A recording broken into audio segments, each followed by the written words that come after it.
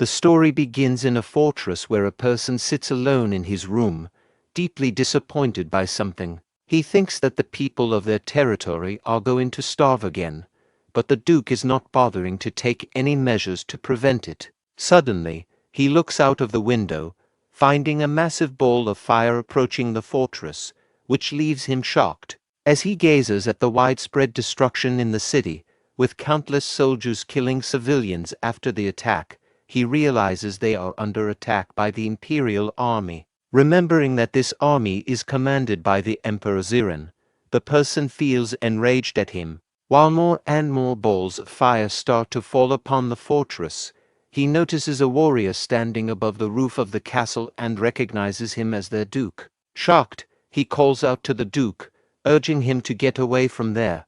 A massive ball of fire strikes the roof, causing everything to be destroyed. Moments later, another fireball smashes through the person's window, burning him to death and marking the fall of the worthless territory of the empire. Right after his death, the person wakes up as a young man, finding himself in a room.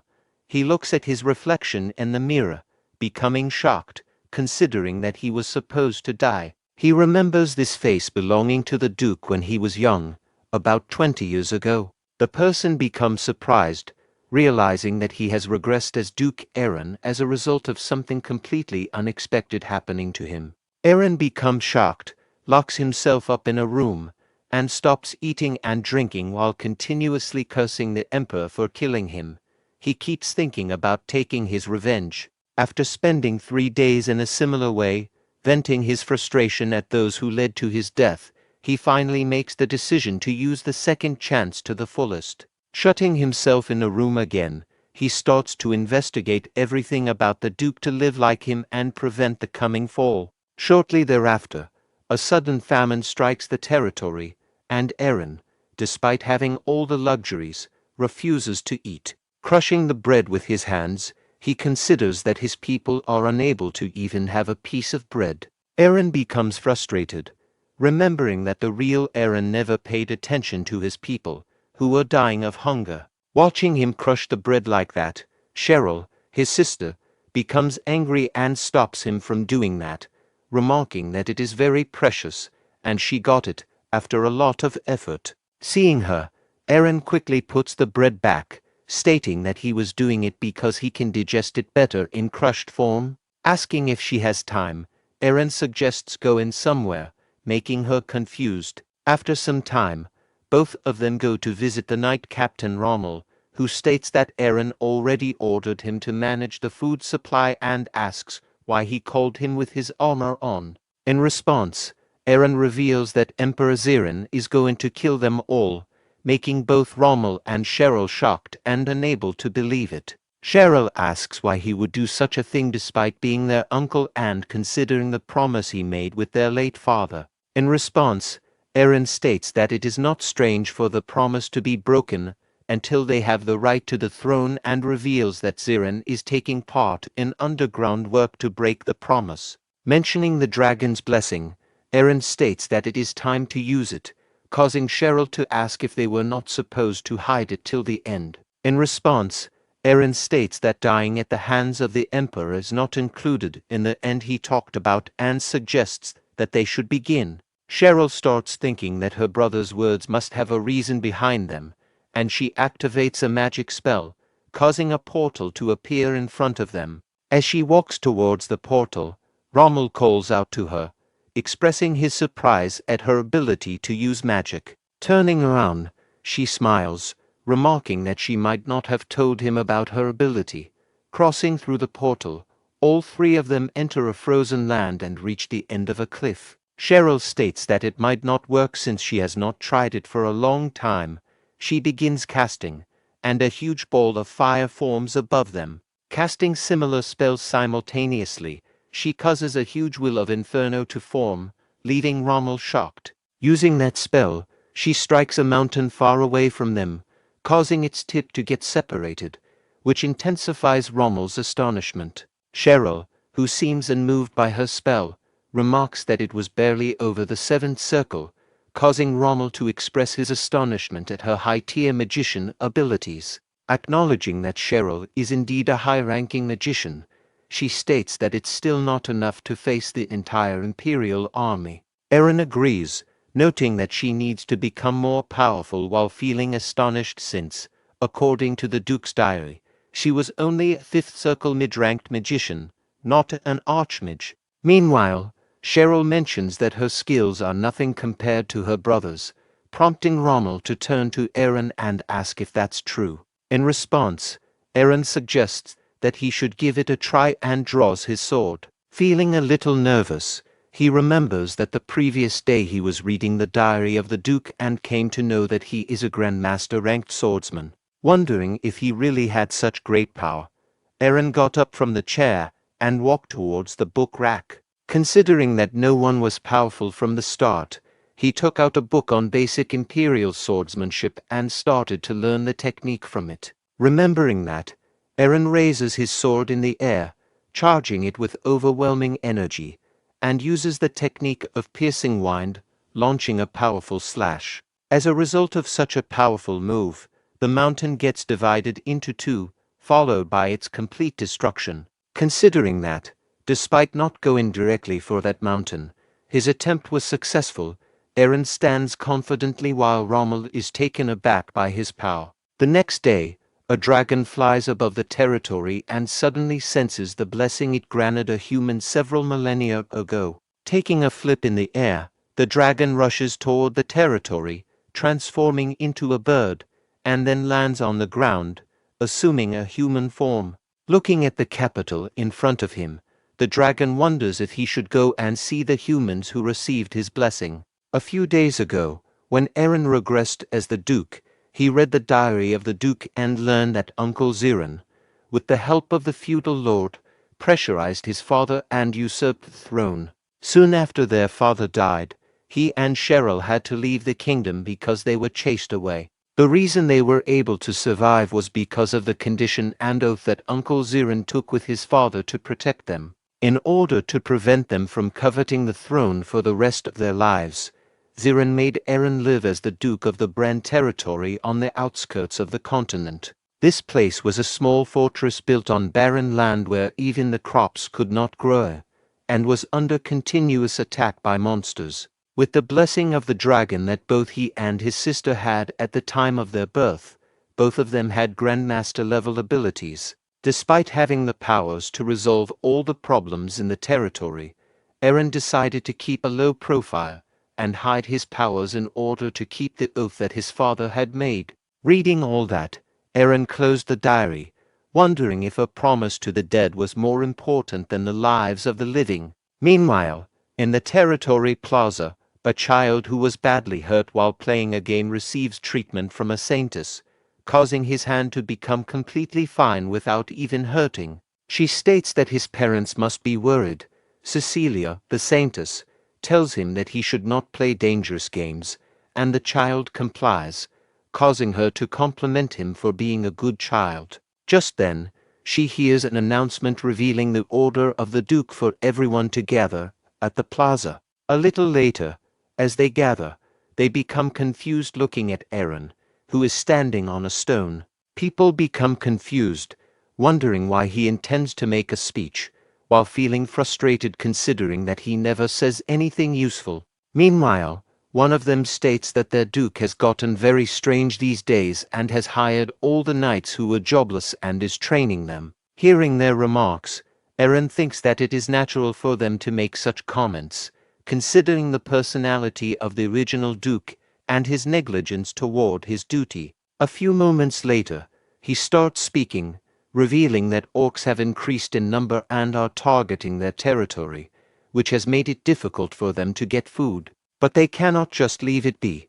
Hearing that, the people do not seem to be shocked, remarking that the orcs have been doing these things for a long time. Observing their indifference, Eren asks if they are ready to sit still and become a target for those creatures, or if they want to follow him to fight for survival. Hearing that, all of the people become shocked, considering it very strange for their Duke to show concern for them. Meanwhile, Eren goes on to declare that their territory is no longer protected and, from then on, they are going to be the invaders. While the people become perplexed, Eren explains that the orcs, who pile up all the grain in their warehouses, are even wealthier than humans, causing them to become shocked. Looking at their reaction, Eren realizes that they have finally taken the bait and smiles, encouraging them to plunder those monsters and become rich. In response, all of them get determined to defeat the orcs and become rich,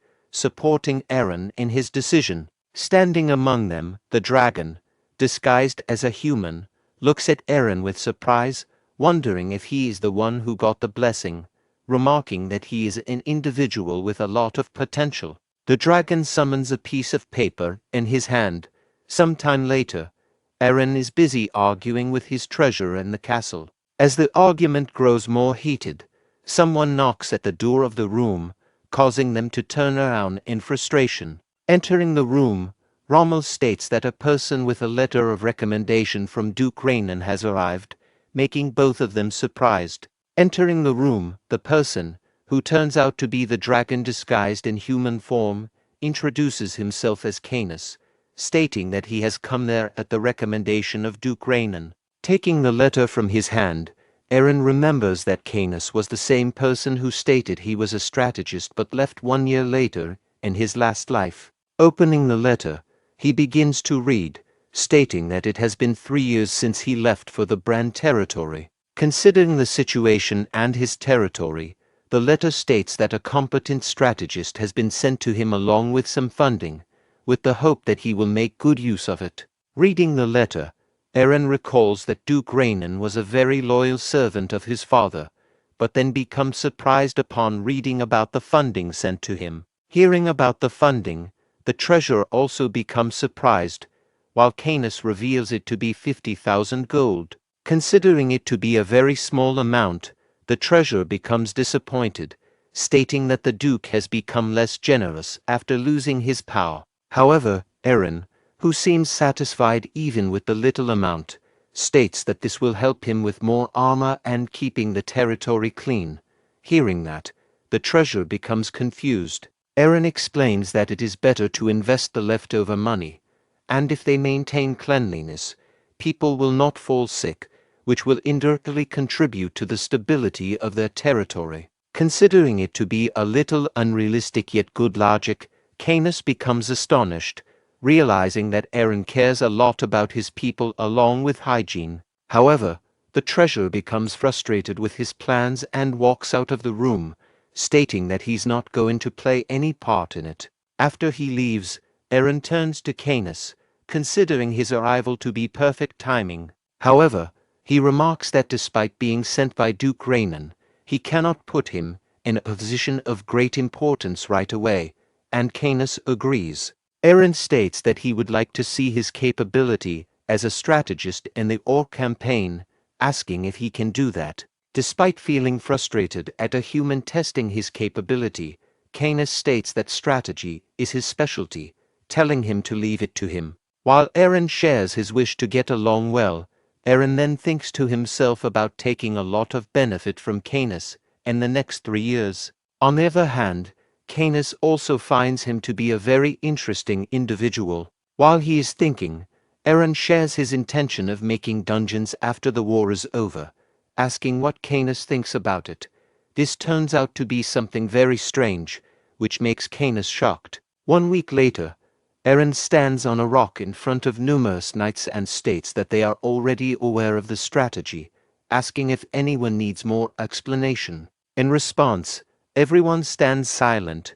Observing this, Eren takes it as a sign that they have understood everything and orders them to depart right away. He declares that this day is going to be the day when they will destroy the orcs. In response, the entire army raises their weapons in determination, and the palace gates are opened with Eren leading the army as they depart for the mission. Standing in front of the Black Forest within his territory, Eren remembers an event that took away his castle and made it the hiding place for creatures. He recalls how those creatures cut off all their food supply lines, leading to starvation in their territory after a few years. Clenching his fist, he vows to get rid of the root of all these problems beforehand. While he's thinking, Rommel approaches him and states that they have found a group of kobold skirmishers, causing Eren to ask how many there were.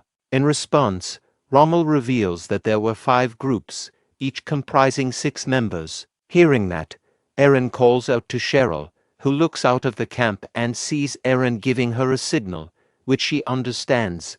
She states that she will be coming out. Taking her magic staff, she exits the camp and summons a fireball, launching it towards the forest. In the forest, the groups of kobold skirmishers, who were getting instructions from their group leader, are struck by these explosions and die. Realizing that the explosions were much greater than anticipated, Eren becomes anxious and turns to Cheryl, forbidding her from using such powerful attacks that would gather the attention of the Emperor.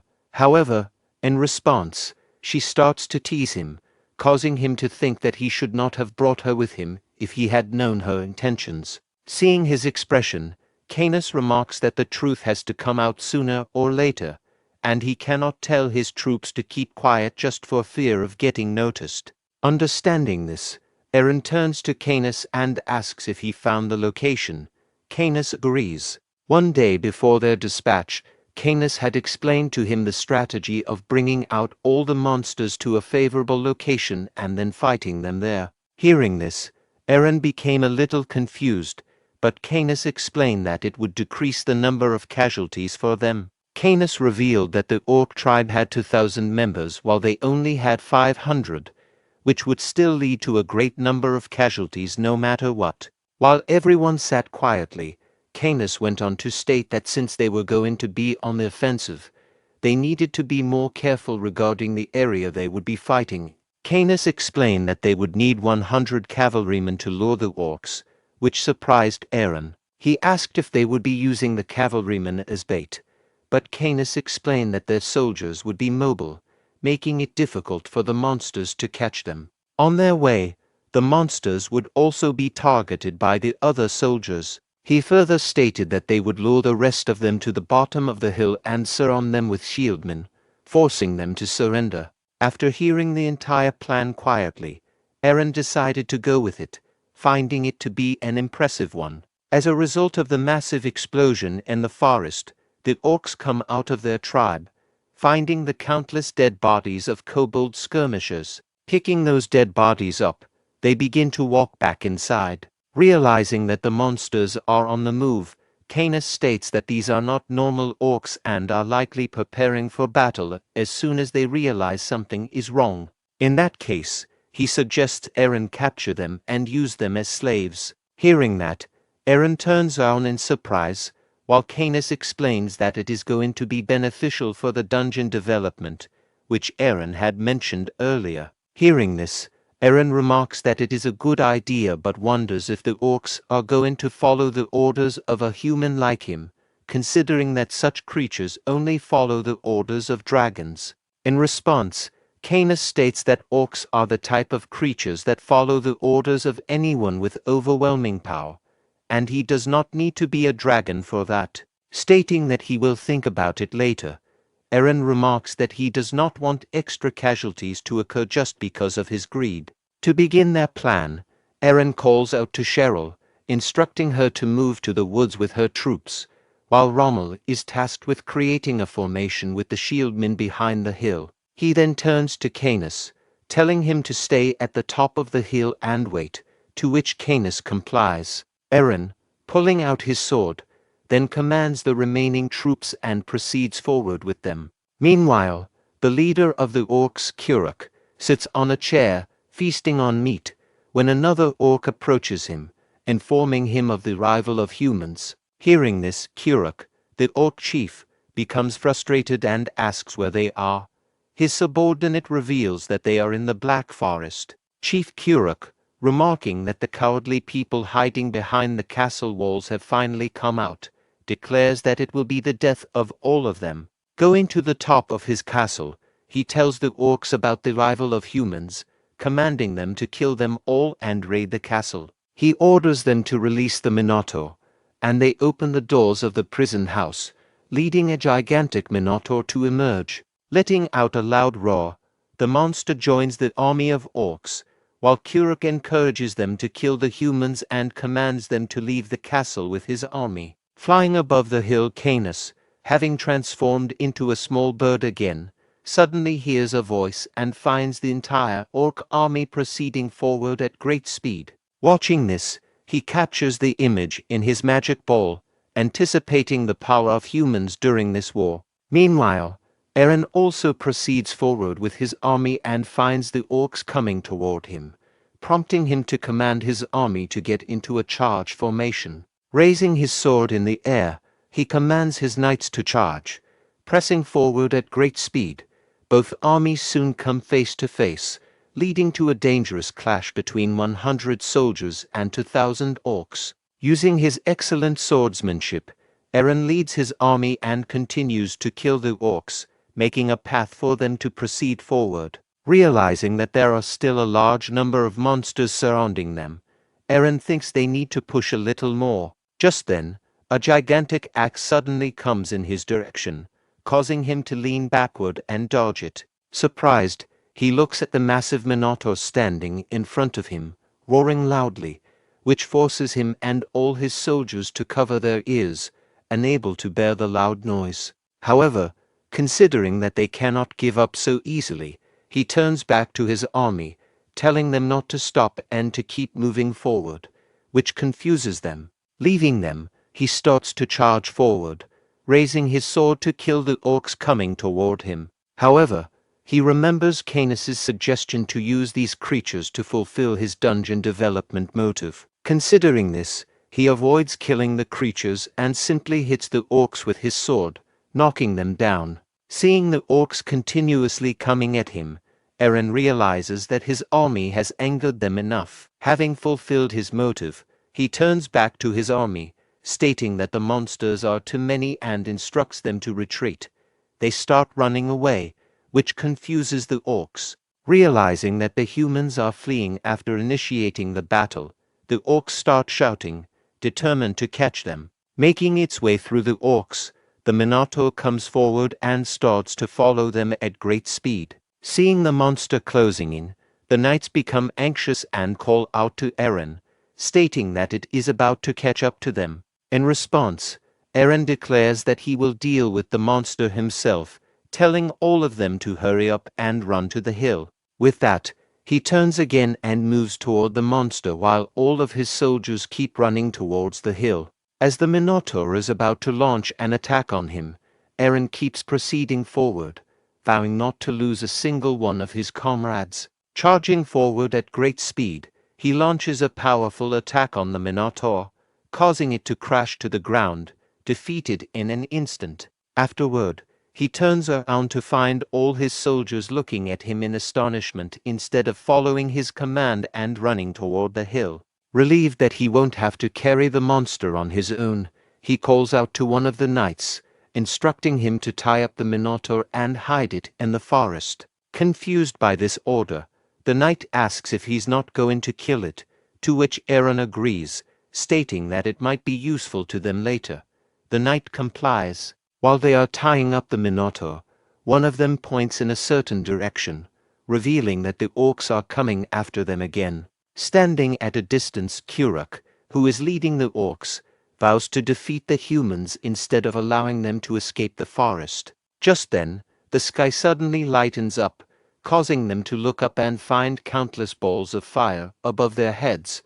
These balls of fire lead to a massive explosion, killing many of the orcs. Realizing that Cheryl is shooting them recklessly instead of leaving some of them for his dungeon project, Eren has no choice but to retreat and go away. Watching him, Kuruk becomes enraged and commands the remaining monsters to catch him, vowing to avenge his fallen brother at the hands of those humans. Following the soldiers, Kuruk reaches the bottom of the hill, determined to catch them, when he suddenly collides with something and falls back. Confused, he looks up to find countless strong shields held by the knights, blocking their path, which shocks him. Appearing from behind the shields, Eren states that all the orcs have been surrounded. He presents them with a way to get out alive through a duel between two leaders, with the losing one becoming the slave of the other. In response, Kuruk states that he cannot trust humans, while feeling a little frightened at the thought of losing to them. Meanwhile, Eren declares that he will swear on his pride as a knight, telling Kuruk to do the same on his pride as an orc. However, Kuruk replies that humans do not have any pride in the first place, which enrages Eren. This causes him to forget the negotiation and call out to the soldiers holding shields. However, as the soldiers are about to crush all the orcs, Kuruk reluctantly accepts the challenge, telling Eren to remember his promise after the battle. In response, Eren walks inside the circle of shields as Kuruk suddenly rushes forward, launching an attack. However, Eren remains still, a smile on his face. As Kuruk's powerful strike lands, a cloud of dust spreads everywhere. But as the dust settles, Kuruk finds Eren standing beside him, unscathed, and becomes confused. He realizes that Eren successfully dodged the attack. Eren continues to dodge Kuruk's charging blows, realizing that the blessing of the dragon is helping him. His body moves instinctively before his brain can react. Frustrated by Eren's evasiveness, Kuruk begins cursing him, which only enrages Eren. Piercing his sword into the ground, Eren declares it's time to teach Kuruk a lesson, intending to fight bare-handed. Seeing this, Rommel is shocked, remarking that it's not wise for a swordsman to throw away his sword during a fight. But Eren reassures him, stating that he's just trying to teach the creature a lesson. Seeing Eren throw away his weapon, Kuruk does the same, deciding to confront him bare-handed. As they stand face to face, Rommel worries that Eren is at a great disadvantage without his sword. He knows that orcs are built several times stronger than a normal adult and that their nails are as tough as steel, against which Eren should be no match. As Kuruk comes towards him, Eren notices how slow his movements are. Wondering if they are really that slow, Eren effortlessly evades Kuruk's attack. When Kuruk tries to punch him, Eren wonders if he can take the hit, but easily dodges it, getting only slightly hurt. Smiling, Eren realizes that the punch didn't hurt much after all. Exhausted by his failed attempts, Kuruk stands at a distance, while Eren, astonished at how little damage he's taken, watches. The knights, seeing their lord seemingly overpowered in the battle, begin to worry about their fate if they become slaves. However, Kuruk, determined to win, declares that he will make all the humans his slaves. Suddenly, Eren disappears from Kuruk's sight, confusing him. Eren reappears right above Kuruk and slaps him hard across the face. The powerful hit sends Kuruk crashing to the ground at a distance. As Kuruk gets up, he realizes Eren is using stealth magic and angrily accuses him of cowardice. Just then, Eren appears right in front of him again, delivering another powerful slap that sends Kuruk flying backward. Seeing Kuruk about to fall on them, the knights quickly form a shield wall, causing Kuruk to strike the shields and go flying back once more. Eren catches up to him, seizes him by the head, and swings him around, draining him of all his strength before slamming him to the ground. Kuruk, now powerless, pleads for mercy. In the next moment, Eren raises both his hands and strikes Kuruk with such force that he knocks him out, successfully concluding their orc subjugation mission. Some time later, Kuruk regains consciousness, finding himself tied to a chair in his own castle, now under human control. Eren, standing beside him, gazes at the countless orcs standing in front of the castle, surrounded by soldiers. He declares that he won't kill them. Instead, they will become slaves of the humans. As the orcs stare at him in confusion, Eren explains that they will work to provide services to the people in his territory, receiving food and hunting facilities in return. However, seeing the orcs' expressionless faces and receiving no response, Eren grows frustrated and threatens to treat them as he did their leader if they don't reply. Frightened, the orcs quickly comply. In response, Eren states that as punishment for wasting his time, and to make them reflect on their actions, they will be stripped of all the food in their storage. Some time later, Eren returns to his territory with all the food and resources the orcs possessed, causing his people to celebrate and praise him for his victory. Turning to Rommel, Aaron instructs him to gather all the orcs and take them inside the portal created by Cheryl. The portal leads to a snowy region. There, Aaron wields his great sword and slashes through the mountains, causing the creatures to tremble in fear at his immense power. As they kneel before the power of a dragon, Aaron instructs them to raise their heads and tells them to remember what happened to the mountain, as well as their place in the world. The next day, Kuruk returns to his castle, revealing that the other members of his tribe, having not witnessed Aaron's power, are preparing to seek revenge. Aaron warns him sternly that if even a single orc rebels, he will eradicate their entire species. Complying, Kuruk flees, followed by his subordinates.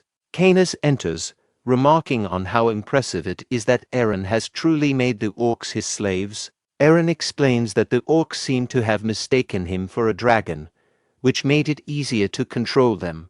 Canis, smiling at first, then warns him that dragons never forget those who impersonate them, asking if Aaron is aware of that risk. Aaron calmly explains that he never claimed to be a dragon. The orcs misunderstood on their own, so he decided to go along with it. Canis laughs, realizing the creatures were merely terrified by Aaron's power. Aaron agrees, stating that his powers are indeed strong enough to be mistaken for those of a dragon, which leaves Canis confused. Telling him not to worry, Aaron instructs Canis to share the news with the others and informs him that they will have a meeting within the next hour. Canis complies and leaves, while Aaron remains on the roof, deep in thought. He reflects on the real Aaron's power to protect his people and questions if his promise to the king was that important. However, since he is not the true Aaron, he decides to avoid the noble ways that only appear promising and instead use the ways of a butler to protect his territory. Remembering Zerone, the cruel emperor, he resolves to prepare for the upcoming fight that will decide their destiny. Later, at the meeting with all the high-ranking officials of the territory, Aaron begins by stating that their success in dealing with the orcs was only possible because of Canis. Hearing this, Cheryl becomes sad and disappointed, feeling overlooked despite her significant efforts. Canis, however, humbly credits Aaron for their ability to persuade the orcs. Frustrated by the lack of recognition, Cheryl speaks up, reminding everyone that she was the one launching the fireballs. Instead of acknowledging her contribution, Aaron remarks that he didn't ask her to shoot and blames her for unnecessarily killing potential laborers. This only deepens Cheryl's frustration, leading her to tease him in response. Ignoring her, Aaron shifts the focus to the main agenda, revealing that now that their usable land has increased fivefold, they must consider how to utilize it. He introduces his idea of developing dungeons on the newly acquired land, which shocks everyone present. Max, the territory's administrator, asks if Aaron plans to use the dungeons as tourist attractions. In response, Aaron turns to Canis, asking if the draft is ready. Canis nods, revealing that despite his busy schedule, he managed to complete the final draft. He then places the blueprint for the dungeon development project on the table. As the members examine the detailed document, they are astonished by Canis's work. Aston, after reviewing the entire document, begins to clap in appreciation but points out that the profit model is missing by 2%. Confused, Canis asks for clarification. Aaron then reveals that the missing element is the necessary viciousness to trap adventurers visiting the dungeons by throwing them into the pit of light and turning them into slaves. Shocked by Aaron's suggestion, Max argues that such a plan will ruin his reputation as royalty. Aaron counters, asserting that survival takes precedence over maintaining a good image. He argues that even royals, despite their status, would face dire consequences if they couldn't secure their basic needs, such as food. He emphasizes the necessity of ensuring everyone's survival over concerns about reputation.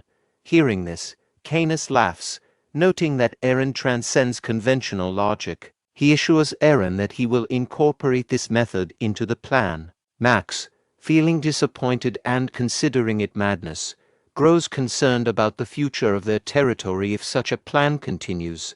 The next day, Aaron leaves the castle to survey the territory. After inspecting the condition, he turns to the treasurer and asks if the sanitation project is truly being implemented. The treasurer confirms, stating that he is dedicating all his efforts and even using the winter food budget to support the project, trusting that it will ultimately bring more food to the territory. Hearing that, Aaron reveals that he is not going to do anything like that, and they should have at least a little leftover budget.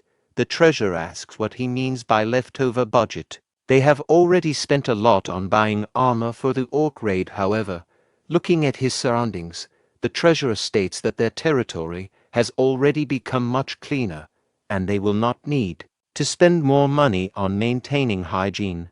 Enraged to hear that, Aaron asserts that they need to keep their environment clean in order to avoid diseases spreading, telling him to never stop the process. Disappointed to hear that, the treasurer remarks that they are all going to die at this rate of spending, while being aware of the possibility of failing to keep up the sanitation as well as arrange food in the future.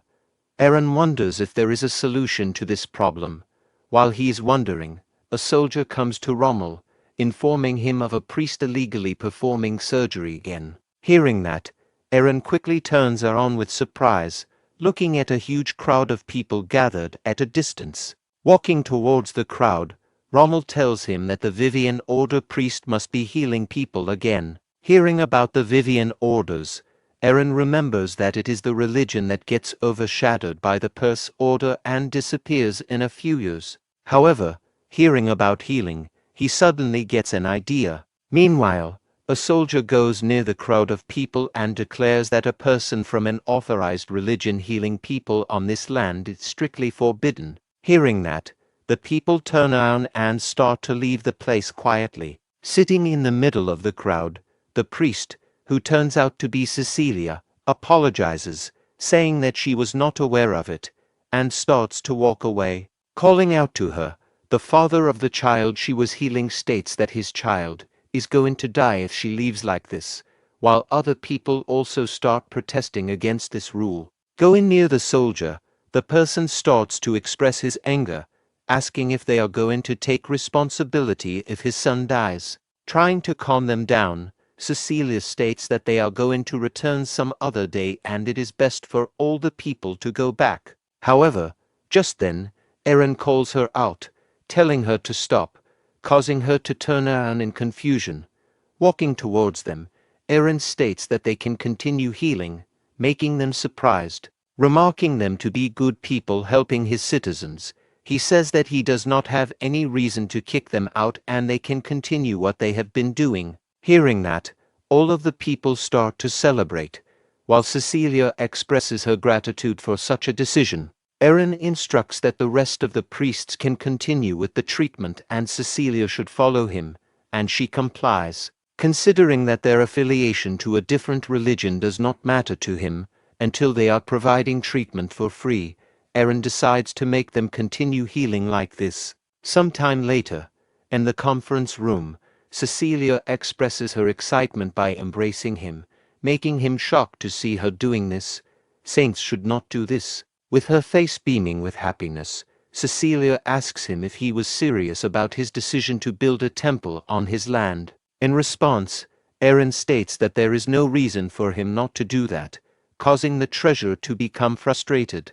Losing his patience, he states that he cannot allow it since they have no remaining budget and if they raise a temple right now, they will have no emergency funds left over. Aaron states that they also have some additional funds hidden, telling him to use those. Frustrated to hear that, the treasurer states that this was the money the previous emperor left for them to use in difficult situations. However, Aaron simply replies that the situation is also dire, leaving no choice for him but to comply. Hearing all that, Cecilia begins to express her gratitude to him, but he interrupts her, telling her to think about thanking him after hearing his complete condition. Hearing that, she becomes a little confused while Aaron gives a smile, revealing that he has a condition for building a temple on his land. Aaron states that he has a condition for building the temple and reveals it to be the condition of holy water production. He mentions having heard about the possibility of creating holy water at the temple and asks Cecilia to promise to produce it and help develop the territory. Cecilia quickly agrees to the request, promising to produce the holy water. Eren specifies that she will have to produce it free of charge and in any quantity he desires, to which she also agrees. A few weeks later, Canis rushes to Eren with news that the orcs have seemingly discovered a hidden dungeon near the fortress they inhabit. Hearing that, Eren asks what kind of dungeon it is, and Canis reveals that Kuruk has described it as a useless, abandoned dungeon. Surprised by this information, Eren inquires whether the dungeon does not appear in ancient documents or if the owner's name is not listed anywhere in the agreement. Canis mentions that they couldn't find any reference to it and that after its owner disappeared, it has become a den for various monsters. Eren asks if Canis plans to develop the place, to which Canis responds that he doesn't see any way to bring in adventurers, no matter how he looks at it. Revealing his idea to be related to the elixir of eternal life, Eren states that they will spread a rumor that a cure-all potion exists in that dungeon. Asking if he is curious, Eren tells him to follow him and takes him to the temple, where different priests are busy healing the people. Looking at Cecilia, Canis becomes surprised, sensing the strong divine power surrounding her body, and wonders if such a thing could occur in this kind of place.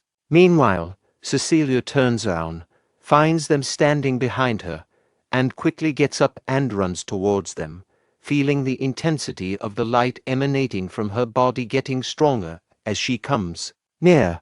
Canis looks at everyone acting normally and wonders if they are unable to see that power. Meanwhile, Eren gets out of Cecilia's way, causing her to crash to the ground. She quickly gets up, feeling a little embarrassed. Feeling a bit awkward himself, Eren asks about how the construction is going and if there are any problems. In response, Cecilia states that they are about halfway done, causing him to ask if she can create the holy water in that case. Agreeing, she turns to the statue of the divine and starts praying, causing the water placed in front of the statue to start shining brightly. Observing this, Canis is astonished, realizing that this kind of divine power couldn't belong to a human and wonders about Cecilia's true identity. Meanwhile, Eren takes a small amount of the water and gives it to the treasurer, suggesting that it will have the best effect on him due to his old age and sensitivity. Taking the water from him, the treasurer states that a person can never be sustained by just drinking water unless it's the Empire's finest healing potion. However, as soon as he takes a sip, he starts feeling greatly refreshed and becomes as energetic as a young man, commenting that he feels 5 years younger than his age. The old man remarks that it seems to be precisely like the healing potion, astounded by its impact. Eren turns to Cecilia, who stands holding his arm and becomes startled, quickly moving away. Considering the effectiveness of the holy water to be extraordinary, Eren realizes how significant Cecilia is for their goals. He calls out to Canis, who steps forward to listen. Approaching him, Eren whispers if there will be any problems if they use this water to spread rumors about the elixir of eternal life. In response, Canis states that there isn't a single place on the entire continent where holy water is as effective as this, and it should suffice to fulfill their purpose. With the supply settled, Eren states that they should now prepare to conquer the dungeon, remarking that it is completely all right. Cecilia states that she wants to introduce him to someone, making him confused about who it is. Cecilia reveals it to be the Holy Knight Captain of the Vivian Order, causing Eren to express his surprise and ask if the Vivian Order also has warriors. She explains that, unlike other warriors, the knights belonging to the Holy Order specialize in defense. They cloak their bodies and divine power under masks, neutralizing their opponent's attacks with their defense power,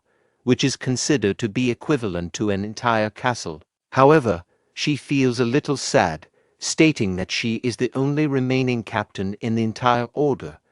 Eren comes closer and asks if that's why they decided to come to this territory. Just then, someone calls out to him from behind, prompting him to turn around and see a woman dressed as a knight, stating that a person like him cannot approach the saintess. Confused by this remark, Eren gazes at her silently while she mentions that she came to the territory because she heard a temple was to be built, but in reality, it's a very weak territory. She considers the territory to be in a very hopeless condition, prompting Cecilia to interrupt, addressing her as Lady Bianca and stating that she cannot behave this way towards the Lord. Meanwhile, Eren shares his confusion about her calling it a weak territory, to which Bianca responds that, unlike Cecilia, she will only show loyalty to those who are strong.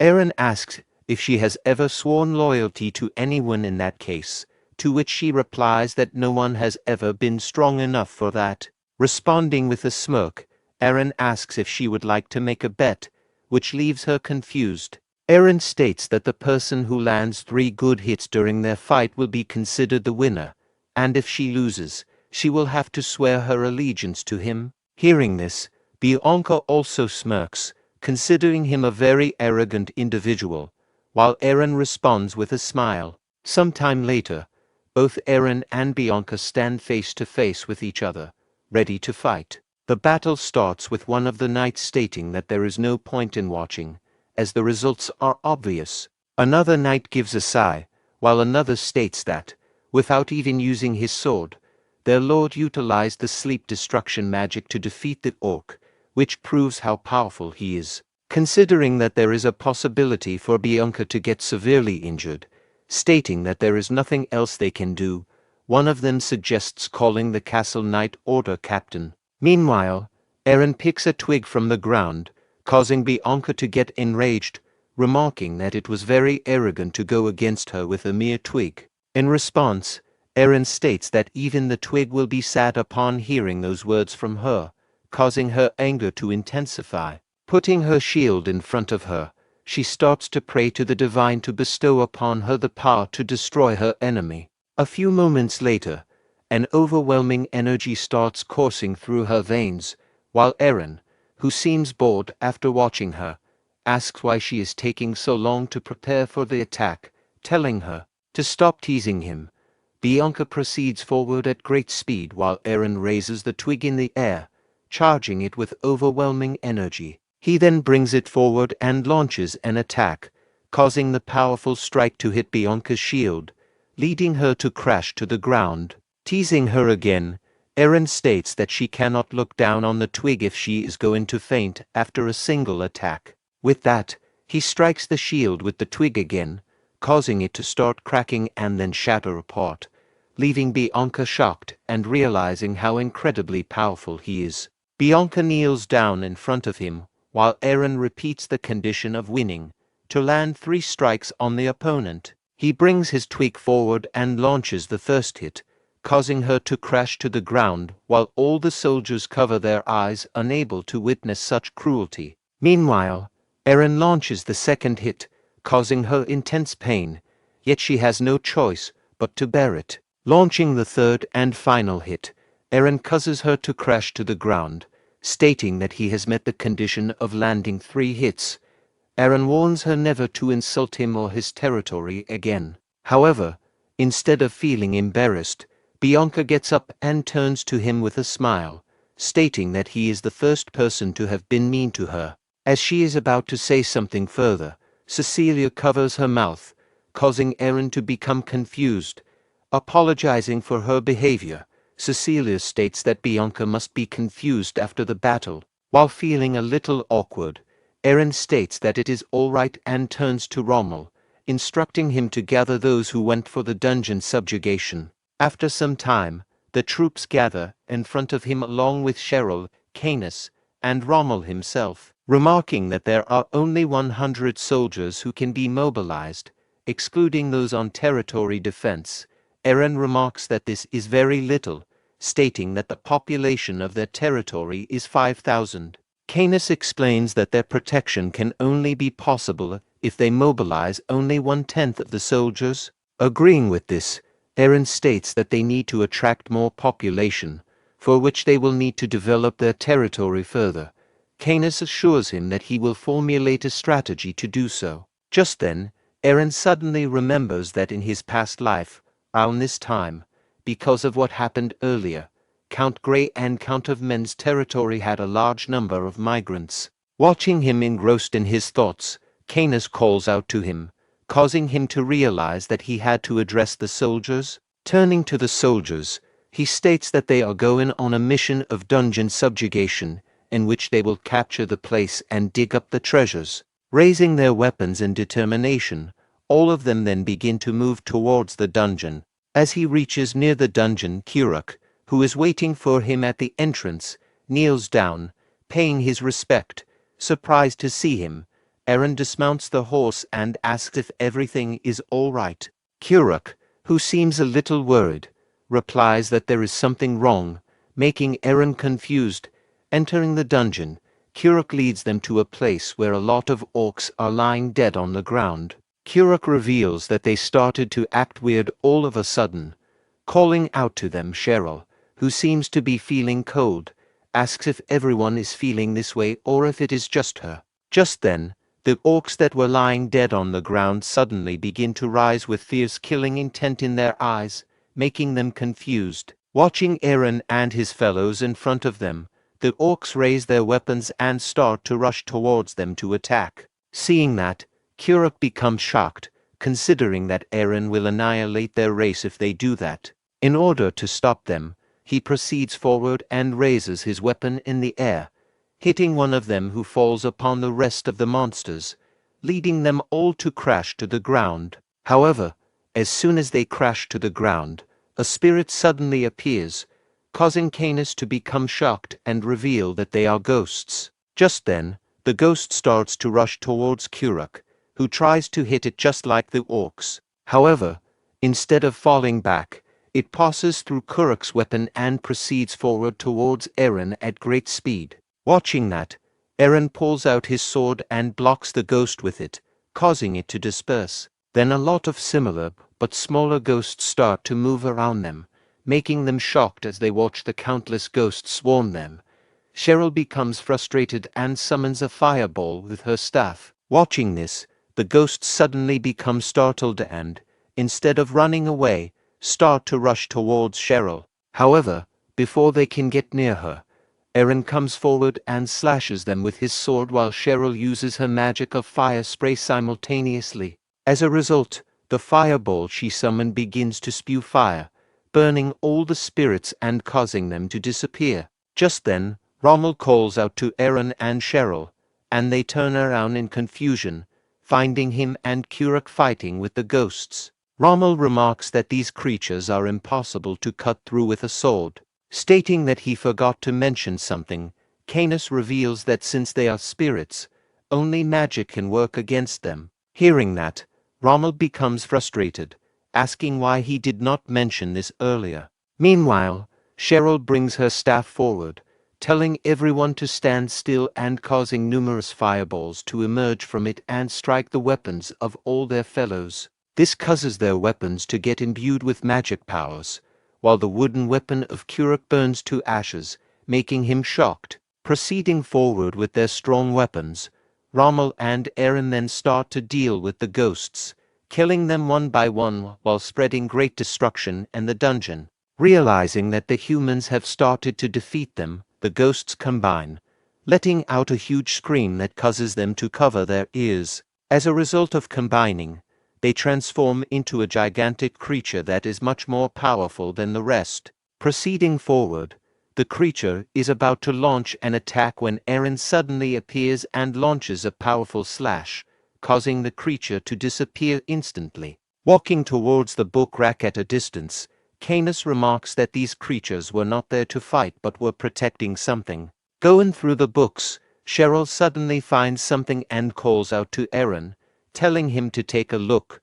Confused, he turns to her and finds a book in her hand titled Legacy of the Ancients. She reveals that during the era of the Demon Empire, a group of people called monks practiced something in this place. Reading further, she finds it to be a guide related to mental strength training and becomes astonished, while Eren becomes confused about its meaning. Cheryl explains that, unlike magicians who normally use magic, these people introduced a completely different idea called mental strength. Hearing about the mental strength training, Eren expresses his astonishment, remarking that this is the first time he has heard of such a technique. He recalls that in his past life, this method was known to increase the capacity for storing mana within the body, even with age. Turning to Canis, Eren inquires if he has heard of anything like this before. Canis explains that if Cheryl's description is accurate, it means even normal people can acquire magical abilities through mental strength training.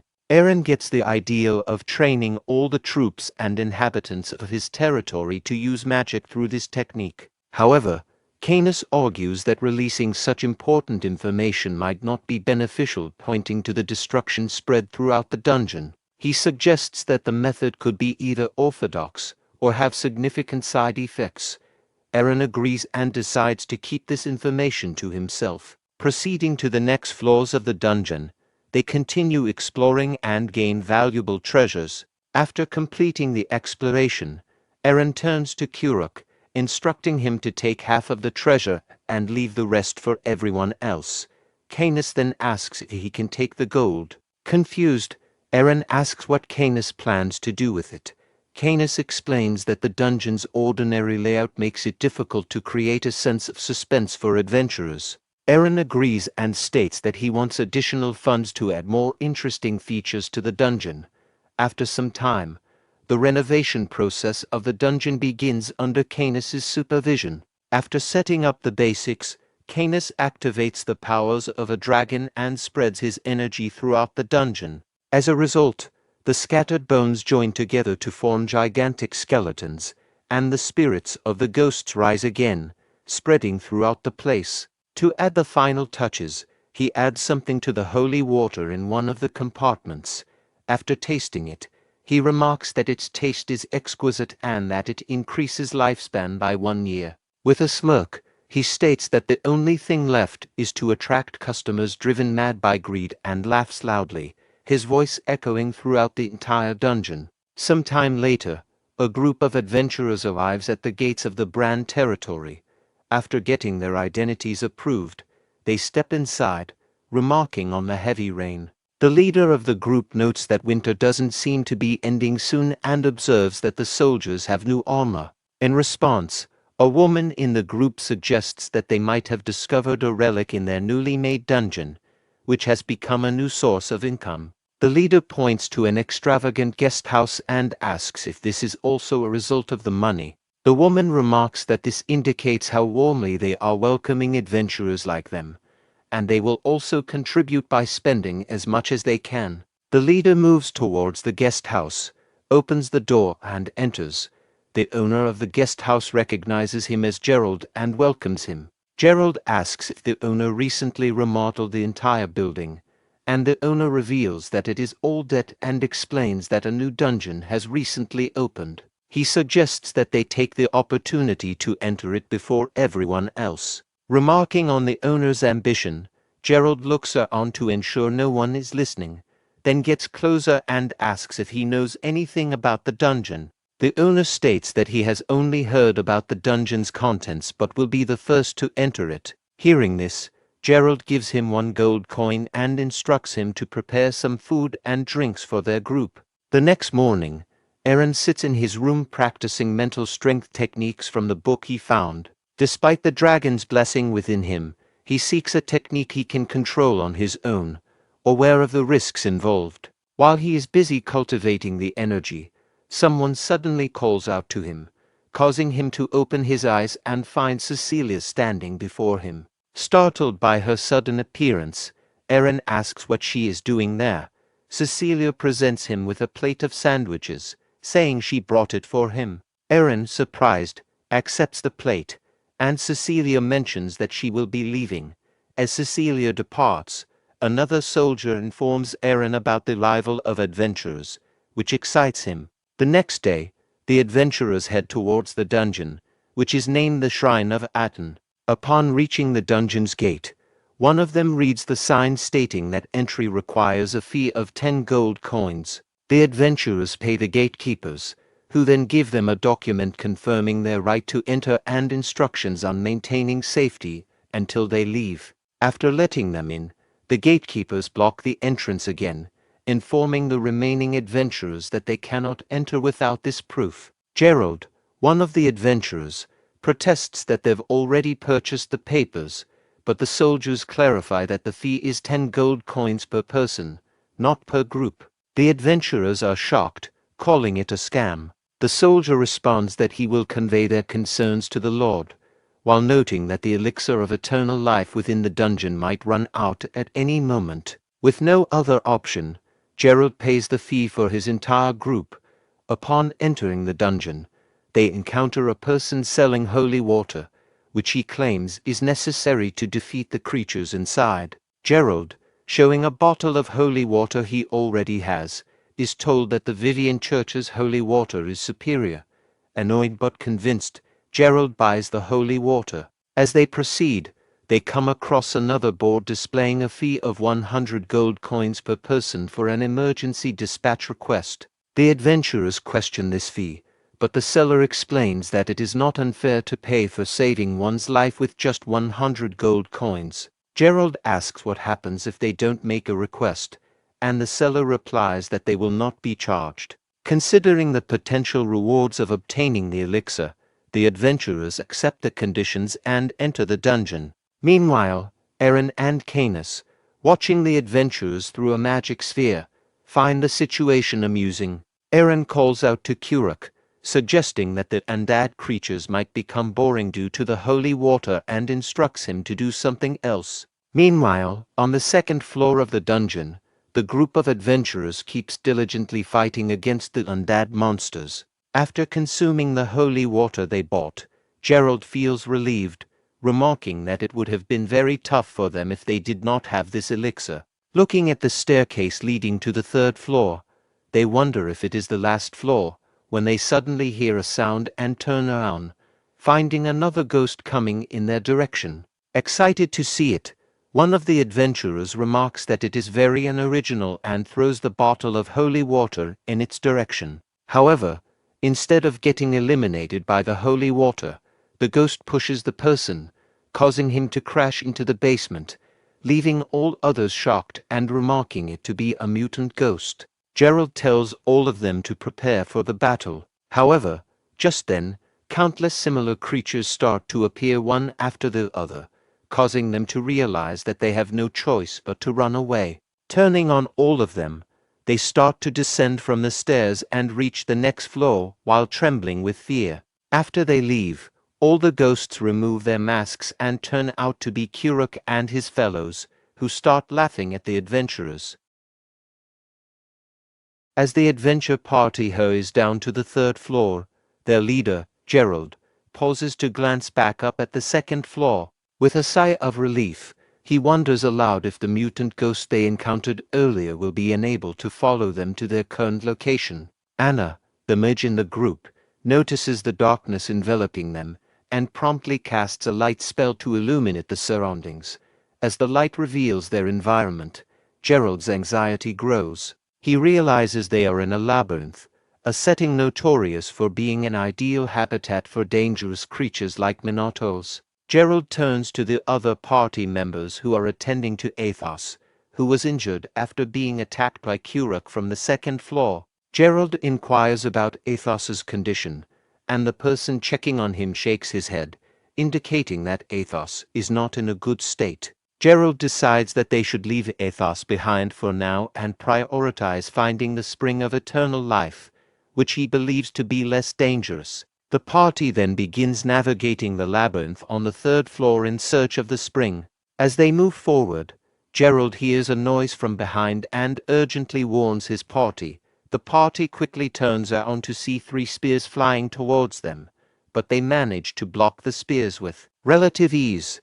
As the party looks around, they spot 3 orcs who have thrown the spears and are now charging toward them. Gerald urgently instructs his party to run from the orcs. In the ensuing chaos, the orcs throw more spears, injuring 2 party members who fall to the ground. Gerald quickly picks up the injured members by their arms, warning them that if they fall behind, they will die. Despite their injuries, the party continues to flee, but they soon encounter a fork in the path. Gerald is momentarily unsure of which way to go. Meanwhile, the orcs, still in pursuit, launch their spears down the left path, confirming their direction. Gerald directs his party to take the right path. As they move to the right, Gerald instructs Anna to block the path. Anna casts a spell to create a wall of ice, successfully blocking the orcs' advance. The orcs begin attacking the ice wall, and Gerald commands Anna to reinforce the ice barrier by casting her spell once more. Following Gerald's instructions, Anna casts the world of ice spell again, reinforcing the ice wall and making it thicker and more durable. However, as they progress, the party members in the front are struck by arrows from skeletons, causing them to fall in pain. Anna responds by using her continual light spell, which causes the skeletons to vanish. Amid the chaos, one of the party members accidentally triggers a trap. The walls begin to collapse, and water starts flooding in, sweeping all the party members away. After some time, Gerald wakes Anna and points in a specific direction. Anna, upon seeing what Gerald is indicating, reacts with surprise and excitement, exclaiming that they have found the spring of eternal life. As the party members see the Minotaur standing in front of the spring of eternal life, Anna is shocked and urgently tells her party to run away. The party members turn to see the Minotaur wielding an axe and advancing toward them. Overwhelmed by fear, Gerald collapses to the ground, convinced they are doomed. In his moment of despair, a sample device he had pocketed falls to the ground. Gerald recalls that he was told pressing the 3 shiny stones on the device simultaneously would rescue him and his party, but he hesitates, thinking the cost of 100 gold per person is too high. With the Minotaur closing in, Gerald decides to act. Despite his previous hesitation, he presses all 3 buttons on the device, hoping for a last-minute escape. The 2 party members with shields attempt to block the Minotaur's attack, but are completely overpowered. The force of the Minotaur's blow sends them crashing into the wall. In the midst of the chaos, Anna casts an ice bolt spell that hits the Minotaur, causing it to pause briefly. However, the Minotaur quickly recovers, grabs Anna, and slams her to the ground. As Gerald continues to frantically press the buttons on the device, he shouts in desperation, "Why aren't they coming?" Meanwhile, the Minotaur raises its axe, preparing to attack Gerald. In a state of terror, Gerald closes his eyes, resigning himself to the thought that he is about to die. Just as Gerald is about to face the Minotaur's attack, a group of knights arrives and intervenes, blocking the Minotaur's strike. Frightened by the knights, the Minotaur flees, dropping its axe as it retreats. One of the knights approaches Gerald and asks if he is all right. Gerald, visibly shaken, questions if he looks okay. The knight reassures him that, despite the situation, he saved Gerald's life and the spring of eternal life. Gerald then stands up and fills a bottle with water from the spring. The knight inquires if they should leave now, and upon receiving Gerald's approval, the knights begin to escort Gerald and his party back toward the exit. Meanwhile, in a different part of the labyrinth, Kira comforts the Minotaur, who is crying and distressed by the recent events. When Gerald emerged from the dungeon, he exclaimed in relief that they had survived. However, his joy quickly turned to confusion when he saw priests waiting for him. Surprised, he asked why the priests were there. The priests, smiling, told him they were there to provide treatment and handed him a document to sign with his thumbprint. Gerald read the document carefully and found several conditions. Special treatment costs 300 gold per person.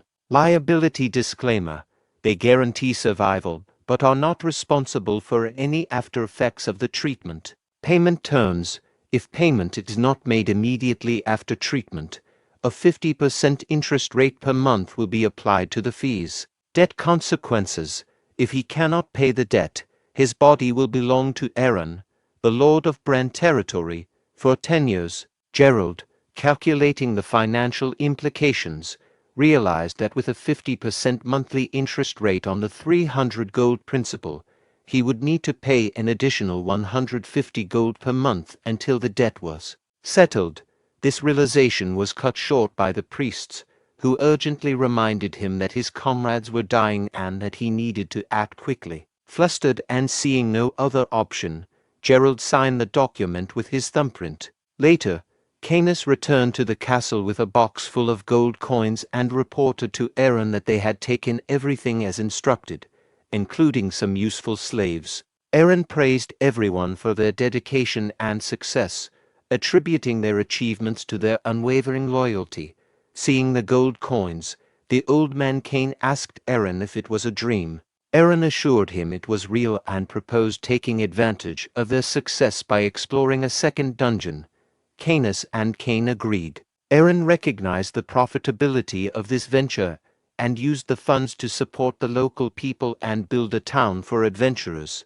After a busy winter, Aaron and the people of Brahn territory established an adventurers' village named Aten. From the tower overlooking the new village, Aaron reflected that despite their progress, the village still lacked sufficient manpower and noted that they couldn't rely solely on orcs to populate it. Just then, a bird arrived with a letter attached to its leg. Aaron untied and opened it, discovering that a gold mine had been found on the border between Count Grey and Count Omen, with a high likelihood of ownership disputes. Aaron smiled, thinking that attracting more people would solve their manpower issues.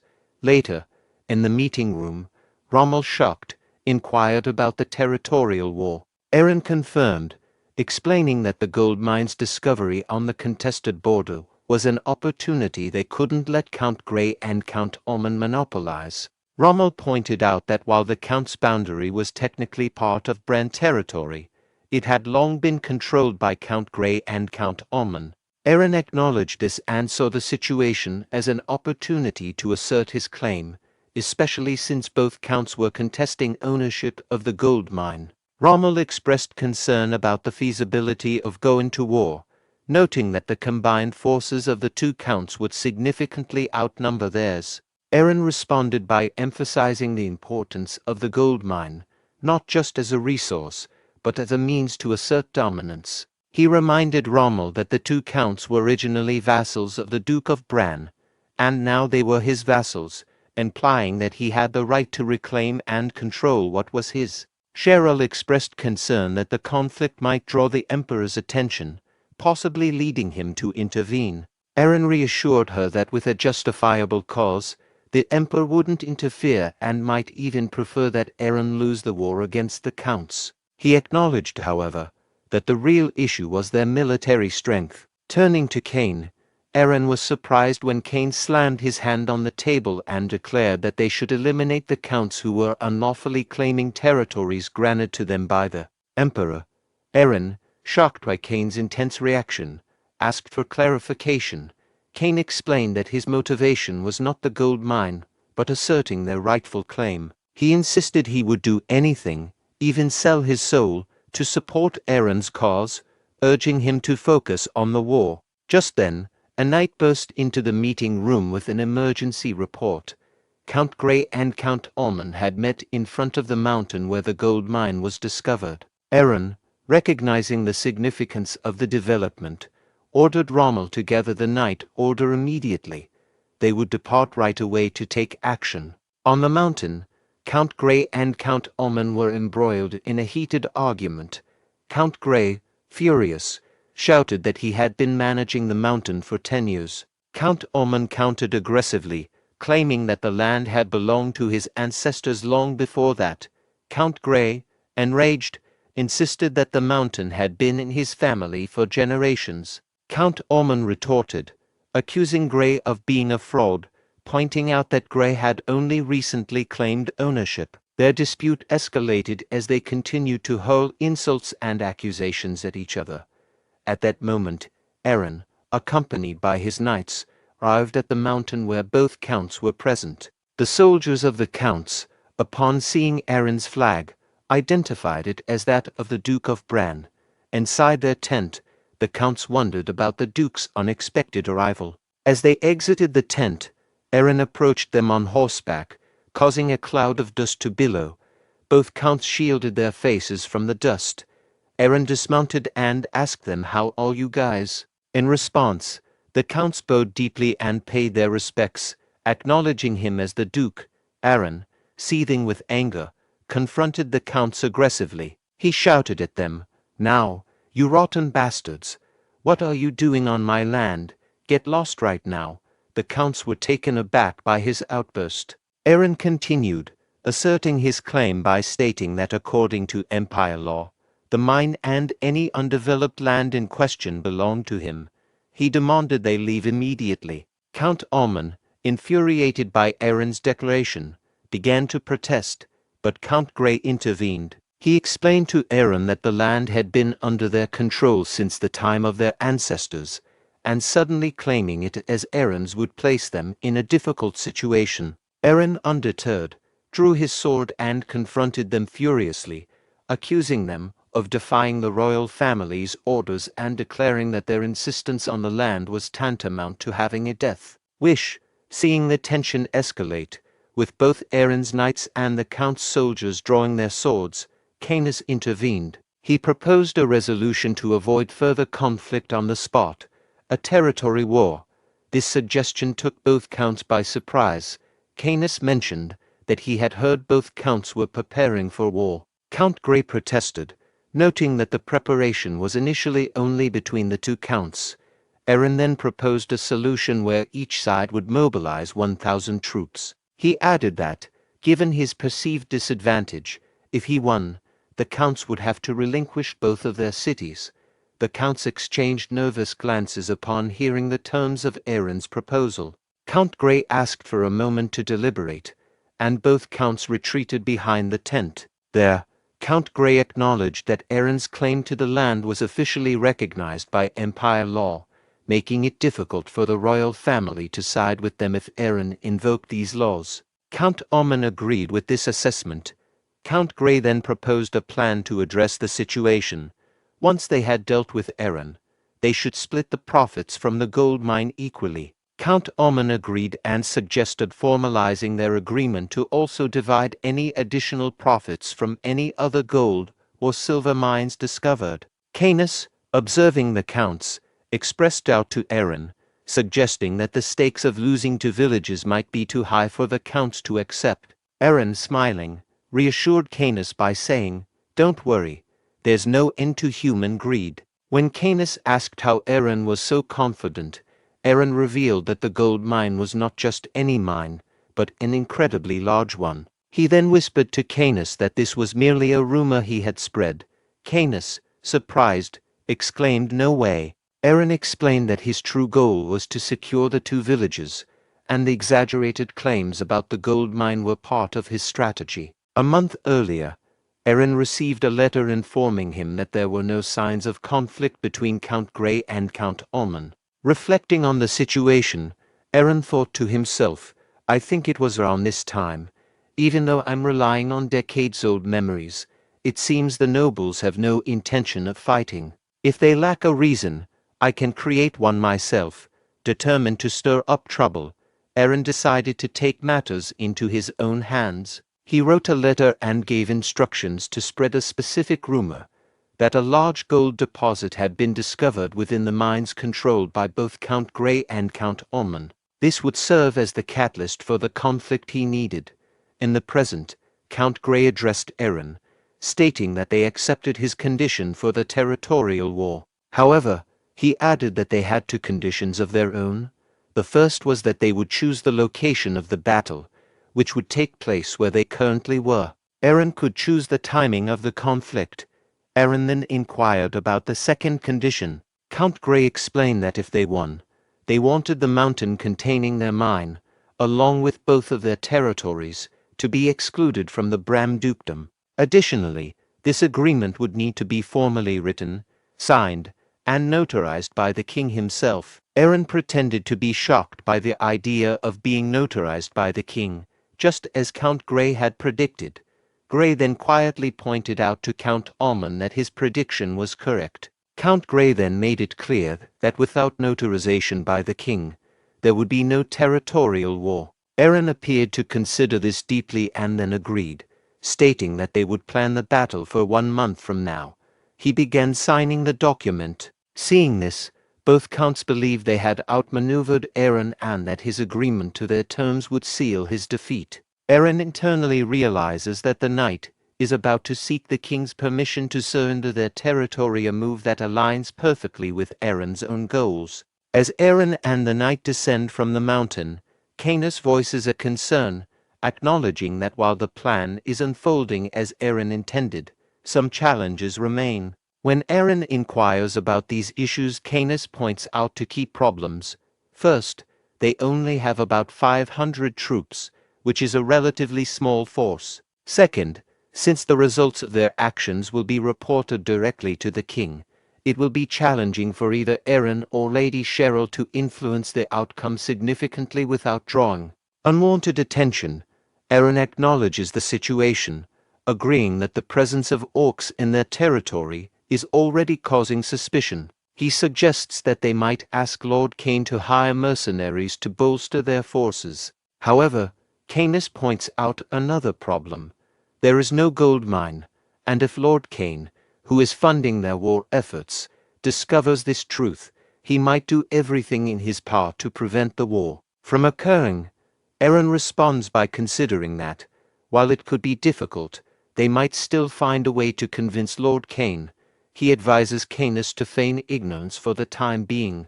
Internally, Aaron hopes that Cheryl will successfully fulfill her part of the plan. As Aaron and his group approach the city gate from a distance, he notices a commotion there, which surprises him. At the gate, guards are brandishing their spears at a figure standing before them, telling the person that the Lord isn't present and to leave. The figure turns out to be an elf, who politely requests a meeting with the Lord. At that moment, Aaron arrives at the gate and demands to know what's happening. Recognizing him, the god addresses Aaron as my lord and acknowledges his return. The elf, hearing this, turns around and sees Aaron behind her, mounted on a horse. The elf, who introduces herself as Keisha, immediately kneels before Aaron, pleading for his help. She reveals that she is the daughter of the elf chief. Aaron questions why the elves are now seeking his assistance after having killed innocent people within his territory. He explains that the elves from the far north, living in the forests near the dragon's nest, have chosen to isolate themselves from other species, including humans, in order to create a peaceful environment for themselves. While the elves have tried to protect their peace, their militant methods have made it difficult for the people of Bram territory, including Aaron, to forgive them for their past actions. She reveals that their village was recently attacked and devastated by undead forces. Keisha offers to assist Aaron if he helps them this one time, promising that the elves will then welcome his people as friends. Aaron asks if she is proposing an alliance and reflects that he needs to address both the undead and the elves eventually. He agrees to help but indicates that an alliance alone is not sufficient. Keisha responds that they have some gold, which humans use, and are willing to provide it as part of their offer. Aaron rejects Keisha's offer of gold and demands instead that the elves become citizens of the Bram territory. Keisha is initially surprised by this request. Aaron then infers that if she has come alone, she must be in command of her people and presses her to accept his offer. Keisha responds that she lacks the authority to make such a decision. Seeing her hesitation, Aaron decides to withdraw his proposal, prompting Keisha to quickly agree to his terms. Aaron instructs her to follow him to draft a contract. In the meeting room, when Keisha mentions Death Knight, Rommel, Cain, and Max are shocked and rise from their seats in surprise. Keisha explains that the undead attacking her village were led by a Death Knight, accompanied by thousands of zombies and skeletons. Aaron suspects that the attack might have been orchestrated by demons or a high-ranked necromancer and realizes he must act quickly to save any remaining elves. He orders a gathering at the orc stronghold in 3 hours.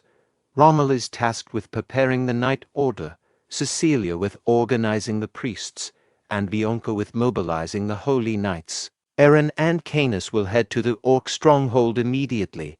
With urgency, He rallies everyone to move swiftly to rescue the elves and secure their future citizens. Skeletons are attempting to breach the elf village, while the elves employ various spells to prevent their entry. An elf uses ice magic to create a slippery layer on the wall, causing the skeletons to slide off when they attempt to climb.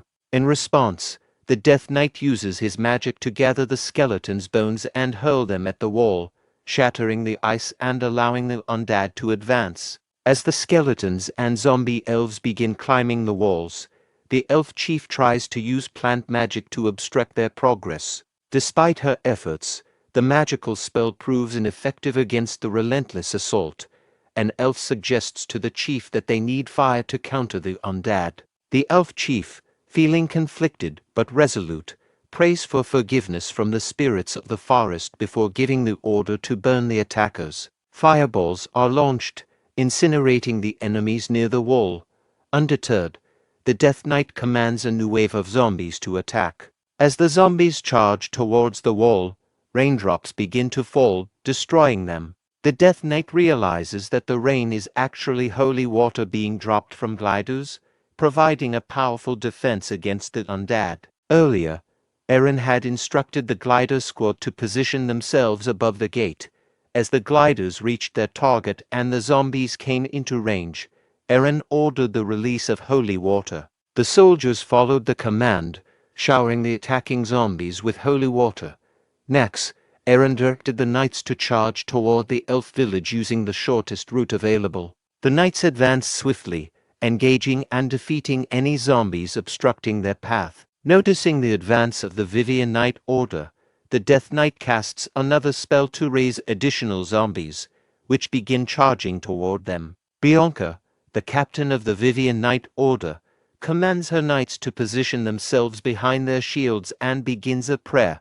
"O Vivian, grant me the power to decimate our enemies." In response to her prayer, a golden ray of light descends upon the Vivian Knights and envelops them. As the zombies approach and make contact with the light, they begin to vanish, unable to withstand its divine power. Meanwhile, Rommel advances toward the Death Knight, his sword infused with immense power. As Rommel's subordinate throws a bottle of holy water at the Death Knight, the distraction allows Rommel to close in.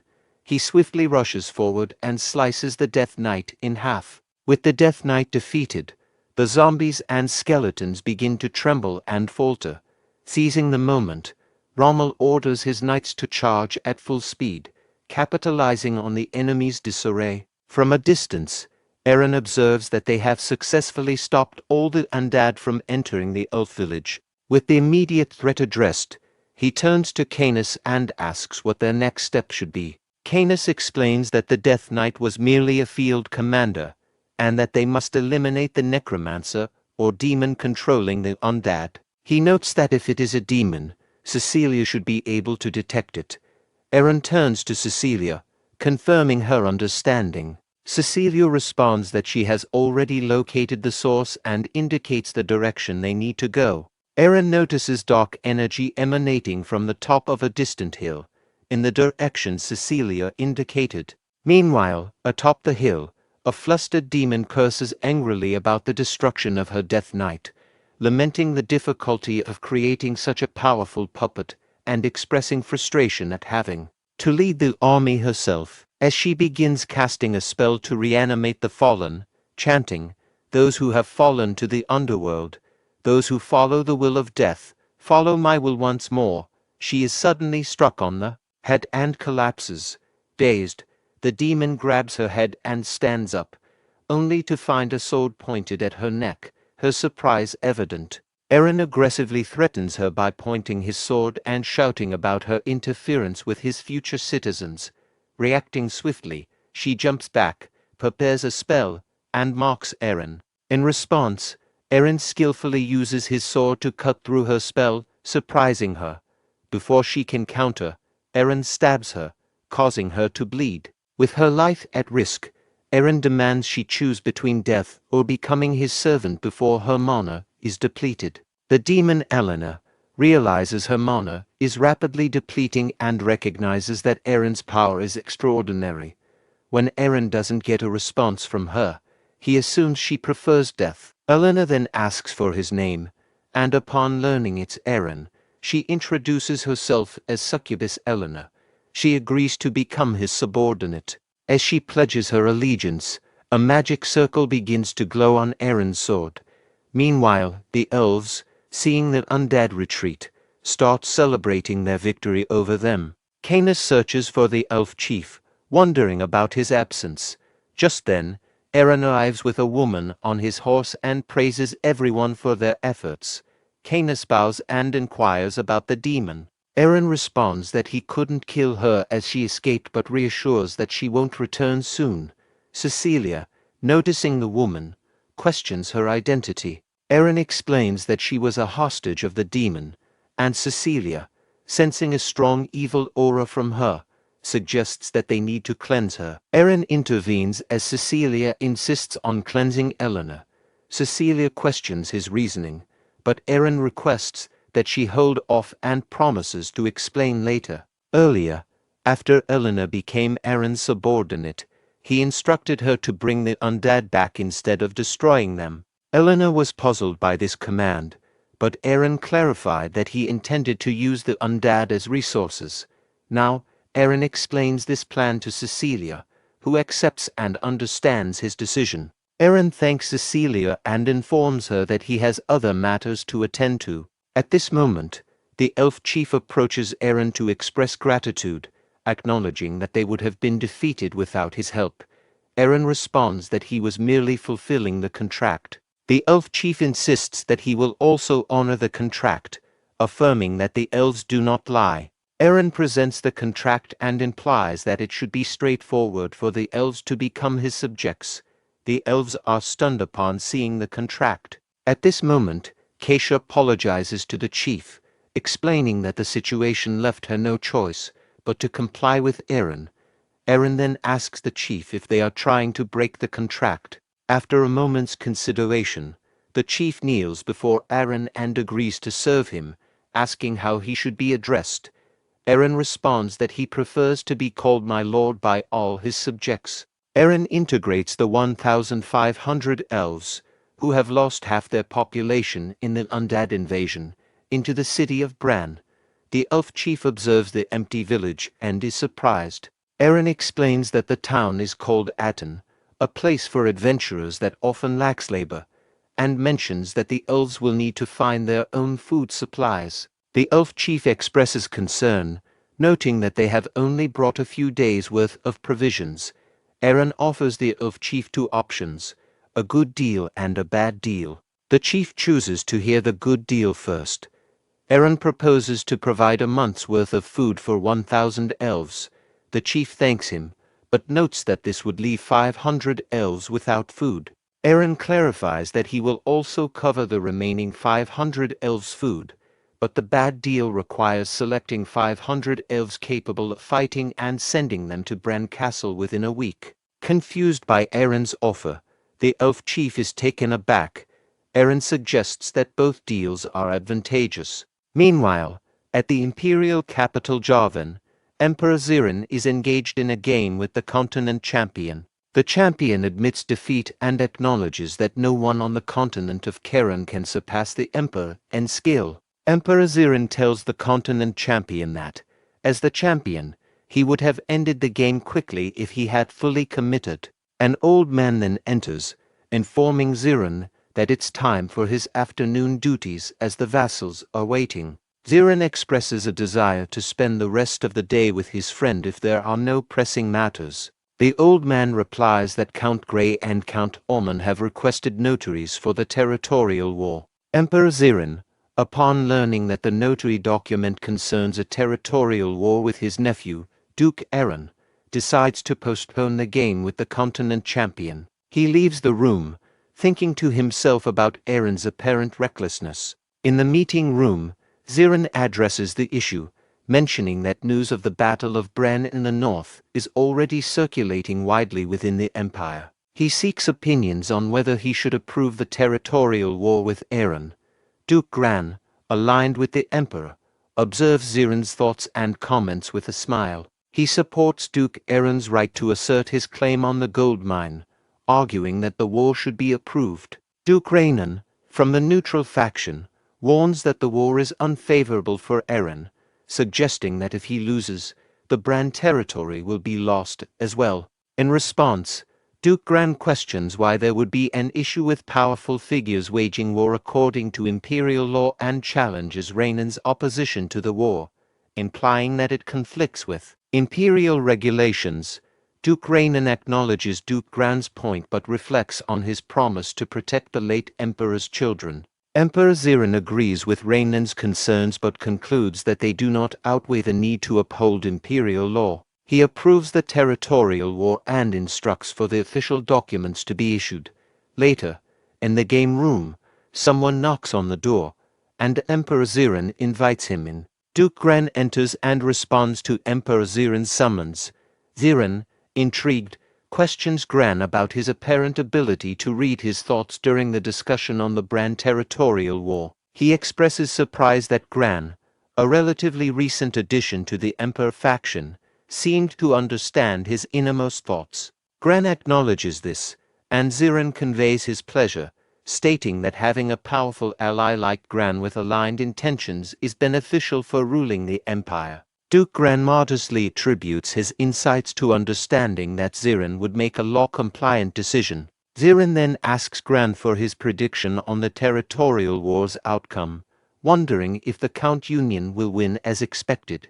Gran interrupts, confidently asserting that the Union will indeed win, citing the significant numerical advantage 1000 versus 2000 as a decisive factor in Duke Eren's anticipated loss. Emperor Zerone expresses his unease about Eren's decision to engage in a seemingly unwinnable territorial war. Duke Gran, responding, mentions that one of his vassals owes a debt to Count Grey and suggests using this opportunity to repay the Count with 30 mage mercenaries. Gran assures Zerone that this action will be entirely legitimate and free from royal involvement. Zerone, impressed by Gran's insight, acknowledges that mages would indeed be a significant asset and laughs, internally agreeing that they will be more than sufficient. In the kingdom's capital, Jovan, Cheryl finished her shopping and was told by the manager, "They will be waiting for her, come again."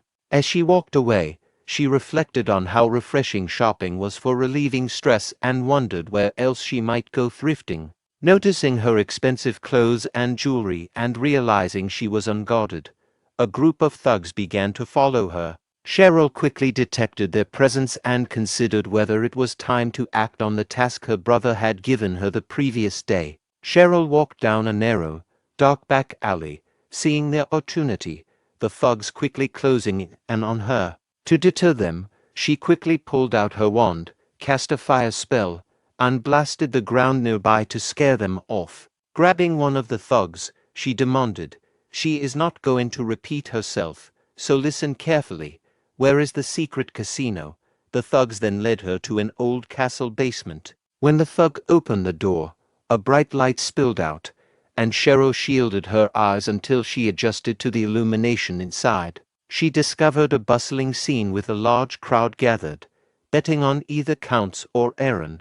Cheryl examined the board and saw the announcement for the main event, Battle in Bran, featuring Duke Eren against the alliance of Count Grey and Count Harmon, with betting open for 25 days. Delighted, she declared that she found it.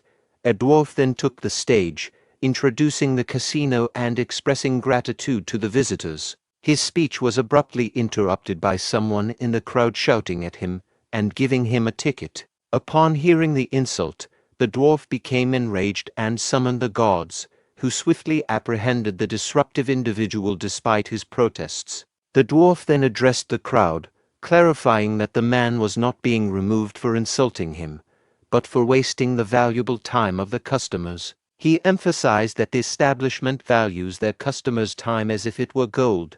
This statement calmed the crowd. The dwarf then thanked them for their patience and announced that they would resume the predictions for the Battle of Bran, the day's main event and a highlight of the kingdom. After the dwarf's announcement, one person in the crowd placed a bet of 100 gold on Count Alliance, followed by another with a 500 gold bet on the same side. A third person then wagered an astonishing 100,000 gold on Counter-Alliance, and soon others joined in, quickly filling the Counter-Alliance bucket with their tickets. Amidst the flurry of bets, Cheryl raised her hand and shocked everyone by betting 3 million gold on Duke Aaron, a surprising choice given his low odds of winning. As she approached the dwarf, he addressed her, remarking that she might have misunderstood the situation, as they only accepted cash. He then inquired with curiosity and a hint of disbelief, if he may ask, how did she bring 3 million gold in here? Cheryl questioned the dwarf's skepticism, urging him to accept the money without further questions. To back her words, she picked a check out of her pocket and presented it to the dwarf. The dwarf, upon inspecting the check, recognized it and asked, "This is from the Moria Trade Group." Cheryl confirmed, explaining that the check was for 3 million gold from the prestigious Moria Trade Group, one of the 3 major trade organizations in the kingdom. After the interaction, Cheryl used a portal to return to Brahn territory. There, she was surprised to find Aaron waiting for her. Curious about his presence, she asked why he was there. Aaron explained that he couldn't just sit idly by, given the importance of the situation, and then inquired about how things had gone. Cheryl informs Aaron that she made the bet at the secret casino as he requested. She then inquires about his progress in convincing Cain, reminding him that he borrowed money using a land deed as collateral. Aaron admits that he hasn't yet spoken to Cain because he was busy approving new citizens. However, he reassures Cheryl not to worry about convincing Cain, quoting the saying, "It's better to beg for forgiveness than to ask for permission." Later, when Aaron finally speaks with Cain, Cain angrily confronts him, demanding to know what he means by saying there's no gold mine. Cain is also alarmed by the amount Aaron borrowed against the land deed.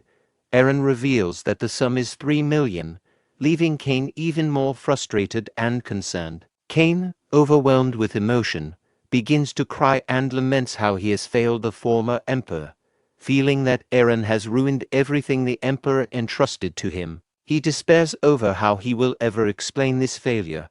Aaron reassures Cain by saying he has a plan. However, Cain, still furious and distraught, shouts back, accusing Aaron of having a plan that will leave them all doomed to live on a small patch of land after everything falls apart. Growing irritated, Aaron abruptly stands up from his chair and, without further explanation, commands Cain to follow him, promising to show him what he has planned. Cain, now confused by Aaron's sudden assertiveness and mysterious promise, is left uncertain about what to expect. A little later, Aaron and Cain step through a portal created by Cheryl, emerging in a frozen land.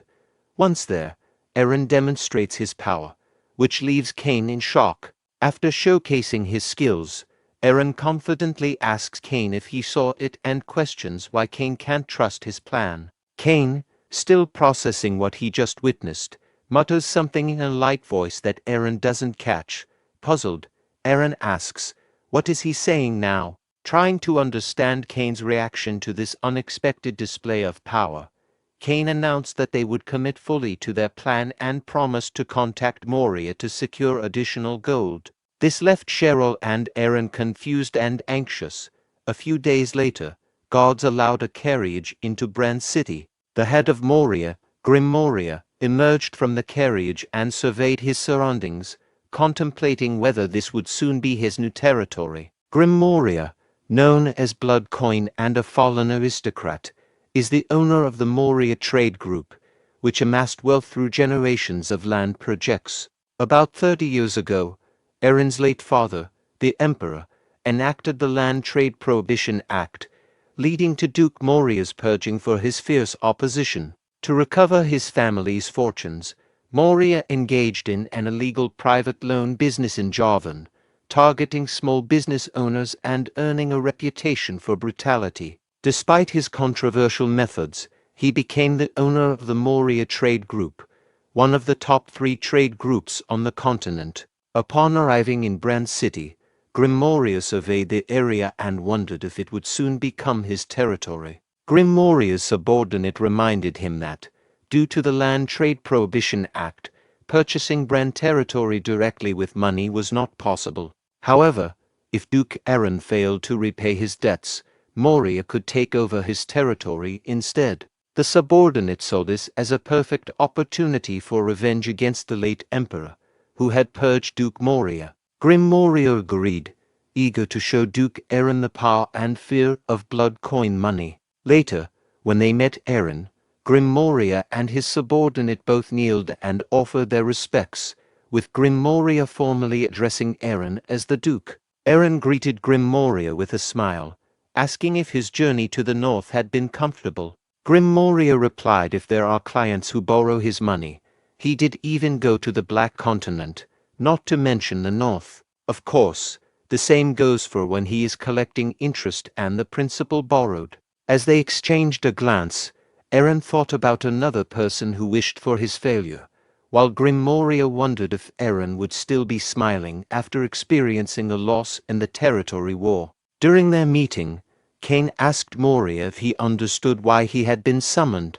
Moria confirmed that he was aware and stated that the Moria Trade Group would issue a 3 million gold deed on behalf of Aaron for the current bet, presenting the deed from the Javan betting castle. Aaron accepted the letter and trusted Moria's expertise, assuming he had handled all the necessary details. Moria, confused, asked why he had been summoned. Aaron requested an additional 2 million gold loan. Moria expressed concern about lending the money if it involved hiring mercenaries, as this might affect his relationships with other clients. Aaron clarified that he would not use mercenaries but only the soldiers of Bran territory for the war. When Moria asked what the money would be used for, Aaron explained it was for investment purposes, planning to invest in the territory's development in advance, anticipating that winning the territorial battle would eventually bring in more money. Moria thought to himself that even if Aaron lost the territory battle, Moria would still benefit by acquiring the territory, and thus he would not lose out. He was puzzled by Aaron's apparent confidence in victory. Grim Moria agreed to lend the money if Aaron provided a contract for investing in the territory. Aaron, smiling, agreed to draw up the contract. However, Cain, visibly angry, objected, warning that if Aaron lost the war, he would be burdened with debt. As the treasurer and chief butler, Cain could not approve such a contract. Aaron interrupted and stated that they just need to win. Grim Moria, thinking this was a chance to gain lordship and financially entrap Aaron, was frustrated by the situation. He wondered if there was anything he could do to make it work. Then he had an idea and offered an interest-free loan. Both Cain and Aaron were surprised by this proposal. Grim Moria clarified that he would lend the money without charging interest, alleviating some of the financial burden. He also revealed that he had bet on Aaron's victory, hinting at his support. As they were leaving, Grim Moria's subordinate questioned whether he had genuinely placed a bet on Duke Aaron's victory. Grim Moria told his subordinate that he never intended to bet on their victory. It was just a lie to get them to borrow his money. His subordinate smiled, admiring Grim Moria's quick thinking and resourcefulness, and commented on his adeptness as the owner of the Moria Trade Group. Grim Moria then speculated that Aaron and Cain likely believed he was supporting their side. Both of them laughed at this. Observing them from the window, Aaron asked the old man about the conversation, and Cain inquired for clarification. Aaron complimented Cain on his perfect acting, noting the impressive combination of an indefinite loan with 0 interest. Cain, slightly blushing, attributed the skill to his use of experience rather than acting. 20 days before the territory war, Rommel organized the elves into formation and commanded them to fire their arrows. However, the arrows fell short of their target. Observing this, Aaron criticized their weak performance, pointing out that they would be easily overwhelmed by a cavalry charge before even firing effectively. He then turned to Cain and asked if he had failed to pay for their food. Cain, frustrated, insisted that he had provided enough food for the elves. Their discussion was interrupted by Canis, who pointed out that the short bows the elves were using had a maximum range of less than 100 meters, whereas the range needed on the plains would exceed 200 meters.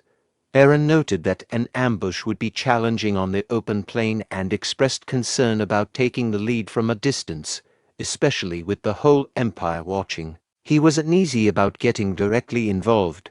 Canis suggested that while he hoped Eren wouldn't need to intervene, they might need to consider deploying Cheryl depending on the situation. He emphasized that battles involve unpredictable variables and managing these in advance would help them achieve a balanced 1,000 to 1,000 battle as planned. Eren asked Canis how they could control the variables in the situation. Canis responded that they couldn't leave the issue unresolved, since they were uncertain whether the arrows would reach their targets.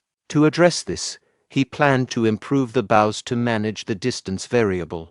However, he added that they needed materials and skilled weapons craftsmen who could produce the enhanced bows quickly. Eren expressed concern about the time constraint, asking if it was possible to assemble the necessary craftsmen and materials within less than 3 weeks. Canis assured him that he could get everything needed within 3 days. When Eren questioned whether 3 days would be sufficient, Canis confirmed it would be, but added that the craftsmen would not be human. This puzzled Eren, while Canis was considering a particular dwarf who would be ideal for the task. That night Canis, in his dragon form, flew to the northernmost region of the Brahn territory, where his nest was situated. Upon his arrival, he was greeted by a group of dwarves. One of the dwarves approached Canis, bowed, and presented him with an ornament. The dwarf said, "Welcome back, master. Here is the ornament that he ordered." Canis inspects an ornament and criticizes its poor condition, questioning if the dwarf who made it ran out of time. The dwarf, clearly distressed, pleads for his life, promising to redo the work. Canis, dismissive, discards the ornament, stating it's unworthy of him. He then addresses another dwarf, Keshi, who had been hiding, instructing him to come out. Once Keshi appears, Canis commands him to climb on, indicating that they have someplace to go.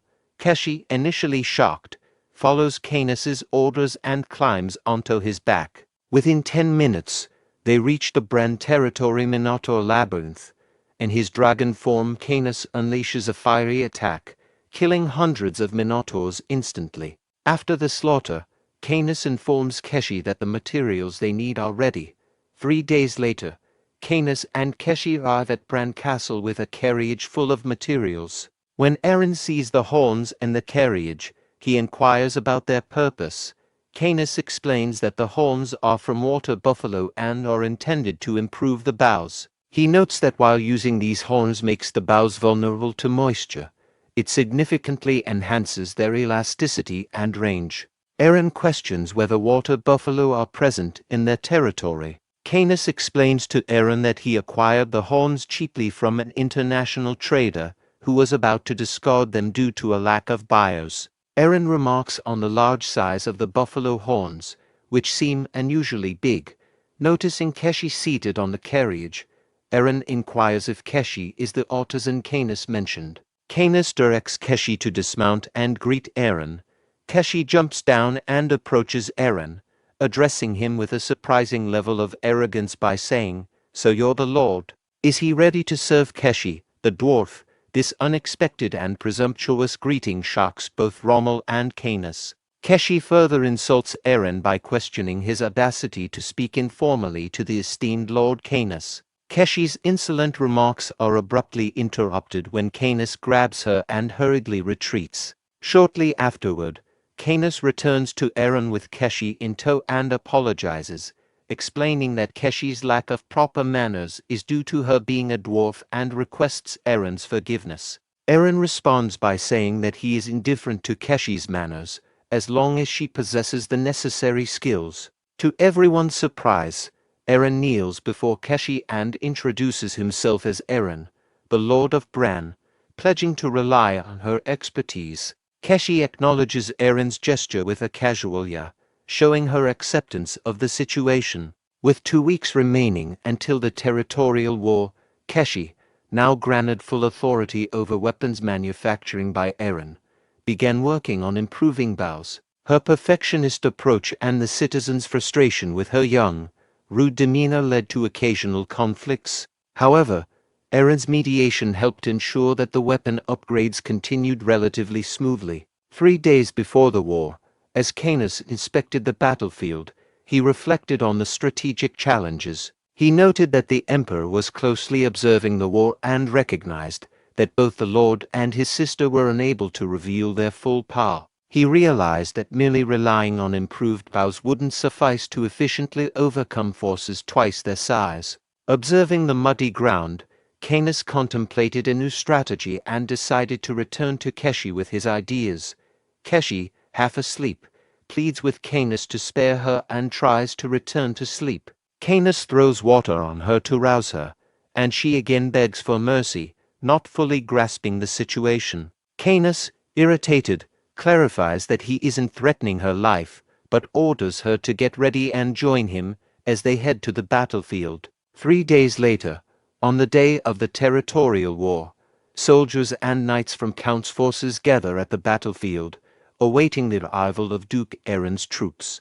In one of the tents, Count Oman comments on the situation, noting that despite a 10% reduction in their forces, he still expects them to win. Count Gray inquires about the amount Count Oman has bet, to which Oman responds that he has wagered around 500,000 gold. Oman had intended to gather more funds but found borrowing from Moria awkward. Count Gray agrees, noting that Moria's money feels uncomfortable. Gray then speculates that after today's battle, merchants like Moria will be eager to align with them, as they are set to gain control of the gold mine. Count Oman agrees, acknowledging Gray's point. Gray then expresses frustration that the Duke has not yet appeared, implying that the Duke should be intelligent enough to be present. As they observe Erin's forces, Count Oman notices something unusual and asks what's that. Both counts are shocked to see a siege tower, which surprises them. Both counts, upon seeing the siege tower, begin to laugh, mocking the decision to bring such an apparatus to a plains battle. They dismiss it as a sign of desperation and an indication of bringing inappropriate equipment for the situation. At this moment, a mage sent by the Emperor arrives on horseback and positions himself between the two sides. He announces that, under the order of the Lord Emperor, they will now conduct the final formalities. He requests representatives from both sides together for this purpose. Both sides approach the mage, with Count Oman and Count Gray moving from one side and Duke Erin and his entourage from the other. Upon arrival, they dismount from their horses. Count Oman sarcastically remarks to Duke Erin, commenting on his appearance and praising his effort for bringing what he calls trash to the battlefield. Duke Erin responds sharply, thanking Oman for his concern but retorting that he does not look worse than Ammon's own fat gluttonous face. Count Ammon's anger is provoked by Duke Erin's retort. The mage steps in to clarify the battle terms once more. He states that if Duke Erin wins, he will gain control of 2 villages from the Count Union and the gold mine will be recognized as his. Conversely, if the Union wins, Duke Erin will lose jurisdiction over the 2 territories, and the counts will retain the gold mine. The mage asks if there are any concerns regarding these terms. When no objections are raised, he instructs the representatives to return to their respective sides and prepare for the battle's commencement. As the representatives mounted their horses and prepared to return to their sides, Duke Erin suddenly turned down and told them to watch your head, while pointing upwards. The counts, puzzled, covered their heads, unsure of Erin's intent. The mage then cast a spell, signaling the start of the territorial war between Duke Erin's 1,000 troops and the Count Union's 2,000 forces. Upon returning to his side, Duke Erin informed Rommel that the commissioner was actually a spy for the Emperor. He also mentioned that neither he nor Cheryl would be participating in the fight and instructed Rommel to follow the plan. Rommel acknowledged his instructions. Rommel ordered the archers to raise your bows, and the elves complied by drawing their bows and shooting arrows. However, the arrows fell short, barely reaching the center of the battlefield. Count Oman, observing this, laughed and mocked Duke Aaron, commenting on the ineffectiveness of the arrows and expressing frustration with what he perceived as Aaron's antics. Oman then offered the cavalry captain 5,000 gold to end the battle before his tea cooled, with an additional 5,000 gold as a bonus if the task was completed promptly. The cavalry captain agreed, assuring Oman that they would finish the battle before his tea was cold. He then instructed his knights to drop their shields and complete the task as quickly as possible. Upon hearing the captain's orders, all the cavalry knights discarded their shields. The cavalry captain rallied his troops, urging them to pummel those bastards and leading them in a charge. As the enemy cavalry advanced towards them, Rommel prepared to respond. He instructed the archers to ready angled fire. The elves then discarded their old bows, equipped their newly made bows, and prepared their arrows. Once the enemy was within range, Rommel commanded the elves to fire. The new bows significantly extended the range of the arrows, allowing them to hit the advancing cavalry. Realizing they were in a trap, the cavalry captain ordered his troops to run into the arrow fire. He then instructed them to run horizontally and spread out to the sides to minimize casualties. In response, Rommel ordered the siege tower to be readied. The soldiers on the siege tower prepared for action. When the enemy was within range, Rommel gave the command to fire. A net with large, heavy spears was launched from the siege tower, effectively trapping and isolating the cavalry within it. Inside the net, the trapped enemy cavalry struggled to free themselves, with some trying to cut through the metal with their swords. They exchanged frustrated comments about the metal being too tough. The captain urged his men to find a way out and remain calm. At that moment, an arrow struck the captain's helmet, causing him concern as he noticed elves already their arrows to fire at them. Rommel remarked he guessed they weren't watching their head before the elves fired their arrows into the net, causing significant casualties. Seeing the dire situation, Count Grey became agitated and confronted Count Oman, accusing him of poor judgment for telling the cavalry to drop their shields. Count Oman defensively responded, "Hey, how was he supposed to know this was going to happen?" Count Grey ordered infantry to rescue the trapped cavalry. Rommel responded by directing his forces to attack the enemy infantry, aiming to prevent them from aiding the cavalry. Rommel and his cavalry advanced to engage the infantry. In reaction, Count Grey instructed his archers to target Rommel and his cavalry. As the enemy archers fired arrows, Bianca, accompanied by his holy knight, began to pray to goddess Vivian for protection. Holy light enveloped them, creating a shield that deflected the arrows. The sudden appearance of the protective shield shocked both counts, who exclaimed in surprise. Meanwhile, Aaron and Canis observed the scene with smiles, seemingly pleased with the turn of events. The Count Alliance's forces include 470 archers, 1,000 infantry, and 500 cavalry trapped in the net. In contrast, Aaron's forces consist of 200 cavalry, 200 archers, and 600 infantry. Count Grey commanded his infantry to attack the enemy's cavalry on the right side. Rommel, surprised by this maneuver, quickly adjusted his strategy. He ordered half of his cavalry to follow him, while the rest dealt with the enemy cavalry. As the battle commenced, Rommel's cavalry engaged the 1,000 Count infantry. Rommel's unit inflicted significant damage, reducing the morale of the Count's infantry soldiers. The soldiers were visibly shaken as Rommel led his cavalry, creating a path through the chaos. An enemy cavalry knight managed to escape from the net and briefly felt relieved, but he was swiftly killed by Lady Bianca. As Rommel's forces continued to engage the infantry, Bianca's unit focused on the enemy cavalry. Both counts, seeing the situation deteriorate, urgently turned to the mercenary mages and demanded that they intervene. The mages began casting a spell and launched a magic projectile. Aaron and Canis were taken aback by the sight. The magic projectile was fired at Rommel's cavalry unit and struck them unexpectedly, causing surprise and likely disrupting their operations. Aaron, concerned by the magic attack, called out to Rommel.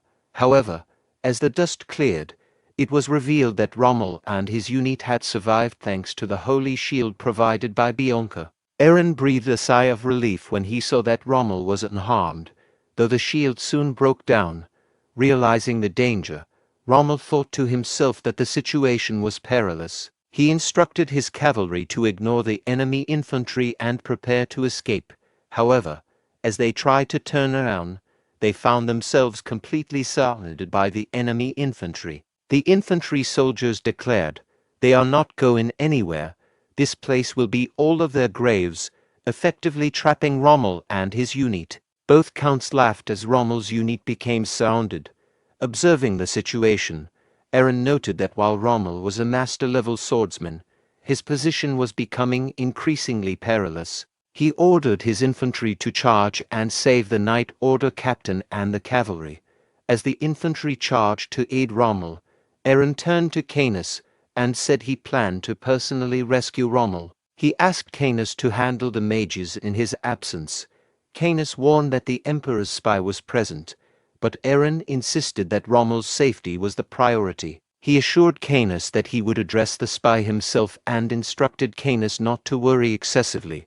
As Eren moved away, he called out for his sister. Meanwhile, Canis directed the archers to deploy the catapult. They removed it from the siege towers, positioned it, and loaded a rocks onto it. Canis then ordered them to fire. The catapult launched the rocks, which struck and killed many enemy cavalrymen trapped in the net, reducing their number from 500 to 253. The attack further decreased the count to 197 cavalrymen. Seeing the impact, Count Grey instructed the mercenary mages to break the rocks. The mages responded by casting magic projectiles at the rock, shattering it into pieces. Seeing the effectiveness of the catapult attack, Count Grey laughed and mocked the effort as insignificant compared to magic. He then instructed the mages to target the catapult itself rather than the projectiles it was launching. One of the mages acknowledged that hitting the catapult was possible but would take some time. Count Grey agreed, deciding to prepare for a large-scale attack. Canis, observing the scene, reflected on the situation. He noted that the enemy had twice the number of troops and mages, and he was surprised by the complexity of the situation compared to his initial expectations. He wondered about the whereabouts and actions of the Lord, concerned about the evolving battle dynamics. Canis saw Eren and greeted him, noting the substantial mana energy around him and reflecting on how unusual it was for a human to possess such power. He speculated whether its Cheryl's illusionary magic was at play, as he had not immediately recognized human illusion magic while he was not in his true form. Canis then observed Eren emerging from the forest, dressed differently and wielding a dagger, and thought to himself that Eren seemed to be continually revealing new tricks. As Eren moved closer to the soldiers, he considered the need for caution despite the spy being at a distance. He began searching for an item and soon found a helmet. Putting it on, he thought to himself, "Here he comes, hang in there a little longer," as he prepared to assist Rommel in the battle. Canis commanded his soldiers to prepare the catapults, and they began loading them with rocks. While they were doing this, enemy mages launched a magic attack, destroying one of the catapults. In response, Canis ordered the soldiers to fire the remaining catapults at maximum range, aiming for the mages. The soldiers obeyed and launched the rocks. As the rocks flew through the air, Canis remarked, "Now this is what you call watch your head." Noticing that the rocks were about to fall short of their target, Canis cast a spell called Feather on the rocks, accelerating their speed and guiding them directly toward the enemy mages. A spy mage from the Emperor, witnessing Canis's spell, was surprised and thought, "Flight magic." When the rocks approached, Counts, shocked by the unexpected range, quickly ordered the mages to block the incoming projectiles. The mages responded by launching magic attacks to break the rocks. However, Canis cast protection magic on the rocks, shielding them from the mages' spells. As the magical attacks hit the rocks, smoke formed, but the rocks emerged unscathed and continued their descent. The mages attempted to dodge, but some were struck by the rocks. Witnessing the aftermath, Count Omen, confused, asked, "What's happening?" An injured mage on the ground pointed towards the sky in response. Both counts quickly turned to the sky, and Count Grey exclaimed, "They're coming again." To think that Eren also had a mage. Just then, another attack struck the area where the mages were stationed. Count Grey, flustered by the situation, realized that Duke Eren had been hiding his last trump card and thought to himself, "It's come to this an all-out war." Fueled by anger, he turned to the archers and commanded, "Stop getting hit and charge to the battlefront. Engage in hand-to-hand combat." The archers, hearing the order, rushed to the front lines. Then Count Grey turned to the mages and ordered, "Destroy the catapults. Keep the main camp safe." The leader of the mages, under pressure, expressed that they couldn't proceed without first destroying the catapults. Count Grey, frustrated, urged them to act immediately. The mage leader ordered the mages to target the boulders and defend the camp. The mages responded by using a water ball spell to block the rocks and telekinesis to throw them aside. Observing this, Canis thought the mages were using trivial tactics and smirked, suggesting a more formidable challenge. He then instructed the elves to prepare their fire arrows and shoot them as far as possible. The elves readied their bows and fire arrows, preparing to launch them. Canis ordered the elves to shoot their fire arrows, and they launched them into the air. As the arrows descended, Canis used flight magic to guide them towards the enemy camp. The mages, seeing the incoming arrows, quickly deployed a water ball spell for defense. However, the arrows maintained their speed and trajectory, soaring above the water ball, which puzzled both counts and the mage leader. In a surprising move, Canis then cast gravity reversal, causing the arrows to drop directly onto the mages. This unexpected shift led to the mages' deaths and resulted in the complete destruction of the Count's mage forces. Eren, disguised as an enemy soldier, observed the battlefield and thought about how he had instructed to prevent magic use, yet the enemy mages were wiped out. He noted the impressive range of the reformed arrows and considered joining the fight himself. Meanwhile, Rommel's unit was encircled by enemies. Seeing a dust cloud signaling incoming reinforcements, Rommel grew anxious. During this moment, he narrowly avoided a spear attack by ducking. Determined to hold on until reinforcements arrived, Rommel fought fiercely against the advancing enemies and urged his unit to persevere, shouting, "Our allies are on their way. Let's endure till the end." Hearing the news boosted the morale of his unit, leading them to prepare for battle against the enemy. Meanwhile, Bianca saw that the cavalry captain was in danger. She instructed the cavalry squad to deal with the enemy cavalry and directed the members of the Crusader Order to follow her. She then moved towards Rommel to provide him with assistance. Overall, the battlefield situation was as follows. The Count's Alliance mage unit had been completely destroyed. They had 470 archers, 750 infantry, and their cavalry was trapped.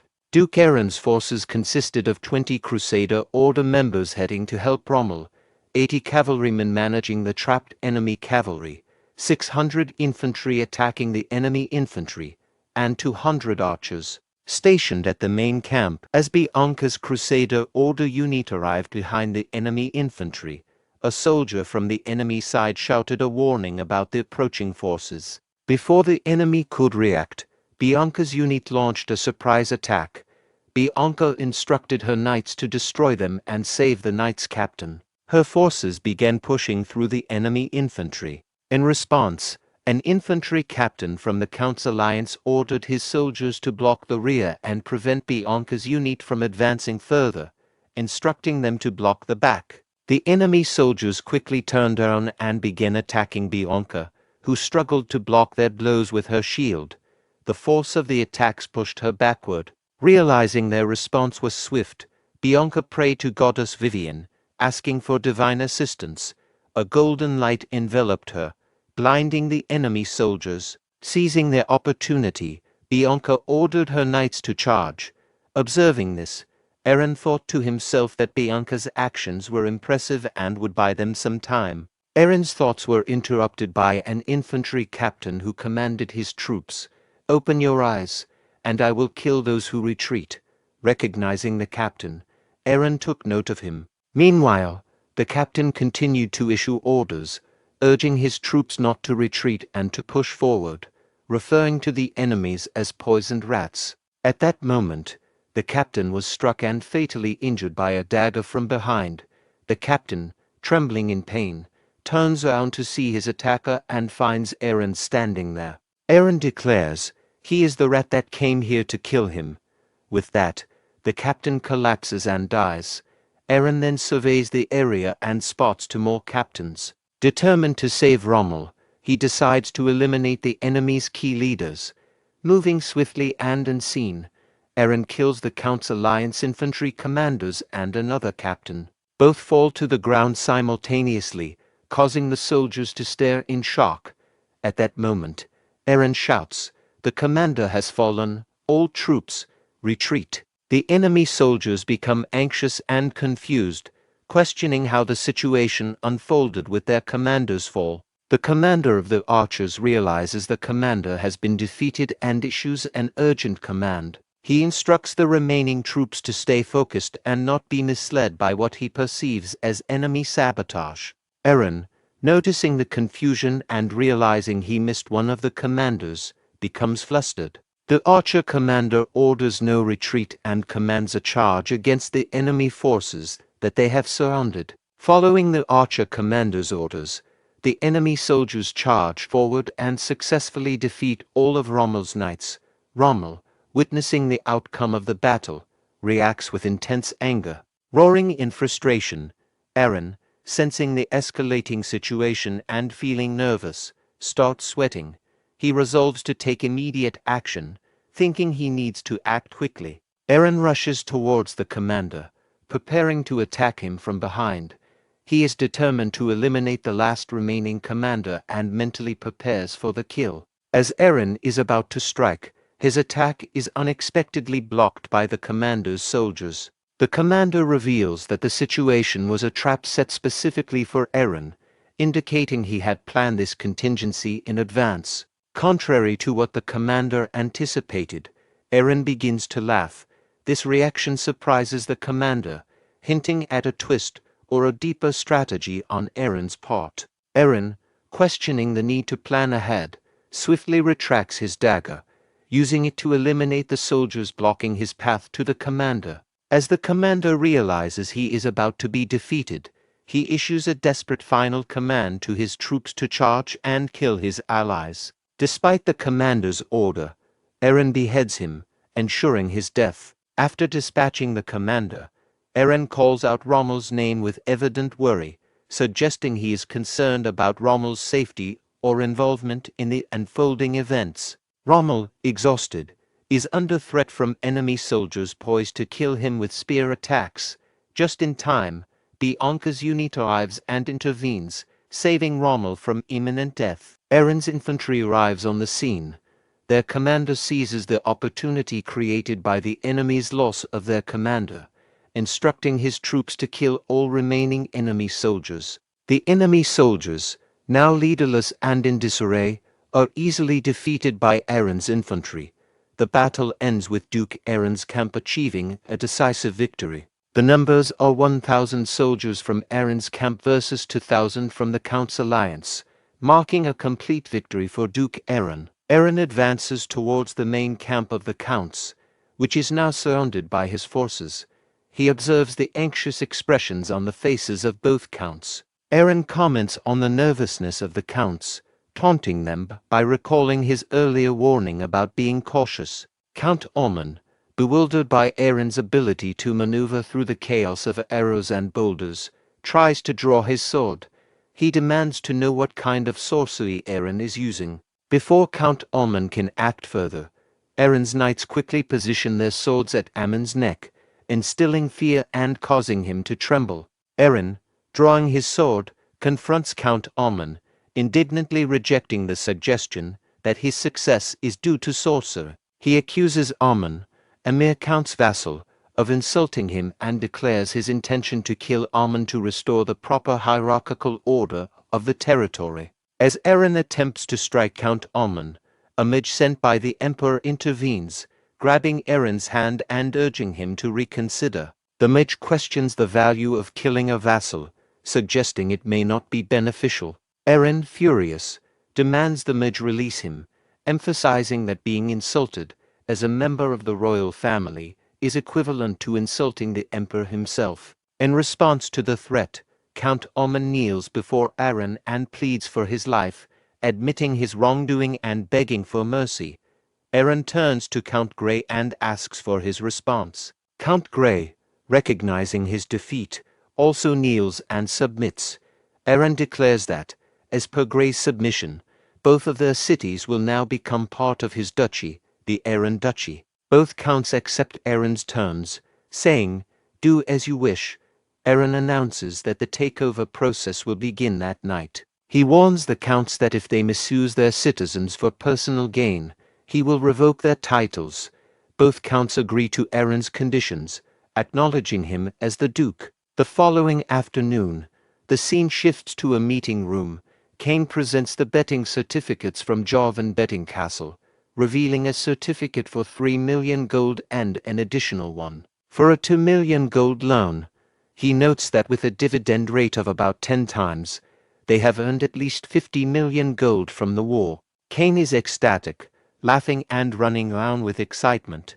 Cain exclaims that this newfound wealth will allow them to repay their debts and enhance the prosperity of their castle. Eren interrupts Cain, instructing him that the money should be used for investment purposes rather than personal gains.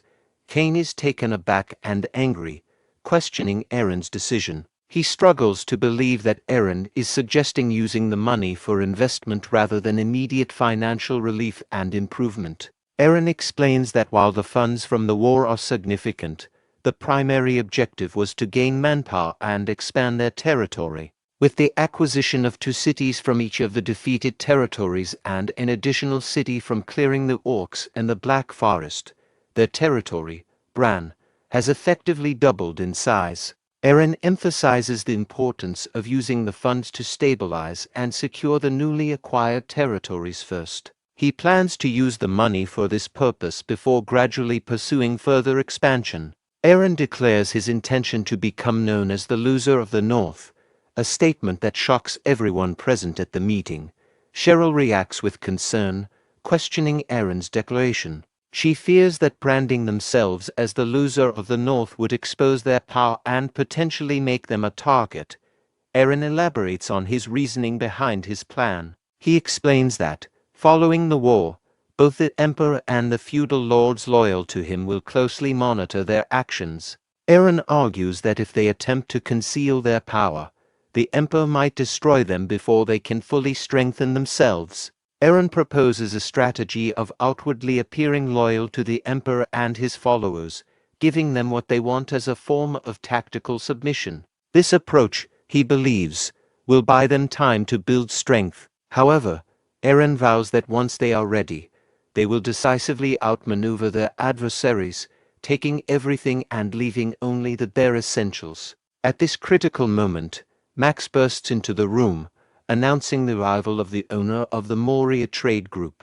Eren concludes the meeting, instructing everyone except Cain to continue with their duties. Grim Moria enters the meeting room and presents a certificate, demanding repayment of 5 million gold, as stipulated by the terms of their contract due to Eren's victory in the war. Eren turns to Cain and asks if they have the funds available for repayment. Cain reveals that they are currently so financially strained that they do not even have enough money for basic necessities, let alone the 5 million gold required. Grim Moria insists on the repayment, emphasizing the contractual obligation of the Eren Duchy to pay the specified amount.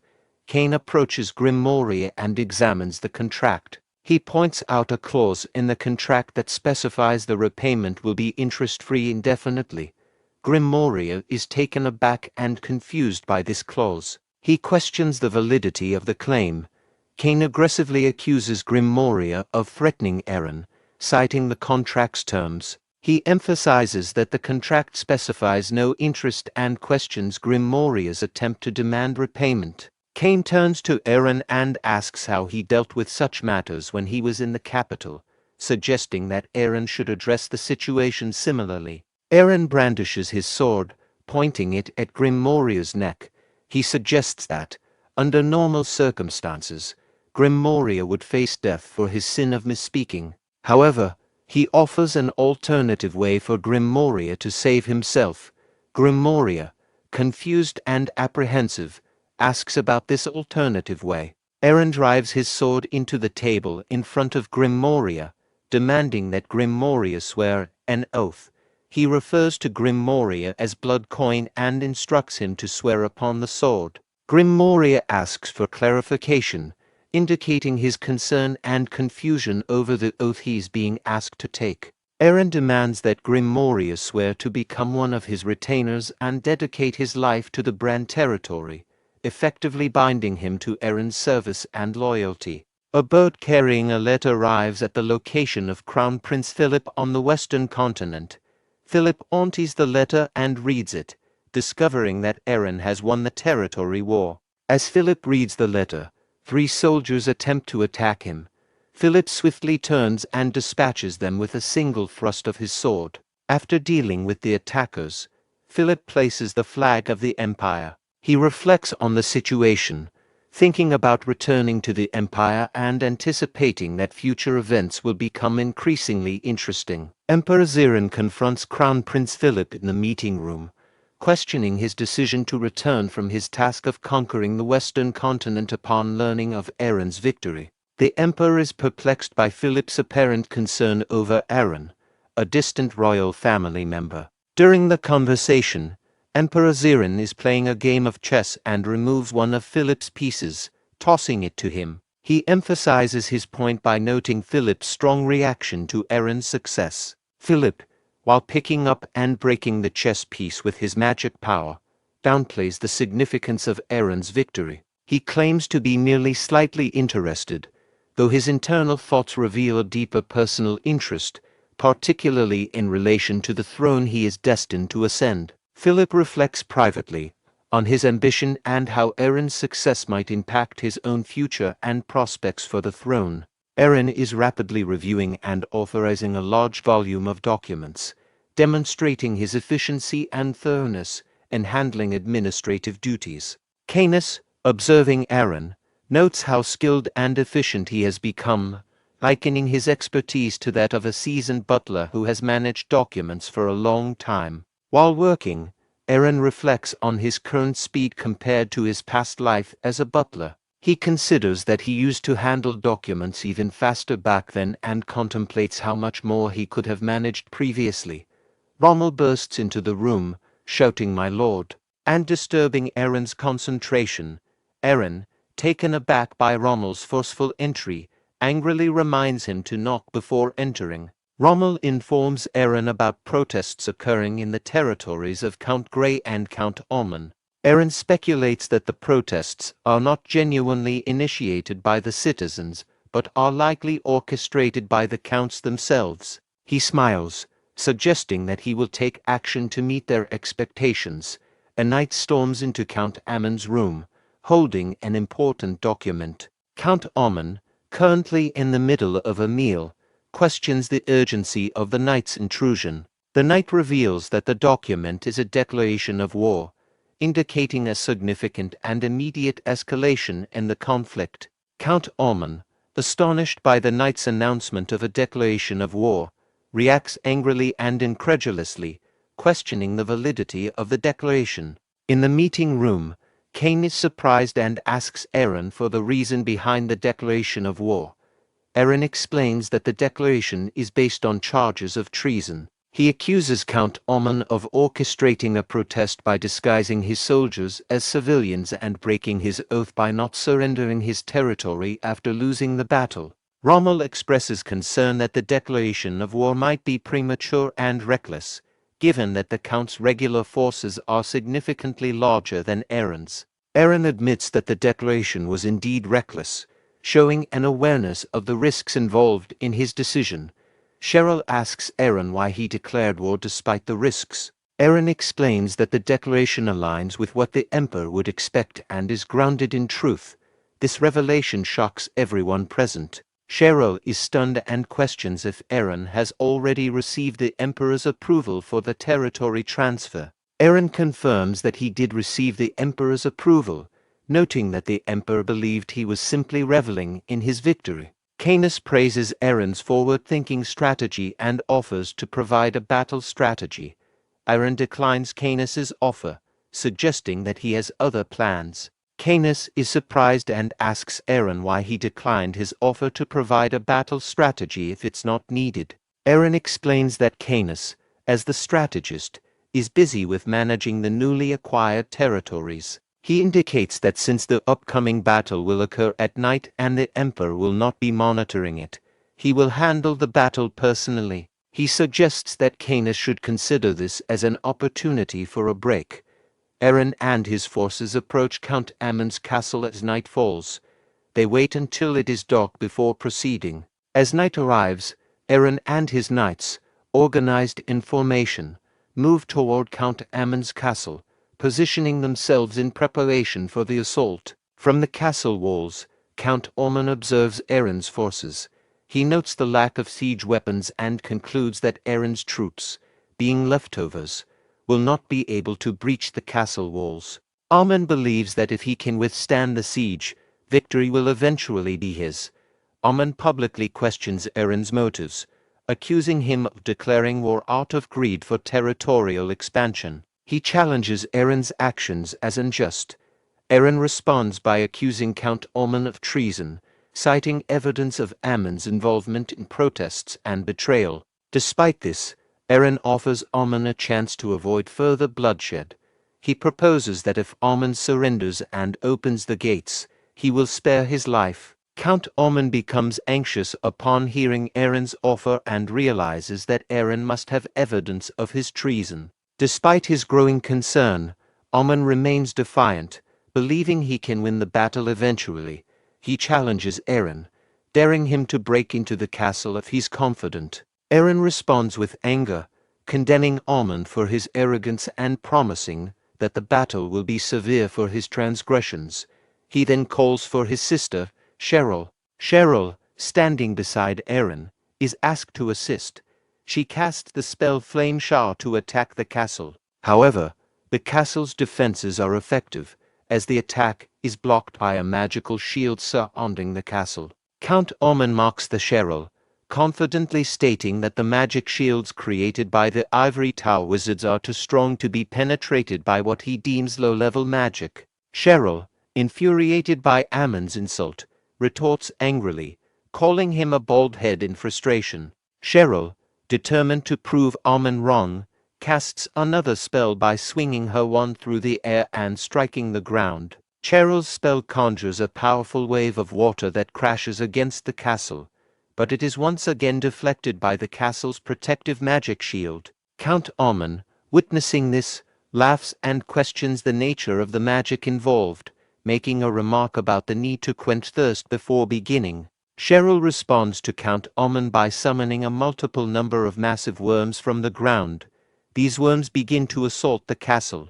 The worms' attack causes significant damage to the castle, leading to the collapse of the castle walls. As the walls begin to fall, Count Ammon narrowly escapes by jumping away from the collapsing gate wall. Count Ammon, stunned by the destruction, expresses his disbelief and confusion about the situation. Eren seizes the opportunity presented by the fallen wall and commands his knights to advance and capture Count Ammon. The cavalry, having received the order, advances with the goal of capturing Count Ammon. From his position on the wall, Count Ammon commands the archers to shoot arrows to prevent the enemy from advancing.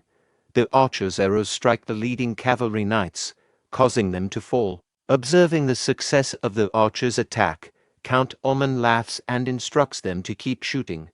Rommel, noting the progress of their assault, urges his fellow knights to charge into the castle. During the chaos, one of Count Ammon's archers becomes anxious and ceases firing, trembling in fear. Count Ammon, infuriated by the archer's hesitation, approaches him and delivers a forceful kick to his stomach, sending him crashing to the ground. Count Ormond, enraged, yells at the archer, demanding an explanation for why he ceased firing despite explicit instructions. The other archers are startled by the outburst. Count Ormond warns them harshly, threatening to kill them himself if they display similar incompetence. Eren, observing Count Ammon's behavior, decides to intervene, thinking of the future loyalty of the soldiers. As he moves to act, Cheryl halts him, leaving Eren puzzled. Cheryl informs Eren that their agreement covered only the flame shower, and that an extra 100,000 gold is required for the use of the mud worms. Eren protests, arguing that Cheryl's use of the mud worms was a personal decision made out of anger, and should not be subject to additional payment. While Eren is speaking with Cheryl, he detects an arrow aimed at him and catches it effortlessly. Observing the archers, Eren comments on their audacity or recklessness. Eren agrees to the additional payment for the mud worms, instructing Cheryl to record the amount in the ledger. After agreeing to the payment, Eren begins to sprint towards the wall. Count Ormond commands the archers to shoot at Eren, believing that capturing him will ensure their victory. The archers are astonished as Eren deftly evades their arrows, using his speed to continue his approach towards the wall. Eren reflects internally, recognizing the need to swiftly capture Count Ormond to reduce casualties on both sides and conclude the conflict. Eren used the wall to propel himself onto the top of the castle wall where Count Ormond and the archers are positioned, surprising everyone. Eren attempts to strike Count Ormond, but Ormond manages to evade the attack. Noting Eren's furious expression, Count Ormond becomes visibly nervous and instructs the archers to engage Eren. The archers charge at Eren to impede him, but Eren swiftly defeats them with ease. Observing the chaos, Count Ormond flees the scene, eliminating his own archers who obstruct his escape. Eren, infuriated by Count Ammon's disregard for his own men, reflects on Ammon's inability to safeguard his troops and his callous attitude towards their lives. Count Ormond forces his way toward the stairs, eliminating anyone who obstructs him, while reflecting on Eren's unexpected strength. Eren unexpectedly appears in front of Ormond, blocking his access to the stairs. Eren offers Ormond a chance to surrender, promising that his family and soldiers will be spared if he complies. Ormond inquires about his own fate under Eren's terms. Eren coldly informs Ormond that he will be killed regardless of his surrender. Ormond, searching for an escape route, finds that his own soldiers are obstructing his way. Ormond attempts to clear a path by attacking his own soldiers, but one soldier retaliates by using a spear to injure Ammon's sword hand. This injury causes Ormond to drop his sword and collapse in pain. Count Ammon's soldiers urge him to surrender. Ormond, frustrated and realizing escape is impossible, appeals to Eren for mercy, offering to become his vassal and pledge loyalty. Before Ormond can finish his plea, Eren executes him, stating he has no use for a vassal who disregards his own people. Eren declares Ammon's death and announces victory, signaling the end of the battle. Eren claims all of Ammon's lands, except for a small fortress, as part of his domain, Brahn. Count Gayle, upon learning of Ammon's death, decides to surrender and cede half of his estates to Eren to ensure his own safety. With the Duchy of Brahn restored, Eren begins strategizing to expand his territory and consolidate power, aiming to become the dominant ruler in the north and prepare for a significant future conflict with the Emperor. In the imperial capital Javan, Emperor Zerone, visibly agitated, questions whether Eren has secured another victory.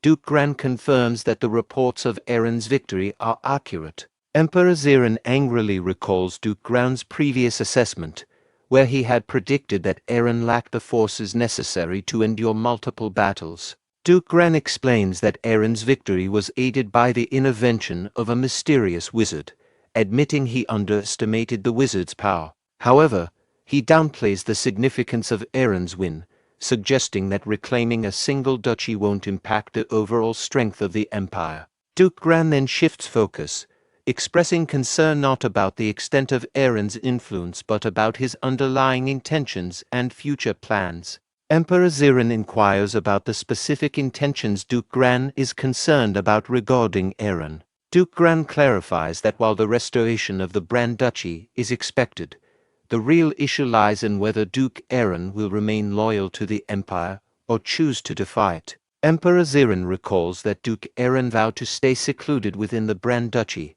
and warns that if Aaron violates this oath, the entire empire will not tolerate his betrayal. Duke Gran raises the concern that if Aaron chooses to expand the Brand Duchy, the empire may lack legitimate reasons or legal grounds to intervene. This realization alarms Emperor Zerone, as he reflects internally on the imperial order, which is founded on the principle of free war among vassals. He recalls that this law was established before he ascended to the throne to secure the nobles' support. Concerned about the situation, Emperor Zerone is called by Crown Prince Philip, who offers to investigate Duke Aaron's true intentions and assess the condition of the Brand Duchy. After some consideration, Emperor Zerone agrees to Philip's request, suggesting that Philip use the opportunity to congratulate the duchy on its recent victory as a cover for his visit. Philip acknowledges the emperor's approval and promises to prepare for the trip.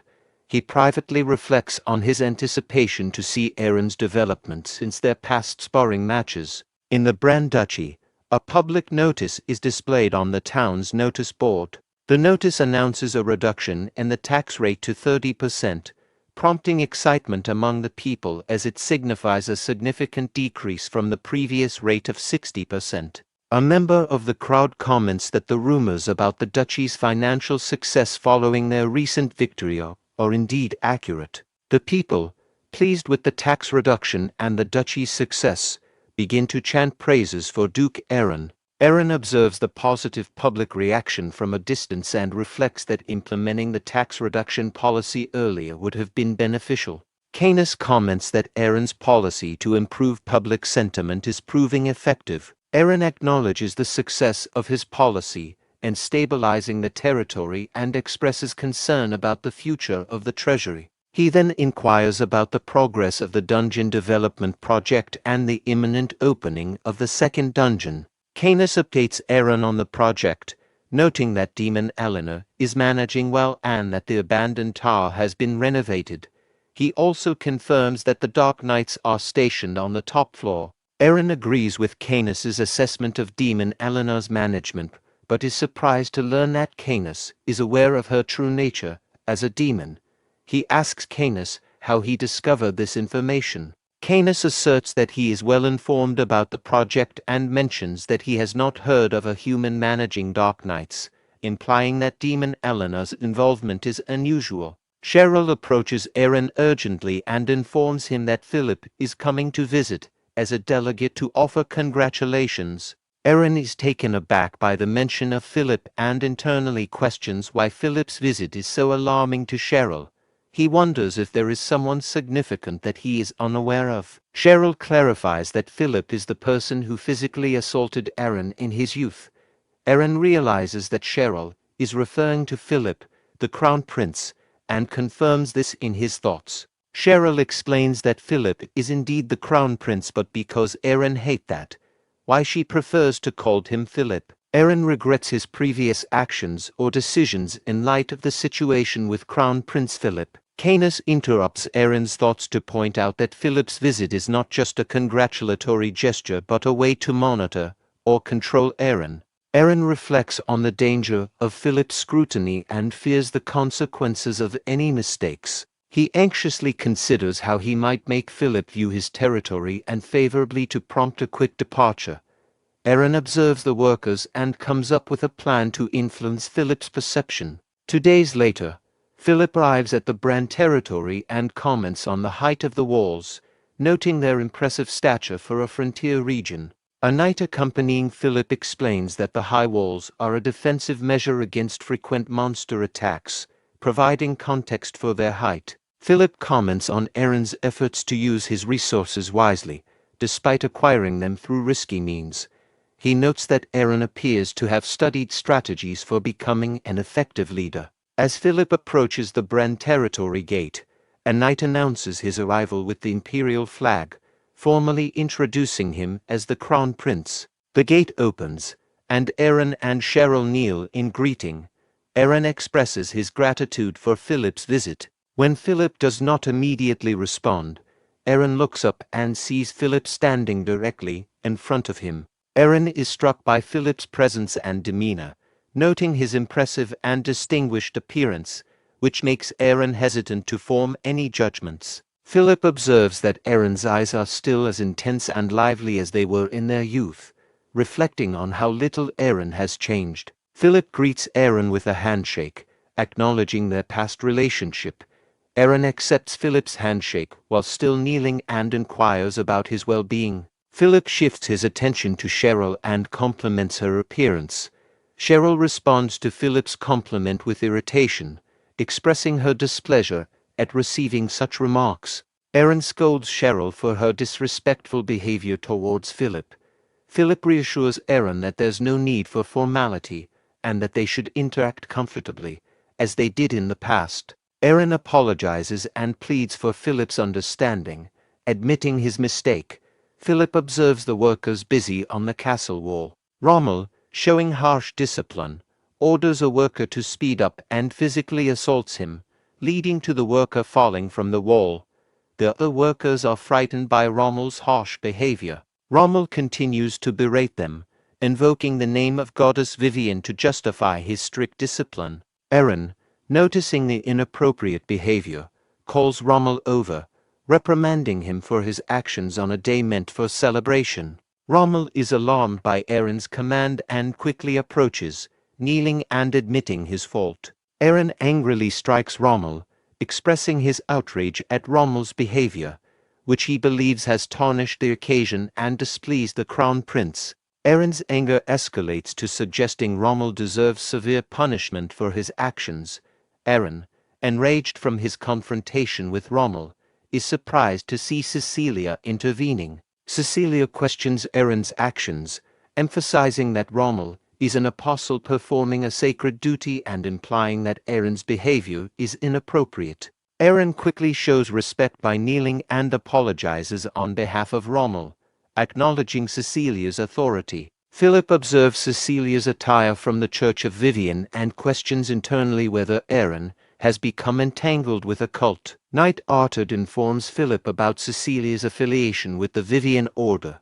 Philip acknowledges knowing Cecilia's identity but inquires about the reason for the stigma associated with her. Arthur explains that during the religious conflict with Paris, the deaths of Empire citizens were blamed on factors other than religion or opposition, leading to the perception of heresy. Philip reflects on how the actions of one religion led to negative repercussions for the empire and concludes that their downfall was a result of their own mistakes. Aaron apologizes to Philip, explaining that the disturbance caused by the workers is not typical behavior and attributing it to his own oversight. Philip reassures Aaron that such incidents are understandable and suggests moving inside the castle to discuss recent developments. Aaron, feeling anxious, explains that he must perform his duty to escort Philip, but also needs to attend to a prayer session.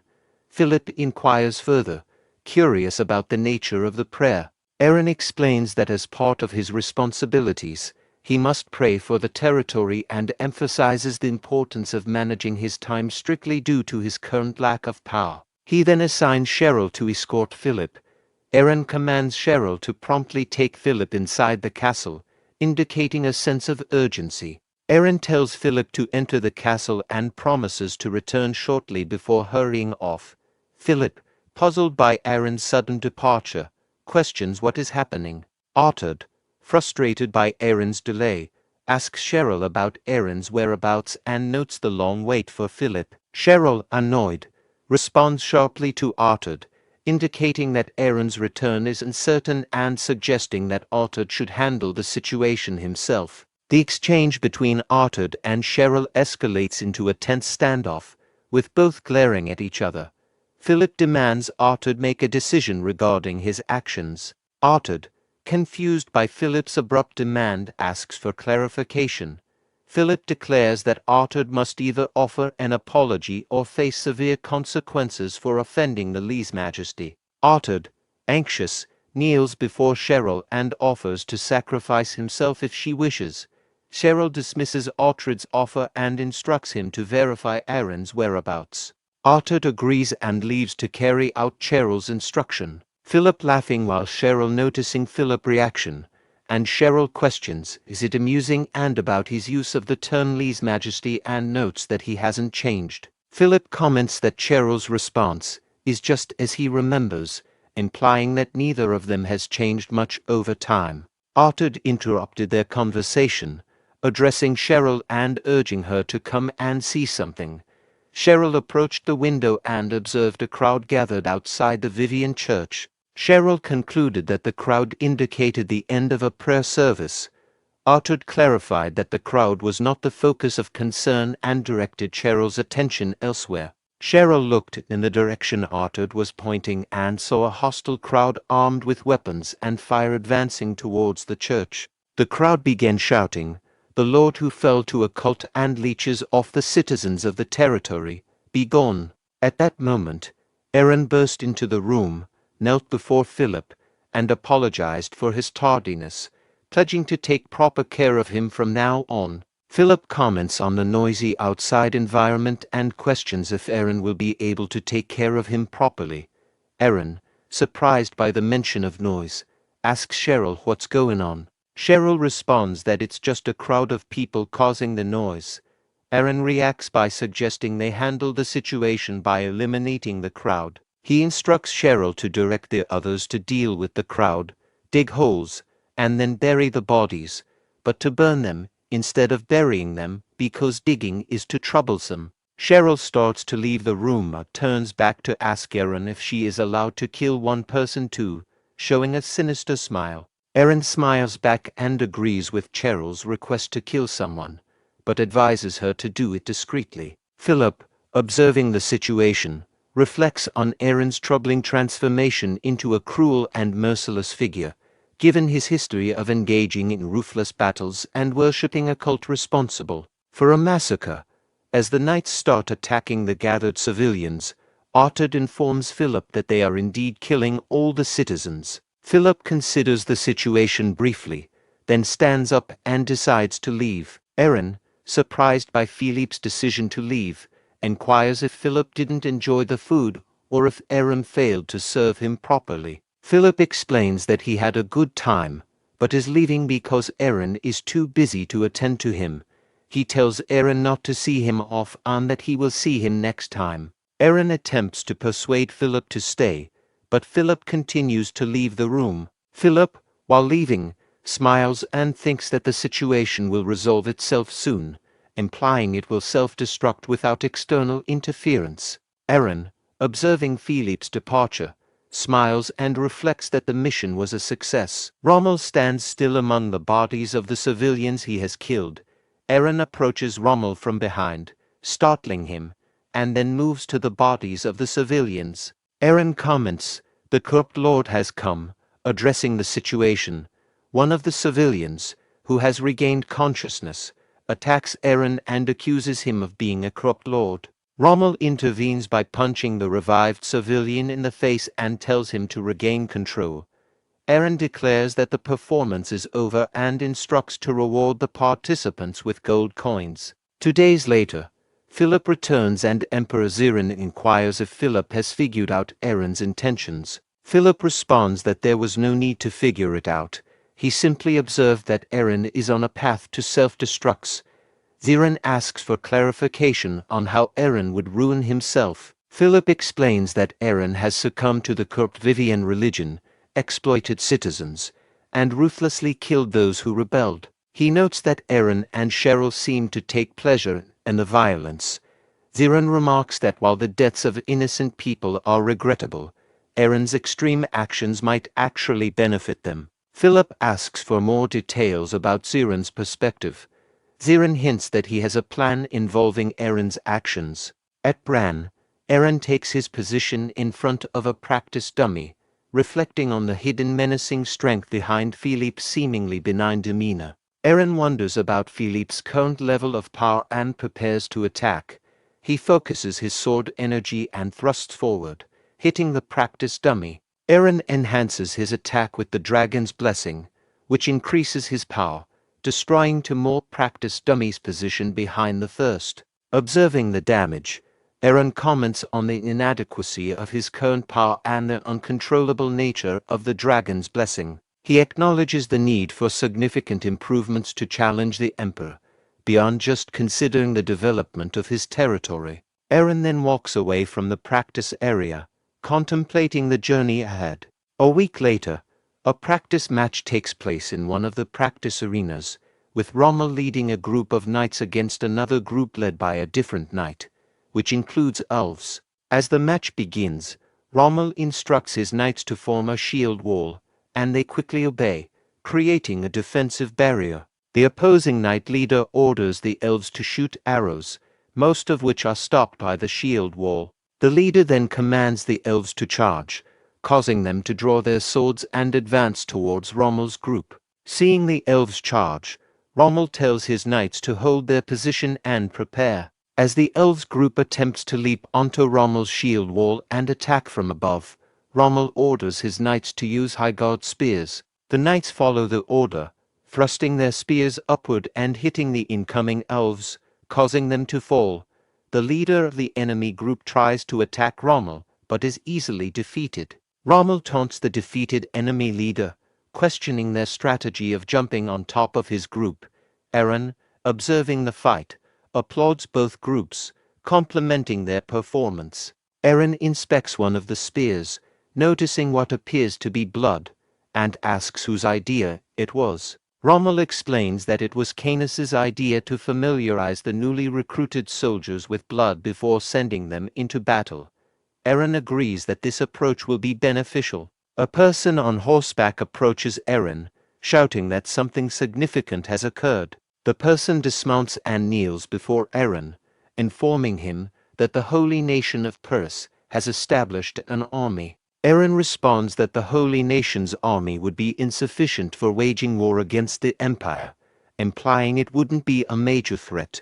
The person reveals that Perse is actually targeting their territory, which shocks both Eren and Rommel. In the meeting room, the territory administrator, Max, reports that their forces number 10,000 troops, while the enemy has 20,000, including the Perse Church's holy knights.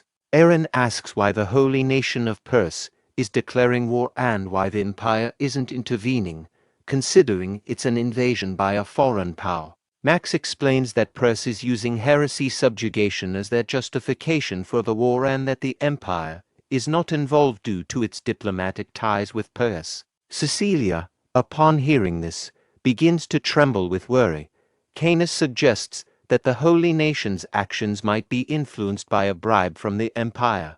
Eren asks Canis to clarify his statement about the situation. Canis explains that the timing of the invasion is suspiciously perfect, noting it occurred shortly after the Crown Prince's visit to the territory. Eren admits responsibility, saying he was focused on deceiving the Crown Prince and failed to anticipate such a crisis. Trembling, Cecilia stands up and declares that they should leave, asserting that there's no reason for the Lord to risk his safety to protect them. Eren considers whether he should send Cecilia and the others away but decides against it, recognizing that his income heavily relies on the Church of Vivian's holy water and the influence of its Crusader order. Eren then calls out to Cecilia. Cecilia responds, acknowledging Eren. Eren admits the situation is his mistake and instructs Cecilia not to blame herself or insist on leaving. Cecilia blushes and responds to Eren's reassurance. Eren stands up and instructs Canis to follow him as they go to confirm the Empire's stance on the war declaration. In Duke Eren's study room, Eren begins the process of communication. Canis casts a spell and channels his mana into a crystal ball, establishing a communication link with Crown Prince Philip Crystal Ball. Eren uses the crystal ball to address Philip, questioning why he has accepted the Holy Nation's declaration of war and asserting that the Brahn Duchy is clearly part of the Empire's territory. Philip explains that both he and the Emperor oppose the war, but the decision was made by the feudal lords, who are all aligned with the Church of Perse. Aaron requests support by asking Philip to send soldiers, emphasizing that without aid, they are doomed. He appeals to their shared royal bloodline and asks for help out of old loyalty. Philip, enraged, responds that they are not doomed. Instead, they should expel the Church of Vivian if they wish to avoid disaster. The communication connection is abruptly cut off. Philip reflects with shame, feeling embarrassed for considering Aaron a rival.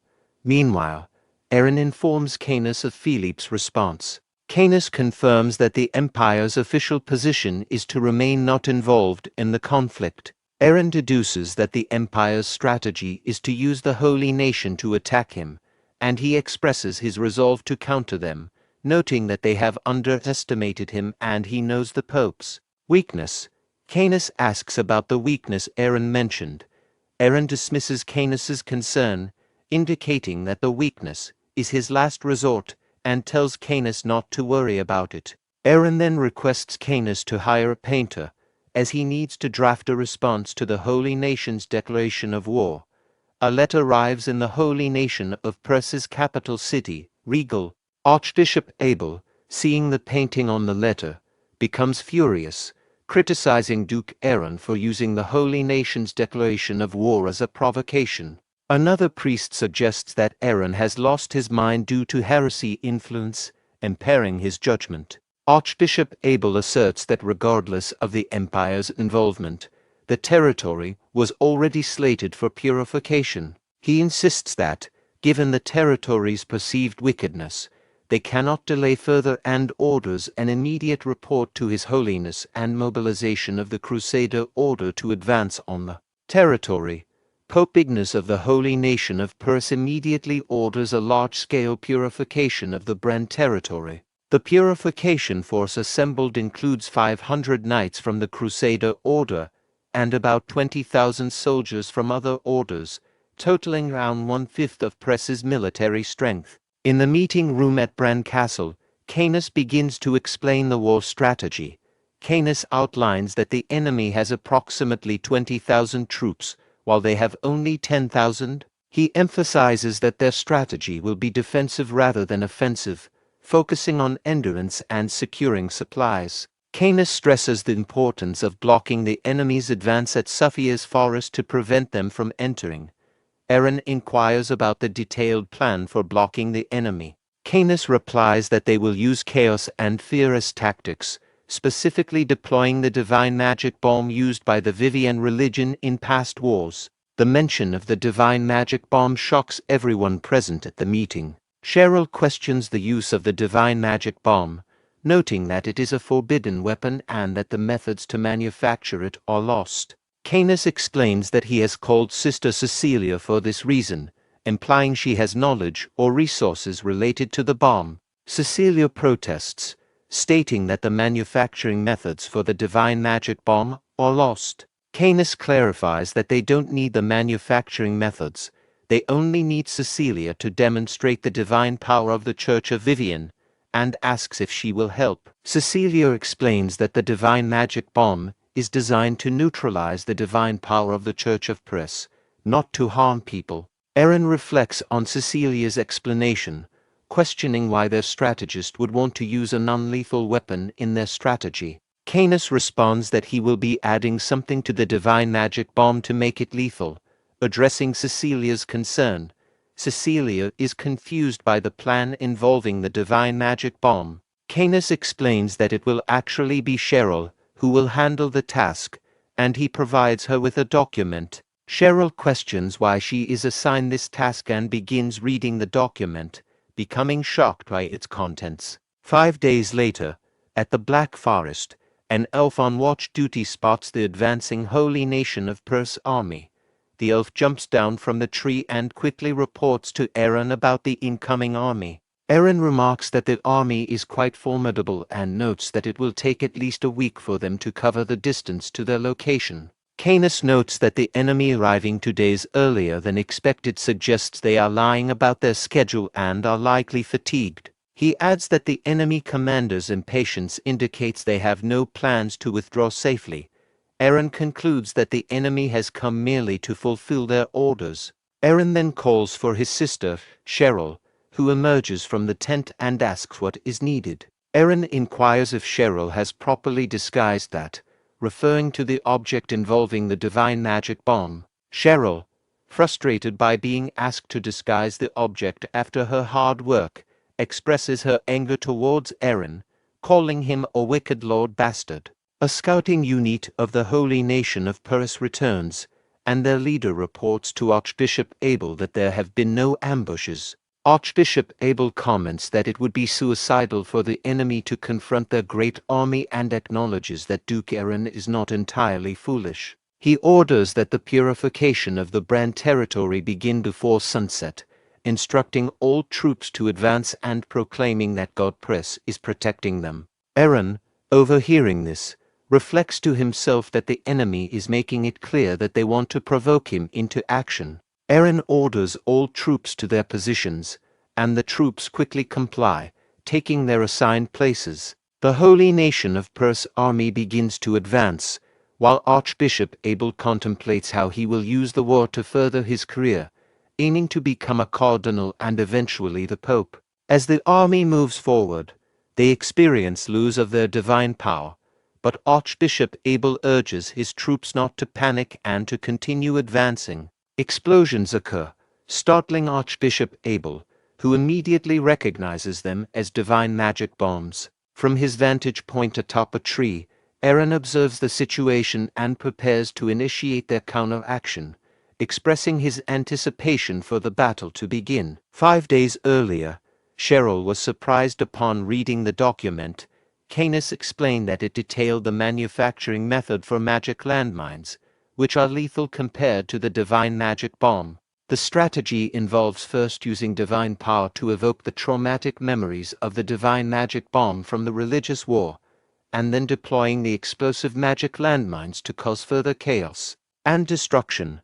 In the present, priests of the holy nation of Pervious are shouting for help, panicked by the appearance of the divine magic bombs. A frontline knight rushes to inform Archbishop Abel about the divine magic bombs, but accidentally steps on a magic landmine, resulting in an instant explosion that kills him. Witnessing the explosion, Archbishop Abel starts to sweat heavily, realizing that the divine magic bombs should not be lethal and deducing that this is a new type of weapon. Abel concludes that the enemy is using this new weapon to create chaos and then eliminate them. In frustration, Archbishop Abel curses Aaron and orders his army not to panic, instructing them to continue their advance. Aaron interrupts Archbishop Abel, declaring that he will pass judgment on them in the name of Goddess Vivian, insulting the holy nation. Archbishop Abel, infuriated, responds by shouting at Aaron for insulting Sir Pervious.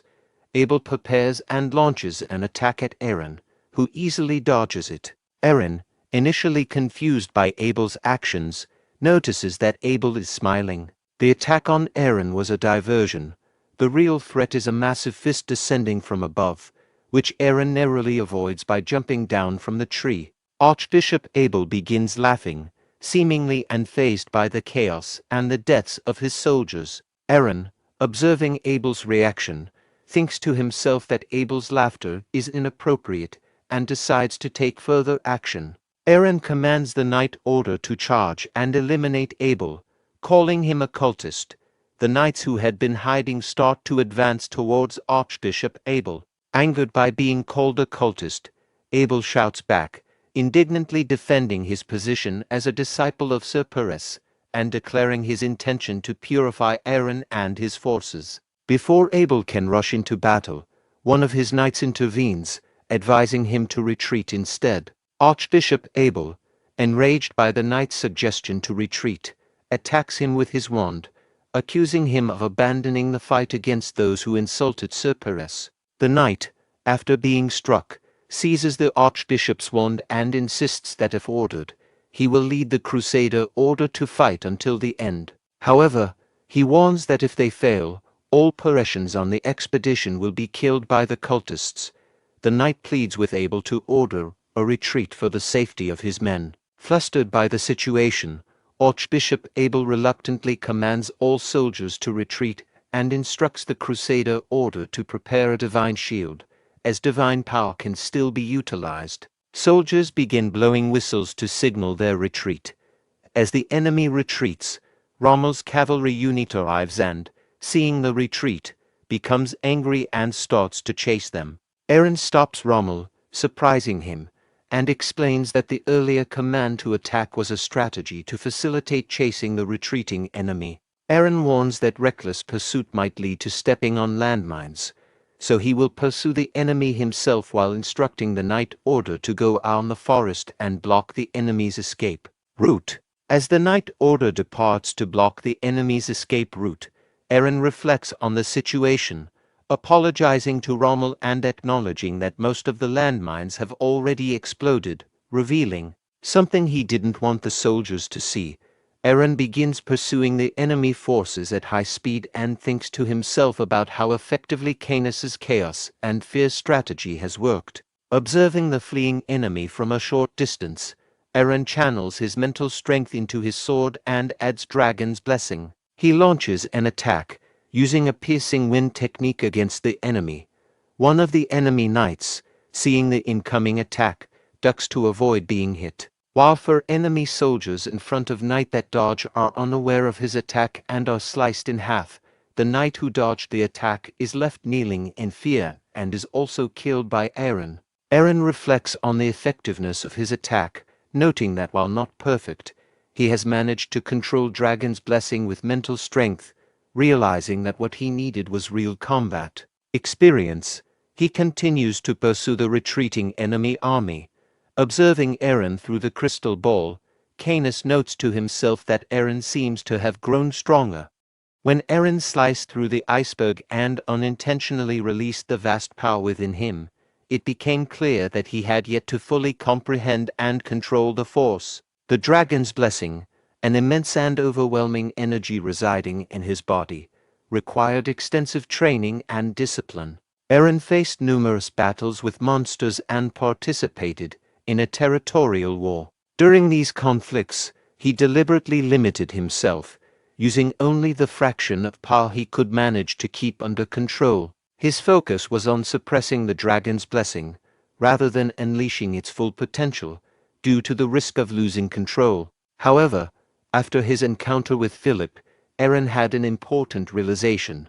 Merely expanding his territory and power base would not be sufficient to challenge the Emperor. He needed to refine his abilities and cultivate an entirely new kind of strength, one that went beyond raw power. This prompted him to intensify his mental training, seeking a more balanced approach to harnessing his power. In the present moment, Eren is beginning to see progress from his training, even if it's only a small improvement. Eren executed the piercing wind technique to eliminate fleeing enemies within his range, feeling satisfied with the strength and precision of his attack. Meanwhile, the Holy Knights, led by Archbishop Abel, continued their retreat, though Abel remained furious with Eren, cursing him as they withdrew. Suddenly, a fire attack struck some of the retreating knights, prompting Archbishop Abel to question if it was another mine explosion. However, Lucas, the commander of the Holy Knights, pointed to the sky, revealing that the fireballs were coming from above. In response, Archbishop Abel summoned his immense power to manifest several giant fists to block the incoming fireballs, proudly smiling and as he believed he had successfully neutralized the threat. However, after the fireball spell, Cheryl used another magic spell, unleashed an even more powerful attack known as Flame Shower, directing it toward the retreating knights. Lucas was visibly shocked by the intensity of the attack, but Archbishop Abel, confident in his abilities, he assured him he could handle the magic and urged him to continue retreating without worry. As Archbishop Abel was preparing to handle the magical onslaught, he was taken by surprise when Rommel and his cavalry suddenly arrived on the scene. Without hesitation, Rommel charged at Abel with his sword, aiming to strike him down. However, to Rommel's confusion, his sword was deflected, as if it had struck an invisible barrier. Upon closer inspection, Rommel realized what had blocked his attack, A large number of spectral hands lined up in formation, preventing him and his cavalry knights from advancing or attacking. Archbishop Abel. The protective spell had been cast by Lucas, the commander of the Holy Knights. Lucas, aware of the danger they were in, called out to the Holy Knights and Archbishop Abel, urging them to retreat, and he assured them of divine protection and advised them to escape quickly. Taking Lucas's advice to heart, Archbishop Abel and the Holy Knights immediately began their retreat, using the opportunity provided by the Lucas to make their escape without further confrontation. Seeing the Holy Knights and Archbishop Abel retreating, Rommel ordered his knights them to pursue those leaving the canyon. However, Aaron, who had just arrived, intervened and warned Rommel that the enemy is probably gathered outside the canyon. The chase will end here. Aaron reflected on the situation, realizing that the divine protection of Pervious, the god of protection, was likely at play. He noted how a single holy knight, Lucas, had managed to halt their advance with the divine barrier, which rendered Cheryl's magic ineffective and deflected their attacks. Recognizing the formidable nature of the divine barrier, Aaron decided to act. He drew on his sword aura and directed it towards Lucas's barrier, aiming to test and potentially breach the powerful defense. As the dust settled, it became evident that Lucas's divine barrier remained intact despite Aaron's earlier attempt with his sword aura. Lucas declared that the impenetrable wall demonstrates the power of God Pervious. Aaron, frustrated by the failure of his sword aura, considered alternative approaches. He questioned whether this could penetrate the wall if the sword aura couldn't. He rushed toward the barrier, applying mental strength to his sword attack. However, he quickly realized that even with added mental force, the attack of his sword was deflected by the barrier. Determined to find a solution, Aaron discarded his sword and removed the armor from his arm. Lucas asked Aaron what he was doing, confused by his actions.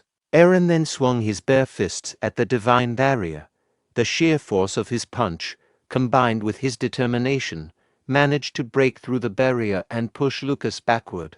Aaron, having successfully breached the divine barrier with his bare fists, smiled and remarked on the wall's impenetrability. He then ordered his knights to capture Lucas. As the knights advanced to apprehend Lucas, his expression grew dark with despair.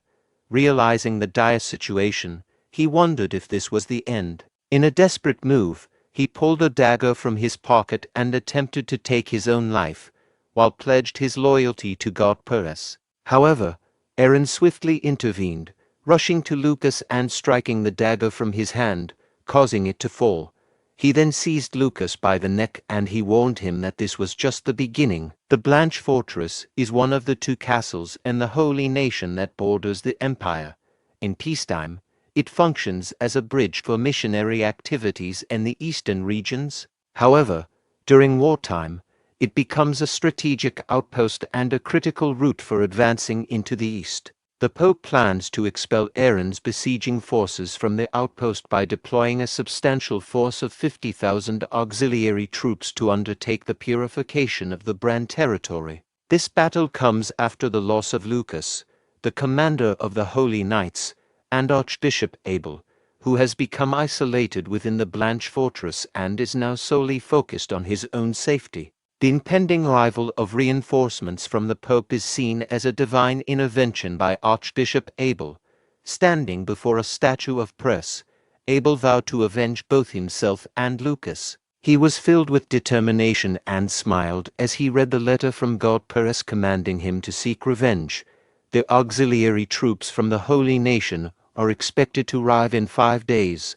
Upon learning that the Holy Nation's auxiliary troops were on the move, Aaron took immediate action to capture the Blanche Fortress as swiftly as possible. Despite deploying every available strategy, including various types of arrows and siege weapons, none proved effective against the Pervious Church's divine barrier. Aaron observed that the barrier remained unbroken, prompting him to conclude that conventional methods were insufficient.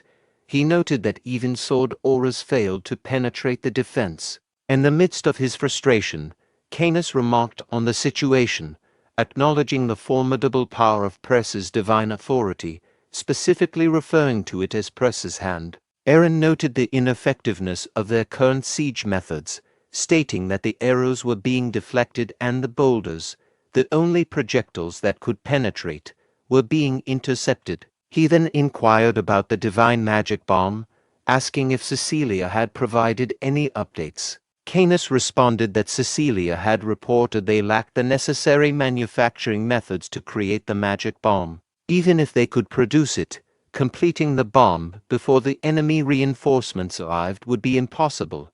Eren then asked about Cheryl's status. Canis explained that Cheryl was currently resting to recover the mana she had expended during the previous battle and in making magic landmines. He estimated that she would need 3 to 4 days to fully recuperate. Eren expressed concern about their dire situation, realizing they couldn't rely on divine magic bombs or Cheryl's magic in the immediate future. He wondered if there was any way to bypass the divine barrier. Canis stating that, aside from waiting for Cheryl to recover, they had no other options. He hoped Cheryl's powerful magic would eventually be able to destroy Perseus' hands. With the Holy Nation's auxiliary troops arriving in for days, Eren, left with no alternative but to depend on Cheryl, continued leading repeated but ineffective attacks, resulting in a fruitless war of attrition. That night, Canis commented on the strength of Perseus' hands, noting that it was more formidable than anticipated. He expressed doubt about relying solely on Cheryl's recovery. Eren, puzzled, asked Canis to elaborate.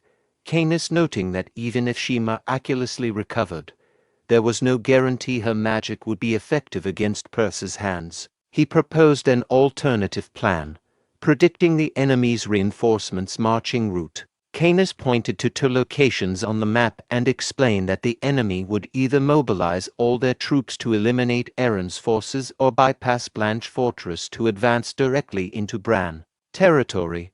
The challenge, however, was the distribution of food and the large number of enemy troops. If they took a detour to avoid confronting the enemy directly, their own rear would become vulnerable to threats. Consequently, Canis believed the enemy would use their full strength to force Eren's forces out.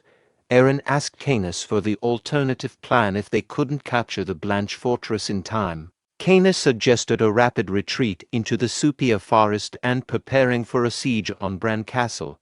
Eren was taken aback by the idea of a siege, realizing the gravity of the situation. He thought that if the main castle was targeted, all his efforts would be in vain and the damages could be catastrophic. He worried that not only would overthrowing the emperor become impossible, but he might also fail to protect the citizens of the territory. Overwhelmed by the thought of failing to protect the people, Eren began to tremble, questioning how he would be any different from Duke Eren, whom he presumably despised for similar failures. This realization deeply troubled him. Eren, enraged and frustrated, slammed his hand on the table and reflected on his situation with despair. He chastised himself for letting a few victories inflate his confidence, feeling that he had acted recklessly and not with the prudence expected of someone in his position. He was distressed by the thought of his hasty decisions leading to potential disaster. Seeing Eren's turmoil, Canis reassured him, saying that even if they were besieged, it didn't necessarily mean losing the war. He believed that with the Duke's and Cheryl's power, they could withstand the siege. Canis acknowledged that while there would be damage and some loss of citizens, they could endure the situation and potentially negotiate an end to the war afterward. Eren, furious at the suggestion of sacrificing citizens, grabbed Canis by the collar, and he questioned the idea of sacrificing their citizens. He shouted in anger, asserting that losing their citizens would render everything meaningless. Eren's intense outrage shocked Canis, who thought that while some sacrifices are typical in war, Eren seemed more upset than expected. Rommel then intervened, advising Eren to channel his anger towards the Holy Nation rather than directing it at his own subordinates. He reminded Eren that there were still 3 days left to act. Eren immediately released Canis and apologized respectfully, acknowledging that he was overly agitated and assuring Canis that such behavior would not recur. Canis accepted the apology, stating that as the Lord's strategist, it was his responsibility to provide the best possible plans. He committed to finding a way to capture Blanche Fortress and assured Aaron that he would do his best to resolve the situation. During their discussion, Cheryl suddenly interrupted by exclaiming, 200,000 gold, surprising everyone and redirecting their attention to her. Cheryl, noticing her frustration, questioned why nothing seemed to be working in her absence. She asked if they had considered using blizzards or similar techniques. Aaron responded that he hadn't tried that yet, but noted that sword auras had proven ineffective against the barrier. Cheryl, frustrated, challenged Aaron's resolve, asking if their failure was due to the weakness of the methods or the lack of determination. She scolded him, saying that if he was committed to avoiding citizen casualties, he shouldn't have started the war. If he had decided to fight, he should have used all available means to succeed. Aaron was taken aback by Cheryl's criticism, reflecting on whether he had truly done his best. As Cheryl began to walk away, Rommel inquired about the 200,000 gold she mentioned. Cheryl explained that it was the amount she would receive for destroying the divine barrier, indicating her readiness to tackle the challenge and her value in resolving the situation. Frustrated and reflecting on Cheryl's words, Aaron acknowledged that they needed to use any means necessary to secure victory.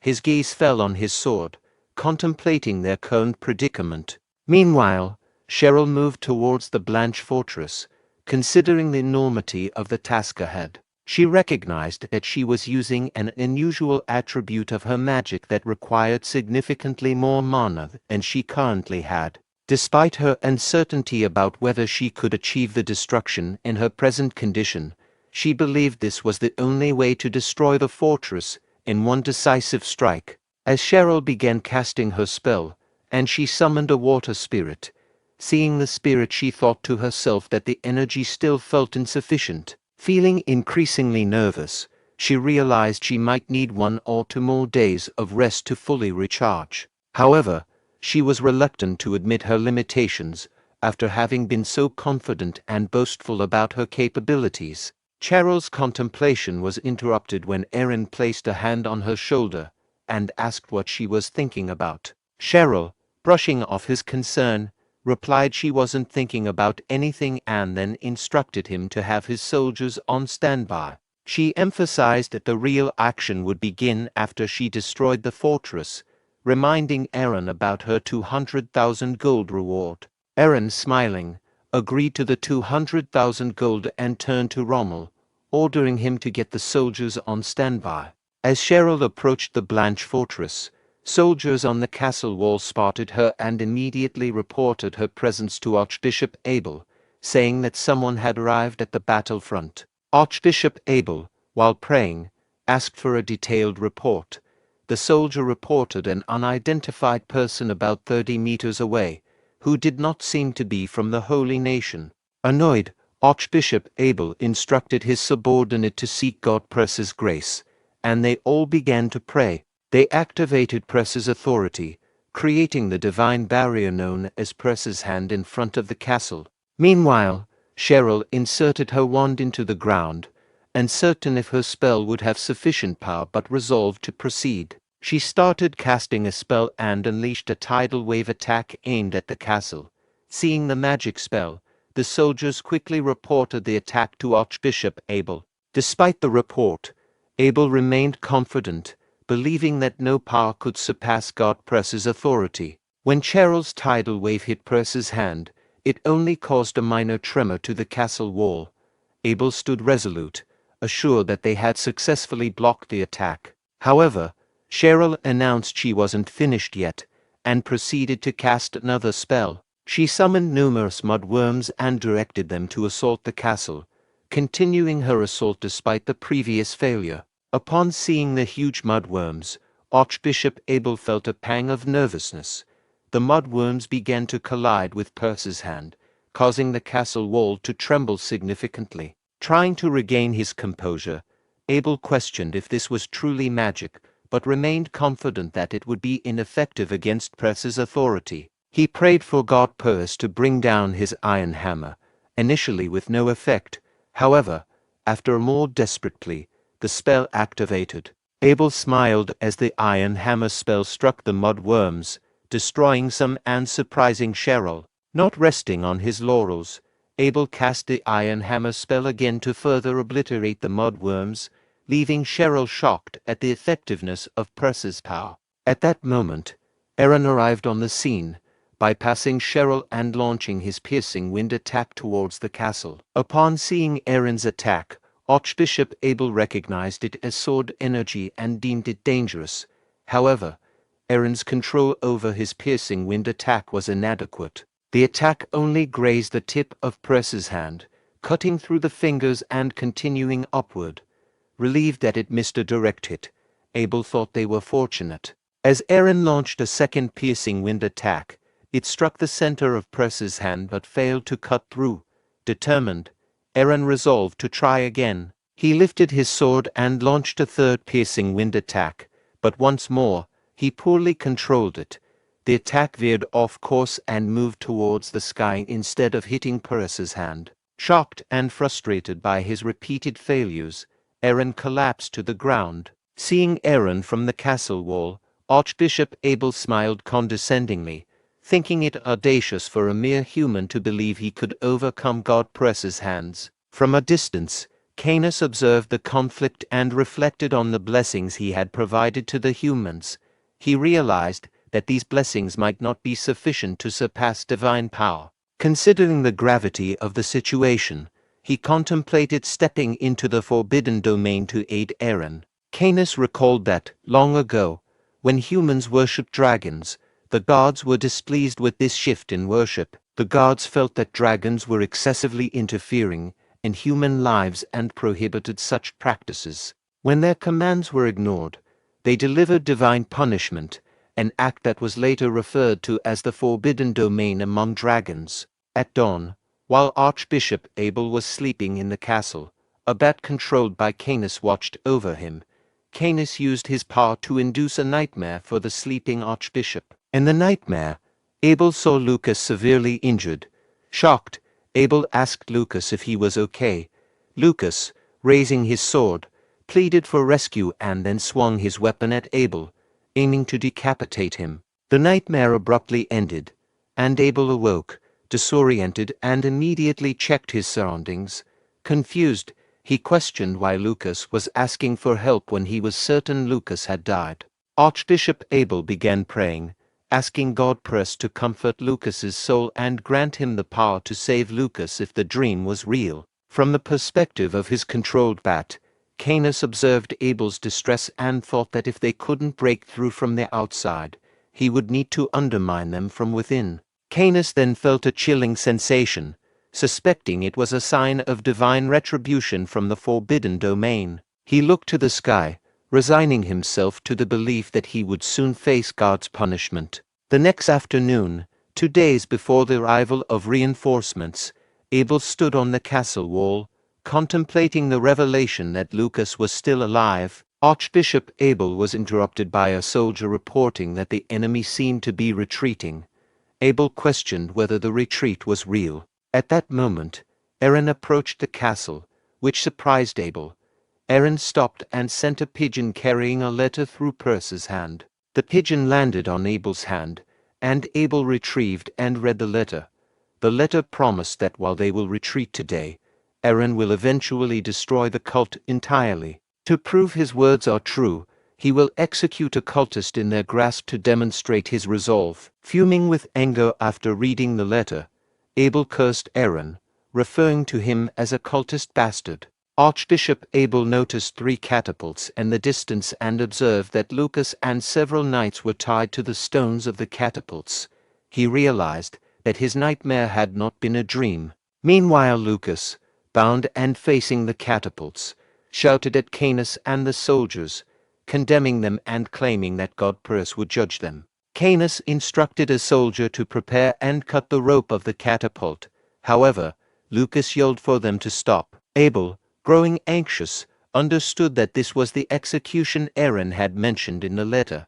As the soldier raised his axe to cut the rope, Lucas pleaded with Archbishop Abel to save him. Meanwhile, Canis ordered the soldiers to fire the catapults.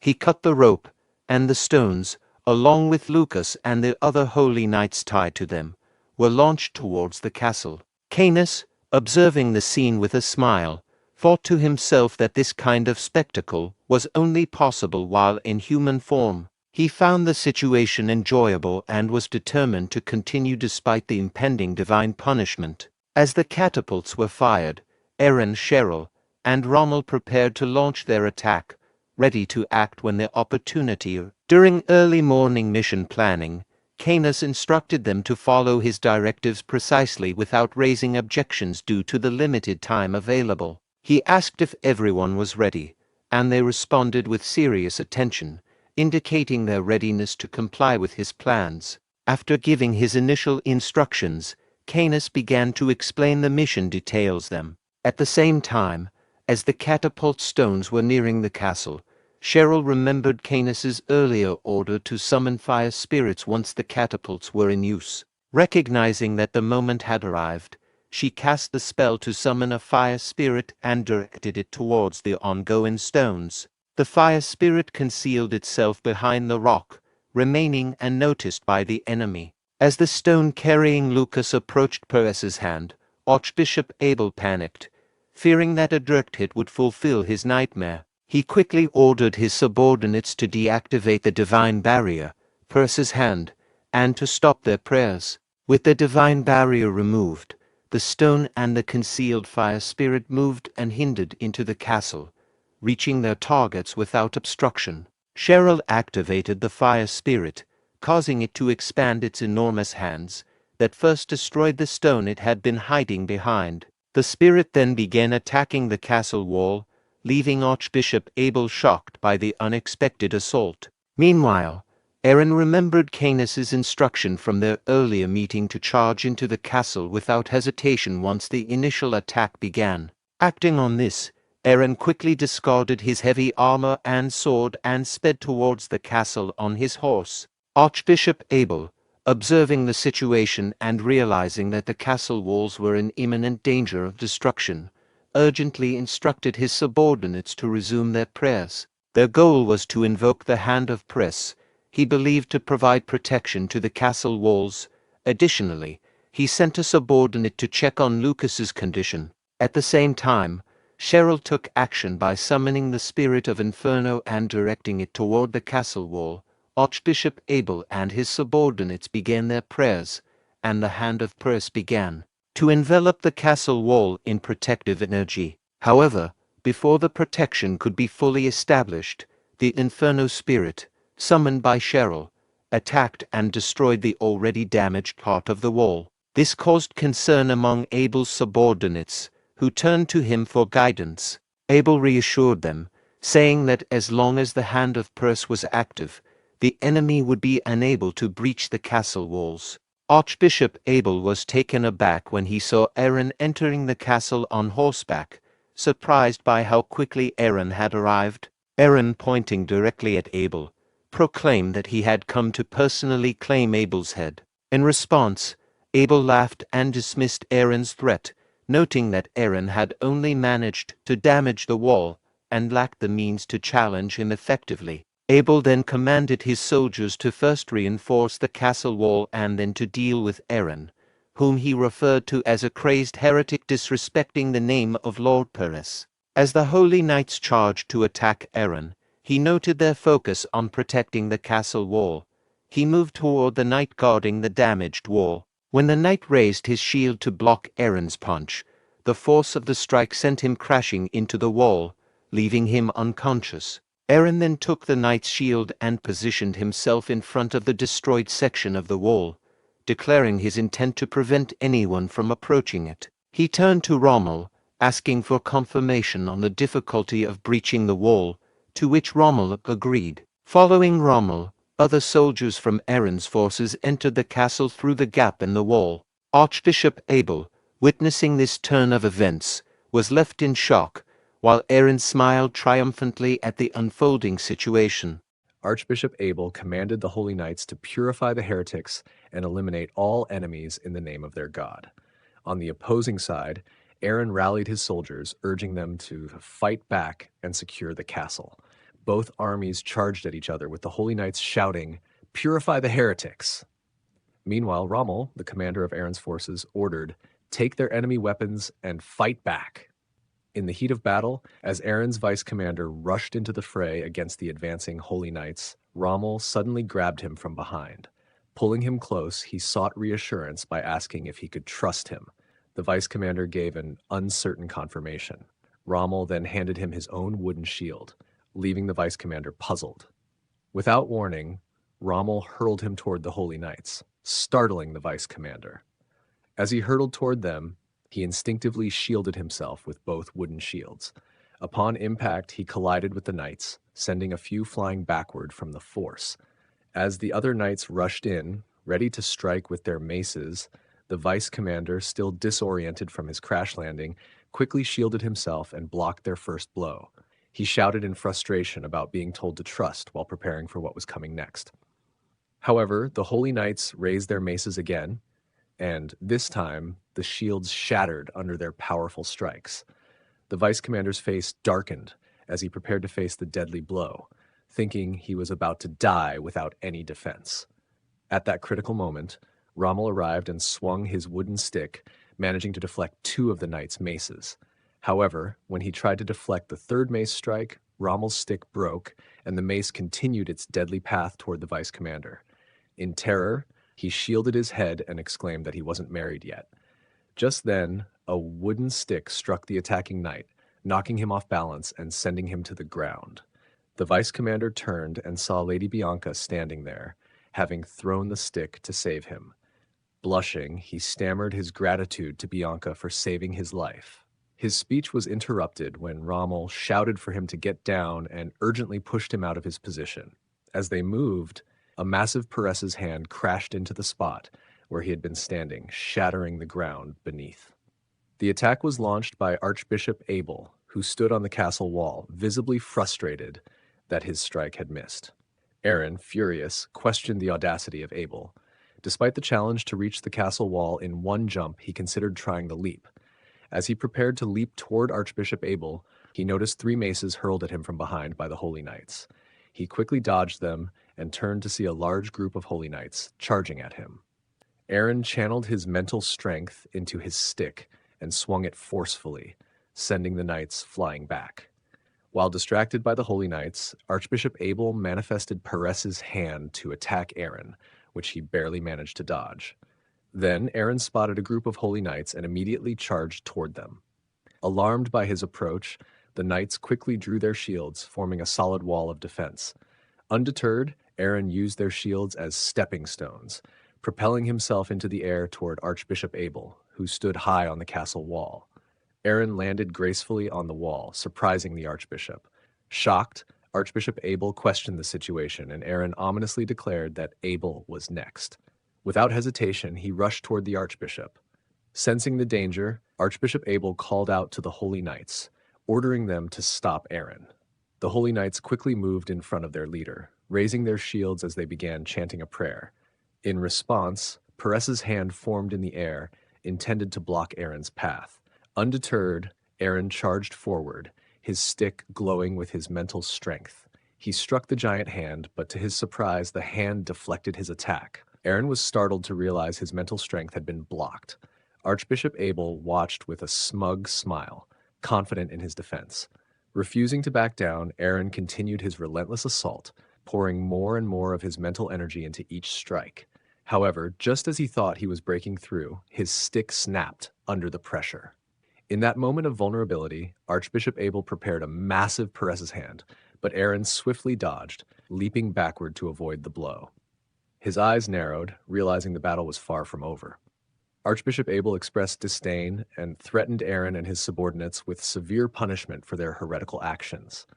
Abel's laughter and harsh words indicated a complete lack of sympathy for Aaron's situation. Aaron, in response, became anxious and started sweating heavily. He reflected on his previous decisions and regretted not taking more decisive action when his team's morale was still strong. Aaron remembered Kynas's words from the morning planning meeting. Kynus stated, "Before the enemy's reinforcements arrive, they must capture Blanche Castle and set up a defensive line. To achieve this, they need to defeat their leader quickly and compel them to surrender."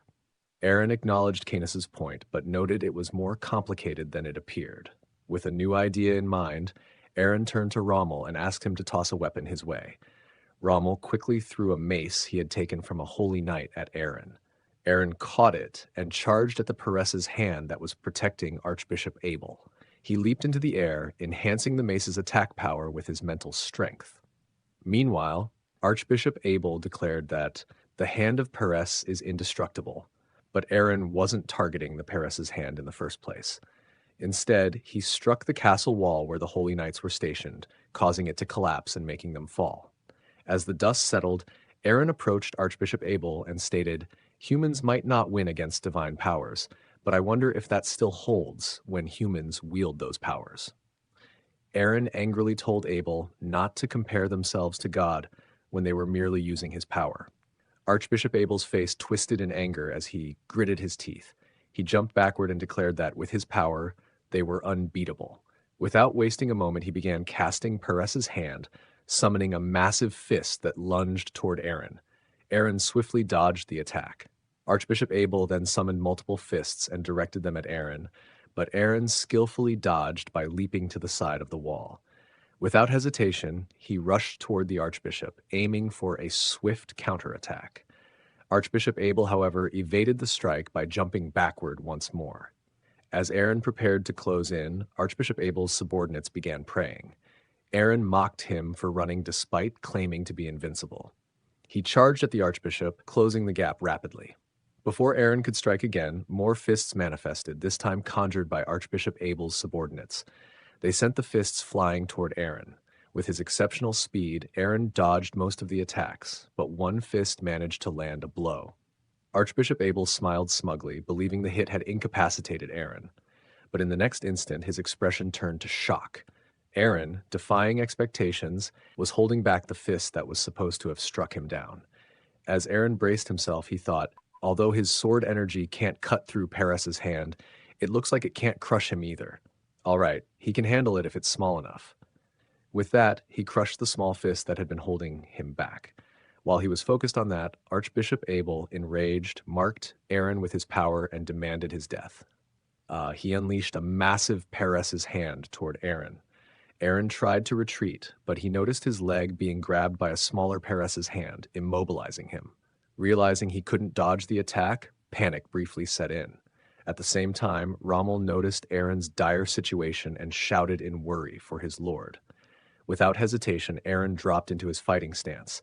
He infused his mace with all the mental energy and dragon blessings he could muster, and with every ounce of his strength, he struck the incoming Peress's hand. After a brief struggle, Aaron managed to deflect the colossal hand away. Archbishop Abel stood in shock, unable to believe his godly power had been repelled. Before he could process it, Aaron hurled his mace directly at the archbishop, striking him with such force that Abel staggered backward and fell to the floor. Aaron taunted Archbishop Abel, suggesting that his god had betrayed him despite his claim of being invincible. Archbishop Abel, in shock, asked who Aaron was, and Aaron responded that he was a human who returned from the dead and who was never invincible like Abel and his kind. Just like Kynus planned, Aaron managed to defeat Abel, the leader of Blanche Castle. Although time was tight, he managed to buy some time to establish a defense line before the reinforcements from the Holy Empire arrived. During dinner, Aaron asked Kynus if their plan was to stay in Blanche Castle after successfully taking it, while the enemy mobilized a portion of their 50,000 troops into the territory of Brahn. Kynus confirmed this, explaining that the enemy intended to use this strategy to distract them from Blanche Castle. Aaron expressed frustration, noting that they seemed to face one problem after another. Kynus proposed a plan to prevent the enemy from mobilizing their troops into Brahn, but warned that it involved significant risk.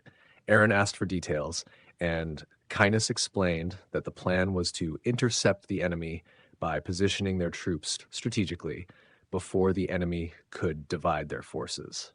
Rommel pointed out that this interception would mean facing 50,000 enemy troops with only 10,000 of their own. Aaron expressed confidence that, given the right circumstances and with both him and Cheryl involved, they could succeed with Kynas's plan. However, Kynus surprised everyone by stating that Aaron should be excluded from the plan. Kynus explained that this exclusion was meant to enhance their chances of winning the war. Confused, Aaron asked for clarification, and Kynus confirmed that Aaron's exclusion was intentional, with the goal of concluding the war within 1 week. Late at night in his bedroom, Aaron reflected on Kynas's plan, uncertain about its effectiveness. He felt flustered and decided to lie down on the bed, reasoning that even if he was unsure, Kynus had been accurate before. He resolved to get some rest to regain his energy. Just then, he heard a knock on his door and quickly sat up, recalling Rommel's earlier warning about potential traces of the Holy Empire in the castle. Flustered, Aaron wondered if the knock came from remaining troops. After calming down, he reasoned that if it were troops, they likely wouldn't knock. As the door began to open, Aaron asked who it was and was surprised to find Cecilia standing there, which left him feeling confused. Cecilia approached Aaron and requested a private conversation, causing Aaron to feel nervous.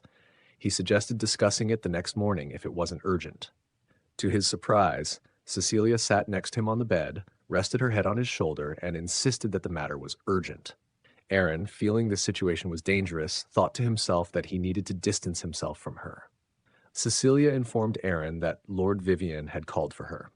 Aaron, surprised and concerned, asked if this meant she had to leave. Cecilia clarified that both she and Aaron were being summoned. Confused, Aaron asked why he was being called and inquired about the existence of God, expressing his uncertainty about the situation. Cecilia explained that the Vivian Order originated in the ancient ruins behind Blanche Castle. Due to the Paris Order's takeover of the castle, she couldn't approach the ruins even when summoned by Lord Vivian. However, with the current situation, she saw an opportunity to fulfill her mission, and she thanked Aaron for making this possible. Aaron, feeling flustered by Cecilia's cuteness, reminded her that they were not finished and that the war was still ongoing. Unexpectedly, Cecilia hugged Aaron and asked if he would go with her once the war was over. After a pause, Aaron agreed to Cecilia's request, saying they could discuss it further once the war was over and if Blanche Castle remained under their control. He added that he preferred some distance between them and thought to himself about avoiding close contact with her. Cecilia responded that since Aaron was doing her a favor, she would reciprocate. She then stood up to leave, saying she would be going. Just before leaving, she asked Aaron if he knew what kind of god Lord Vivian was. Aaron, still confused by the situation, didn't have a clear response. Cecilia revealed that Lord Vivian is known as the one and only god of love, which surprised Aaron, who thought to himself about this designation. The next day, at the camping grounds of the Holy Empire reinforcements, Archbishop Langda, the commander, was sleeping soundly. He was abruptly awakened by shouting outside about a fire and the need for water and to calm the horses. Confused, he wondered what fire was being referred to. Upon exiting his tent, he saw a fire in the distance and quickly grabbed a nearby Holy Knight, asking where the fire was. The Holy Knight informed Archbishop Langda that the fire was near the supply wagons, which shocked Langda. Meanwhile, a fire spirit was climbing on top of the supply wagons and spreading fire. A Holy Knight arrived with a bucket of water and threw it at the fire spirit, shouting, "Begone, demon!" The fire spirit jumped back to avoid the water, but it was hit on the arm, causing its flames to dim.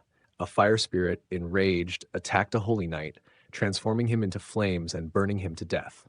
The fire spirit also destroyed all the supply wagons. Archbishop Langda arrived, noticing the burning wagons, and realized the rations had been lost. Just then, a watchguard warned of a sneak attack, prompting Langda to see Rommel and Lady Bianca leading a cavalry assault on their camp. After a period of chaos and fighting with the disorganized Holy Knights, Rommel spotted the approaching cavalry. The cavalry captain of the Holy Knights identified them as the Crusader Order and commanded his knights to ensure none of Rommel's forces escaped.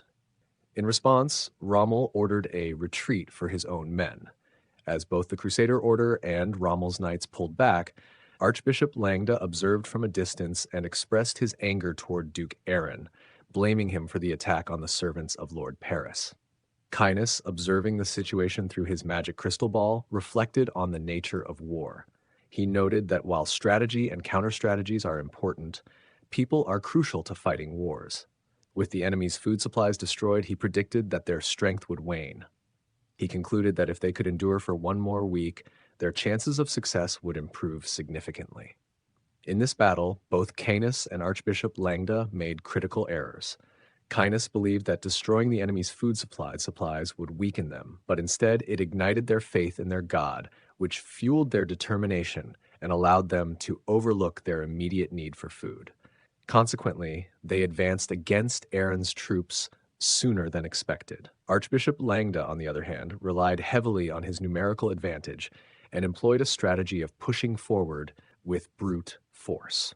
This approach backfired as he faced unexpected and troubling news, revealing that his overconfidence in his numbers had failed to account for other strategic factors. Archbishop Langda was shocked to learn from a holy knight that the enemy had captured Aventra Castle and cut off all their supply routes. Confused, Langda inquired how this could have happened if he believed all enemy troops were at Blanche Castle. The knight revealed that Duke Aaron was the one who had taken over Aventra Castle. Before the Holy Nation's reinforcements arrived at Blanche Castle, Canis divided his forces into two squads, the Interceptor Squad and the Special Operations Squad. The Interceptor Squad was tasked with delaying the reinforcements, while the Special Operations Squad aimed to seize Aventra Castle, a key supply source. Though the Special Operations Squad, led by Aaron, successfully captured Aventra Castle and cut off the enemy's food supplies, the Interceptor Squad struggled and suffered significant losses in their effort to slow the enemy's advance. Despite their best efforts, the Interceptor Squad managed to delay the Holy Nation soldiers for a few days. Faced with these setbacks and the ongoing shortage of supplies, Archbishop Langda decided to continue the assault on Blanche Castle, while urgently requesting additional supplies from the Holy Nation. However, Canis intercepted these emergency supplies. With his troops in dire condition and facing inevitable defeat, Archbishop Langda was left with no viable options. He ultimately chose to surrender Blanche Castle in exchange for food. Upon receiving the news at the imperial capital, Jarvan, Duke Gran, hurried to Emperor Zerone's chambers, addressing him with urgency. Emperor Zerone, annoyed by the interruption during his personal time, was informed by Duke Gran that Duke Aaron had captured both Blanche Castle and Aventra Castle. Zerone, enraged by the failure to defend these key locations despite having ample troops, demanded to know if there was more to the report. Duke Gran revealed that the Pope had requested the Emperor's intervention to mediate the dispute. The Pope, unable to surrender to the heretics and seeking to end the conflict, asked Emperor Zerone to step in and halt the war. This request for mediation shocked Emperor Zerone. Emperor Zerone, infuriated by the unexpected turn of events and the failure to manage Duke Aaron, expressed his frustration at the situation. He felt betrayed and angered by the defeat and the Pope's request for mediation. Meanwhile, Duke Aaron was equally enraged upon learning of the Emperor's involvement in mediating the conflict. He slammed the table in frustration. Canis, recognizing the severity of their situation and the significant losses they had incurred, advised Aaron that it would be prudent to engage in negotiations rather than continuing the war. He emphasized the risks of antagonizing the emperor and suggested they focus on making the negotiations as favorable as possible. Aaron, initially unwilling to calm down, eventually considered Canis's advice and began thinking of strategies to benefit from the forthcoming negotiations. A week later, at the conference hall of Aventra Castle, Duke Aaron and Pope Ignace met to discuss the terms of the mediation.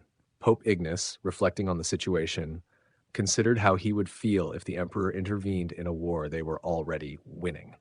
Despite his frustration, Ignace recognized that having the emperor mediate was preferable to outright surrender, as it preserved the pride of the Paris order and acknowledged that the emperor had originally sanctioned the war. During the negotiation, Pope Ignace informed Duke Aaron that Lord Paris had decided to show him mercy. Aaron questioned the nature of this mercy. Ignace explained that Lord Paris had instructed him to halt the war with Aaron. He indicated that continuing the conflict would have inevitably led to the complete destruction of the Brand territory. Aaron, observing Pope Ignace's attempt to act tough now that a fight was no longer imminent, thought to himself that he had his own plans. He asked Canis if he had ever seen the Pope on the battlefield, to which Canis responded that he had not. Archbishop Langda, who was standing behind Pope Ignace, interjected, rebuking Aaron for showing disrespect to the Pope, who he claimed was akin to a king. Aaron retorted by pointing out Langda's audacity in speaking after having begged them for food. Although Langda was enraged by Aaron's comment, he chose not to respond, acknowledging that Aaron's statement was, in fact, accurate. Aaron addressed Pope Ignace with contempt, accusing him of misunderstanding the battlefield situation and misleadingly speaking of mercy. He made it clear that Duke Aaron and his forces were the ones who had shown mercy to the starving enemies, not the Paris order. Aaron demanded that Ignace stop playing games and pay close attention to their requests if he wanted the return of the prisoners of war. Pope Ignace, amused by Aaron's bluntness, acknowledged his reputation for militancy and agreed to listen to the requests. Aaron then demanded the capital of the Holy Nation, Regal, located in the central continent. Pope Ignace, visibly nervous and sweating, questioned in his mind whether Aaron was insane for making such a bold demand. Aaron, unfazed, taunted the Pope, asking if something was wrong. At that moment, Emperor Zerone arrived at Aventra Castle with his knights. Pope Ignace, standing up in a mix of anger and disbelief, confronted Aaron, accusing him of being disrespectful. Aaron, in response, ordered Cainus to either put all prisoners to work in slave camps or sell them to slave traders. As tensions escalated, one of Emperor Zerone's knights announced the arrival of the emperor, commanding everyone to rise and acknowledge the dignity of his majesty, Emperor Zerone. Aaron stood up and faced Emperor Zerone as the emperor remarked that Aaron seemed sharper than their last encounter. Surprised, Aaron, along with Cainus and Rommel, bowed deeply and greeted Zerone as the dignified ruler of the empire. Emperor Zerone then instructed Aaron to raise his head. As Aaron complied, one of Zerone's knights stepped forward and smashed the table with a sword strike. Zerone explained that the table posed a potential threat to his safety, implying that it was dangerous to have something hidden from view, and reassured Aaron not to be concerned about the incident. Aaron, maintaining his composure, commented to Emperor Zerone that he was relieved to hear they shared similar thoughts about the table's safety. Emperor Zerone, now that everyone was assembled, suggested they have a candid discussion and inquired about the nature of their conversation, noting that he had overheard from the corridor. Pope Ignace confirmed to the emperor that Aaron had requested the capital of the Holy Nation as compensation. Aaron then casually mentioned that his comments were in response to the Pope and others breaking their own rules by producing children, even implying that the Pope had a granddaughter. This revelation bewildered Emperor Zerone, while Pope Ignace and the attending archbishops were visibly shocked by the unexpected claim. Aaron internally prepared for the real negotiations to begin, knowing that the dynamics of the discussion had just shifted dramatically. Aaron, considering the long-term implications, predicted that rumors about Pope Ignace would eventually lead to his downfall, with Archbishop Langda likely succeeding him as Pope. Pope Ignace, drenched in sweat and rattled, wondered how Aaron had uncovered such sensitive information. Meanwhile, Emperor Zerone, perceiving the Pope's reaction and the gravity of the situation, concluded that the claim must be true. Acknowledging their precarious position, Zerone decided to address Aaron's demands pragmatically to minimize further damage. Emperor Zerone turned to Aaron and suggested they set aside the current discussion for later. He urged Aaron to clearly state his demands, emphasizing that they were gathered for negotiation. Aaron addressed Emperor Zerone, asserting that the influence of a religion led by someone who undermines the honor of the empire could harm their great nation. He proposed expelling the Paris order to the western continent to prevent their influence from spreading further. Consequently, Aaron requested control over Blanche and Aventra castles, as well as Regal, the capital of the Holy Nation. Pope Ignace, enraged by Aaron's demands, stood up and shouted in protest. Emperor Zerone quickly intervened, instructing the Pope to maintain courtesy, causing Ignace to return to his seat. Zerone then turned to Aaron, asking if he knew the magnitude of his demands and the seriousness of the situation. Aaron acknowledged the gravity of his demands, but emphasized that they were necessary to protect the honor of the empire. Emperor Zerone expressed understanding of Aaron's desire to safeguard the empire, but questioned the truth of Aaron's claim about the Pope's granddaughter. Pope Ignace vehemently denied the claim, insisting it was false. Aaron then posed a provocative question, asking if the Pope would accept his granddaughter becoming a slave if she were found. Ignace, insisting that no such granddaughter existed, questioned how Aaron could make her a slave if she didn't exist. At this point, Aaron called upon Sir Rommel, who responded affirmatively. Aaron instructed Rommel to send people to the winter villa of Alpis to locate its owner, asserting that the person found there would be the Pope's granddaughter. Rommel confirmed that they already had reports confirming the granddaughter's presence and were waiting for Aaron's orders. Pope Ignace, now visibly distressed, stood up and declared no, contradicting his earlier denial of having a granddaughter. Aaron challenged Ignace, questioning his denial in light of the new evidence. Emperor Zerone, observing the Pope's nervousness and sweating, attempted to shield him by expressing doubt about Aaron's claim. Zerone hoped that Ignace would refute Aaron's assertion and salvage the situation, while internally preparing for the potential fallout. Pope Ignace, despite his nervousness, insisted that Aaron's claim about his granddaughter was false. Aaron pressed him, questioning if he was truly fine with her becoming his slave. Ignace responded that it was a mistake from his past and explained it occurred before he became a follower of the Pervious order.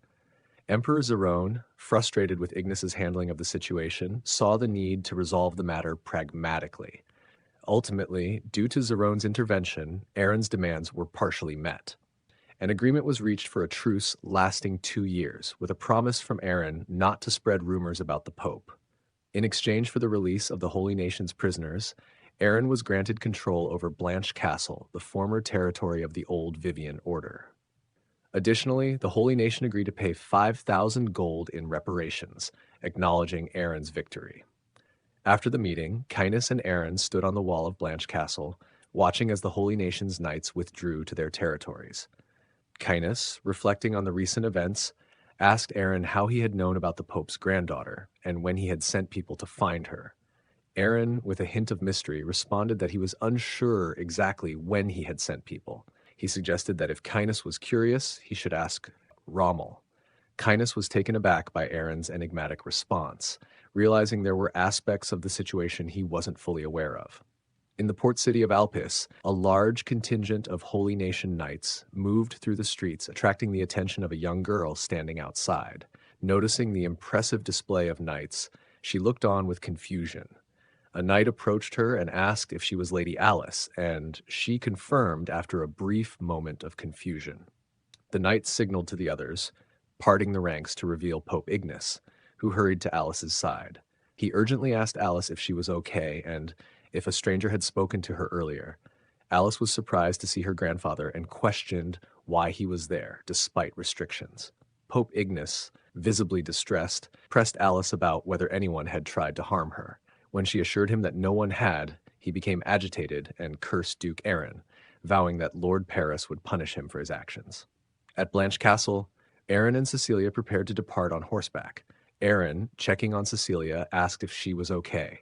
As they were about to leave, Rommel inquired if it was wise for just the two of them to go. Aaron confidently reassured him that they were merely heading up the mountains and nothing should go wrong. Cecilia, addressing Lady Bianca, instructed her to search for followers of the Order of Vivian who had been oppressed by the Order of Paris within the castle walls. She emphasized the need to find them for the revival of the Order of Vivian. Bianca confirmed she understood Cecilia's instructions and would search for the oppressed followers. Aaron, preparing to leave, asked Cecilia if she was ready. Just then, Cainus arrived on horseback and greeted Aaron, who was surprised and questioned why Cainus was joining them. Cecilia explained that Lord Vivian had requested the presence of a tactician, which included Cainus. A short while later, they reached the ruins of Vivian's temple. Cecilia pointed out the ancient white structure and stated that it was the Vivian Temple. Aaron, observing the significant drop and wide gap between their current location and the temple, stated it would be hard to cross due to the gap and strong winds unless they could fly. Cecilia explained that only the chosen can cross, regardless of whether one can fly. Cecilia then prayed, asking Lord Vivian to open a path for them. Miraculously, a bridge formed, connecting them to the temple. Cecilia invited both of them to proceed inside. As they entered, Aaron noted the large yet empty space and spotted a figure in a black cape. To his astonishment, the figure turned out to be a child. Cecilia bowed and addressed the child as Lord Vivian, confirming the child's identity as the divine figure. Lord Vivian approached and sternly asked Cecilia how long she expected him to wait, leaving both Aaron and Cainus in shock at the revelation. Cecilia explained to Lord Vivian that unfortunate circumstances had delayed her arrival. Lord Vivian acknowledged this, but expressed dissatisfaction with the delay, though she decided to overlook it because Cecilia had brought them with her. Aaron, puzzled by the reference to them, was unsure about the context. Lord Vivian then addressed Aaron directly, asking if he had a problem. Aaron quickly reassured her that he didn't, while reflecting that, given her divine status, he had expected Lord Vivian to exude a more mythical presence. He then realized that she might be able to read minds. At that moment, Kindness bowed to Lord Vivian and asked for the reason behind their summoning. Lord Vivian gave him an irritated look and, telepathically, chastised him for his impatience, instructing him to wait. Nervously, Kindness agreed. Lord Vivian then instructed Aaron to close his eyes and took both of his hands, surrounding herself and Aaron in her aura. They instantly vanished from Kindness and Cecilia's view. When Aaron opened his eyes, he found himself and Lord Vivian on a mountain behind the temple. Lord Vivian reassured him not to worry about falling and asked if he understood the reason for their meeting. Aaron admitted he was unsure. Lord Vivian remarked that everything in the world has a reason, using this to justify her actions as she kicked a massive boulder off the mountain. Aaron, alarmed, watched as the boulder rolled toward the temple where Kindness and Cecilia were. The boulder crashed into the temple, destroying it and sending dust into the air. Aaron, anxious and worried for Kindness and Cecilia, questioned Lord Vivian's morality, asking if it was appropriate for a god to play with people's lives. Lord Vivian denied any wrongdoing, instead pointing to the boulder, which had inexplicably reappeared in the spot where the boulder had been. Aaron, surprised, tried to see what was happening at the temple below. Lord Vivian assured Aaron that the temple was intact and that Kindness and Cecilia were safe, explaining that the boulder was meant to be a metaphor. The boulder represented a threat, Zerone, and the temple symbolized the Brahn territory. Aaron was taken aback, realizing that Gayle was a name he used in his past life before his regression. He began to question the significance of his rebirth as Duke Aaron and the role Lord Vivian played in it. Lord Vivian told Aaron that everything has a reason, including why she saved him and that he has a destiny to fulfill. When Aaron asked for clarification about this destiny, Lord Vivian encouraged him to live his life fully to understand it. Frustrated, Aaron questioned the purpose of being given information he couldn't grasp and inquired about the whereabouts of Duke Aaron. Lord Vivian, after a moment of silence, told Aaron that he would eventually meet Duke Aaron on his journey, though he wouldn't appear as Aaron remembered. Confused, Aaron asked for clarification. Lord Vivian then abruptly shoved Aaron off the mountain, leaving him plummeting and screaming in shock. Aaron soon lay unconscious on the ground, where Cecilia and Kindness frantically tried to wake him up. He eventually awoke with a start, and Cecilia, anxious, asked if he was okay. Aaron, disoriented, questioned his location and why they were in front of the temple. He then urgently asked about Lord Vivian's whereabouts. Cecilia explained that they hadn't met Lord Vivian, suggesting it wasn't the right time for such a meeting. Aaron, bewildered, insisted that they had entered the temple and encountered someone who looked like Cecilia. Cecilia reassured him that they had been at the front of the temple the entire time. Shocked and confused, Aaron tried to make sense of the situation. Cecilia, acknowledging Lord Vivian's refusal to meet them, suggested they hope for another opportunity in the future. The group then mounted their horses and began to return. Kindness, feeling anxious, wondered if the inability of humans to remember things was related to their nature. He remembered Lord Vivian's earlier warning that he would be punished for his deep involvement in the human world. He would lose the ability to cast magic while in his human form, with severe pain as the consequence for defying this rule. Kindness regretted coming for mere entertainment and now feared for his life, questioning how he would handle the unfolding events. Meanwhile, in the imperial capital of Jarvan, a group of beggars sat along the roadside. One of the beggars, with a bandaged head, pleaded for help, asking for any money for his starving family. Another beggar, wearing a black cape, requested leftover bread instead of money. The third beggar remained silent, focused on Duke Raynon's departing carriage. Inside the carriage, Duke Raynon reflected on Duke Aaron's recent victory over the Holy Nation and the consequent territorial expansion. He also considered the implications for Duke Aaron, suggesting the Emperor might turn his attention to him. Suddenly, the carriage came to a halt, causing Duke Raynon to fall. He looked out and demanded to know what was happening. The coachman, unable to hear him clearly, yelled at someone blocking the way. When Duke Raynon repeated his question, the coachman explained that the beggar claimed to be Duke Aaron. Shocked, Duke Raynon stared at the beggar in disbelief. The former Duke Aaron, now a beggar, recounted his story to Duke Raynon. He revealed that he was killed by Emperor Zerone 20 years ago, but had somehow returned to life. Duke Rainon, a relative of the royal family and a loyal supporter of the previous emperor, struggled to believe this extraordinary tale.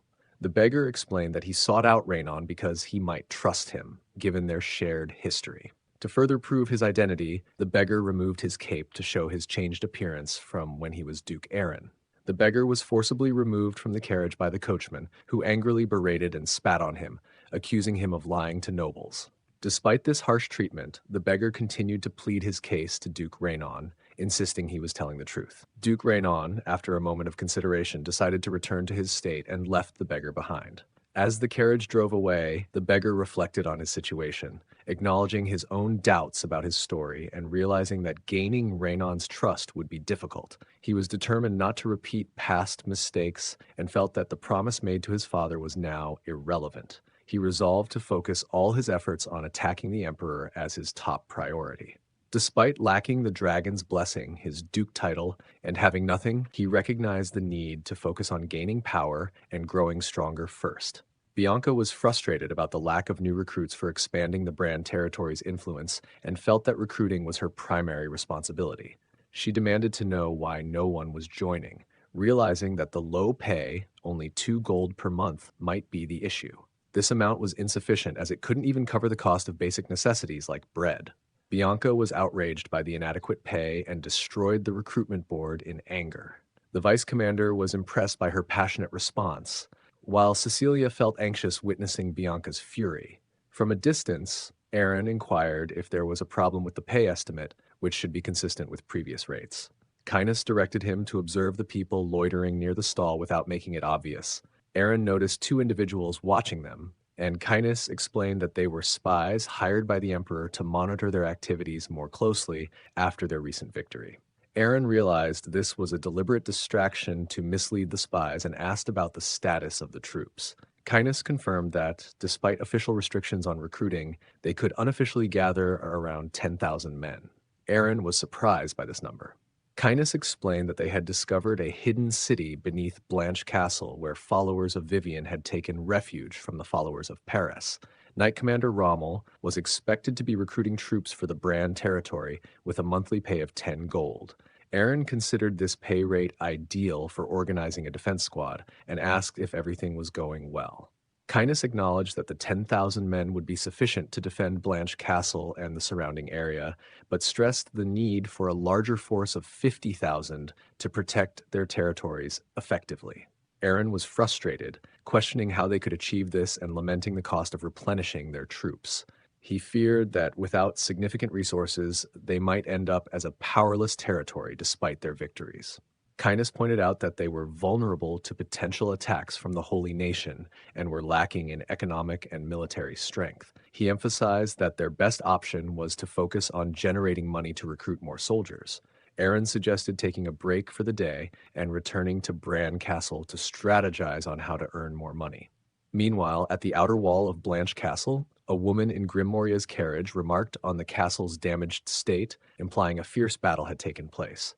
Grim Moria commented that Duke Aaron, known for being relentless against his enemies, was capable of such damage.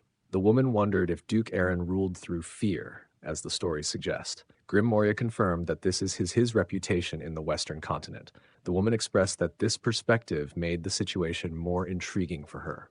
In the conference room at Blanche Castle, the woman and Grim Moria joined Aaron and Kynas. The woman didn't introduce herself and stated that she was there to see the ruler of the North. Aaron questioned this title, and she responded by highlighting his achievements and conquests from the Holy Nation, implying that he deserved such a title.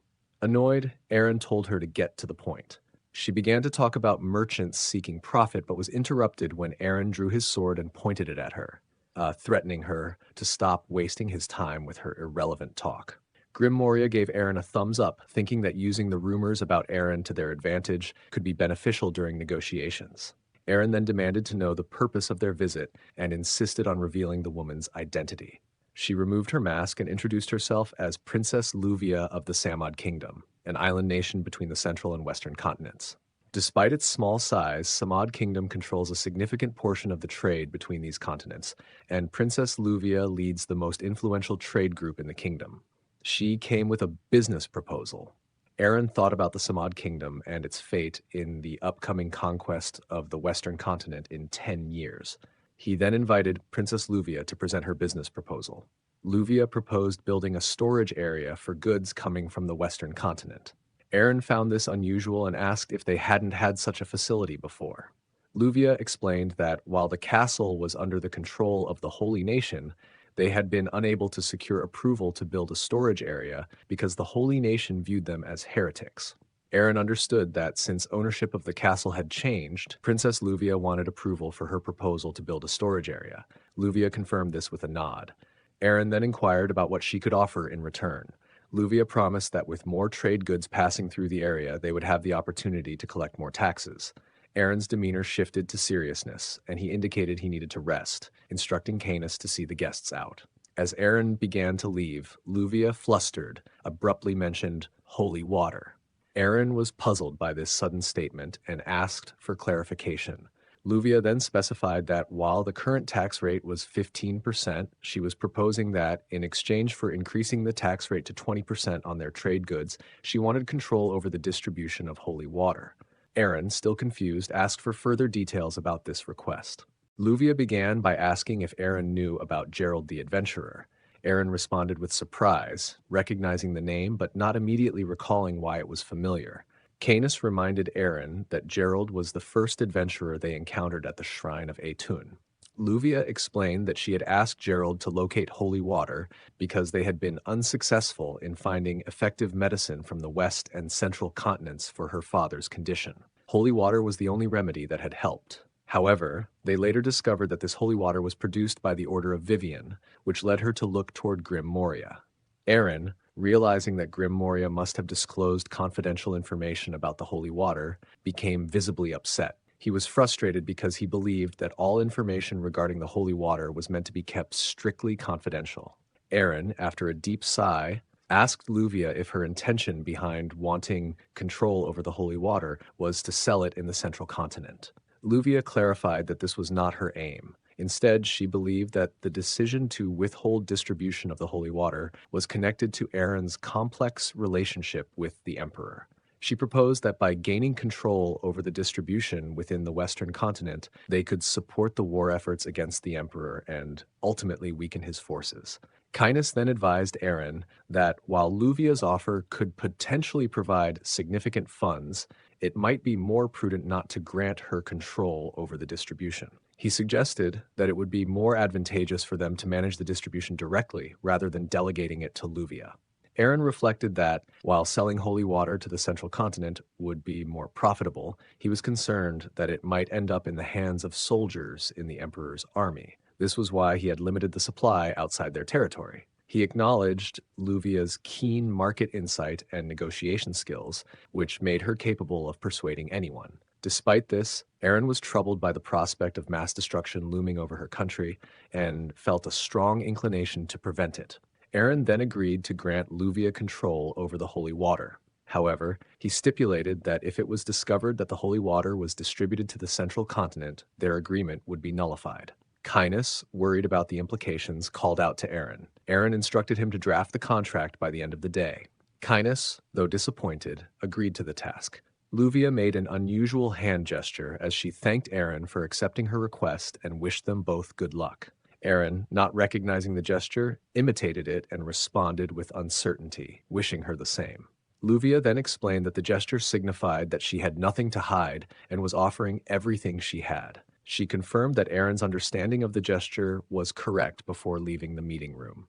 Once Luvia had departed, Canis turned to Aaron, expressing his respect for Aaron's decision, but voicing concern that granting a merchant control over the distribution of holy water seemed like a hasty choice. Aaron acknowledged the validity of this concern, but explained that the need to raise 50,000 men for the Brahn territory left them with few options for generating funds. He insisted that this decision was not just about money, but also about saving many lives, even if Canis didn't fully understand the situation. Aaron then inquired about Grim Moria's presence, questioning whether Moria's visit was solely to introduce Luvia. Grim Moria immediately pulled out pepper shakers from his pocket and placed them on the table, asking if Aaron and Canis had heard of black gold. Both Aaron and Canis were confused and inquired about what black gold was. Grim Moria demonstrated by spinning the pepper shakers, causing a black powder to be sprayed onto his hand. He then offered his hand to Aaron to smell. Aaron took the powder and, upon smelling it, immediately sneezed and became irritated, questioning what kind of gold this was. Grim Moria explained that the reaction was common and that, although it wasn't gold, the powder's aroma changed significantly when used in cooking, such as in soups or on meat, and it was also effective for preserving meat. Aaron, seeking clarification, asked what Grim Moria wanted. Before Moria could answer, Canis interjected, identifying the source of the black gold as the Black Continent. Aaron, surprised, asked for more details about the Black Continent. Grim Moria confirmed that the black gold originated from the mysterious land described in stories, but clarified that the actual source is the East Continent. He mentioned that Canis seemed to be aware of this, Canis explaining that rumors suggest one could reach the East Continent by sailing east from the Central Continent for about a month. However, a great monster, believed to be the sea dragon Leviathan, prevents anyone from approaching the East Continent, adding to its mystique. Aaron inquired about how Grim Moria obtained the black gold. Moria explained that he acquired it from the black market in the Rumian kingdom. According to stories, the black gold was retrieved from an abandoned boat off the shores of Rumian. Moria admitted that the condition of the goods was poor. Aaron caught on to Grim Moria's point and pressed him for more information, to which Moria responded that the black gold was contained in an unfamiliar box. Since it was found on the eastern shores near the Rumian kingdom, it was concluded to be from the Black Continent. Aaron then turned to Canis and instructed him to gather more information about the Black Continent, whether through books, rumors, or finding someone originally from there. He emphasized that any information would be valuable. Canis agreed, noting that while it might take some time, he would do his best to uncover more details. That night, Canis sent a pigeon with a letter to Keshi requesting as many clues as possible about the Black Continent and to bring them to Brahn Castle. Canis lamented that if he could use magic, he would have flown there himself. He then expressed a wish to return to his nest, looking up at the sky and silently appealing to Lord Vivian. He briefly looked at the sky, then turned around and thought about her stubbornness. 2 months later, in the meeting room, Cain was visibly trembling while looking at a document. Aaron noticed Cain's distress and asked, puzzled, why he appeared so shaken. Cain, initially somber, declared that he felt it was his time to die. Aaron was further confused by this statement. However, Cain then leaped up with joy, exclaiming that they had made millions from the holy water, which was more money than he had ever seen before. Aaron inquired about how this amount differed from the funds he had received after the war. Cain, in frustration, emphasized that the funds from the holy water were a monthly profit, not a one-time sum. He stressed the significance of a consistent revenue stream and how it was crucial for financial stability. Aaron asked if the recent financial gains from the holy water would be sufficient to gather more troops. Cain responded sharply, pointing out the substantial expenses involved in paving the roads to Blanche Castle and questioning the need for additional troops when they had already assembled 10,000 soldiers recently. Aaron explained that the expenditures were for ensuring the security of the new road. Cain countered that attempting to gather more troops at this time would compromise their ability to maintain the territory. Disappointed, Aaron decided to take on a patrol of the land himself. After inspecting the road for a while, he turned to Canis, who was following behind, and asked if the current condition of the road was satisfactory. Canis praised the progress made, acknowledging that Cain had indeed been the right choice for the job. Aaron then asked Canis whether it was feasible to raise 50,000 men. After a brief pause, Canis explained that, given their current situation, such an endeavor would cause a significant economic strain on their territory. Aaron, realizing that Cain was not exaggerating, conceded that the concerns were valid. However, Canis noted that while it might be challenging, it was not entirely impossible. Canis then presented a book titled The Mystery of Blackland, which surprised Aaron. Canis continued by outlining a plan to build an army under the control of the Brahn territory, but based on a different continent.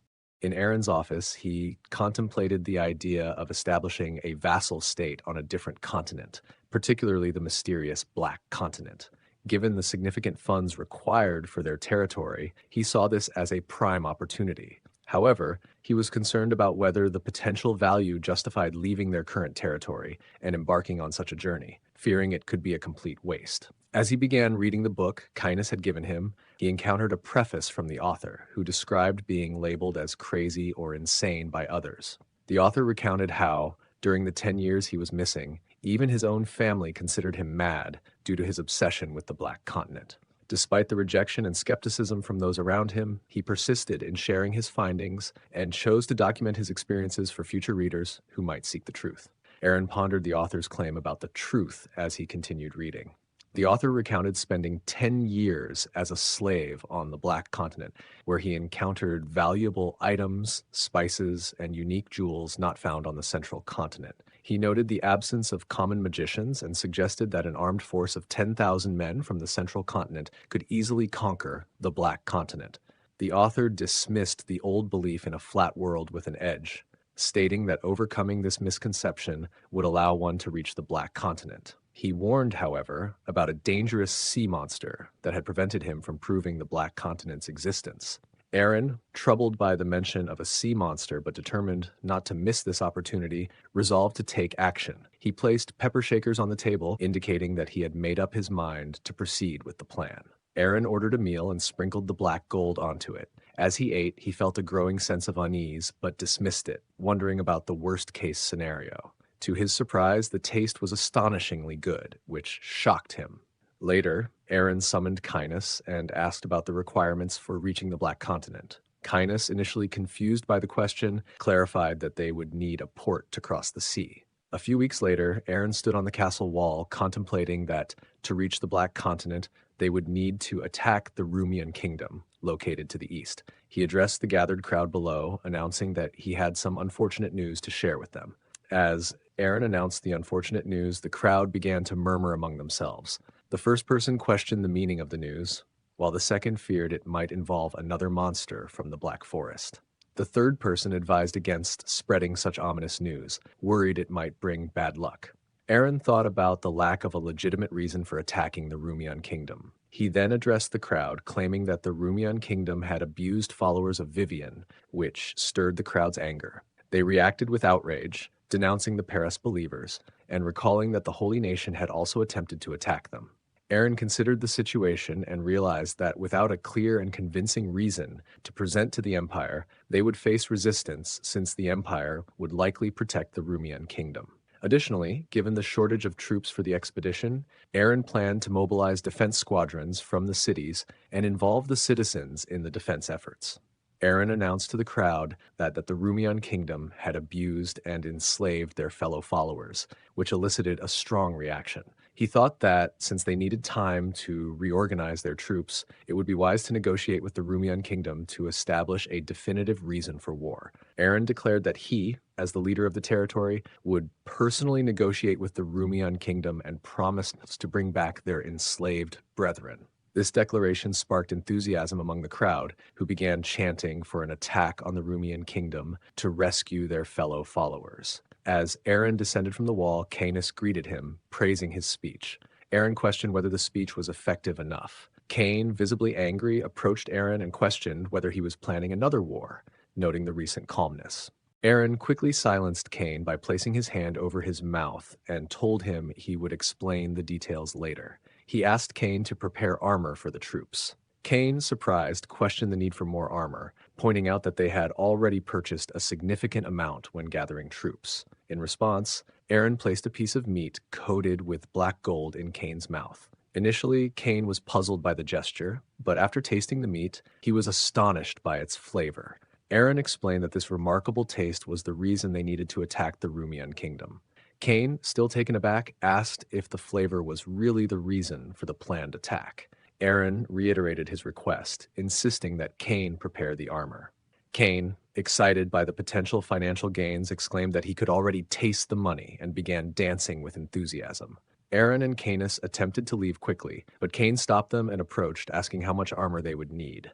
Aaron, puzzled and slightly frightened by Cain's intensity, asked what was wrong.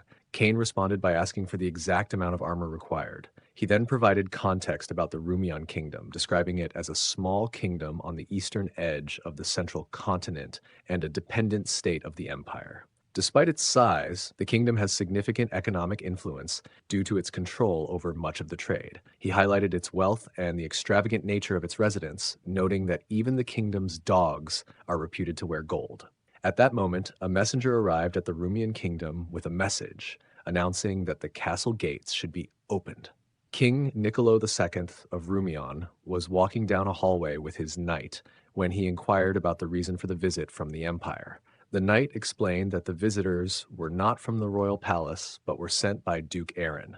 The king was surprised, recognizing Duke Aaron as the leader who had recently waged war against the Paris holy nation. He wondered why the duke himself was making the trip. The knight clarified that Duke Aaron's visit was to request the return of his subjects. The king was taken aback, questioning if they were holding the empire's subjects captive. The knight revealed that the subjects in question were followers of Vivian, some of whom were being prosecuted and had been forced into slavery. The duke's request was to have all these individuals returned to their homeland. As King Niccolo II and his knight approached the meeting room, the knight opened the door to a chaotic scene. Inside, the attendees were engaged in a heated argument. One participant, frustrated and aggressive, demanded if the other was intending to use violence instead of negotiating. Another person, wearing a hat, accused the others of using the followers of Vivian as a pretext to extort money and advocated for seizing more prisoners to make a point. Amid the discord, a figure with silver-white hair warned that any aggressive actions would be interpreted as a declaration of war against the empire. This individual expressed grave concern that such actions would lead to the destruction of this nation. Seeing the turmoil inside the meeting room, King Niccolo II expressed his frustration, questioning what actions he should take to resolve the situation. A while later, Duke Aaron arrived at the gates of the Rumian kingdom. Observing the ornate decorations on the castle walls, Aaron remarked on their apparent wealth. Cainus noted that despite the decoration, the walls lacked defensive spells and were more accurately described as simple stone walls. Aaron, growing impatient, complained about the delay and the lack of respect he felt he was receiving. Just then the gates opened, and the cavalry knights of the Rumian kingdom swiftly emerged, surrounding Aaron and Cainus. The commander of the cavalry knights, seeing the tension, sighed and ordered his troops to halt. Duke Aaron, observing the aggressive reception, wondered if it was too extreme for envoys. The commander then addressed Aaron, asking if he was indeed Duke Aaron of the Empire and Brahn territory. Aaron confirmed his identity. The commander requested Aaron to show his seal, which puzzled Aaron. The commander explained that Duke Aaron always carries a seal as proof of identity. Still confused, Aaron asked if he was supposed to carry a seal. The commander, realizing Aaron did not have the seal, accused him of impersonating Duke Aaron and trying to incite trouble between the Rumian kingdom and the empire. He then commanded his knights to draw their swords and clear Aaron and his party out. Aaron protested, claiming ignorance about the seal and denying the accusation of impersonation. The commander, with a smirk, revealed that Duke Aaron had already passed through the kingdom's gates, leaving Aaron and Cainus stunned by the unexpected revelation. Soon after, Duke Aaron and Cainus found themselves locked in a prison cell by a knight. Aaron, frustrated and desperate, repeatedly asserted his true identity, demanding to be released. The knight, unconcerned, told Aaron to relax, suggesting that he would have plenty of time to enjoy his role as an imposter before being put to work as a slave. Aaron, shocked by the mention of slavery, could hardly believe what he was hearing. Meanwhile, in the meeting room, King Niccolo II expressed his gratitude for capturing the imposters, thanking Duke Aaron for his assistance. Rex, who was impersonating Duke Aaron, responded with false modesty, claiming the efforts were for the benefit of both the Empire and the Rumian kingdom. He shifted the credit to Cainus, who was also an imposter, highlighting his role in tracking down the false Duke Aaron. The fake Cainus added that it was the impostor's own fault for attempting to impersonate Duke Aaron without the proper seal, further solidifying their deception. King Niccolo II praised Rex and Cainus for their skills and humility, noting the advantage of working with someone so close to the throne. Rex then inquired about the fate of the impostors. The king explained that due to a shortage of labor, criminals in the Rumian kingdom are typically subjected to forced slave labor, which would likely be the impostor's fate. Rex, however, deemed slave labor too lenient for the crime of impersonating high-ranking figures from the empire and suggested execution as a more fitting punishment. The king was surprised by this proposal. Rex stated that given their week-long stay in the Rumian kingdom, he would prefer to witness the executions before departing. The king expressed concern that executing prisoners could lead to riots, as executions had not been carried out in the kingdom for some time due to its small population. After considering Rex's request, the king agreed to fulfill it but requested something in return. Rex invited the king to make his request. The king told Rex that if he withdrew his request to remove the followers of Vivian from the Rumian kingdom, he would agree to the execution proposal immediately. A few days later, a crowd, including the king and Rex, gathered at the execution site to witness the event. Grim Moria arrived at the scene and bowed before King Niccolo II, greeting him formally. The king acknowledged Grim Moria's presence and inquired about his recent activities. Grim Moria reported that he had successfully established a small currency exchange office within the Rumian kingdom, attributing its success to the king's support. The king complimented Grim Moria on his swift and effective work in facilitating currency access for the kingdom, praising his success. Grim Moria thanked the king and expressed his hope that the king would enjoy his conversation before departing. As King Niccolo II gave his approval, he stepped away from the scene, noticing Rex seated beside him in attire resembling that of Duke Aaron. Curiosity about Rex's true identity grew as he moved towards his seat. The announcer began the proceedings, capturing everyone's attention, including Grim Moria. The announcer stated that the trial was about to start and listed the charges against the criminals, attempting to deceive the king and damaging relations between the Rumian kingdom and the empire. Consequently, King Niccolo II sentenced the accused to death. As the covering cloths were removed from Aaron and Cainus, the announcer allowed them to make their final statements. Aaron, looking up to the sky, proclaimed loudly, "I am a noble of the empire, the sole owner of the Brand territory. I am Duke Aaron." Upon hearing Aaron's declaration, Grim Moria was shocked to recognize that the person about to be executed was indeed Duke Aaron. Alarmed, Grim Moria shouted, questioning why Duke Aaron was being executed. The king, surprised by Grim Moria's outburst, asked him why he was asserting that the individual was Duke Aaron. Grim Moria urgently requested to know why Duke Aaron was on trial. The king, noting Grim Moria's genuine concern and the sincerity in his eyes, began to suspect the possibility that Aaron was truly who he claimed to be. Realizing the gravity of the situation, the king quickly turned to address Rex, who had been seated next to him. However, Rex had already departed, having fled when he realized his deception had been uncovered. The king was left staring at an empty chair, puzzled by Rex's sudden disappearance.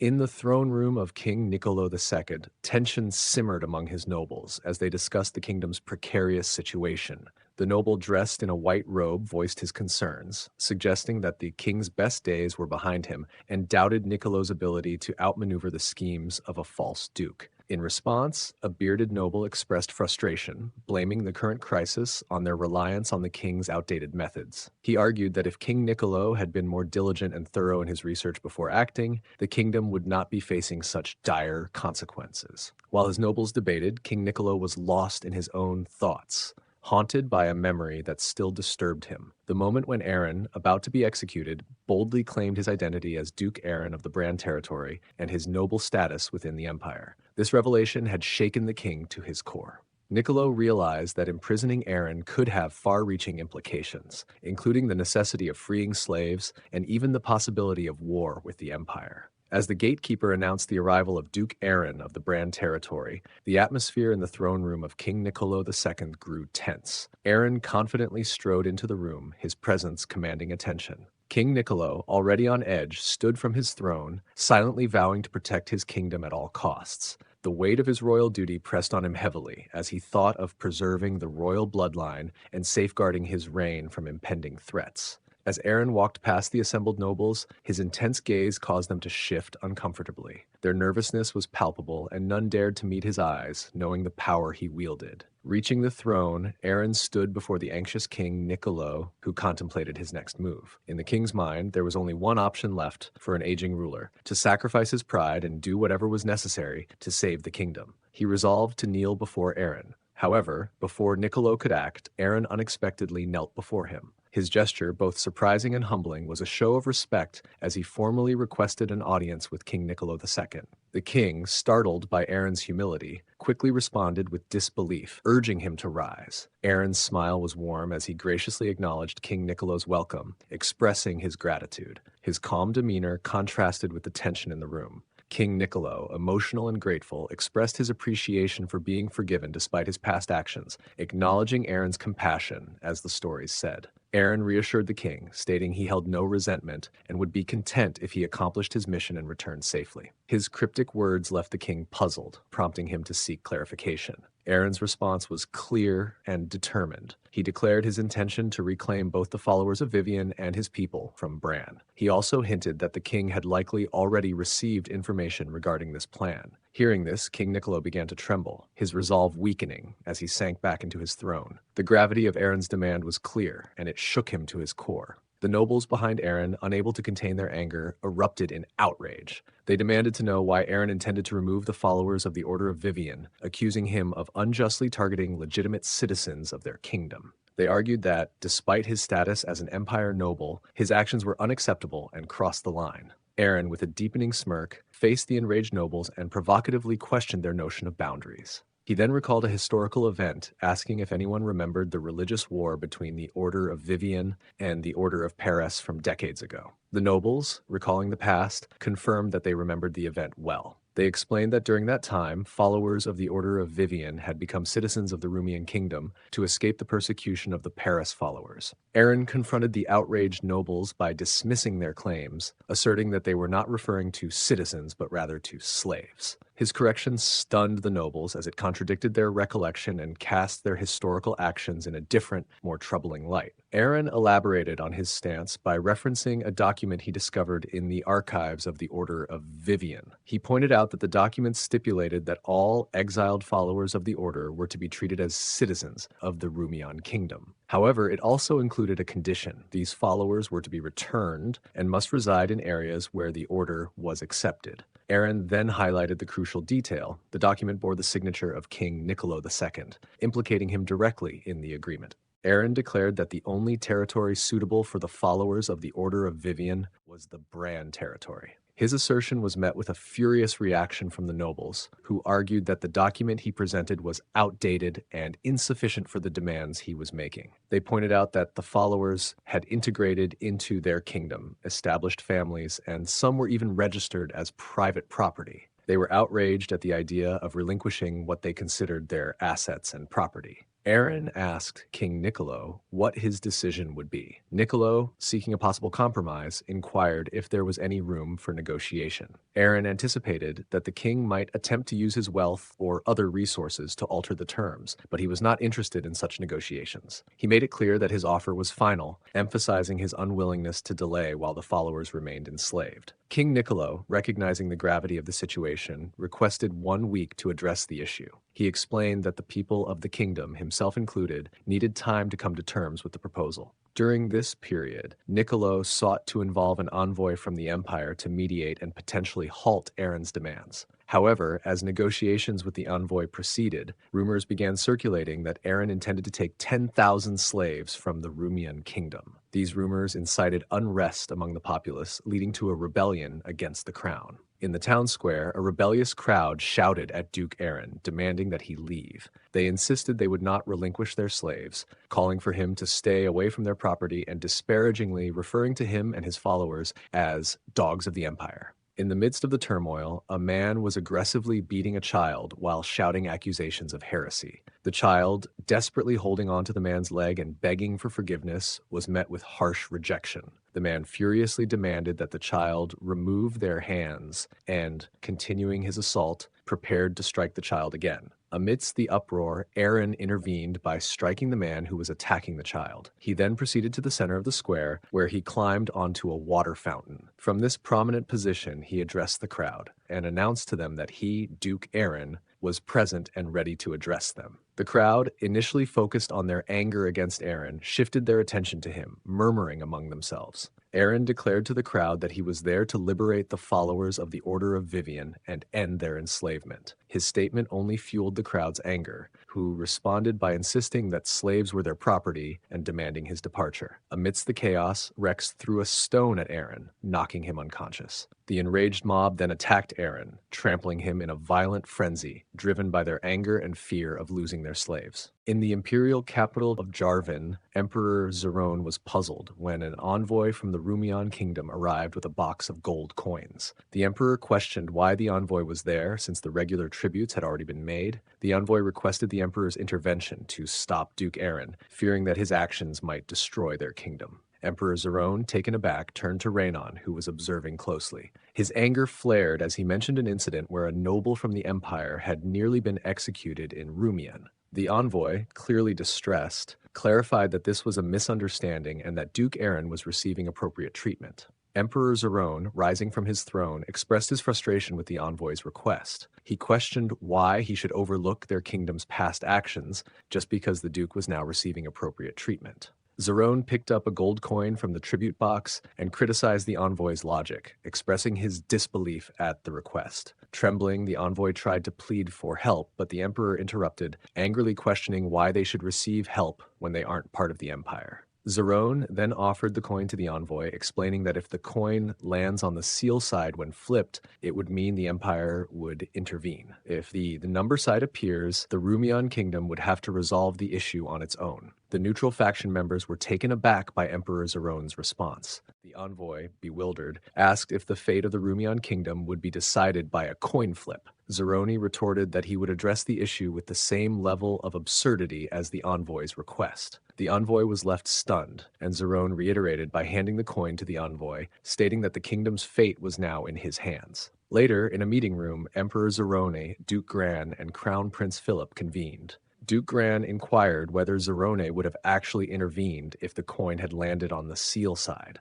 Emperor Zerone clarified that the coin flip outcome would not have changed his decision. He would not interfere with the Rumian kingdom's issues due to his commitment to the honor of the throne. Duke Gran questioned this stance, and Zerone explained that, despite his personal differences with Duke Aaron, Aaron was still a noble of the empire. Intervening too deeply in noble affairs could undermine the empire's authority and weaken its image. Duke Gran mentioned Zerone's involvement in the war against the Holy Nation, to which Zerone responded that although the Order of Paris is not the official religion of the empire, it is widely followed by the people. If the Holy Nation were destroyed, the public might blame the empire and use Duke Aaron's situation as a pretext. Zerone argued that Aaron's actions were justified since he was wronged by the Rumian king and was only seeking the return of his people, not raising an army. Thus, Zerone saw no reason to intervene. Duke Gran, impressed by Emperor Zerone's strategic insight, reflected on how Zerone seemed naturally suited to be emperor, skillfully using even minor incidents for political gain. Zerone, reminiscing about the earlier encounter with the envoy, laughed at the envoy's reaction, which also amused Duke Gran. At that moment, an old man knocked and entered the room. Zerone immediately asked for the purpose of his visit. The old man reported that Duke Aaron had been attacked in the streets of the Rumian kingdom and had been kidnapped. The shocking news left everyone in the meeting room stunned. Meanwhile, King Niccolo's butler informed him of Duke Aaron's attack and disappearance. King Niccolo, trembling with fear, speculated about the motives behind these events. He questioned whether it was a scheme by nobles or if it could be Duke Aaron's own plan to use the situation as a pretext for an attack on his kingdom. King Niccolo, overwhelmed by the realization of Duke Aaron's possible scheme, collapsed to the ground. His son, the prince, saw this as an opportunity to claim the throne. He quickly helped his father up, pleading with him not to abandon him. As King Niccolo regained consciousness, he issued a final command to his son, insisting that the kingdom's slaves must be protected at all costs. Shortly after, King Niccolo died in the prince's arms. The prince, relieved that his father was no longer a burden,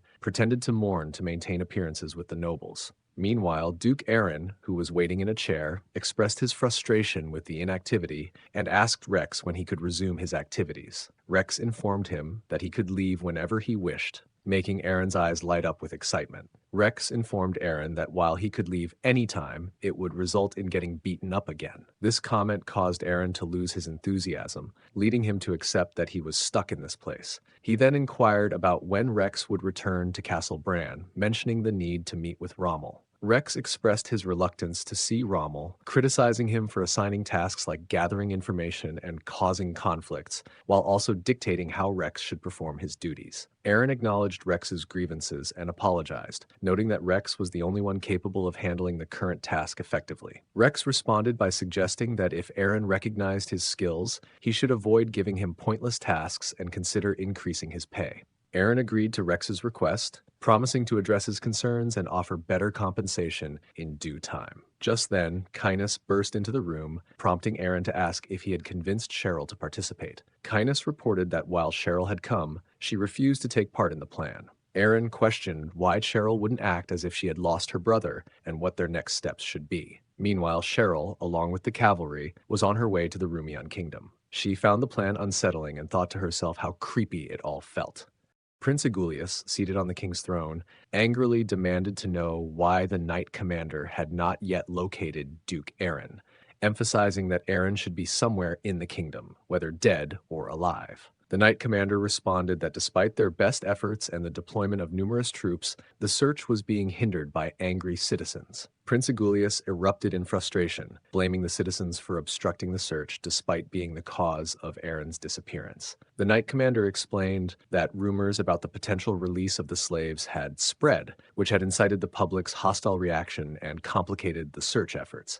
Prince Agulius, visibly trembling with frustration, was met with increasing vocal input from the nobles. One noble advised that they should quickly locate Aaron and agree to his demands, or otherwise clarify their position on the potential release of the slaves. Other nobles opposed this, questioning how they would manage the loss of labor if slaves were freed. The debate grew heated, with another noble suggesting they should wait for the empire's stance before making any decisions. Amid the chaos, Prince Agulius, feeling overwhelmed and frustrated by the competing opinions, thought to himself that everyone was trying to dictate his actions. He then yelled for silence, grabbing one of the nobles and asserting his new authority by stating that he was now the king of the country, no longer merely a prince. Then the noble pointed out that Prince Agulius had not yet been officially coronated. Agulius was about to respond in anger. However, an envoy burst into the room, shouting for the prince. Agulius, irritated, corrected the envoy by stating his new status as king. The envoy delivered shocking news. The emperor had declared he would not involve himself in the Rumian kingdom's affairs. This announcement stunned everyone present. At that moment, the butler entered, urgently calling out for the prince. Still fuming, Agulius reiterated his claim to the throne. The butler then informed him that an attack had been declared. Overwhelmed by the news, Prince Agulius collapsed to the ground, unconscious. In the imperial capital of Jarvan, during a meeting, Duke Gran suggested that the recent events, a public execution, a disappearance, and a declaration of attack, seemed orchestrated by Duke Aaron to gain control of the Rumian kingdom. Emperor Zerone inquired if Aaron intended to use force to take over the Rumian kingdom, and if the situation had escalated to a point where the empire should intervene. Duke Gran agreed that, given the Rumian kingdom's importance to the empire, intervention was necessary. However, he cautioned that retracting the emperor's earlier stance might make the throne appear weak and indecisive. Emperor Zerone contemplated Duke Gran's concerns about the potential weakening of the throne. Prince Philip then suggested that if Duke Aaron expanded his territory, it would become part of the empire, allowing the empire to benefit from the Rumian kingdom's resources and increase tax revenue. This expansion could also provide the empire with a legitimate reason to apply financial pressure on Aaron. Emperor Zerone, intrigued by this strategy, ordered the Central Army to patrol the border near the Rumian kingdom, but instructed them to avoid direct involvement in any conflict. He pondered Aaron's next move, wondering if he would proceed with his plans despite the new conditions. Prince Agulius lay unconscious on a bed with his head resting on the lap of a woman. As he woke, he realized the woman was Elena, who was actually the demon succubus Elena in human form. She informed him that he had passed out in the throne room and asked if he was okay. Prince Agulius, noticing his position, asked if he was really resting on Elena's lap. She assured him it was fine for him to stay there as long as needed. However, Agulius, feeling the weight of his responsibilities, insisted he needed to get up to make crucial decisions for the kingdom. Elena gently pulled him back onto the bed and positioned herself on top of him, suggesting that she had a better idea. She invited him to hear her proposal, which made Agulius look at her with curiosity. As Aaron looked out the window, he saw a crowd protesting and demanding the release of the slaves to end, and even calling to find and kill Aaron. He reflected on how the kingdom was on the brink of collapse, while the people focused solely on their own interests. Aaron hoped that Elena could successfully distract Prince Igulius, fearing that if his plans were discovered and the Vivian followers were released, his efforts would be in vain. The Emperor might not recognize his control over the Rumian kingdom. Feeling overwhelmed, Aaron struggled with the complexity of the situation. At that moment, Rex entered the room and threw a bag at Aaron, striking him in the face. Aaron, startled and irritated, demanded to know what Rex was doing. Rex told Aaron that since he seemed bored, it was time for him to leave. Meanwhile, Cheryl arrived at the Rumian kingdom's gate with the cavalry. Rommel instructed her to cry, as that was the advice from the tactician. Cheryl was uncertain about how to do this effectively and questioned Rommel about it. He suggested considering how she would feel if the Lord were to die, although he admitted he didn't know the answer either. Cheryl, doubting the need to cry since the Lord was so powerful, wondered if she could just return to casting spells instead. Rommel insisted she stop questioning and proceed with the plan. Cheryl protested, saying she couldn't cry over something she couldn't even imagine. As she approached the castle gate, she announced herself as Duke Aaron's sister and demanded the return of her brother. The guards were confused and silent. Rommel, flustered by Cheryl's performance, thought she was not following instructions correctly. Embarrassed, Cheryl cursed Aaron for putting her in this position. She then started crying and shouted angrily at the guards, threatening them if they didn't return her brother. Rommel, relieved to see Cheryl finally crying, felt she had managed to meet the tactician's requirements. At that moment, Prince Igulius arrived and inquired about Cheryl's actions. He then ordered the release of the slaves. As the gate opened and the slaves began to be escorted out, Prince Igulius declared that if anyone did not leave immediately, here, Elena tried to manipulate Prince Igulius by suggesting that Duke Aaron genuinely cared about the followers of Vivian. She advised that instead of releasing them, he should threaten their execution to deter Aaron from approaching the Rumian kingdom. Prince Igulius expressed concern about angering Aaron and the potential backlash from the nobles, who would demand an explanation. Elena reassured him that both the nobles and slaves were considered property of the Rumian kingdom, and as king, he had authority over this property. Agreeing with Elena, Prince Igulius embraced his role as king. Elena then hugged him and whispered, encouraging him to assert his authority as the rightful owner and king of Rumian.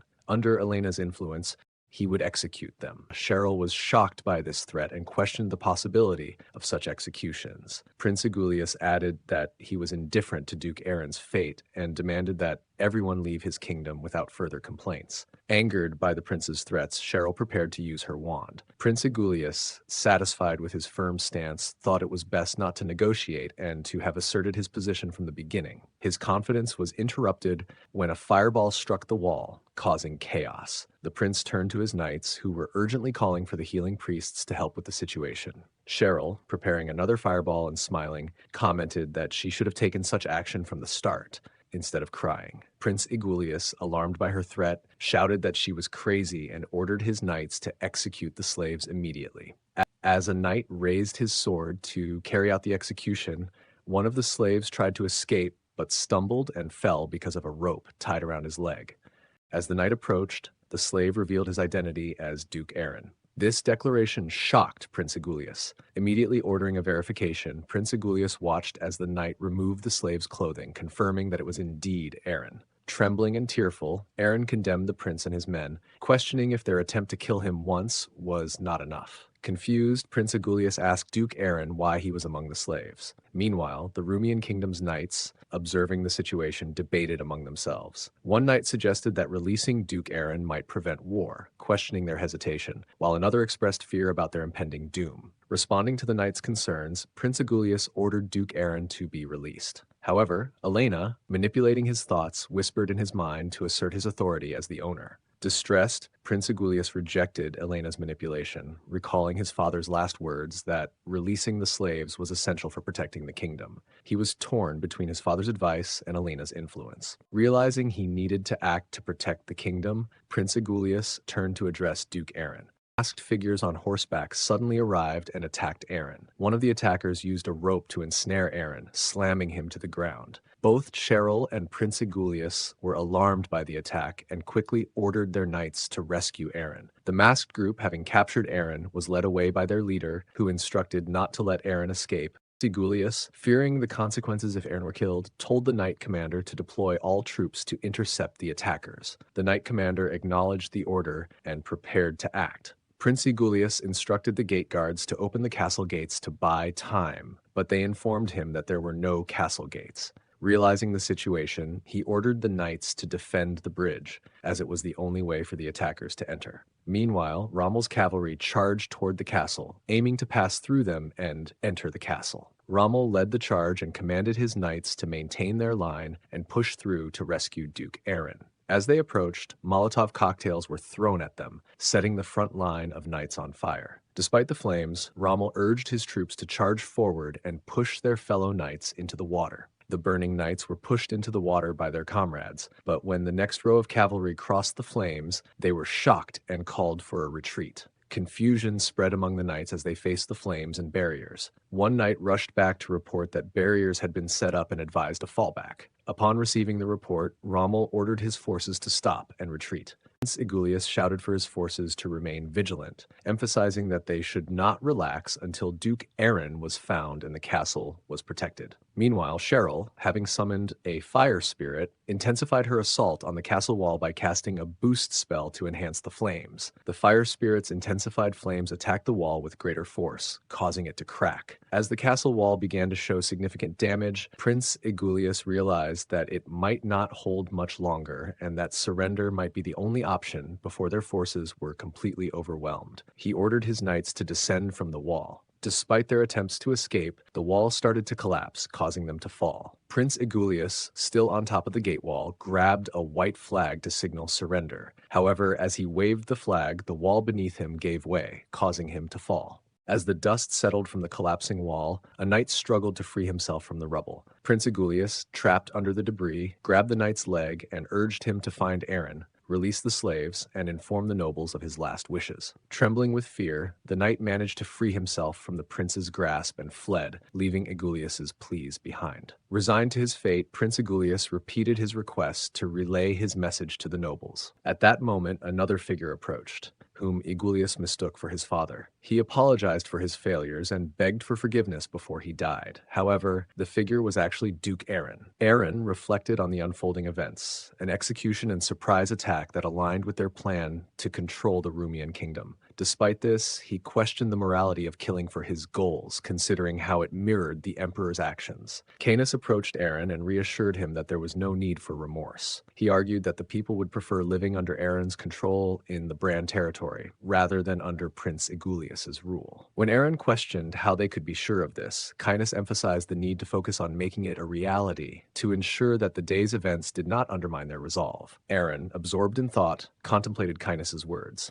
Canis warned that lacking the will to follow through would render their efforts futile and lead to unnecessary bloodshed. Aaron questioned the concept of will and continued to think deeply. Canis interrupted, noting that they didn't have much time. He suggested capturing and assembling the remaining nobles under the guise of searching for Aaron before the imperial troops arrived, and advised Aaron to go missing once again. With a sudden idea, Aaron turned to Canis and said he had a request before he left. As Rommel and his knights arrived at the inner castle gate, Cheryl questioned him about why they were not searching for the remaining nobles. At that moment, the cloth covering the cage on the bridge where the slaves were held was removed, and the slaves cried out for help, claiming they had been forced there by the nobles. As Rommel approached the cage to free the slaves, an arrow landed near his feet. A noble on the castle wall, flanked by archers, threatened that if Rommel and his knights advanced, they would not only kill the slaves on the bridge, but also burn the remaining slaves inside the castle walls alive. The slaves in the cage begged Rommel not to approach, expressing concern for their loved ones inside the castle. In response to the noble's threat, Rommel asked what the noble wanted. The noble demanded that Rommel and his troops return and ignore the events surrounding Aaron's disappearance, stating it was not their concern.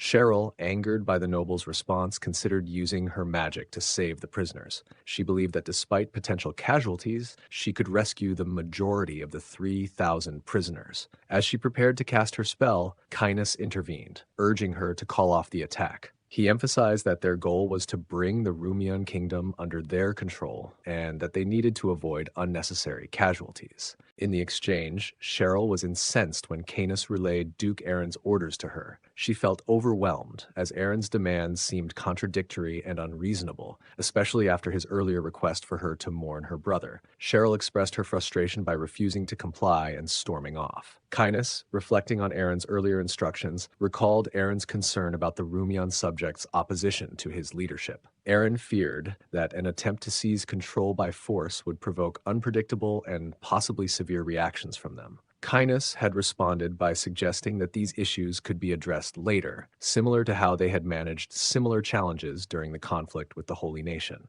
Aaron discussed the situation with Canis, emphasizing the differences between their current challenge and the past conflict. He explained that previously, they were dealing with their own people and a stronghold that supported their cause, so there was no significant issue. However, the situation with the Rumian kingdom was more complex because the land rightfully belonged to its subjects, and they were now considered intruders. Aaron initially thought about using force to secure the land before their planned move to the Black Continent, but realized that stabilizing the region first was crucial since they would use it as an outpost. Canis agreed with Aaron's assessment and offered his assistance. Aaron then requested that Canis take care of Cheryl, indicating that she would be a key part of the solution. Later that night, outside the inner castle gate, Aaron's knights confronted civilian protesters who were vocally opposing their presence. The protesters demanded that the intruders leave, asserting that Duke Aaron's absence was not their concern, and declaring that the land, along with the slaves, belonged to them.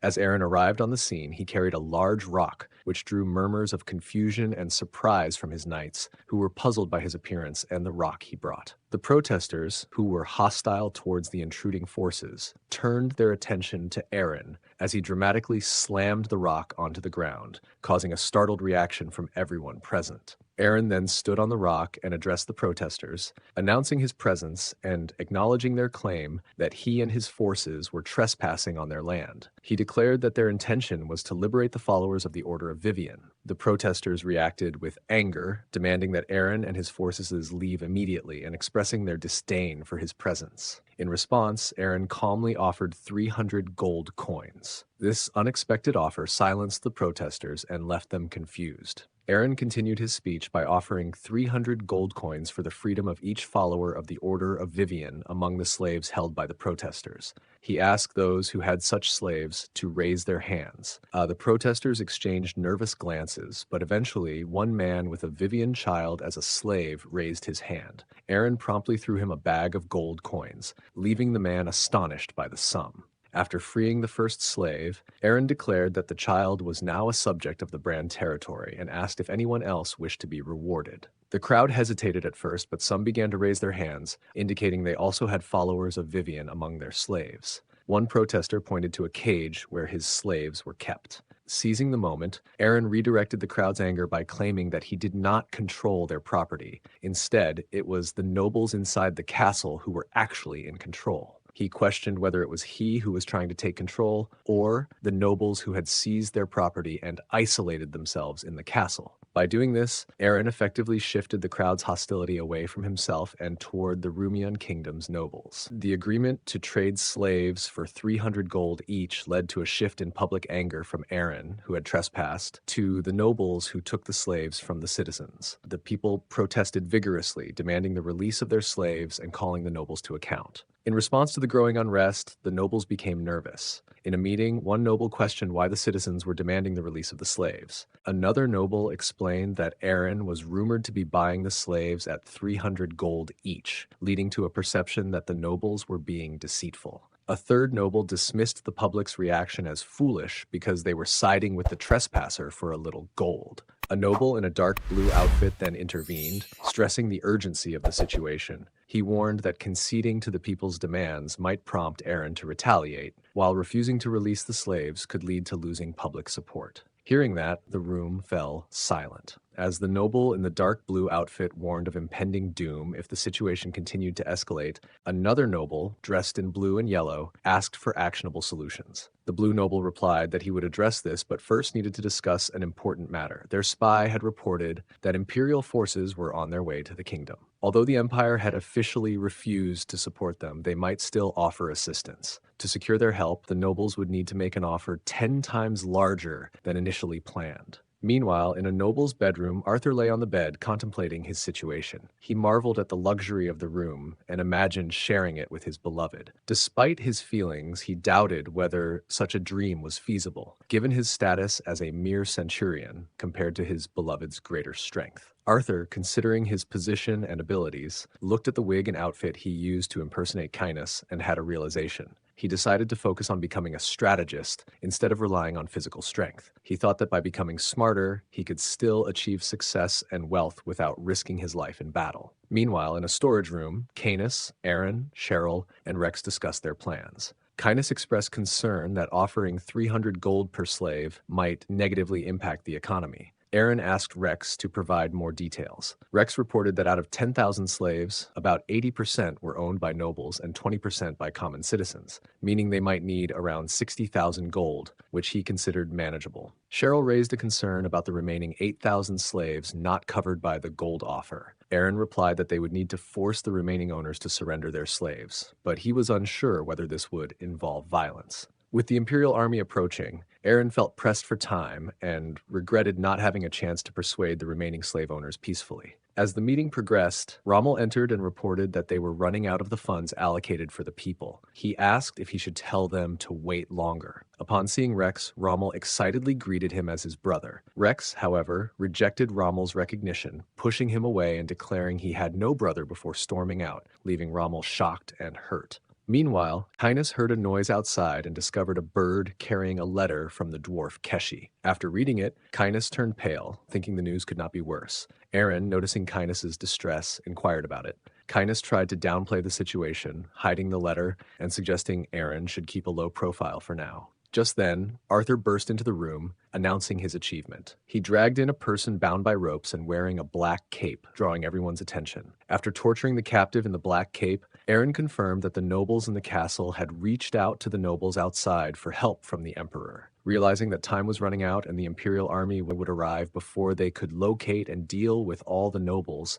Aaron contemplated drastic measures, but dismissed them as impractical. An idea came to Aaron, and he began to laugh, unsettling everyone in the room. He instructed Rommel to organize the troops to prevent anyone from leaving the castle. Rommel complied. Aaron then directed Cheryl to inform the nobles inside that they could negotiate, but with a demand. They must pay 300 million gold to end the conflict and quell the riots. Cheryl was taken aback by an exorbitant amount, doubting they would agree to such terms. Aaron, however, was pleased with Cheryl's reaction, indicating that she was beginning to understand his strategic approach. Cheryl, frustrated by Aaron's demand, protested the possibility of having to act again. Aaron assured her that this time she only needed to inform the nobles they had 2 days to decide on the 300 million gold offer. Arthur saw an opportunity to prove himself as a strategist and asked if he could accompany Cheryl to manage the details and any difficult tasks. His request surprised both Aaron and Cheryl. Meanwhile, Cainus, riding towards his nest, reflected on a letter from the dwarf Keshi, which reported that humans had trespassed into the nest. Cainus cursed his situation,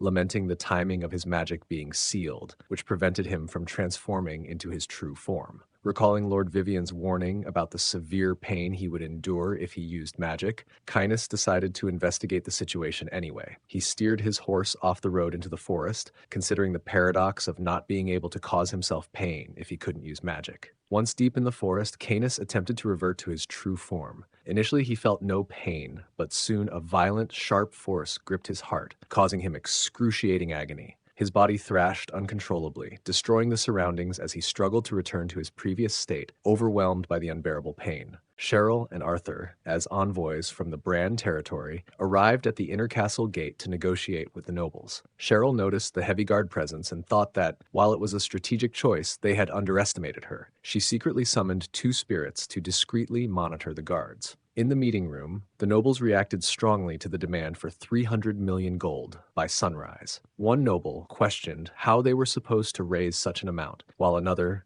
bearded noble, criticized the absurdity of the demand. A silver-haired noble furiously pointed out that 300 million was the entire kingdom's yearly budget and demanded they leave if that was their only offer. Cheryl, observing the nobles' reactions, realized they would not agree to the 300 million gold. She was frustrated by their inability to grasp the gravity of their situation and thought that if it weren't for the negotiations, she would have resolved the matter more aggressively. Arthur addressed the nobles, suggesting that, since they seemed to value 300 million gold more than their lives, they should release half of the slaves they held captive as a demonstration of their priorities. He then upped the demand to 400 million gold, which only intensified the anger of the noble in the blue outfit. However, before he could respond, other nobles intervened to calm him. Later that night, nobles who had been heading towards a secret tunnel returned to the castle. They conveyed a message to all nobles of the Rumian kingdom. Duke Aaron had demanded 300 million gold as a condition for a truce. The nobles in the castle had agreed to these terms, rather than waiting for the imperial army. They needed time to collect the funds and meet the demands. Nobles were instructed to enter the castle through the secret tunnel upon receiving the message, with a warning that ignoring this decree could result in being demoted to commoner status, as decided by the council. Rex reported to Aaron that all the nobles who had been heading for the secret tunnel had now entered the castle. Aaron then asked Rommel about the status of the nobles' houses,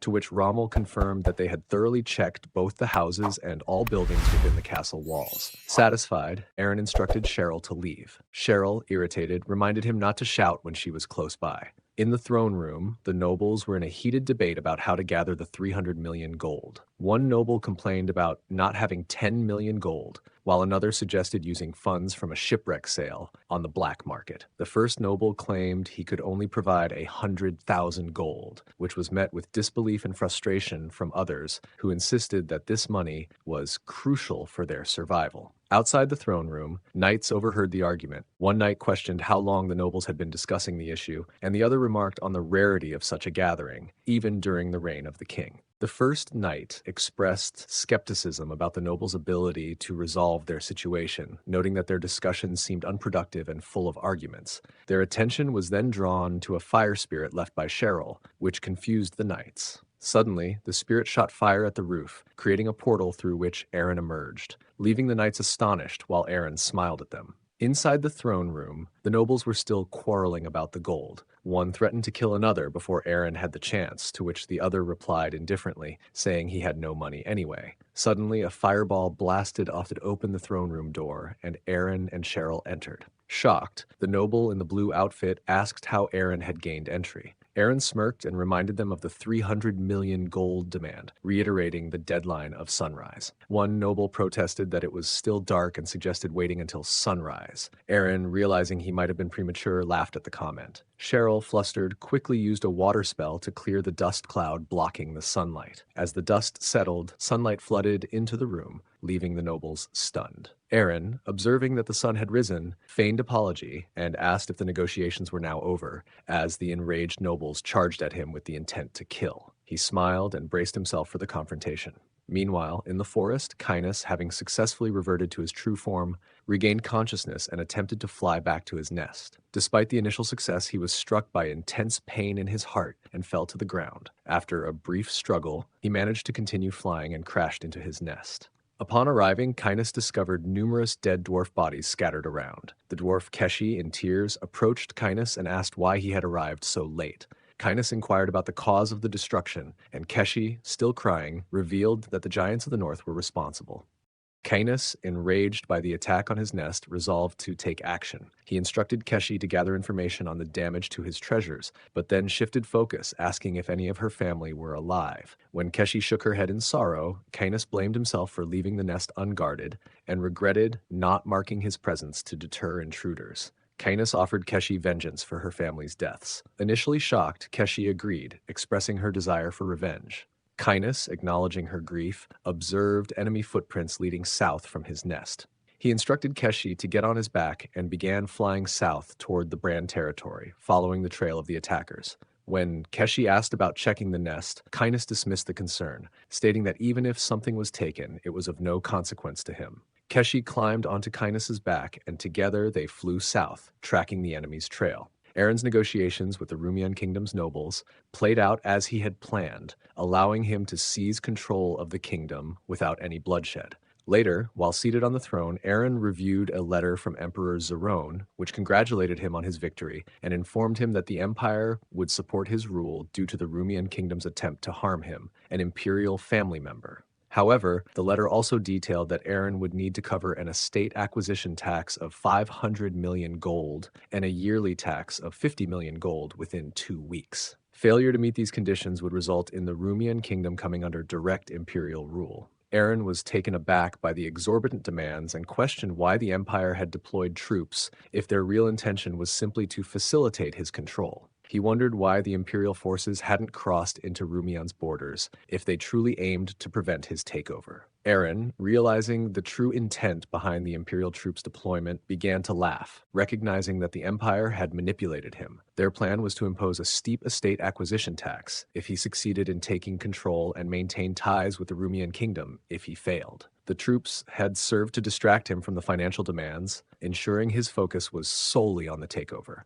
Determined to make the kingdom part of his territory, Aaron resolved to navigate the situation despite the empire's cunning strategy. 1 week later, Aaron, exhausted and resting his head on the table, lamented that, despite gathering all the noble's wealth and property, he had only amassed 200 million gold. He turned to Cheryl for suggestions, but she had none. When Aaron asked Cheryl to repay some of the money she had borrowed, she angrily protested her lack of funds.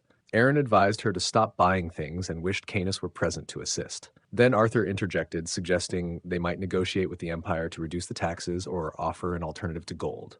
Cheryl dismissed the idea of negotiating with the empire, arguing that if such tactics would have worked, the empire would have granted them control without the exorbitant taxes. She questioned what alternative they could offer, suggesting that holy water or a dungeon wouldn't suffice, and remarked on Aaron's previous success in similar situations. Aaron considered her points and realized they needed to offer something unique. As he pondered this, Rex burst into the room with urgent news. Giants were reported approaching from the north of Brahn Castle. Aaron was shocked, noting that giants from the frozen land would have to cross the Black Mountains to reach Brahn Castle, a feat that should be impossible. He questioned whether the giants had breached the Barrier of Iron, a formidable fortress established by the first emperor to block giants from entering imperial lands. The Barrier of Iron, guarded by about 20% of the imperial troops, had not been breached in 50 years. Aaron was concerned about the possibility of Brahn Castle being threatened and recognized that he couldn't ignore the potential danger. Inside the Rumian kingdom's inner castle, knights, including Arthur, were assembled. Arthur reflected on his current status as a centurion, despite Aaron's promise of organizing troops, and expressed a personal longing to see Bianca again. Rex then called the assembly to attention, announcing Aaron's arrival. As Aaron entered, everyone saluted him. Aaron bypassed formalities and stated that, due to the lack of a proper police force in the Brahn territory, he planned to establish one. He introduced the new chief of police for this organization. Arthur, hoping the position might be offered to him, was stunned when Aaron announced that Bianca would be the new chief of police. Bianca, who had previously led a 500-man squad at Castle Blanche, was introduced with her significant experience. Arthur was awestruck, thinking of Bianca as his goddess. Bianca, now appointed as the chief of police, bowed to Aaron and expressed her readiness to accept his orders. Arthur, disheartened, realized he was not chosen for the position he had hoped for. He felt overshadowed by Bianca's advancement while he remained a centurion. Aaron then surprised Arthur by assigning him as Bianca's aide and temporary tactician for their forces. Although initially stunned, Arthur accepted the role, promising to do his best. Bianca, visibly flustered by Arthur's response, turned away, leaving him puzzled. Rex then reminded Aaron that they needed to proceed to the Barrier of Iron and arrive before sunset. Aaron instructed him to wait, indicating that he would join him shortly. To meet the Empire's demand for a 500 million gold estate acquisition tax, Aaron needed an additional 300 million gold. With limited options, he decided to offer his troops to the Empire as a solution. He planned to focus on the northeast of the Empire, specifically the Barrier of Iron, to halt the advancing giants from the north. Aaron intended to use orcs and other monsters to block the giants and offer protection of the area for a few years in exchange for 200 million gold, hoping the Empire would view this as a favorable deal. As Aaron was preparing to leave, Rex suddenly stopped and pointed toward the port, noticing smoke and suggesting an attack might be underway. At the port, Vice Captain Miller of the Blue Hammer Pirates was causing destruction. He was destroying warehouses and mocking the Rumian kingdom for becoming submissive to the Empire. Miller attempted to set fire to the ships as a final gesture, but his efforts were thwarted by the Miller captain, who deflected the burning wood.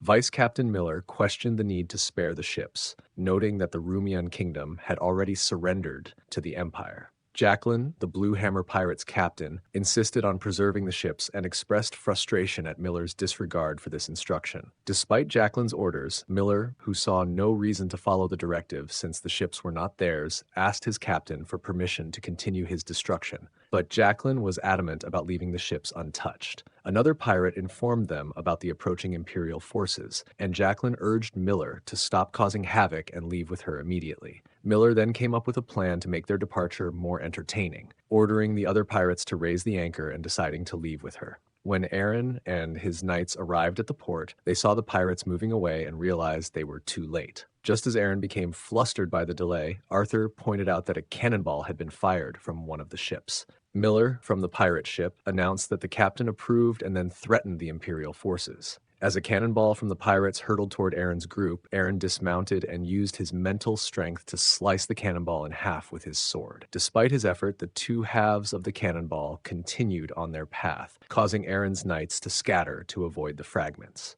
Aaron was puzzled by the cannonball's unusual behavior. Miller, observing from afar, noted the enemy's good fortune, while Aaron angrily instructed Rex to identify the pirates. Meanwhile, Crown Prince Philip, traveling in a carriage with Duke Gran, noticed a strange smell and quickly climbed to the top of the carriage. He instructed the coachman to speed up and not stop, concerned about the smell of blood and the missing escorts who were supposed to meet them. Nearby, the Giants of the North reported to their leader, Sven, that another carriage was approaching.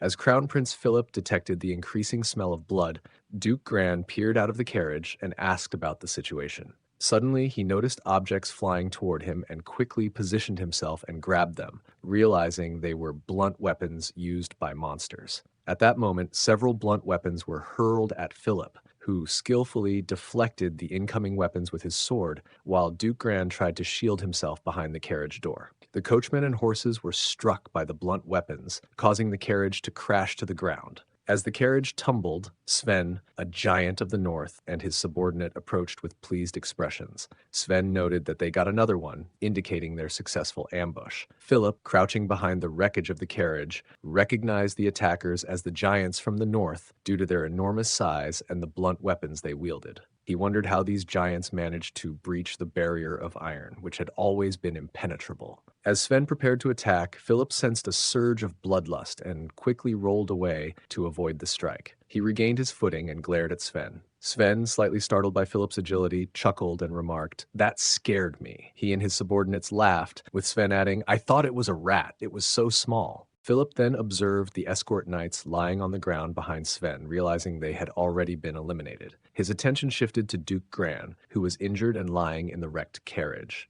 In this intense confrontation, Sven, enraged, addressing Philip with hostility and demanding why he would dare to look away from him. Sven charges at Philip. Philip skillfully dodged the initial attack, leaving Sven perplexed as he had never been so easily evaded before. Sven swung his axe again, but Philip nimbly jumped back, taunting Sven by disparaging his heritage and implying that the North's giants, descendants of the warrior god Munin, were underwhelming. Sven, with a serious tone, was outraged at being mocked and at the disrespect shown towards a descendant of Munin, vowing to bring divine retribution upon the offender.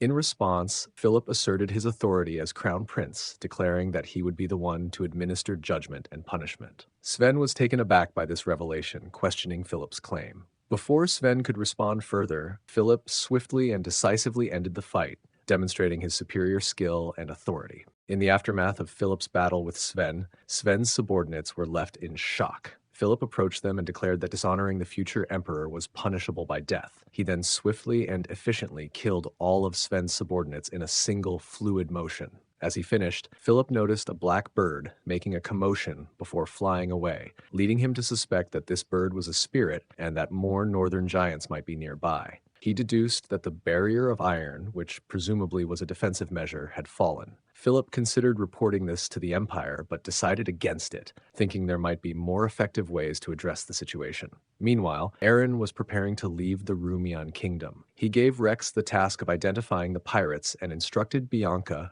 to focus on port defenses. Both Rex and Bianca acknowledged their responsibilities. Arthur proposed that the situation with the pirates could be turned into an advantage for the Brand territory. He suggested that, since the territory lacked the funds to mobilize troops, they should use the pirate threat as a bargaining chip. By offering to send their own forces to address the pirate problem, they could potentially convince the Empire to lower their tax expenses. Aaron, initially confused, asked for further explanation, which Arthur provided.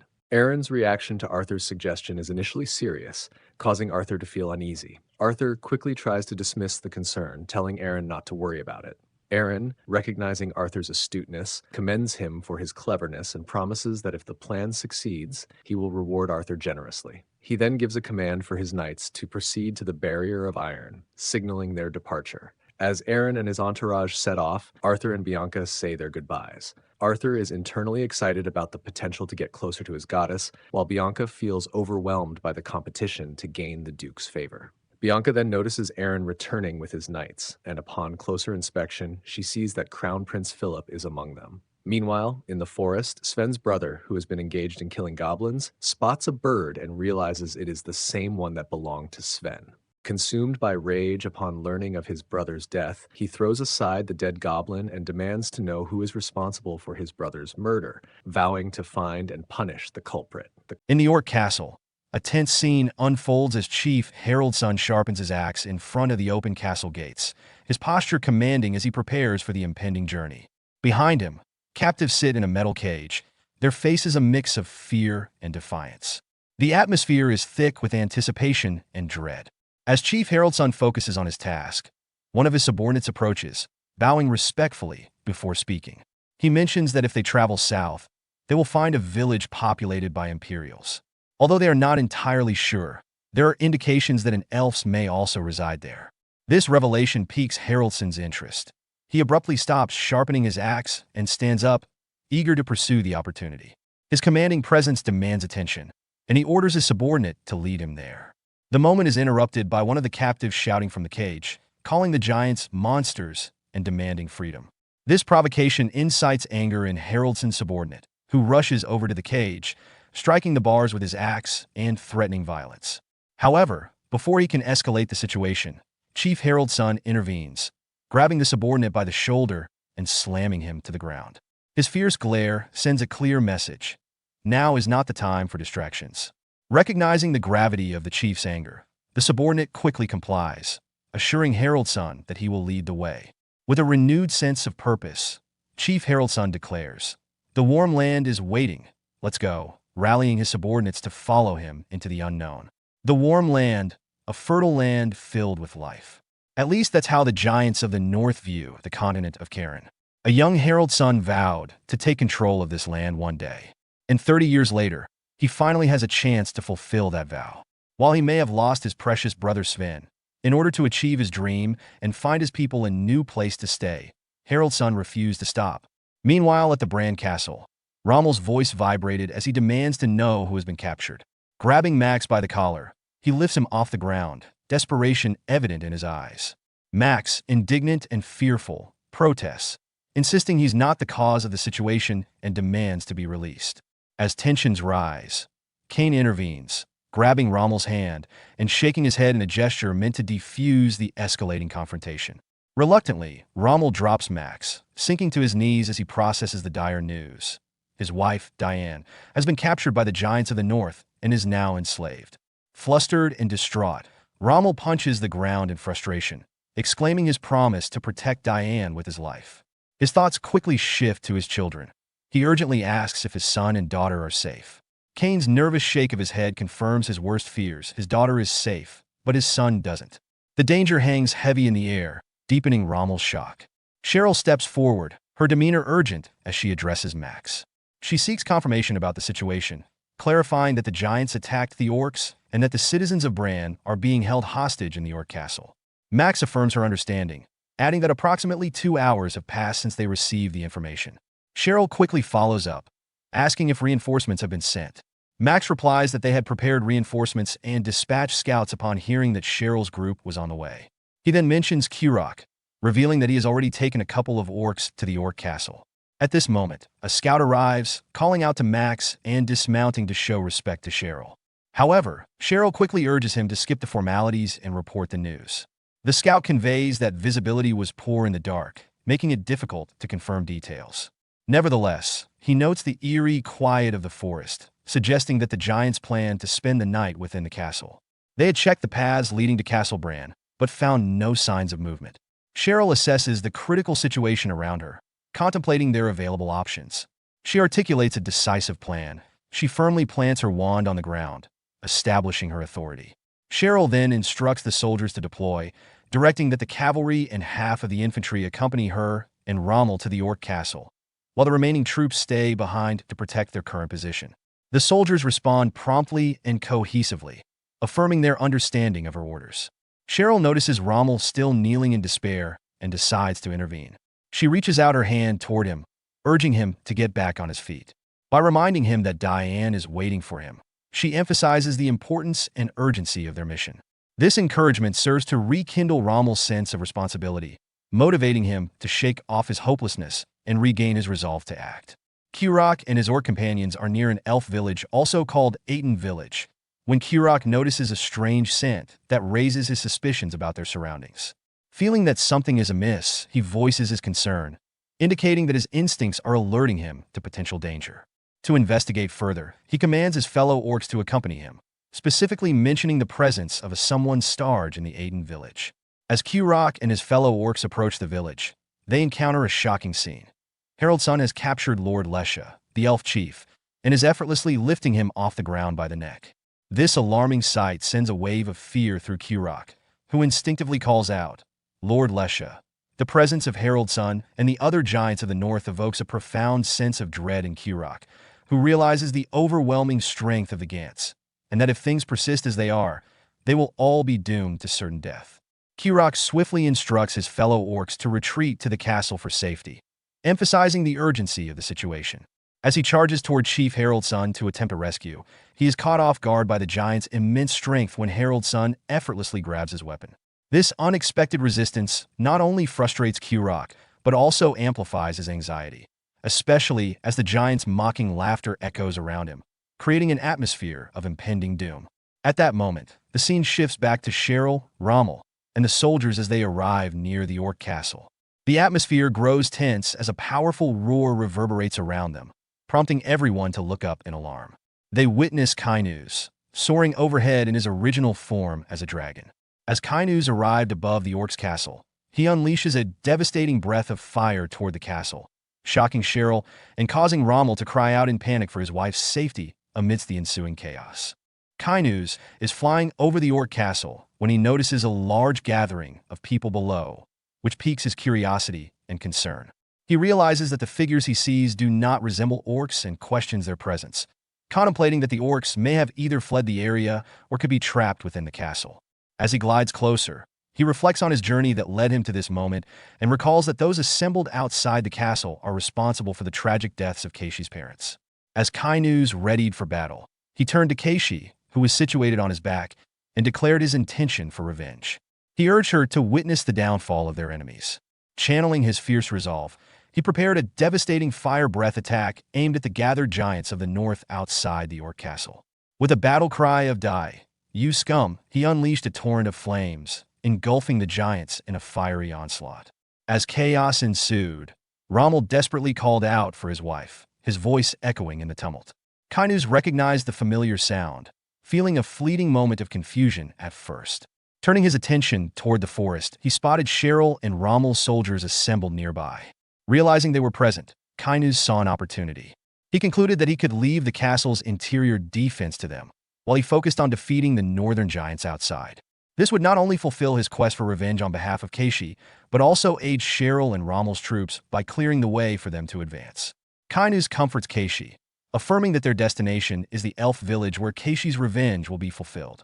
Overwhelmed with emotion, Keishi, tears in his eyes, responds positively to Kainu's assurance. Afterward, Kainu's lets out a powerful roar and alters his course away from the castle, focused on reaching the elf village. From a distance, where Cheryl, Rommel, and their soldiers are present, it seems the sight of the castle engulfed in flames. Rommel was devastated as he saw the castle engulfed in flames, which heightened his anguish over his wife Diane's perilous situation. His despair led him to collapse to the ground, desperately calling her name and feeling an overwhelming sense of helplessness. In contrast, Cheryl recognized the urgency of the situation and felt a rush of concern for Rommel, but quickly regained her composure. She took charge, instructing the infantry to head to the Orc castle to search for any survivors while directing the cavalry to pursue the dragon responsible for the destruction. The soldiers responded immediately, demonstrating their readiness to follow Cheryl's commands as they moved into action to address the unfolding crisis. Cheryl approaches Rommel, trying to console him in his moment of despair over Diane's possible fate. She expresses her belief that Diane is alive, but also offers to help him seek revenge if she is not. This dual reassurance provides Rommel with a glimmer of hope amidst his anguish. As he looks at Cheryl, he sees her summon a fiery bird, leaping onto its back to pursue the dragon, serving as a powerful symbol of their shared commitment to fight back and seek justice for Diane. Scene shifted to Ramayan Kingdom, where Aaron turns to Crown Prince Philip for clarification about the situation. Philip informs him that he wants Aaron to step into the position of Commander of the Northeast, tasked with managing the iron barrier that is critical to their defense. To incentivize Aaron's compliance, Philip offers a significant financial relief, promising to reduce Aaron's acquisition taxes by $300 million out of the total $500 million he owed. Aaron considered the proposal presented by Crown Prince Philip, recognizing it as a substantial offer that would elevate his status significantly. Initially, he had intended to send his troops to the Barrier of Iron for a payment of $300 million, but now he was being offered the title of Commander of the Northeast. This sudden promotion left him conflicted, as he wondered whether to embrace the opportunity or be cautious about its implications. Sensing that there was more to the offer than met the eye, he sought further clarification from Philip, asking about the duration of the position. In response, Philip seemed taken aback by the inquiry and hesitated before finally stating that the title would likely remain until the threat in the north was resolved. As Aaron processed Crown Prince Philip's offer, his initial shock morphed into a realization of the underlying implications. Philip's vague response, that Aaron would serve as the commander of the Northeast until the threat of the giants in the north was neutralized, hinted at a deeper strategy.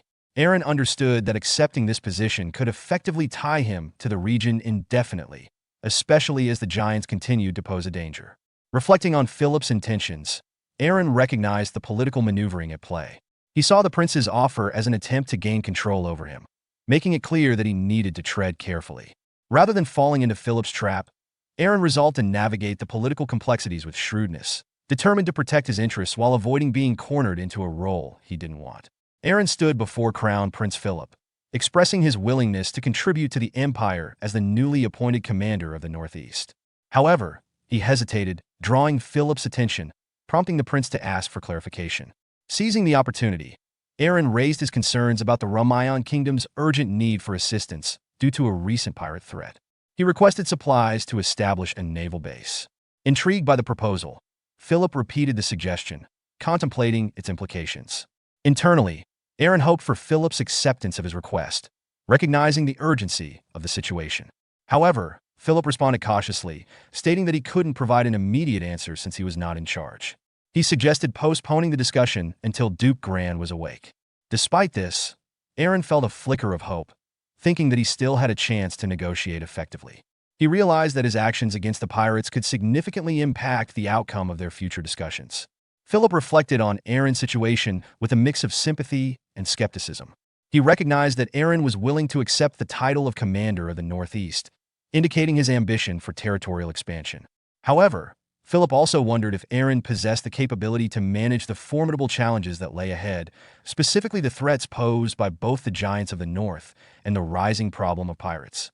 Rex sat alone at the bar, feeling disheartened as he reflected on his fruitless day without any sight of the notorious Blue Hammer pirates. He found it odd that there were no pirates around in a place like this. Just as he pondered this, Princess Livia entered the scene, laughing as she made her way down the stairs. She was accompanied by Miller, the vice captain of the Blue Hammer Pirates. Rex's confusion deepened at their unexpected appearance. He wondered why the princess was there and what it meant for his plans. As Livia and Miller exited the bar together, Rex was taken aback by their unexpected presence and wondered about the implications of their visit. Feeling a sense of urgency, Rex slammed his drink on the table, prompting his subordinates that are sitting on nearby tables to pursue Livia and Miller as they left the bar. He couldn't shake the oddity of a princess associating with a pirate. Just then, an explosion erupted outside, cutting off his train of thought and adding to the chaos of the moment. Just then, his injured subordinate stumbled into the bar, gasping that they had been attacked. Alarmed, Rex rushed outside, where he saw several other of his subordinates wounded on the ground. In a panic, he demanded to know the whereabouts of the attackers. One of his injured subordinate pointed in a direction, and Rex took off toward it, determined to confront the threat. Rex raced toward the docks, desperate to stop Miller and Queen Livia from escaping. As he yelled for them to halt, Miller expressed his frustration, noting how he always seemed to attract trouble whenever he was on land. In a defensive move, he retaliated against Rex by throwing gunpowder at him. In retaliation, Rex threw a dagger at Miller, but the pirate skillfully dodged it. Acknowledging Livia with a slight bow, Miller then grabbed a fire torch from her hands. He deliberately waited for Rex to reach the spot where he had spread the gunpowder on the ground. With a wicked grin, he tossed the torch onto the explosive substance. As the torch ignited the gunpowder, he shouted, "You should burn!" The resulting explosion engulfed the area where Rex was standing, throwing him backward and causing severe injuries. The scene shifts to a medical facility where Rex subordinates are recuperating from injuries sustained in a recent attack. Aaron, clearly anxious and worried, bursts into the room, calling out for Rex. His sudden entrance startles the people resting on their beds. From a nearby partitioned area, Rex responds dryly, assuring Aaron that he is still alive and urges him to calm down. Once Aaron reaches Rex's side, he envelopes him in a tight embrace, which Rex finds uncomfortable and tries to escape. After the initial emotional outburst, Aaron settles down, and Rex begins to recount the details of the incident. Aaron learns that a pirate was seen accompanying Princess Livia, prompting a mix of disbelief and concern. Rex confirms that their meeting was not coincidental and suggests a pre-existing relationship between the two. Aaron expresses skepticism regarding Princess Livia's motives, emphasizing her strategic nature and questioning why she would associate with an enemy. Rex counters this by pointing out that if they had ulterior motives, they wouldn't have spared the injured and allowed Rex's men to survive the attack, crediting Livia for their escape. As the conversation unfolds, Aaron finds the situation increasingly complex. Rex, wanting to shift the focus, tosses Aaron a letter with urgent implications. He advises Aaron to read it discreetly, mindful of their surroundings, as other people are present. The letter reveals alarming news. Approximately 500 giants from the north have taken control of an orc castle and captured numerous hostages, including the wife and child of the knight commander. Aaron reflects on the current situation, feeling reassured by the presence of Cheryl and Rommel, who are presumably dealing with the northern giants' takeover of the orc castle. However, he realizes that, as the newly appointed commander of the Northeast, he must consider a response to this new threat. He resolves to head to the castle to address the situation directly. His thoughts are interrupted when Rex, still recovering from his injuries, rises from his bed and asserts his intention to go in Aaron's place. Aaron protests vehemently, concerned for Rex's well-being given his injuries. Rex's determination stems from a personal crisis. Diane, a woman he has deep feelings for, has been captured. Aaron recalls Diane, a beauty known to have received marriage proposals from most men in the Brand territory. Rex was one of those individuals, but due to the fact that she had feelings for his brother, Rommel, he had no choice but to hide his feelings and stay away. Rex decided to let go of his feelings for Diane. He thought he could congratulate the marriage between Diane and his brother Rommel as a friend. When he found out that he couldn't suppress the feelings he still had for her, he decided to take extreme measures. As a means to prevent hurting Diane's feelings, he decided to leave the Brand territory. After that, Rex spent years traveling between territories, dedicating his life as a spy for the Brand territory, hoping to keep his feelings at bay. Understanding Rex's motivations, Aaron reluctantly agrees to let him go, but not without a warning to be cautious. Rex expresses gratitude for Aaron's support before he prepares to leave. Just before departing, Rex suggests that Aaron should simplify matters by asking Princess Livia directly about the pirates. Shortly after, Aaron summons Princess Livia to discuss the situation regarding the pirates. When he inquires about their involvement, Livia reveals that the pirates are her customers. Confused, Aaron asks her to clarify what she means. Livia explains that the Blue Hammer pirates are involved in selling stolen goods from the Western continent. Aaron expresses his surprise at Princess Livia's involvement with stolen goods. Livia defends her position, explaining that her influence extends to the Eastern continent and that the Blue Hammer pirates provide access to goods that are otherwise scarce on the Western continent. Recognizing Livia's established relationship with the pirates, Aaron sees an opportunity to negotiate with them and asks Livia to facilitate this meeting. In a typical display of her shrewdness, Livia agrees to help, but only under the condition that her trade group be allowed to use the port city of Retta freely. Aaron acknowledges this demand, recognizing Livia's consistent business-minded nature and drawing a comparison to Old Man Kane. Meanwhile, somewhere else, Kane, sensing he is being discussed, ponders the mention of his name, creating a light comedic interlude amid the negotiations. Once they finalize the agreement, the scene transitions to a port where Aaron waits for the pirates to arrive. He reflects on the negotiation terms, which stipulate that only the Baron, Aaron, is to come alone, suggesting a potential power play or a test of trust from the Blue Hammer pirates. His internal musings reveal his concerns about whether they plan to intimidate him with numbers or if they doubt his integrity enough to expect betrayal. As Aaron stands at the port, he sees a ship approaching, signaling the pirates' arrival. Captain Jacqueline stands at the forefront of the ship, and as it approaches, she introduces herself. She immediately demands clarity about Aaron's loyalty to the Empire, a question that shocks him into silence. This unexpected inquiry puts Aaron on the defensive, raising the stakes for the negotiations before they even begin. As tension escalates, Captain Jacqueline of the Blue Hammer Pirates reacts to Aaron's identity and allegiance with a smile, indicating a sense of disdain for the Empire. She orders her crew to turn the ship around, but Aaron interjects, demanding they pause their retreat.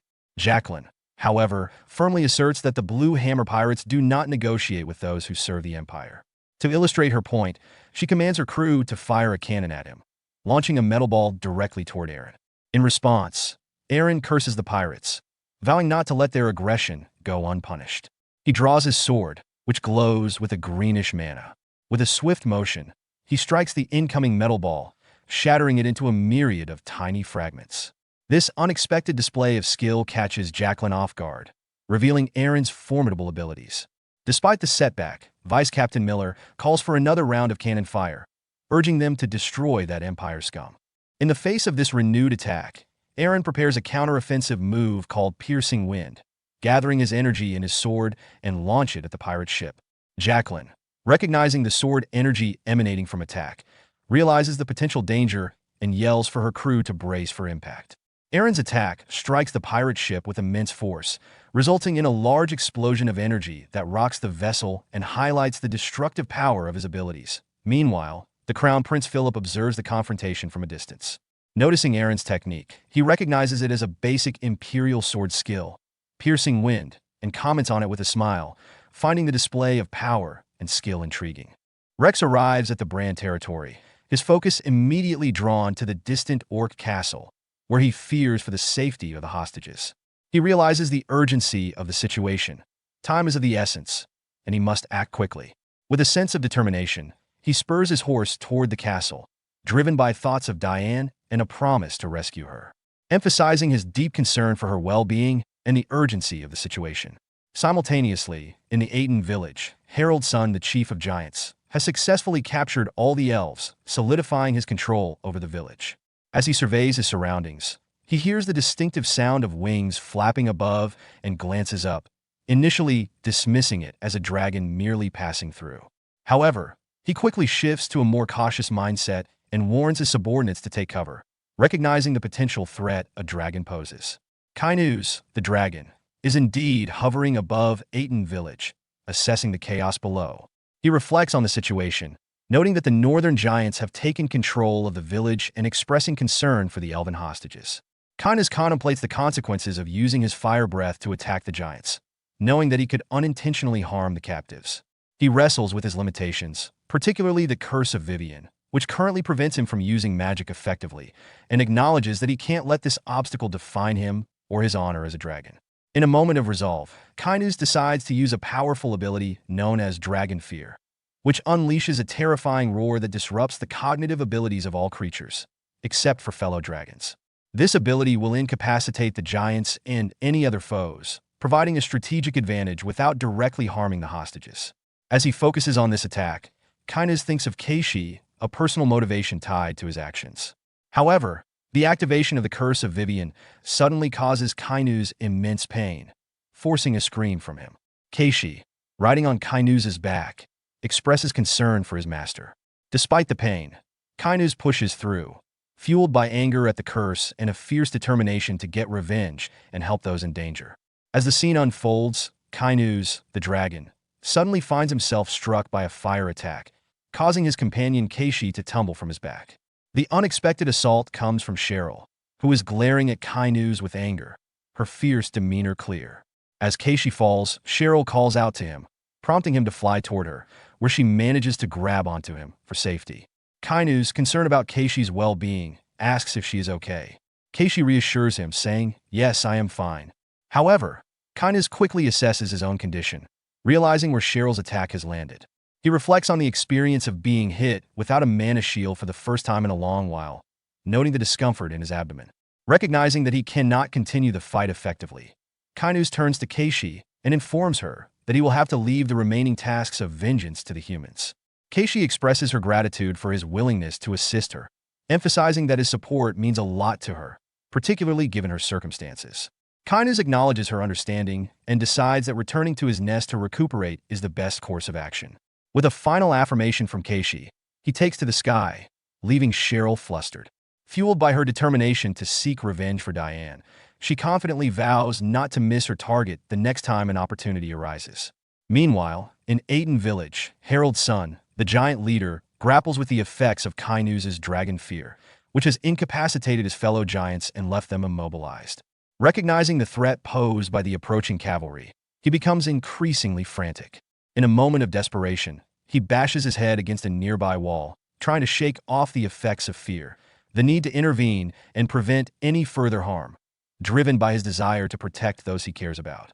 The blood trickling down his face, and with his physical pain, he regained control of his body. As the cavalry draws closer, Harold's son acts quickly, making a desperate attempt to close the village door before they can reach it.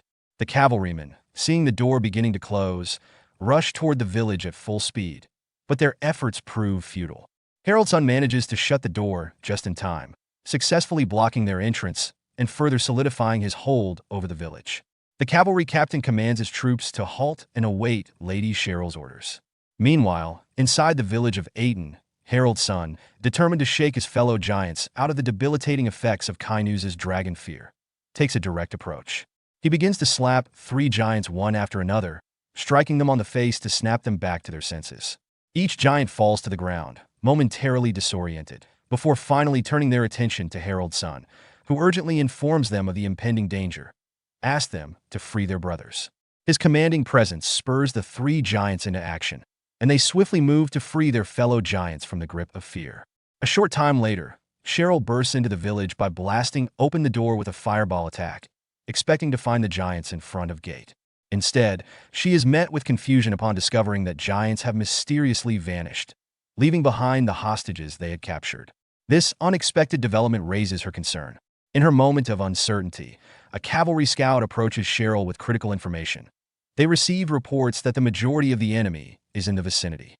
Cheryl, realizing her limitations in detection magic, something she had avoided learning due to its sensitivity, understands that they will have to conduct a thorough search for the giants instead. Taking charge, Cheryl instructs her soldiers, spread out and look for them. Stay in groups of 4. As a group of 4 soldiers begins searching through a back alley, Harold's son observes them from the rooftop of a nearby house. This vantage point allows him to plan his attack. Seizing the opportunity, he leaps down to block their escape route, taking the first soldier by surprise and killing him instantly. The suddenness of his assault creates chaos as he begins to unleash his fury on the remaining soldiers, wielding his axe with deadly precision. As Aiden Village is engulfed in turmoil as soldiers scream and enemy alerts echo through the air, Cheryl, aware that her troops are in grave danger, feels the weight of command pressing down on her. Until this moment, she had primarily used her magic as a strategic advantage, but now, confronted with an urgent and life-threatening crisis, she recognizes her lack of experience in leadership roles.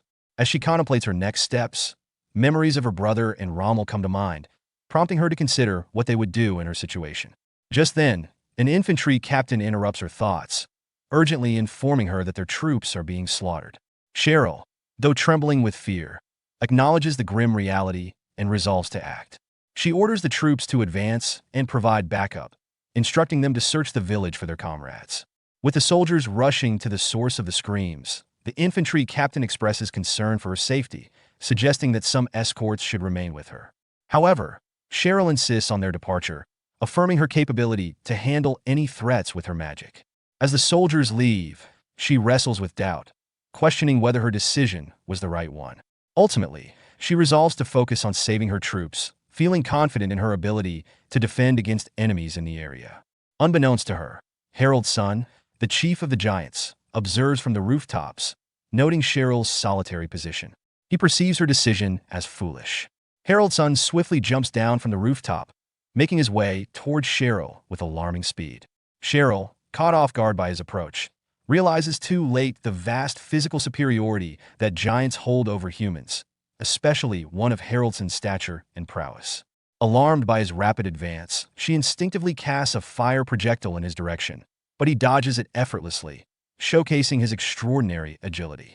In a desperate attempt to regain control of the situation, Cheryl unleashes a fireball attack at close range, causing a significant explosion that she believes has struck him. To her astonishment, Harold's son evades this attack as well, further escalating her panic. As he closes in, she conjures a fiery bird to distract him and create distance. But Harold's son counters by leaping into the air and skillfully smashing the fiery bird with his dual axe. With little time to react, Harold's son seizes Cheryl by the leg and slams her into the ground with tremendous force, shattering the ground beneath her. As she lies there, trembling in pain, Harold's son taunts her, questioning whether her decision to face the danger alone stemmed from a lack of experience or a prideful reliance on her magical abilities. He chillingly asserts that her choice, made without understanding the enemy's strength, has led her to her impending doom. Cheryl, despite her agony, retorts defiantly, refusing to accept blame for her predicament. She insists that her potential death is not a result of her decisions, but rather the consequence of intruders like Harold's son. Just as Harold's son raises his axe, preparing to deliver a fatal blow while invoking the great god of warriors, Munin, a glimmer of hope emerges. A sword suddenly blocks the axe mid-swing, pushing Harold's son back with great force. The unexpected savior is Rommel, who has arrived just in time to rescue Cheryl from certain death. Cheryl questions Rommel about his whereabouts and the status of his wife, Diane. Rommel expresses a sense of resignation, acknowledging that searching for Diane might be futile. Instead, he emphasizes the importance of having faith in her survival and shifting his focus to leading the troops of the Brahn territory as the cavalry commander. After making this determination, he dismounts his horse, urging Cheryl to rest while he takes charge of the situation. Harold's son, the giant, casually cracked his neck while taunting Rommel, asking if he planned to face him. But before Rommel could react, Harold's son abruptly disappeared from view, showcasing his immense speed and power, leaving Rommel in a state of shock and uncertainty. Then reappears above Rommel, ready to strike him with his axe. Rommel, reacting with greater footwork, dodges the vertical strike. He then assumes a fighting stance, enveloping himself in mana, which surprises Cheryl, who watches from the sidelines. Rommel attacks with his sword, but Harold's son easily leaps back, mocking Rommel's speed and skill. However, Rommel's swing manages to graze Harold's shoulder, drawing blood, a wound the giant only realizes after it has occurred. In a sharp retort, Rommel warns Harold's son that confidence is a double-edged sword when you don't know your enemy, provoking Harold's son further. Cheryl seizes the moment to aid Rommel by summoning a spirit that strikes Harold's son, causing him to crash to the ground. This unexpected turn invigorates Cheryl, and she taunts Harold's son, questioning his intelligence in the situation. Struggling to recover, Harold's son realizes that his injured shoulder limits his ability to fight back against both Rommel and Cheryl. In a desperate bid, he whistles for a black bird, signaling a retreat. As the bird takes flight, it prompts other giants in battle with Cheryl's soldiers to withdraw as well. Before leaving, Harold's son threatens Rommel and Cheryl, vowing to sacrifice them to Munin. He quickly fled, clutching his injured shoulder as he ran. After an intense battle, Rommel reunites with his wife Diane and their child. Overcome with relief, he embraces her, asking if she was hurt during the chaos. Diane reassures him she is unharmed but hesitates, prompting Rommel to ask what's troubling her. She reveals something that shocks him. She saw Rex after the dragon attack. Rommel is confused, as he believes Rex should be in the Rumayon Kingdom. Diane explains that, in the midst of the smoke and fire, Rex appeared and killed a giant that had nearly taken their lives. She is certain it was Rex and recalls hearing him mention something about a lord, deepening Rommel's confusion.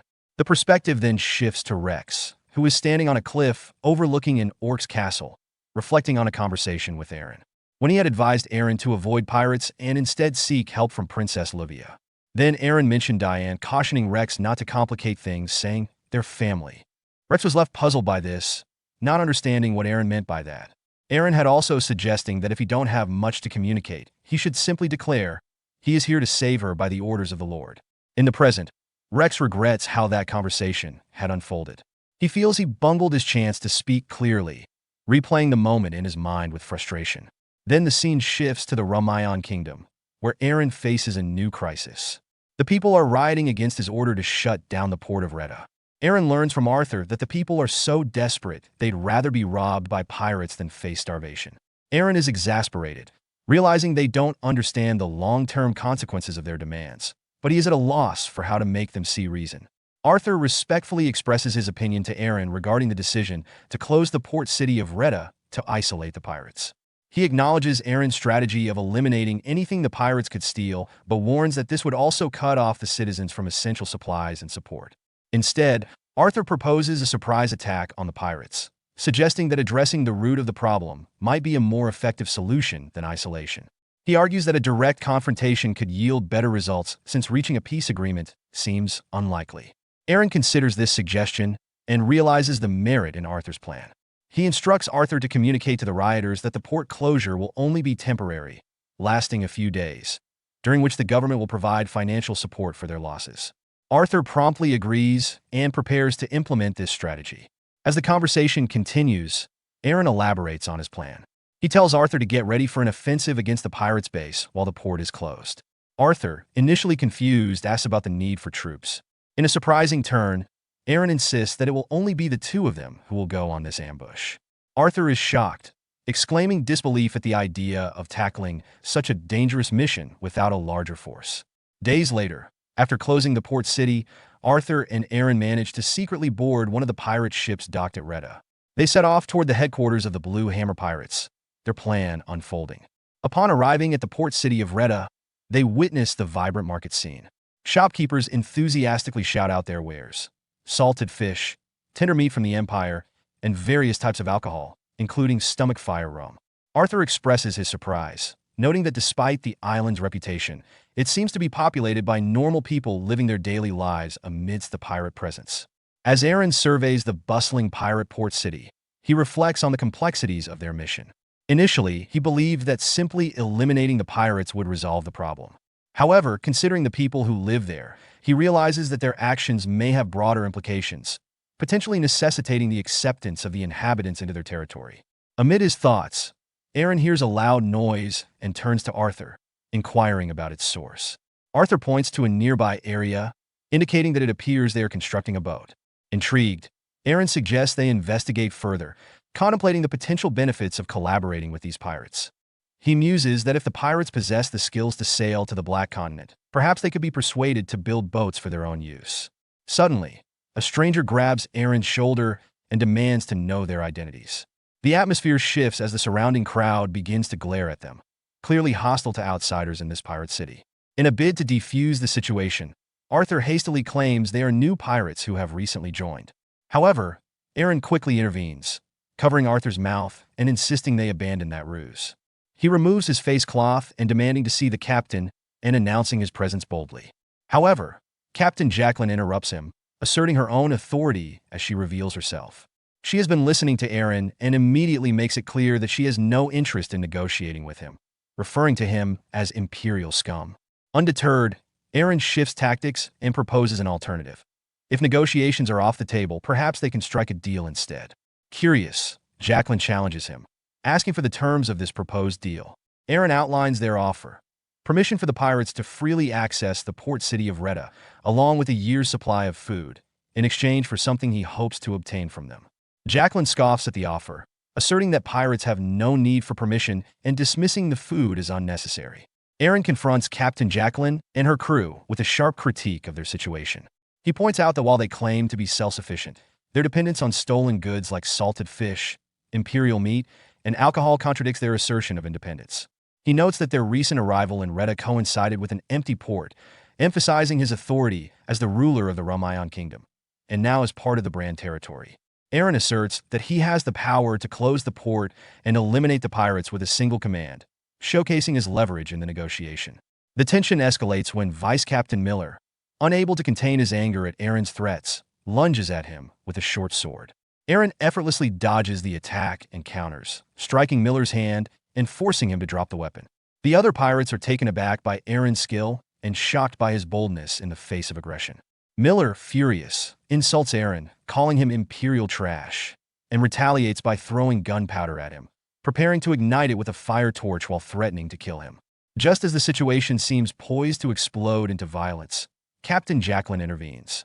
She throws a bucket of water at Miller, extinguishing the torch and admonishing him for his reckless behavior, reminding him that they could all be in danger if he acted thoughtlessly. After quelling the immediate threat, Jacqueline turns back to Aaron, her demeanor shifting to one of cautious negotiation. She asks him what he truly wants from them. Aaron seizes the opportunity and straightforwardly demands that they attack the Rumayan kingdom. This bold request shocks both Vice Captain Miller and Captain Jacqueline, as well as Arthur. The scene shifts to the throne room of the Rumayan kingdom, where Crown Prince Philip sits on the throne, flanked by Duke Gran and Aaron. Crown Prince Philip introduced Duke Gran to Aaron, emphasizing that Gran was appointed by the Emperor to manage the negotiation discussions. Philip advised Aaron to focus his requests on Gran, hinting that he would be more receptive than himself. He also warned Aaron not to bore him during the exchange. Aware of Duke Gran's injury, he thinks that those who are injured often lack patience. Aaron recognized that he needed to take charge of the conversation and navigate it strategically to achieve his objectives. Aaron begins by acknowledging his reputation, stating he would prefer to be direct with his requests.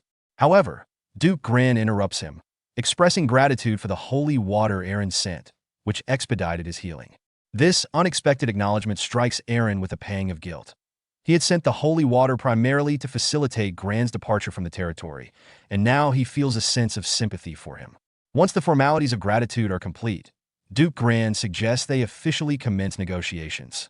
His calm demeanor surprises Aaron, who had anticipated a more contentious atmosphere. Nevertheless, the negotiations quickly devolve into heated exchanges as both parties assert their demands. Aaron asserts that he requires 200 million gold out of a total of 500 million upfront, with the remaining 300 million to be paid upon completing his service as the commander of the Northeast. Duke Gran counters by pointing out the risks to the Brand territory if the Iron Barrier were to collapse, emphasizing that as its leader, Aaron should continue in his command until the northern threats are neutralized. In response, Aaron raises the stakes, insisting that if the Brand territory is to bear these dangers, they will need support from the Empire to maintain the Iron Barrier and must also establish a naval base in the port city of Retta. Duke Gran argues that while the Iron Barrier is under the Empire's jurisdiction and they will continue to support it, the issue of the pirates falls under the territory lord's responsibility. Aaron, frustrated, retorts that Retta is part of the Empire, questioning why they would remain passive while pirates threaten the Empire's citizens. Duke Gran clarifies that the Empire's involvement isn't necessary in this case, asserting that the damages caused by the pirates are not significant enough to warrant the establishment of a naval base. Aaron's frustration grows as he challenges Duke Gran's dismissal of the situation, arguing that the suggestion for a naval base is a preventative measure against future pirate attacks. Internally, he worries about the pirates' delayed actions, recognizing that he needs to buy more time to strategize. He states that if this is the extent of the Empire's response, it will be difficult for him to accept the terms of working under their rule. Duke Gran laughs at Aaron's escalating frustration, mocking his position. Just then, the tension in the room escalates when a sword clatters to the floor between them, having been thrown by Crown Prince Philip. He disrupts their negotiation with a bold proposition to settle their dispute through a duel. This unexpected challenge catches Duke Gran off guard, especially considering his recent injuries from a previous incident. Philip stands from his throne, assuring Gran that he need not worry about the duel. Confused and wary, Gran asks for clarification, and Philip picks up the sword, indicating he is willing to fight. Seeing the potential danger in this course of action, Aaron immediately drops to his knees, imploring Philip not to proceed with the duel, emphasizing that it may not be a wise decision. Crown Prince Philip asserts his authority, declaring that if Aaron declines his offer, the Ramayan kingdom will be absorbed into the empire, and he will personally take control of the region. Duke Gran attempts to remind Philip of the empire's laws, which prevent him from overtaking a territory without proper justification. However, Philip interrupts him, delivering a chilling announcement that Barren Gran has been attacked by northern giants and assassinated by an unknown assailant while receiving treatment in the Brand territory. He dramatically points a dagger at Gran. Philip then turns his attention to Aaron, pointing his sword at his neck and accusing him of being one of the prime suspects behind the assassination. With an icy tone, he reminds Aaron not to bore him with any objections and asks if he intends to accept his offer. Then Aaron, recognizing the precarious situation, responds in unison, acknowledging Philip's ultimatum. Soon after, Philip and Aaron prepare for their duel, both drawing their swords. Philip lays out the stakes. If Aaron wins, he will receive 200 million gold, continue as commander of the Northeast until the threats are neutralized, and obtain the necessary funds to establish the naval base. Conversely, if Philip wins, there will be no support for the naval base at all. Aaron cautiously asks if it's possible to negotiate a shorter service term as commander, to which Philip smirks and suggests he try negotiating that with Duke Gran after he defeats him. With that, Philip lunges at Aaron to initiate the fight. Aaron successfully blocks Philip's first attack, but quickly realizes that Philip is stronger than he anticipated. Before he can fully process this, Philip launches another strike. Aaron attempts to dodge, but the blade grazes him. In a desperate effort to evade, he moves away, but Philip strikes again, this time slicing his face and drawing blood, which falls to the ground. In this intense duel, Aaron is confronted by Philip, who is relentless in his attacks. Philip questions Aaron's defensive stance, wondering why he isn't fighting back. Aaron reveals his internal conflict. He wishes he could engage more forcefully, but he can't because Philip's attacks are too powerful. His previous victories relied on the advantages granted by the dragon's blessing and basic swordsmanship, leaving him unprepared to face a skilled opponent like Philip. As the duel progresses, Philip grows increasingly impatient and decides to escalate his assault by channeling his mana to exert overwhelming pressure on Aaron. This forces Aaron into a purely defensive role, where he struggles to block Philip's powerful strikes. Philip mocks Aaron for not using his piercing wind technique, which surprises Aaron. He remembers utilizing this skill in a past confrontation against a pirate ship. The fact that Philip is aware of his abilities adds to Aaron's frustration and anxiety, amplifying his feelings of inadequacy. Philip becomes more aggressive, demanding to witness Aaron's imperial sword skills and threatening him with death if he fails to comply. Aaron, under immense pressure, struggles to keep up with Philip's onslaught, managing only to deflect the blows while being pushed further back. The situation becomes dire when Aaron's sword shatters under a particularly fierce strike, leaving him vulnerable to Philip's lethal attack. Just as Philip prepares to deliver the final blow, Duke Gran shouted, desperately pleading for Philip to stop. In a moment of desperation, Aaron used Great Sword Art's third form and conjures a mana blade, preparing to counter Philip's impending strike. Their clash is interrupted by a cannonball that crashes through the wall, the explosion caused by the Blue Hammer Pirates, who have positioned themselves outside. Miller taunt directed at Philip and Aaron. By calling them imperial trash, he insults their status or authority, suggesting he views them as inferior or contemptible. Miller continues to sneering that the gunfire was revenge for the destruction of their ship. Crown Prince Philip stood distracted by the ongoing chaos with the pirates, giving Aaron a brief opening. Aaron, seizing the moment, rushed toward him with his broken sword in hand.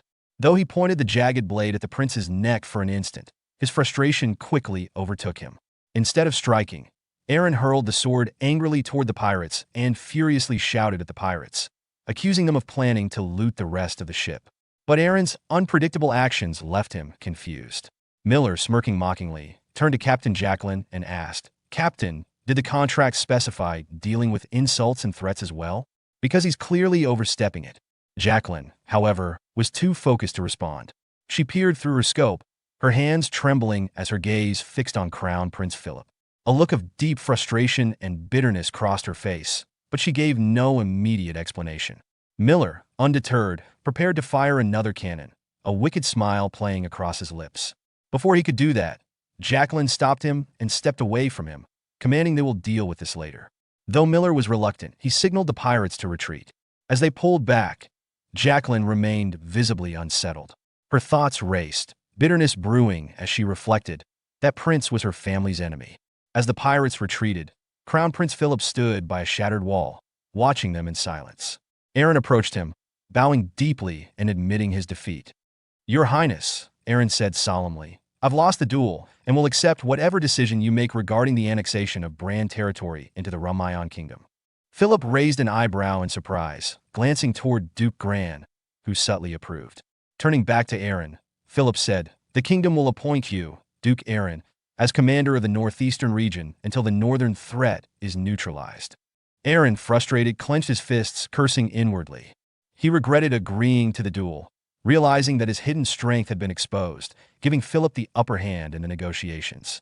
Philip then added, "Additionally, I will authorize the construction of a naval base." Aaron was left shocked by Philip's decision to make naval base, and Philip explained that he had lost the duel and that the pirate threat was more severe than he had initially thought.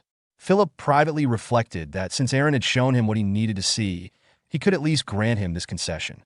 As Philip departed with his knights and carriages, he sat in one of the carriages, experimenting with the aura blade Aaron had shown during their duel. After several attempts, he finally succeeded in materializing an aura blade, laughing in satisfaction as he muttered, "So that's how it's done." A week later, the Brahn territory was officially absorbed into the Ramayan kingdom. Aaron traveled to Island Arden to deliver the promised supplies to the Blue Hammer pirates and to negotiate an alliance. However, when Aaron handed over a sack of supplies, Captain Jacqueline angrily flung it onto ground with unexpected force. Startled, Aaron asked about it. Jacqueline, furious, confronted Aaron, asking why didn't he tell her? Aaron, confused, replied, "Tell her what?" If she is still upset about him cursing her, he already explained. However, Jacqueline interrupted him by punching the sack of food, scattering its contents. Vice Captain Miller rushed to intervene, shouting for Jacqueline to calm down, but she shoved him aside, her glare fixed on Aaron. Jacqueline demanded, "Why didn't he tell her the prince was helping him?" Miller, stunned, asked, "Wait, is she talking about Prince Philip?" Jacqueline confirmed, and Miller exploded with curses aimed at Aaron. Jacqueline, trembling with rage, was lost in painful memories. She recalled the day her family was massacred by Philip, who had orchestrated the destruction of her father, Admiral Harwell. Her father had been framed for treason to cover up the failures of arrogant dukes during a failed naval campaign, and Philip, then newly of age, had led the charge against her family, labeling them traitors. Jacqueline vividly recalled fleeing with an injured arm, only to be cornered by Prince Philip. His cold gaze pierced through her as he coldly declared, "Her sin won't disappear just because she glare at him." Desperate, Jacqueline screamed, asking what sin? What did she do? What did her family do? Philip replied emotionlessly, "Treason. The mark of his sword on her arm is proof enough." Jacqueline angrily accused him of lying, knowing that the Empire had framed her father, Admiral Harwell, for the failed conquest to cover up the incompetence of its nobles. Philip, unmoved, stated, "Leave the bodies marked with his blade behind. Let them rot as food for the animals. That's where traitors belong." He then raised his sword to finish her, but before he could strike, a series of explosions erupted, distracting him. A rider on horseback appeared, pulling Jacqueline to safety. It was Rex. He gently asked, "Is she okay?" before she passed out. In the present, Jacqueline demanded answers from Aaron, asking why the prince was there for her and what schemes they were plotting together. Aaron, exasperated, asked why she was so angry all of a sudden. Before Jacqueline could respond, Rex arrived and placed a steady hand on Aaron's shoulder, telling him that he will handle this, leaving Aaron confused. Rex then turned to Jacqueline with a warm smile and greeted her. "It's been a long time, Captain." Jacqueline, confused and unable to recognize him, asked who is he? Rex chuckled, covering his mouth and chin, and remarked that it had been a long time. Tilting his head with a smirk, he added, "Let's see if this jogs her memory." When Jacqueline expresses not recognizing him, Rex's smirk fades into realization. She truly doesn't remember him. Behind Jacqueline, Miller suddenly freezes, his eyes widening as he remembers Rex. This triggers a flashback to an earlier time when Rex had saved Jacqueline's life. In the past, Jacqueline had been gravely injured and unconscious. Rex, a mercenary, had carried her to Miller, who was clearly panicked by her condition. Miller had urgently called for Jacqueline to wake up, relieved when she showed signs of life. Rex, indifferent to the situation, pointedly reminded Miller of a debt. He had saved Jacqueline's life, and in exchange, Miller still owed him. Miller, unsure of how to repay, hesitated. Rex, unfazed, continued to pressure him, implying that he would demand his payment with interest in the future. He then showed Miller a pair of goggles as a reminder of the debt, making it clear that he would return for what he was owed, no matter the time or place. Miller, grateful and overwhelmed by Rex's actions, promised to repay him fully, offering whatever Rex might desire. Rex, with a smirk, seemed intrigued by the idea of Miller's promise. Miller, serious and desperate, swore to Rex that he would give him anything, pledging his life to fulfill the debt. This promise was made in the past, but the memory resurfaced in the present, making Miller break into a nervous sweat when Rex flashed the same goggles and reminded him of his oath. Miller, overwhelmed, pleaded on his knees, asking Rex to take whatever he wanted but to leave the captain out of it. Rex, with a dramatic sigh, agreed but demanded a pen, parchment, and scissors. Miller, trembling, hesitated and asked why Rex needed the scissors. Rex pointed to his own partially shaved chin, grinning mischievously, implying he would take something personal from Miller in return for the debt being settled. True to his word, Rex proceeded to cut off Miller's beard, easing the tension between the two sides, but also exacting a lighthearted, albeit embarrassing, price. The evening ended with the pirates celebrating around a campfire, dancing and laughing. Jacqueline, smiling for the first time in a while, watched the festivities from a distance. Aaron, noticing her, approached and sat beside her. Aaron asked Jacqueline what her plan was now, to which she replied uncertainly, saying she was open to whatever the future held, but speculating that the enemies of the Crown Prince and Aaron's family might be preparing for revenge. Aaron, intrigued by the mention of revenge, asked if she wanted his help with that. Jacqueline, confused, asked for clarification, and Aaron proposed a deal. He would assist her in seeking revenge, and in return, she would help him with something in the future. Jacqueline hesitated, feeling she had already received much help and had little to offer in return. However, Aaron smirked and assured her they could help each other in ways she might not expect, even referencing her ships. After a brief moment of contemplation, Jacqueline agreed with a chuckle, accepting whatever the deal might entail. A month later, with a peace agreement now secured, Aaron led his forces to the Iron Wall, a fortress held by the Northern Giants. After a few days of the horde of skeletons are fighting, the Northern Giants both engaged in a fierce battle. Despite their overwhelming strength, the Giants were struggling to fend off an unrelenting assault from an army of skeletons. Giant Chief Harold's son, observing the chaos, became frustrated by the delayed arrival of Aaron's forces, which he had hoped would help turn the tide. He struck the fortress wall in anger and cursed their tardiness. As he scanned the battlefield, his eyes fixed on the necromancer leading the skeleton horde, none other than Elena, a demon succubus, flanked by Cheryl and Rommel. Harold's son knew that if he could take her down, the battle would be won. His thoughts were interrupted when a subordinate giant urgently approached him, informing him that the giants could not hold out much longer and that abandoning the castle was necessary. Harold's son, enraged, grabbed the giant by the collar and lifted him off the ground, fiercely refusing to give up the castle he had fought for over 30 years. The subordinate, trembling, argued that surrendering meant losing the battle, but dying meant losing everything. Harold's son, however, was resolute in his belief that losing the castle would be as good as death, his grip tightening as he growled in defiance, unwilling to accept defeat. Before the argument between Harold's son and his subordinate could escalate further, the skeletons suddenly began to withdraw from the fortress, leaving Harold's son momentarily confused and distracted. His anger faded as he tried to understand the shift in the battle. From beyond the battlefield, Aaron's voice rang out, announcing that the giants' defeat was inevitable.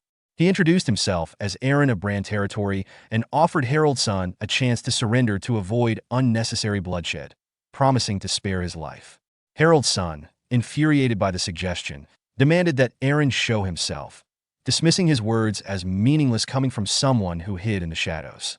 In response, Aaron stepped forward, holding a torch, and boldly declared, "I am Duke Aaron of Brand territory." And he does not hide. The two locked eyes, the tension between them thick and palpable, as the entire battlefield seemed to hold its breath in anticipation of what would happen next. A few days earlier, Aaron convened a meeting to discuss the current situation. Rommel reported that 500 northern giants were occupying the Iron Wall, and although some had been lost during the capture of the old stronghold, their forces had never been large to begin with. Aaron was surprised, questioning how Harold's son had crossed the Iron Wall with only 1,000 men, wondering if it was even feasible. Cheryl explained that it might be possible, as the northern giants were exceptionally strong, with raw power and speed far beyond human capabilities, even without magic or weapons. Rommel agreed, noting that if not for the giant's carelessness, neither he nor Cheryl would have survived their previous encounters. Aaron realized that with just 1,000 men, the giants had seized the stronghold, and now, even with 500, they had successfully overwhelmed both Cheryl and Rommel while guarding the Iron Wall. As he pondered strategies to counter the giants and retake the Iron Stronghold, Cheryl pointed out that the stronghold was crucial to dealing with the northern threat. Even if magic were used to destroy it, the structure could recover over time but would remain unusable for a while. Getting an idea, Aaron then instructed Rommel to bring Elena, halting the undead dungeon development project for the time being. His strategy was to use large-scale undead monsters to pressure the smaller number of northern giants defending the castle. This approach would help preserve the Iron Stronghold, keeping it intact for future use. With this initial tactic proving successful, Aaron's focus shifted toward neutralizing the northern giants and negotiating a lasting solution with them. In the present, Harold's son emerged from the Iron Stronghold, twin axes gleaming as he charged at Aaron with a fierce double-axe strike. Aaron quickly blocked the attack with his sword, the clash of their weapons ringing out across the battlefield. From a distance, Cheryl and Rommel watched in shock, recognizing Harold's son as the giant who had almost killed them during their earlier encounters. Harold's son sneered at Aaron, mocking him for being arrogant enough to seek him out after already winning the war. Aaron calmly responded, stating that Harold's son would die regardless of the outcome. As he spoke, a faint blue aura surrounded his sword. This caused Harold's son to hesitate, and he instinctively backed away. Aaron, adopting a battle stance, continued, offering what he called mercy to Harold's son. However, Harold's son, narrowing his eyes, recognized the stance Aaron had assumed. It was the same one used by the opponent who had previously injured his arm. Determined not to be fooled again, Harold's son hurled his axe with deadly precision, using all his strength. Aaron tracked the axe's flight, but was caught off guard when Harold's son suddenly vanished. Before Aaron could react, Harold's son reappeared behind him and swung his axe down, shouting, "I'll send you to Munin." In a split second, Aaron used magic to evade the strike. His glowing blue eyes shows the sign of magic. Harold's son, surprised, wondered if Aaron had used sorcery to escape the attack. However, Harold's son growled, "He is still too slow," and attacked again, landing a blow on Aaron's armor, forcing him to retreat. Aaron, struggling to keep up with the relentless barrage of attacks, found himself increasingly frustrated, unable to see and predict Harold's son's moves clearly. A few weeks earlier at the training ground, Rommel observed Aaron practicing and suggested they stop for the day. Aaron, slightly winded but determined, refused and insisted on continuing. Rommel, trying to get Aaron to rest, threw a small rock at him, hitting his shoulder. Despite the pain, Aaron didn't back down. Rommel threw several more rocks in rapid succession, prompting Aaron to focus his mana to enhance his senses. With this heightened awareness, Aaron easily tracked and dodged the rocks with precision. He then closed the distance and pointed his sword at Rommel's neck with a smirk, demonstrating his skill and resolve. In the present, Haroldson's assault on Aaron was relentless, and one of his strikes landed, forcing Aaron to stagger back. Frustrated, Aaron struggled to keep up with Haroldson's speed. As the giant leaped into the air with his axes raised for a devastating strike, Aaron's focus sharpened. The memory of his earlier training with Rommel resurfaced, and he suddenly saw Haroldson's attack pattern clearly. When the giant descended, Aaron seized the moment, launching a counterattack. Caught off guard, Haroldson instinctively raised his axes to block, but Aaron unleashed his great sword arts, fourth form, Cyclone. The powerful technique shattered Haroldson's axes and left him severely wounded. With a confident smile, Aaron locked eyes with his opponent and declared, "I see you now," signaling his mastery of the situation and his growing dominance in the battle. Haroldson, clutching his bleeding side, struggled to staunch the flow of blood as his mind replayed the events that led to his current defeat. Bitterly, he reflected on how he had crossed the Iron Wall and captured the Iron Stronghold, only for it all to be undone by Aaron. Enraged, Haroldson roared at Aaron, shaking with fury and cursing him. Despite the outburst, Aaron remained calm and unfazed. With a growl, Haroldson lunged at Aaron, swinging his axe with his left hand, but Aaron easily sidestepped the attack. Seizing the opportunity, Aaron kicked Haroldson in his injured side, causing him to stagger backward in pain. Haroldson, desperate and furious, swung his axe again. This time, Aaron struck the weapon with his sword, sending it flying from his grasp. Without hesitation, Aaron pointed his sword at Haraldson's neck and declared coldly, "This is my land now.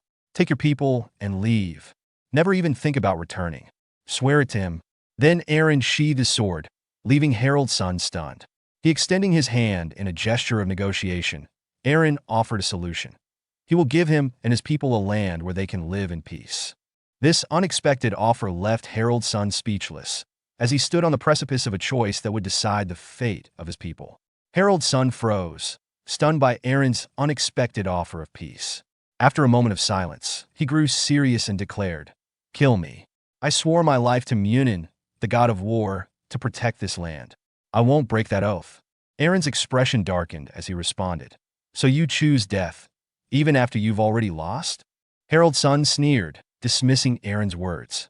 "Fool, you foreigners can't understand how important this land is to us." Aaron, unfazed, shot back, "And you're foreign to us. Of course, we don't understand each other. Instead of wasting time trying to, we should focus on living. Me on my land, and you on the land I'm offering you." Harald's son studied Aaron for a moment before chuckling grimly. "En alliance? I sense your sincerity, but you don't understand. My brothers and I follow Munin, the god of war.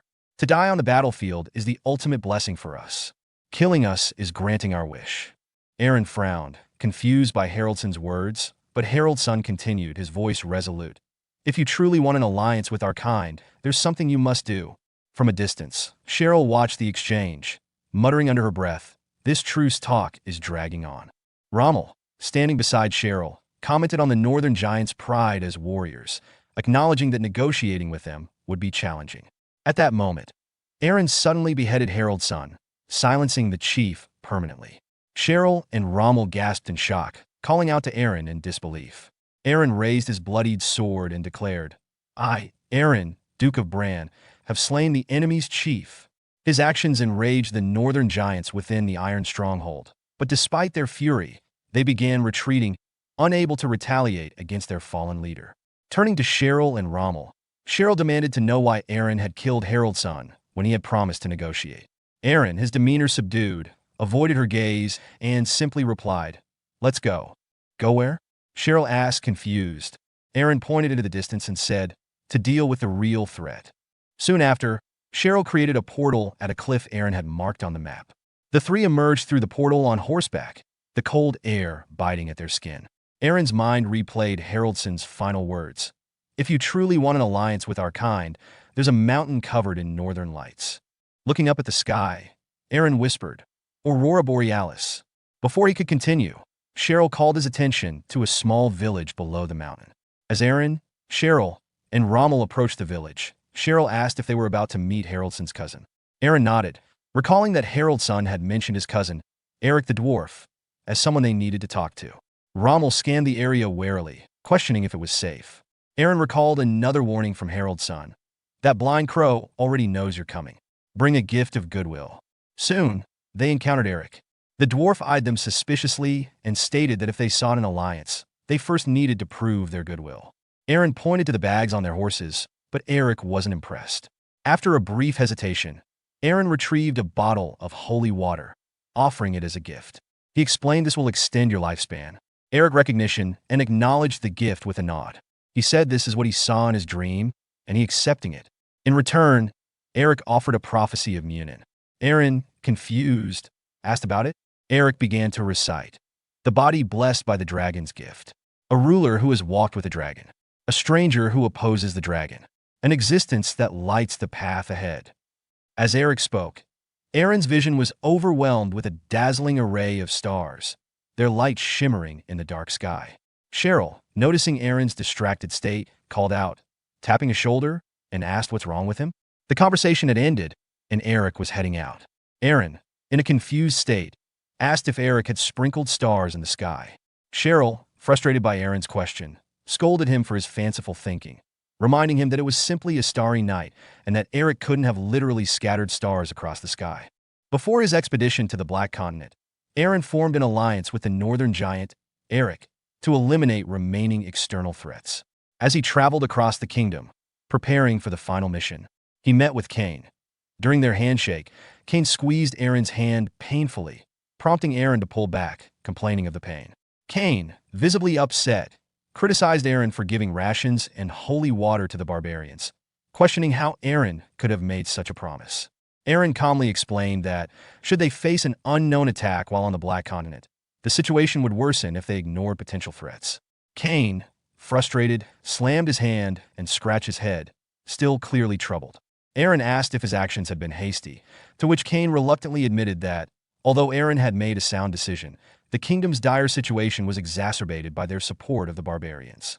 Cain expressed concern that this would lead to more suffering for their people, especially since the production of holy water had been cut in half.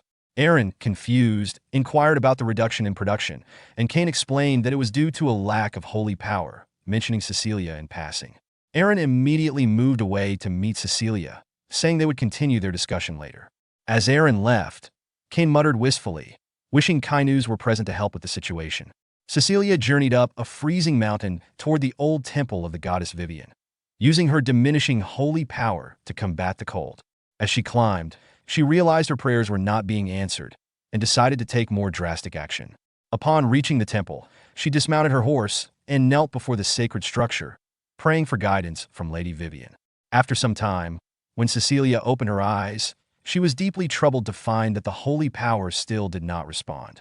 Her heart sank as she faced the realization that even in the presence of the temple, her prayers were unanswered. Just then, a powerful gust of wind struck her, throwing her toward a cliff's edge. The wind then lifted her into the air, leaving her suspended and terrified. Believing that she would fall to her death, she closed her eyes and called out to the goddess in desperation. At that moment, Kainus appeared in his dragon form, catching her midair.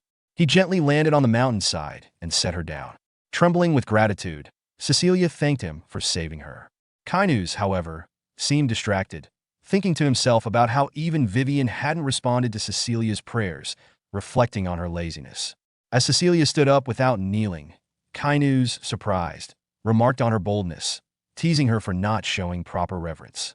Cecilia met Kainus's gaze firmly and explained that, though it was her first time encountering a dragon up close, she was Lady Vivian Sainus and would kneel to no one but her goddess. Kainus chuckled, calling her an oddity for still defending a god who didn't respond to her prayers. His irritation grew as he wondered why Vivian had made mana unusable. Cecilia interrupted his thoughts, stepping closer and calmly saying she could sense Vivian's presence. She pointed to a spot behind the temple and then pressed her hand against Kainus' chest, claiming the goddess's presence was there as well. Kainus, taken aback, asked what she was doing, but Cecilia explained that a chain of light was blocking the mana. When Kainus asked if she could break it, Cecilia regretfully shook her head, stating it was impossible in its current state. Kainus silently cursed Vivian, frustrated by the situation. However, Cecilia suggested that if Vivian's strength were restored, the chain might be broken, but Kainus would need to return to the place where he was originally chained. Kainus fell silent, reflecting on when he was in his human form the chain was placed on his heart. Finally, he spoke, trusting Cecilia to keep a secret.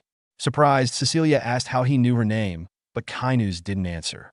Instead, he unleashed a powerful roar, creating a whirlwind of mana and dust. Once the dust cleared, Kainus lying on the ground before her in his human form. Cecilia hesitated, then asked why is he here, and at this place? In the capital of the empire, Zabin, a secret gathering took place in the underground canals, with masked individuals lining up to enter a concealed chamber one at a time. Cheryl, part of the crowd, stood with her hood drawn low over her face, observing her surroundings. She felt uneasy, questioning if this was truly the home of the sage, as the large number of people made it seem suspiciously obvious. As she scanned the line ahead of her, Cheryl's attention was suddenly caught by a woman entering the line. Her heart stopped when she recognized the woman. Without a doubt, it was her mother. Isabel, disguised under a hood, patiently waited in a line to meet a sage renowned for his ability to foresee the future. When her turn arrived, she entered a dimly lit room where the sage sat with a glowing magical crystal ball in front of him. A guard pushed her closer to the sage, and though she hesitated, she eventually sat down. The sage asked what she wished to know, and Isabel firmly replied that she wanted to know the future of her children. The sage explained that knowing the future required a steep price, prompting Isabel to place a heavy bag of coins on the table without hesitation. He warned her that the present continuously shaped the future, making it a fragile subject to reveal. Still, she insisted, saying she would wait as long as necessary. When asked for her children's names, she replied, Aaron Karen and Cheryl Karen. At that moment, the sage froze in shock, and his silence unsettled her. She asked if something was wrong, but he avoided answering directly. Instead, he requested her to remove her hood and place her hand on the crystal ball. Reluctantly, Isabel revealed her face. The sage immediately recognized her. It was Isabel, the mother of Aaron and Cheryl, who was presumed to be dead. She placed her hand on the glowing crystal ball, and a burst of golden light filled the room. After a long pause, the sage announced that he had seen the vision she sought. Desperately, Isabel demanded to know when and how her children would die. Her question shocked the sage, who darkly remarked that she wasn't interested in their lives, only their deaths. Despite his disapproval, Isabel insisted, placing another bag of coins on the table. Reluctantly, the sage revealed that, in about 20 years, Aaron and Cheryl would die at the hands of Emperor Zerone. As Isabel left, the sage called a guard and whispered instructions for him to follow her and report everything about her life.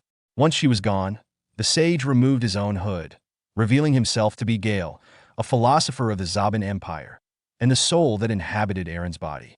Gayle was shocked, questioning how Isabel was alive since he believed she had died before his father was dethroned. Gayle's backstory revealed that, after being rejected by Duke Rhinon in his quest for revenge, he had started from nothing. Using his knowledge of the future, he gained fame as a fortune teller. His predictions earned him the titles the Sage of the Future and the Philosopher of Zaban, eventually leading Isabel to seek him out. Yet, her reason for wanting to know the exact moment of her children's deaths puzzled him. Meanwhile, Isabel, now aware of her children's grim fate, sensed someone following her as she walked through the streets. Reacting instinctively, she drew a hidden dagger and fled. However, a hand suddenly grabbed her shoulder, and she prepared to strike, only to stop when she realized it was Cheryl.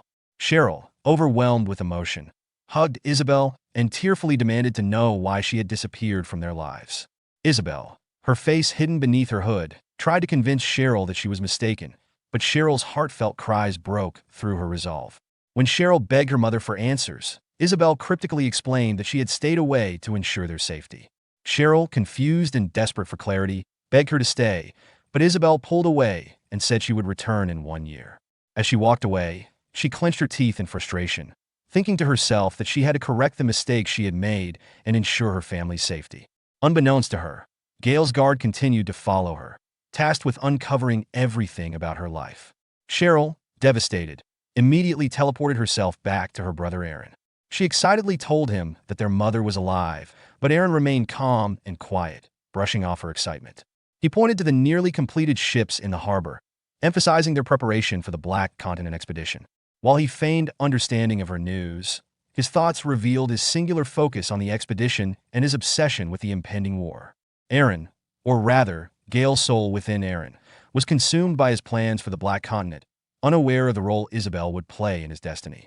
The story progresses 3 weeks into the advancement unit's perilous voyage toward the Black Continent.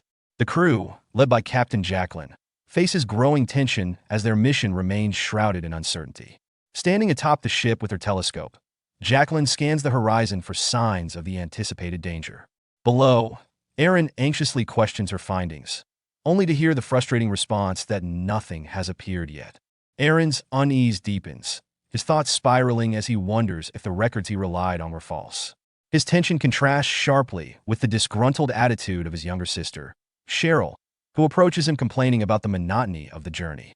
She laments missing the opportunity to learn more about their mother back in the kingdom and mocks Aaron's earlier promises of adventure, including encountering a sea serpent the size of a ship. Their sibling banter quickly escalates, with Cheryl expressing frustration over her involvement and Aaron reminding her that she had accepted advance payment in return for her cooperation. Dismissing him, Cheryl retreats to the cabin, leaving Aaron to mutter regrets about the price he paid for her participation. Suddenly, the ship lurches violently, breaking the tension. Aaron demands an explanation, and Jacqueline swiftly announces the presence of a sea serpent beneath the vessel, warning the crew to brace for a whirlpool. The calm routine shatters into chaos as the ship's stability falters. Cheryl reappears on deck, sarcastically remarking that even the sea serpent seems to want payment for their intrusion. Jacqueline descends to the deck, issuing commands to prepare for battle. The crew scrambles to their stations as the whirlpool grows, threatening to pull the ship under. Aaron turns to Cheryl, reminding her of the plan they agreed upon. With a determined nod, Cheryl summons her fiery bird using the Fire Wing spell and takes to the sky. From above, she observes the swirling chaos, her analytical mind racing. The sheer size of the whirlpool defies her expectations, raising questions about the serpent's true scale. When the sea serpent finally emerges, its immense size is both awe-inspiring and terrifying. Without hesitation, Cheryl casts Thunder Spear, striking the creature with a bolt of golden lightning. The attack briefly disrupts the whirlpool, stabilizing the ship, though Cheryl realizes the damage inflicted is minimal.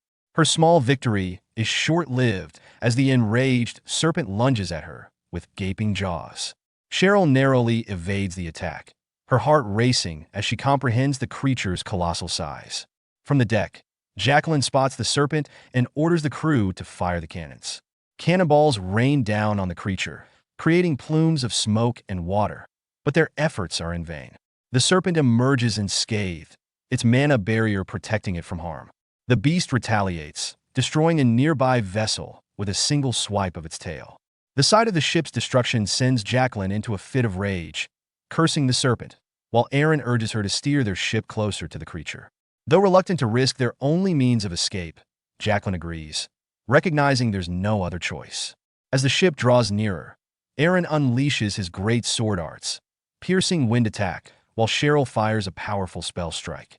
Their combined efforts result in a massive explosion, but as the smoke clears, the serpent remains unscathed, its mana shield intact. The serpent begins charging a devastating breath attack, leaving the crew scrambling for survival. Cheryl swoops down on her fiery bird, urging Aaron to climb aboard. Moments later, the serpent unleashes its destructive breath, obliterating the ship and forcing the remaining crew into the turbulent waters. As the serpent prepares to attack again, Aaron shouts at Cheryl to ascend, but she remains frozen, her face pale with shock.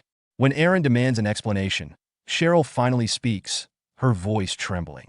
She reveals the source of her fear. Another threat has arrived. Aaron turns his gaze to the sky and is met with a sight more terrifying than the sea serpent. A dragon, its massive wings casting a shadow over the chaos below, descending toward them. Kainuz, in his dragon form, appeared suddenly, flying toward Cheryl and Aaron. Cheryl immediately warned Aaron and began preparing a fire spell. However, before she could cast it, Kainuz zipped past them with remarkable speed, heading straight for Leviathan, the sea serpent. Cheryl noticed a burn mark on Kainuz and realized he was the same dragon she had fought at the old castle. Kainuz engaged Leviathan, sinking his razor-sharp teeth into the sea serpent, causing it to cry out in pain. Kainuz then attempted to communicate with Leviathan telepathically, urging it to regain control. But instead of responding, Leviathan charged a breath attack aimed at Kainuz, who swiftly dodged and remarked telepathically on Leviathan's loss of reason and reliance on instincts. The battle escalated as Kainuz skillfully dodged multiple breath attacks from Leviathan. He launched his own breath attack in return. Meanwhile, Aaron, witnessing the fierce fight, wondered why Kainuz was fighting the sea serpent. Cheryl quickly recognized the opportunity and urged Aaron to act, suggesting they save as many people as they could while Kainuz and Leviathan were distracted. Aaron, determined to act, agreed despite Cheryl's concerns about the sea serpent's overwhelming strength. Cheryl summoned a firebird to carry them closer to the action, while Aaron worried about how to penetrate Leviathan's mana shield with his sword. Leviathan, coiling its tail around Kainuz, began to crush him, but Kainuz fought back, slashing at Leviathan's eye, causing it to bleed. Aaron, spotting the opening, instructed Cheryl to get them closer to Leviathan's eye. Kainuz and Leviathan continued their battle, with breath attacks colliding in violent clashes. Kainuz thought to himself about the increasing power of Leviathan's magic. He dodged another attack, then darted forward, delivering a claw strike to Leviathan. In retaliation, Leviathan tried to bite Kainuz but missed, and Kainuz bit into Leviathan's neck, causing it to scream in pain. Seeing an opening, Aaron and Cheryl arrived at the scene.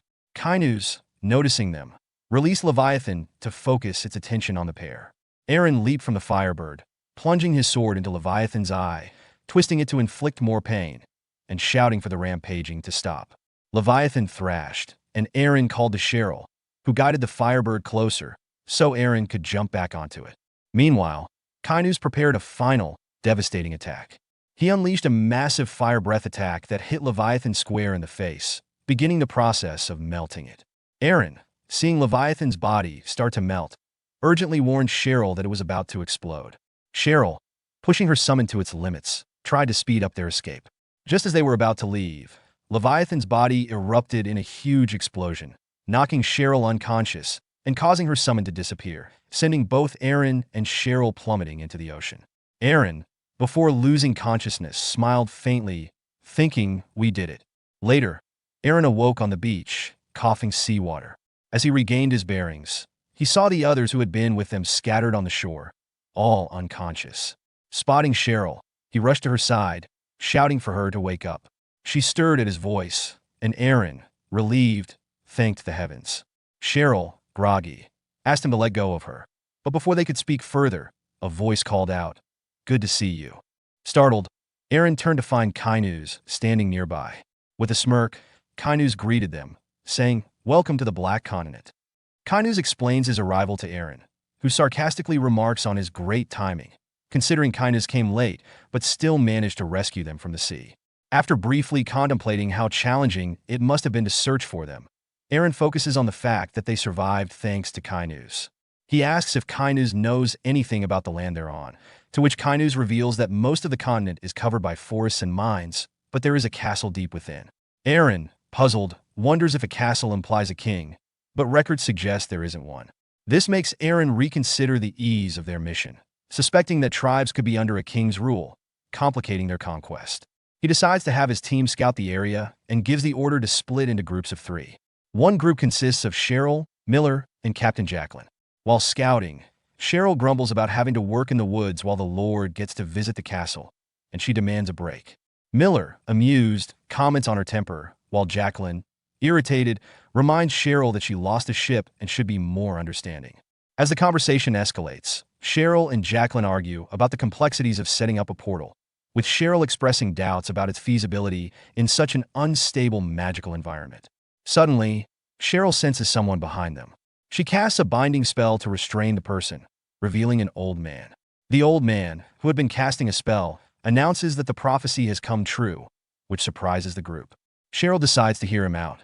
The old man claims that the prophecy foretells a liberator who will free the slaves of the continent. Meanwhile, he becomes distracted by a butterfly, rolling around like a child when it escapes. Cheryl, unsure whether to trust him, approaches and asks about the prophecy in more detail. The old man describes a warrior with a special sword, the relic of the ruins, who will defeat the master of the continent. He insists they must find the ancient ruins, as the Slayer resides there. The group is skeptical, with Cheryl dismissing him as just a crazy guy. Despite her doubts, Captain Jacqueline suggests they continue their mission. In a nearby castle, a woman watches Kainuz, Aaron, and Rex through a magic crystal ball. She chuckles, intrigued by Kainuz's fearlessness, and notices the dragon's blessing on Aaron. The woman orders her subordinate, Logan, to invite them to the castle. As Logan bows and disappears, she mutters to herself, "I'll grant you all the honor of becoming my slave." Aaron and his group arrived at Renetra village on the Black Continent, which appeared eerily empty. As they observed their surroundings, Aaron expressed his confusion, questioning if they had arrived at the right place. Kainuz assured him that this was indeed the path to the castle. Rex pointed out the castle in the distance, prompting Aaron to reflect on its strange opulence amidst the rundown area, noting the absence of guards and the eerie stillness. His thoughts darkened as he speculated the castle might be a hollow shell filled with wealth, but lacking substance, making him optimistic that things would proceed smoothly. He instructed his group to head towards the castle. Suddenly, they heard the sound of footsteps and saw people passing by, appearing to be miners hauling strange rocks and carrying pickaxes.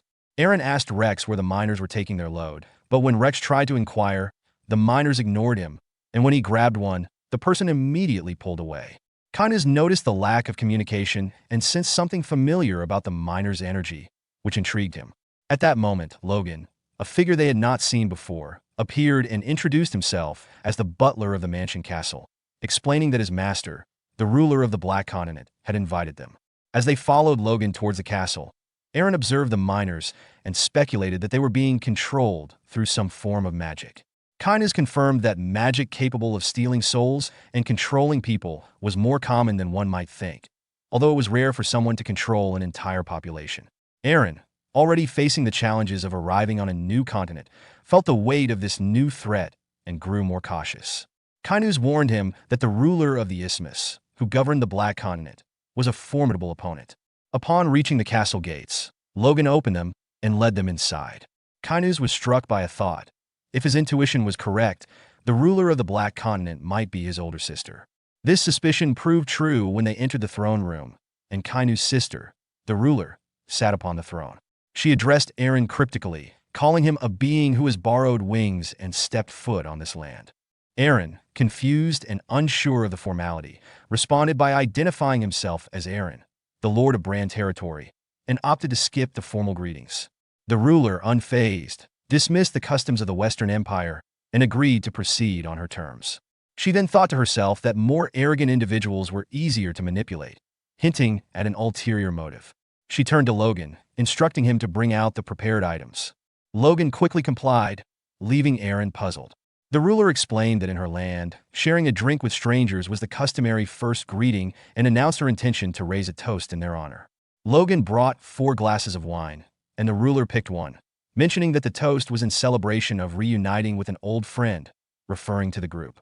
Eren, still uncertain about the ruler's intentions, glanced at Kainu's, who looked visibly angry. Logan then offered the glasses to everyone, encouraging them to drink. The ruler, privately thinking about her plans to turn Eren into a more obedient slave, chuckled. Kainu's telepathically warned Eren to stop the ruler's nonsense. She responded telepathically, irritated by his audacity. When Eren poured the wine from his glass onto the floor, citing his difficulty in accepting the custom, the ruler's calm demeanor faltered. She, now flustered, asked whether Eren was an ally or an enemy. Eren responded that he had no interest in the wine, whether it was poisoned or not, and broke the glass on the floor. Finally, Eren took a defensive stance, unsheathing his sword and declaring that he had business to attend to. In the heart of the Black Continent, within the throne room draped in ancient shadows and burning torchlight, stood Krumla, the supreme ruler of the land and sister to the dragon Kainu's. Her presence exuded dominance, wrapped in regal beauty and dread power. When Eren dared to point his sword at her, her eyes narrowed in cold fury. Without a word, she clenched the delicate glass goblet in her hand until it shattered in her grip, crimson wine spilling like blood across her fingers. "You're arrogant, and stupid beyond belief," she said, her voice low and venomous, laced with restrained wrath. Then, without warning, she let out a chilling laugh that echoed through the grand hall, unsettling everyone present. Eren, momentarily unsure of what he had triggered, stood firm, but confusion flickered across his face.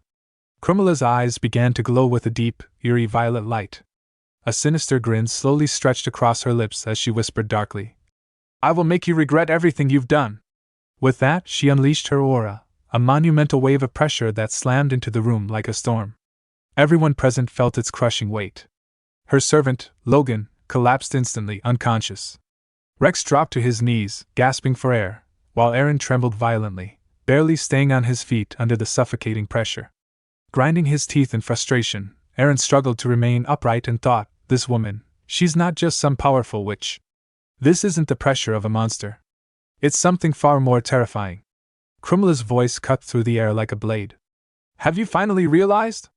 Eren tried to move, but each step felt like dragging chains through a tidal wave. "Damn it. We still have so much to do." Then, before his eyes, Krumla's body began to shift, her form expanding, contorting. A horrified gasp escaped Eren's lips as the transformation completed and she emerged in her true form, a colossal, 5-headed dragon, her scales glistening like obsidian, her presence filling the chamber with primal fear. Without hesitation, she lunged at Eren with the full intent to kill. But before her devastating strike could land, a massive figure stepped forward, Kainu's, who had been standing silently beside Eren.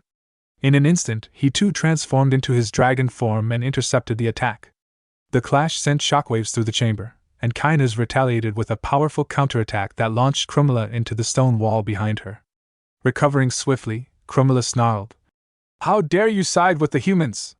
One of her heads inhaled, glowing with intense heat before unleashing a torrent of fire.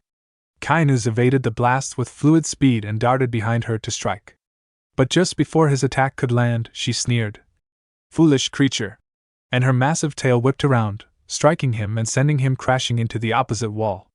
Yet Kynes was not done. Shaking off the debris, he launched himself forward once more to engage her head-on.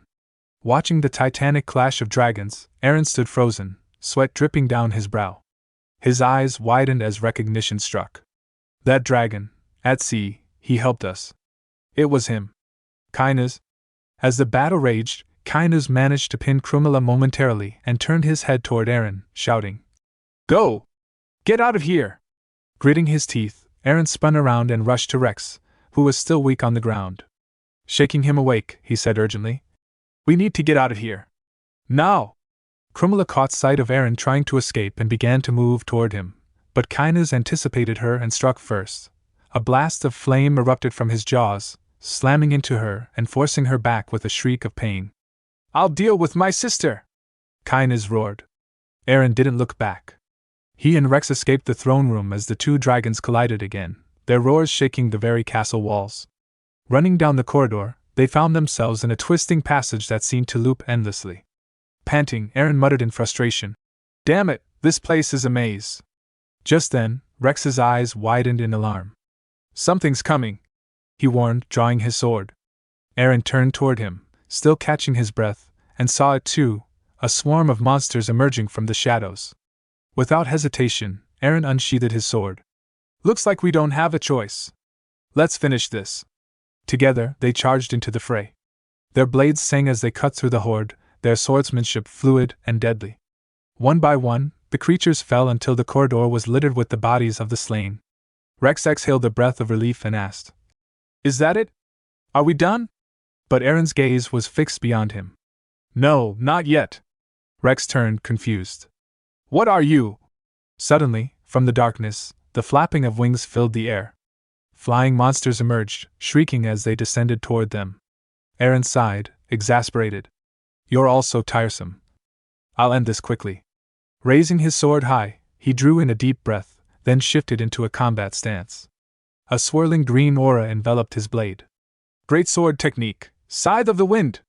A massive blade of wind-infused energy arced through the air, slicing cleanly through the incoming monsters. Their bodies dropped lifelessly to the ground. Eren took a deep breath, lowering his sword, and gestured to Rex. "Come on! Let's go!" But Rex didn't move. "Rex?" Eren turned and saw him standing still, trembling. As he stepped closer, a chill gripped his chest. Rex's eyes had rolled back, and thin streams of white fumes leaked from his mouth. "He's poisoned!" Before Eren could react further, a deafening noise erupted behind Rex, the screeching, writhing sound of something unnatural. Eren looked up and his eyes went wide in horror. A massive earthworm-like creature, its segmented body lined with centipede legs and a gaping, serrated maw, lunged toward them from the corridor. And it was coming fast. Eren stepped forward, placing himself between Rex and the monstrous creature, his jaw clenched tightly. His fingers tightened around the hilt of his sword as his thoughts surged with urgency. "Damn it. If I want to save Rex, I need to break through this thing fast." His gaze locked on the grotesque earthworm-like monster, its centipede legs twitching grotesquely. Eren assessed its bulk with a tense breath. "It's heavy, but manageable." Planting his feet firmly, he shifted into a combat stance. "I'll send you back to the abyss where you belong." Focusing his mind, he channeled his mental strength into the blade, then layered it with the radiant force of the dragon's blessing. Wind began to swirl around him as he invoked one of his advanced sword techniques, Piercing Gale. With a roar, Eren dashed forward like a streak of light. In a single, fluid motion, he slashed through the monster's body, cutting it cleanly in two. Its massive form quivered and collapsed with a sickening thud. Eren exhaled sharply, turning to Rex. "Wake up! We have to move!" He knelt beside him, lifting his arm to support him. But just as he helped Rex to his feet, an eerie sound rose from behind, a squelching, bubbling noise. Eren froze, turning his head slowly toward the bisected corpse. His eyes widened in disbelief as the severed worm began to writhe, its tissues pulsating. In mere seconds, the two halves rejoined, and the creature stood whole again, only this time, it had grown larger. His chest tightened. It regenerated? And it's getting stronger? The worm lunged again, mouth agape and legs flailing. Cursing under his breath, Eren planted his feet, sword raised. "You damn freak!" he growled, swinging with all his might. The blade cleaved through the worm once more, spraying dark ichor. But to his horror, the creature's body began healing again, faster this time. What the hell is this thing? The worm surged toward him again with terrifying speed. Back in the throne room, the ground trembled as Kinus was hurled into a stone wall by Krumla. Before he could rise, her massive dragon form pounced on him, reverting to her humanoid self mid-leap and driving a brutal kick into his side. Doing your own thing again? Did you really think you could stop me, you little shit? She spat, her voice laced with fury. Blood spilled from Kinus's mouth as he coughed, grimacing in pain. It's for Danui. Krumla's eyes narrowed with rage, and she lunged forward, sinking her fangs into his neck. You think I'll fall for that sentimental crap? Kinus's body trembled from the pain, but he forced out the words. Don't you want to conquer the western continent too? That gave her pause. She released his neck, her eyes narrowing. What are you talking about? I'll help you, he said, voice hoarse but steady. How? She demanded. Kinus gave a weak smile. Right now, through that human. He holds the right of succession. His claim to the throne grows stronger every day. Once he returns from this place, war will erupt. And in that chaos, you can seize control of the West. I'll make Eren yours to use, for your plans, sister. Krumla blinked, momentarily intrigued, then burst into laughter. Still as arrogant as ever, brother, she said, slamming him to the ground and summoning magical chains that bound him. Why would I ever believe you? Sister, stop this. Let me go, Kinus pleaded. She stepped back, reverting into her human form. Her expression darkened as she looked down at him. Clever, cunning Kinus. You've lied to me again and again, always slipping through my grasp. But now, at last I have you. Raising her hand, she snapped her fingers, drawing back the dark energy that empowered Eren and Rex. I'll let them go, just as you asked, she said coldly. But watch as he suffers, completely broken and twisted by my hand. Be tormented by it, forever. Meanwhile, Eren's blade danced through the air as he battled the never-ending horde of monsters. He cursed under his breath, frustration mounting. Why the hell won't they stay dead? Each time he cut one down, it simply regenerated or was replaced by another. But then, the monsters began to vanish. All except one, the giant earthworm. Eren narrowed his eyes. That one, it's the source. The creature began retreating, slithering back into the shadows. I'm not letting you escape, Eren muttered, stepping forward and raising his sword. But just as he moved to strike, a hand seized his shoulder. Duke! Get a hold of yourself! Rex shouted, his voice cutting through the haze. Eren turned, startled. How are you awake? You were poisoned! Rex looked him in the eye, his tone urgent. There's nothing here! Eren stared at him, confused. What do you mean? That thing is right there! He spun around, but the corridor was now empty. No worm. No monsters. Just cold stone and silence. I don't believe it, he whispered. This was all an illusion. As reality returned to him, the oppressive presence faded. Was it Kinus who dispelled it? Eren turned to Rex. Let's get out of here. Now. Rex nodded immediately. Without hesitation, the two of them dashed down the corridor, leaving the cursed throne room behind. As they ran, Eren's thoughts drifted to Kinus. I don't know if you defeated that monster, but I'll trust your words for now. But if you don't come back alive, I swear I'll come for you myself. As Cheryl, Miller, and Captain Jacqueline pressed onward through the dense forest, the daylight slowly faded into twilight and then into the deep shadows of night. Their search had been long and exhausting, but finally, Cheryl halted and raised her hands, beginning to weave the intricate gestures of a teleportation spell. A shimmering portal crackled to life before them.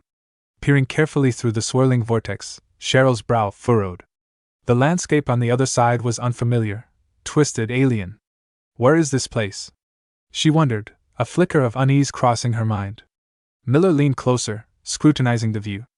Aside from this, it doesn't look like the place I was aiming for. Cheryl bit her lip, considering. Could the magic be unstable? She thought. Still, as long as it leads to an empire, it should be close enough. Miller snorted, a mocking grin tugging at his lips. Typical of you, a half-baked magician who can only tear things apart. Cheryl snapped around, her eyes blazing with anger. I'm good at destroying things. And you? You're just old and wheezing. Miller's face reddened, his own temper flaring in response. Captain Jacqueline stepped between them, raising a hand. Enough. Just drop it already. Cheryl huffed, crossing her arms. You wouldn't understand the depths of magic anyway. Common folk like you wouldn't. She glanced back at the portal, her voice hardening. The gateway's open. Go tell my brother. I'm going through. Before Miller could protest, she stepped forward and vanished into the swirling portal. Hey! That's no way to speak to an elder. Where are you running off to? Hey! Miller barked after her, frustration spilling from his voice. Jacqueline gripped Miller's arm firmly. Be patient. As the portal shimmered and Cheryl disappeared, Jacqueline sighed, rubbing Miller's shoulder to calm him. Come on, instead of wasting energy on pointless arguments, let's focus on our mission. Miller grumbled but nodded, and the two turned away from the portal. I could really use a beer after all this, Miller muttered. Jacqueline cracked a rare smile. When we get back, we'll have a big one. Miller's lips twitched in a chuckle. That sounds good. But behind them, shadows of a strange pink hue began to shift silently in the dark forest. Watching from within the portal, Cheryl caught sight of the shadows and frowned. Oh? What's this, a ghost? She mused, stepping back from the portal's edge. Doesn't concern me. They'll manage without me. With that, she turned her attention elsewhere, determination in her eyes. I've done my part. Now it's time to dig into Mother's affairs. The scene shifted deep beneath the imperial capital of Jabin, in the dim, echoing underground waterways. A crowd had gathered, lined up before a heavy stone door, all waiting for a meeting with the revered sage. The tension was thick in the stale air. Suddenly, the sage's guard swung the door open and called out sharply. The wise man will not be seeing anyone today. Everyone must leave. Outrage erupted instantly. Voices shouted back in protest. No! How dare you do this after we've waited half a day? This is unacceptable. Even those who've waited deserve an audience. The guard's tone hardened. It is the will of the sage. Leave now. If you defy this, you will never see him again. Reluctantly, the crowd began to disperse, murmuring complaints but powerless to change the order. Once the last person was gone and the door sealed shut, the guard approached the sage. Have all the visitors left? The sage asked. Yes, my lord, the guard replied. How much have you learned about that woman? The sage pressed. The guard shook his head. We could find no fixed residence. No one of interest to question. She belongs nowhere, a wanderer without a permanent home. The sage frowned, troubled by the vagueness. The guard continued. After some time of inactivity, she suddenly appeared at the Enon temple. Isabel arrived at the temple alone, stepping cautiously through the quiet halls. Please, it has to be here, she whispered, eyes scanning the room. Moments later, she spotted a faint glow in the distance and hurried toward it. Approaching carefully, she whispered, Finally, I found it. As she reached out, an invisible shield flickered into existence around the object. She exhaled. As expected, it's sealed. No way to get it without. Her voice grew resolute. I must use that power too. Placing her hand on the shimmering barrier, she began to chant, invoking the name of Abrak, the master god of the lower deity Enon. In the name of Abrak, release the seal! The shield shattered like glass. She grasped the relic and tossed it lightly into the air. Area grab! A brilliant light radiated from it, and the air around swirled with powerful winds. Then, in an instant, the relic vanished. A small, triumphant smile curved her lips. With this in hand, the next step can begin. She turned and left swiftly. Behind her, the guard who had been following silently blinked in disbelief. What was that? Things disappearing into thin air, magic? Teleportation? He hurried to report the event to the sage. Back in the chamber, the guard explained everything. That woman made the relic disappear. It was Enon's, yes? The sage asked. Yes, and she spoke the name Abarak. The guard confirmed. The sage's eyes widened. Abarak, long before the fair's religion gained its current might. One of the ancient gods revered before the modern faith took hold. Stealing another faith's relic using divine power, could my mother truly have had divine power herself? And why take the relic of Enon, the once mighty god now fallen? What is she trying to accomplish? Where is this woman now? The sage demanded. She's at an inn near the capital, resting for a time, the guard replied. Shall we bring her in? The sage shook his head, raising a hand. No. Observe her closely. Do not lose sight. And summon the Bloodians. The Bloodians, an elite, shadowy intelligence network founded by the sage himself, were known for their ruthless efficiency. Their covert operations included espionage, abduction, and assassination, all aimed at ensuring the sage's prophecy came to pass. Their only mission was to make the sage's vision a reality, acting as his unseen hands and ears. The sage's lips curved into a grim smile. "See you soon, Mother." Miller and Captain Jacqueline continued their steady march through the dense forest. The shadows grew longer as time passed, and Miller, clearly worn out, finally broke the silence. "Captain," he panted, wiping sweat from his brow, "are we really going to keep walking until dawn? Maybe it's better if we just camp here for a while." Jacqueline glanced over her shoulder without slowing her pace. "Just a little further. We agreed to meet at midnight. I don't want to owe anyone an excuse for being late." Miller let out a frustrated sigh but kept following her lead. As they walked, something caught his eye, a faintly carved cross mark etched into the bark of a nearby tree. He pointed to it and said, "Captain, isn't that our mark? Looks like we might have come full circle." Jacqueline turned toward the tree, her eyes narrowing as she studied the crude carving. "That's Miller's handiwork," she thought. "We marked our path when we came through here, but what if, are we lost?" A sudden movement in the shadows behind them snapped her attention away from the tree. Dark, indistinct figures slipped between the trees, silent and ominous. Without hesitation, Jacqueline hissed, "Miller, draw your weapon!" She unsheathed her hammer and lunged toward the nearest figure, swinging it in a powerful vertical arc. But to her shock, the masked figure vanished like a wisp of smoke, leaving her hammer to crash uselessly against the dirt. What the hell was that? She wondered, heart pounding. More of these masked phantoms appeared, encircling them. Jacqueline's nerves tightened, but Miller shoved her backward with urgency. "Captain, fall back!" he shouted. Brandishing his short sword, Miller charged forward, yelling, "Hey! You monsters! Think you can scare me?" His blade passed through one of the figures as if it were air. His attacks did no damage, his sword simply sliced through emptiness. "Looks like my sword's useless here," Miller muttered, frustration mounting. "Fine. Then I'll just use my navigation bomb." He slid a hand into his pocket, fingers closing around the familiar shape of his fire bomb.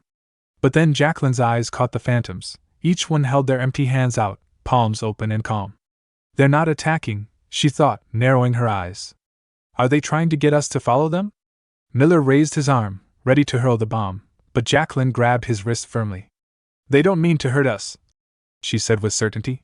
Miller blinked in confusion and looked to her for explanation. Without hesitation, Jacqueline stepped forward toward the ghostly figures. "Why have you appeared to us?" she demanded. "What is your purpose?" One of the ghosts spoke with a voice like a distant whisper. "We are those who once lived here. We have something to show you." Jacqueline's curiosity sharpened. "Is this place from long ago?" The ghost nodded. "Before the dragon claimed dominion here, this was the Black Continent." Then it beckoned them to follow. After a while, Miller and Jacqueline found themselves led to an ancient village of Renetra. The streets were alive with celebration, loud laughter and music filled the air.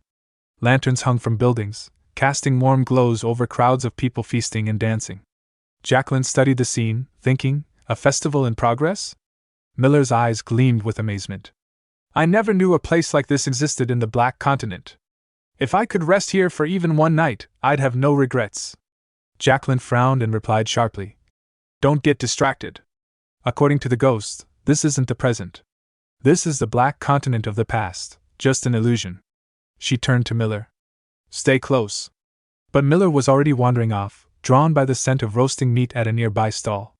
He took a bite, savoring it. Jacqueline called after him, exasperated. "Miller!" He grinned back. "I'm starting to see why that blasted Duke wants this continent so badly.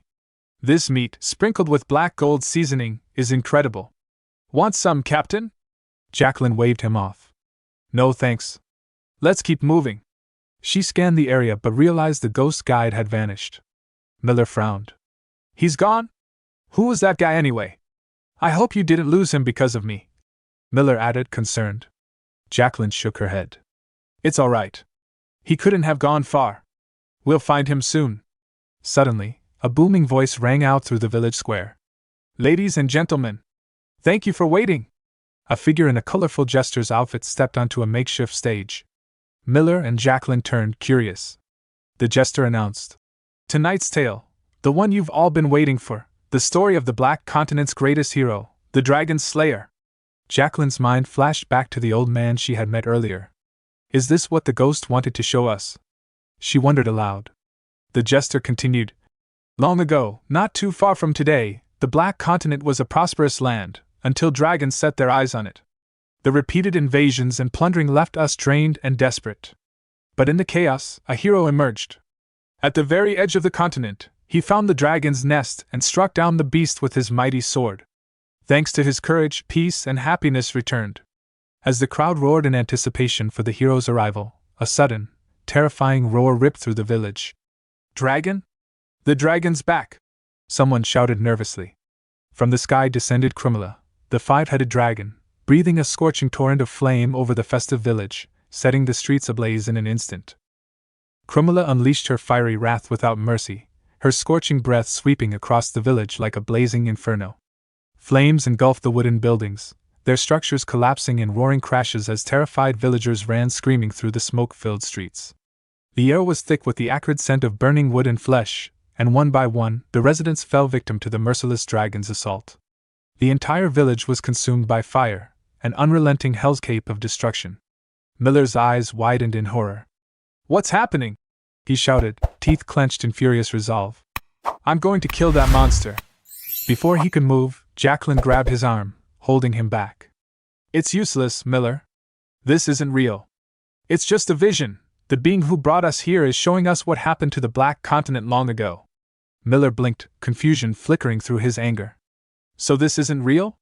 Jacqueline's gaze hardened as she studied the burning village. This isn't over yet, she thought grimly. There's more to see.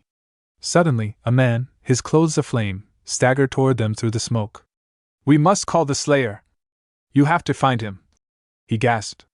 But before he could say more, Krumila slammed one of her massive, clawed feet down on him, crushing the man into nothing but a gruesome smear.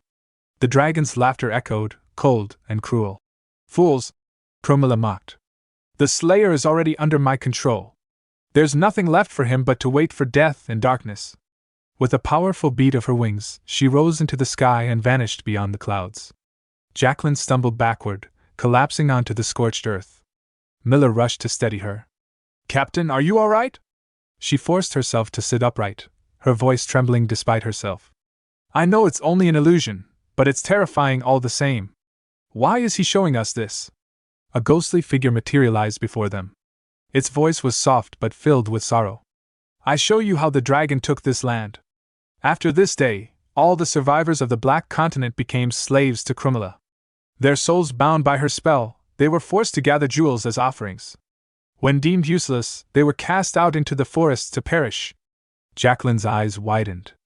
So that's what happened to the old man, the one I met earlier today? The ghost nodded solemnly.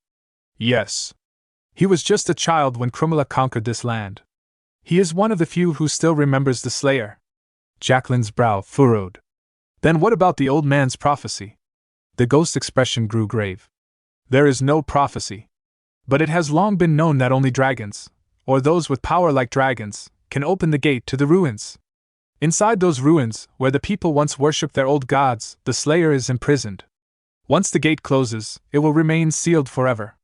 The only one who can open it is the man named Aaron, the one who came to this land with you. Tell him this story. Save the Slayer. Only then can the dragon be defeated. And with that, the ghost vanished, the heavy darkness lifting as bright sunlight flooded the forest once more.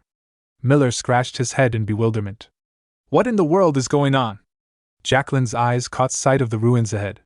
She pointed decisively. Miller, over there. No need to overthink it. Let's go see the Duke. Meanwhile, Aaron and Rex emerged from the castle gates, making their way toward Miller and Jacqueline. Breaking the silence, Rex said cautiously, Your Grace.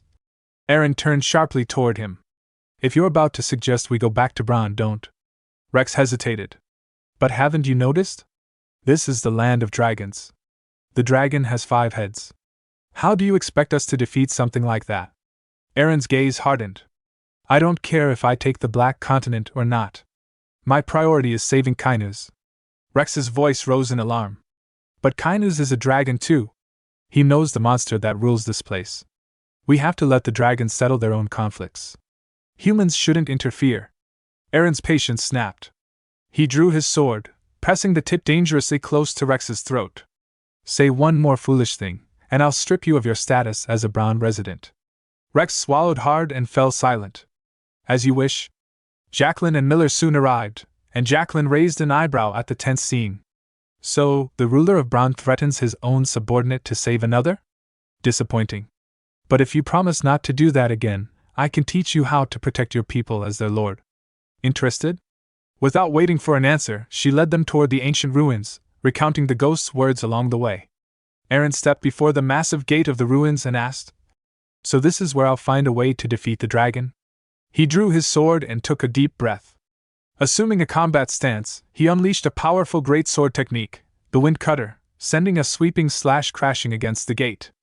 As the dust settled, not even a scratch marred the ancient door. Confused, Aaron tugged at the heavy gate, trying to force it open. When his efforts failed, Miller chuckled. "Your skills suck? A strong door like this needs bombs." Jacqueline quickly intervened. "This door might not be one you can force open." She recalled the ghost's words. The man named Aaron, who has power similar to dragons, is the only one who can open it. Turning to Aaron, she said, "The ghost said you have power like a dragon.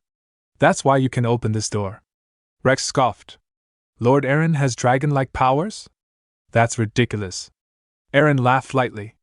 "Is that so?" His smile puzzled everyone. "You should have told me sooner." He added, "I wasted my energy for nothing." The scene shifted to Cheryl, who had teleported to a remote location somewhere on the continent of Karen, deep within the Empire. She stretched her stiff limbs and muttered to herself, "My body feels so sore. I'm glad to be back, but why here of all places? I can't even get a decent night's sleep." Frustration crept into her voice as she suddenly shouted, "Why do I have to suffer like this?" She attempted to cast a fire wing spell to lift her spirits, but to her dismay, the magic failed to activate. "Not you too!" She sighed in disbelief. Just then, her stomach growled loudly. She grimaced, thinking, "I should really get something in my stomach. I don't even have the strength to cast spells right now." Deciding to find food, Cheryl made her way down to the nearby village. She approached a door and knocked, but there was no answer. She knocked again, this time harder, and called out, "Excuse me? Is anyone in there?" Still no response. Growing more desperate, she banged on the door and shouted, "Can someone please come out? I'm starving. If no one answers, I'm going to have to open it myself."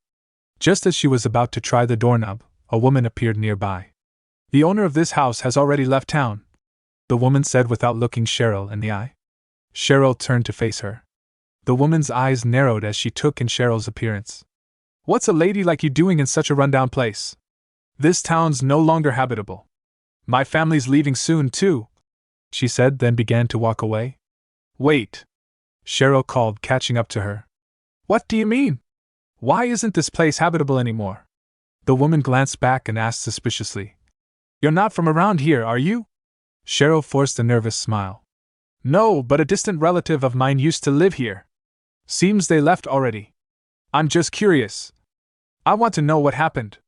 The woman hesitated, then said, "If you really want to understand, it's better if I show you instead of just telling you." A short while later, the two arrived at an old well. The woman pulled on the rope, and a bucket filled with water was drawn up. Cheryl immediately covered her nose, grimacing. "What's that horrible smell?" the woman said. "That's the town's drinking water now. At first, some people thought it was just the color, and nearly drank it. But no one could, because the stench was unbearable." Cheryl's eyes widened. "When did this happen?" "About half a month ago," the woman replied. "There was a rumor about a red river flowing in a distant city. Back then, everyone here thought it was nonsense. But a week later, the rumor proved true. People were shocked to find their drinking water stained red. After that, everyone left town to find somewhere safer to live." Cheryl thought to herself, half a month ago? That means it happened after Aaron and I left for the Black Continent. She gripped the woman's shoulder firmly and asked, "What's the situation like in the other regions?" The woman shrugged. "I don't know much. Everyone says people are heading northwest, where the land is protected by the god Pears. We're in the south. Folks say the Holy Kingdom is a better place to live." Hearing this, Cheryl pondered, "I wonder if the same thing is happening across the Empire." If the West is doing better, then Brahn might be alright. It's closer to the Holy Kingdom. But whether the people there are ready for whatever's coming, that's another question. Cheryl reached into her pocket and pulled out a gold coin, handing it to the woman. Here. Consider this a reward for answering my questions. I hope it helps with your move. The woman bowed respectfully. Thank you, miss. No, I mean, my lady. Cheryl smiled and waved her off. As the woman walked away, Cheryl thought to herself, I'll have to put looking into my mother on hold for now. First, I need to get to Brahn and find out what's really happening in the Empire. The root of the crisis was the Red River. This river's toxic waters spread across the Empire, devastating small villages that relied on it for drinking water. Those who fled became refugees, gathering in larger cities that were quickly overwhelmed. Supplies of food and water stored in the castles dwindled rapidly. To make matters worse, an epidemic broke out. Castles still intact stopped accepting refugees, but this was only the beginning. Eventually, even the fortified castles that turned away refugees succumbed to calamities. Rumors spread that these disasters were the wrath of a god, causing people to repent their sins. Yet, no one knew the identity of this angry deity. The scene then shifted to the papal palace of Pears, where Pope Ignace stood gazing out the window. A group of paladins entered, and he turned to them gravely. Indeed, it is deplorable, he said. All of this suffering is because of the pagans. The god Pears is angry. Servants of Pears, prepare an envoy for the imperial capital, and send messages to all the lords. We must convene with the emperor, and present him with a solution. One of Paladin asked. Do you know a way to resolve this? Pope Ignace nodded. To overcome this disaster, great faith in God is essential. Everyone in the empire must worship Pears. Paladin asked. Are you proposing that the Church of Pears become the state religion? Yes, Pope Ignace said, a grin spreading across his face. The paladins bowed deeply. You truly are the mighty saint of Pears. Now go, Pope Ignace commanded. As servants of Pears, deliver this message to the empire's nobles without delay. The paladins replied, Yes, your holiness, and departed. Left alone, Pope Ignace chuckled darkly. At last, I can avenge the shame of that day. The nobles' opposition to Aaron's actions is at its strongest. I should have no trouble winning their consent. Once Pears becomes the state religion, I will crush the Church of Vivian. And then, it's only a matter of time before Aaron, the follower of Vivian, is isolated. Pears, the great guardian, thank you. You have given this lamb a chance to corner him and exact my revenge. The scene shifted to Jabin, the imperial capital, inside a grand meeting room where Emperor Zerone sat at the head of a long table, flanked by several of his dukes. The atmosphere was tense, charged with the weight of the empire's growing crisis. Emperor Zerone's voice rang out with authority. I've received troubling reports about strange phenomena spreading throughout the empire. The capital remains untouched, for now, but we cannot afford to sit idly by. What is the current condition in each territory? A duke with striking golden hair rose to speak. Your Majesty, my estate is overwhelmed. Refugees flood in daily, desperate and destitute. Our resources are strained to the breaking point. Many have become outcasts, resorting to theft and disturbing the peace of our residents. From across the room, a duke with dark hair and a thick beard grimly reported. Our plight is worse. The crops have failed entirely. Farmers abandon their lands and flee in despair. Without tax revenue, the estate teeters on the brink of collapse. Duke Gran, a grizzled veteran, leaned forward earnestly. Emperor, at this pace, it's only a matter of time before the capital itself is affected. These vagrants, with nothing left to lose, risk becoming lawless outlaws. We must put an end to this, by force if necessary. Duke Raynon's voice rose sharply in protest. Are you seriously suggesting we raise our swords against starving citizens? Control is necessary in times of chaos. Duke Gran countered, voice firm.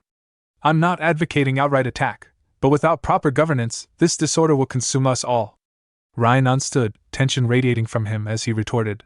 Control can so easily slip into oppression. Where is your trust in the Imperial Army? Ridiculous. Gran shot back. The one being ridiculous here is you, Raynon. Their heated exchange escalated, but before it could spiral further, Emperor Zerone slammed his hand down on the table, silencing the room instantly. Every pair of eyes turned to him. We are gathered here to seek solutions, not to bicker amongst ourselves. I will not tolerate infighting at a time like this. Just then, Pope Ignace entered the chamber, his calm presence commanding attention. Your Majesty is correct. In times of crisis, the Empire must stand united. Yet beneath the surface, Dukes Gran and Rhinon voiced the same concern, though their words differ. Zerone nodded sharply. Speak plainly, Pope Ignis. The Pope's eyes gleamed with conviction. Both dukes desired the Empire's survival. One advocates protection, the other control. I propose a path that embraces both. We must declare the Church of Pears the state religion. For over 15 days, disaster has ravaged the Empire's territories, but notably, the Holy Kingdom remains untouched. It is widely believed that Pears, the god of protection, shields the kingdom. Refugees flock there in hope, but unchecked, this influx will overwhelm the Holy Kingdom while other regions collapse. The benevolent god Pears has commanded me to unite the Empire under his guidance, to spread his protection across all lands. Duke Gran nodded thoughtfully. He speaks wisdom. What say the other dukes? Voices murmured agreement, but concerns followed. Using religion to control the masses is effective, yes, but the Empire is already fractured with diverse faiths. Imposing a single-state religion risks a fierce backlash. Gran turned to Emperor Zerone. Your Majesty, what is your judgment? Before the Emperor could answer, he interrupted himself. I request a private audience with Pope Ignis. In a more secluded chamber, away from the Duke's ears, Emperor Zerone fixed Pope Ignis with a piercing gaze. It seems you were quite incensed when Valenche Castle was taken from you. Is this push to make the Church of Pears the state religion truly divine will, or an attempt to corner Aaron? The Pope chuckled softly. I follow only the command of God. Are you lying to me, before the Emperor? Zerone's voice was cold. No, Your Majesty. I would not dare. Zerone's expression softened, though a shadow of calculation flickered in his eyes. I sympathize with you.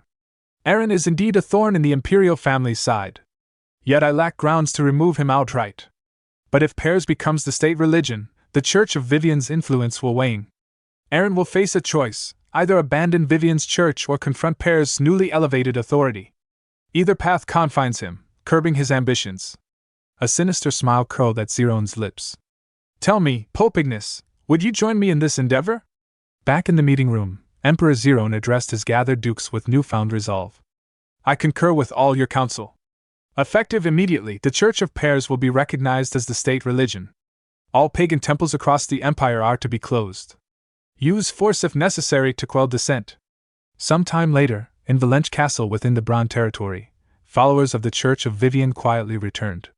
Arthur observed the grim scene. The persecution of our faith has escalated. Even hidden Vivian worshippers are being hunted. Bianca, gripping her sword, spat bitterly. Those damned Pears fanatics. At least we still have Valenche Castle. Arthur glanced at her, thoughts flickering with silent devotion. Of course, it's because you protect it, my goddess.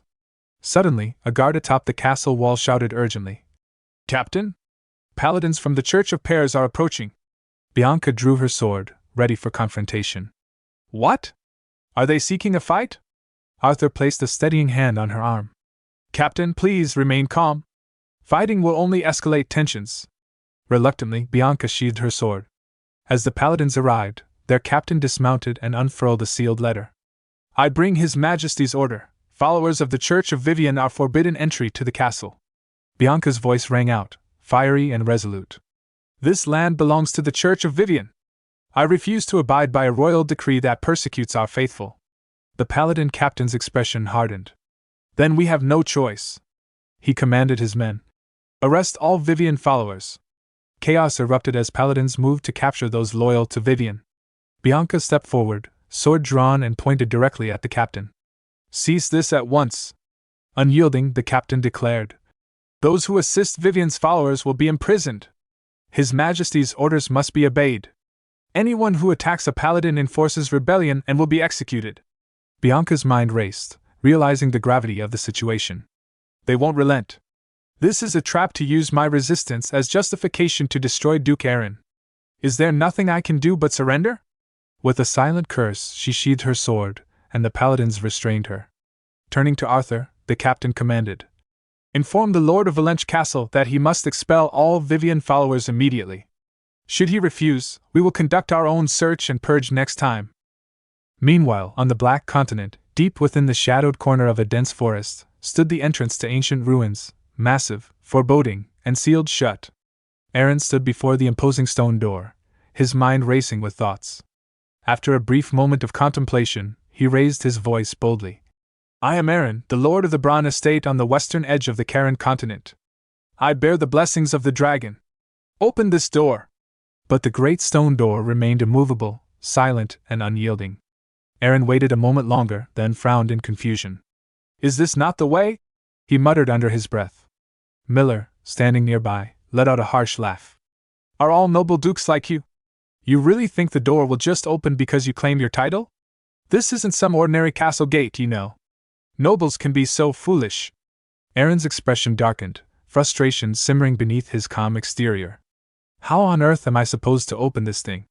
Just then, Jacqueline called out from behind him, her voice thoughtful.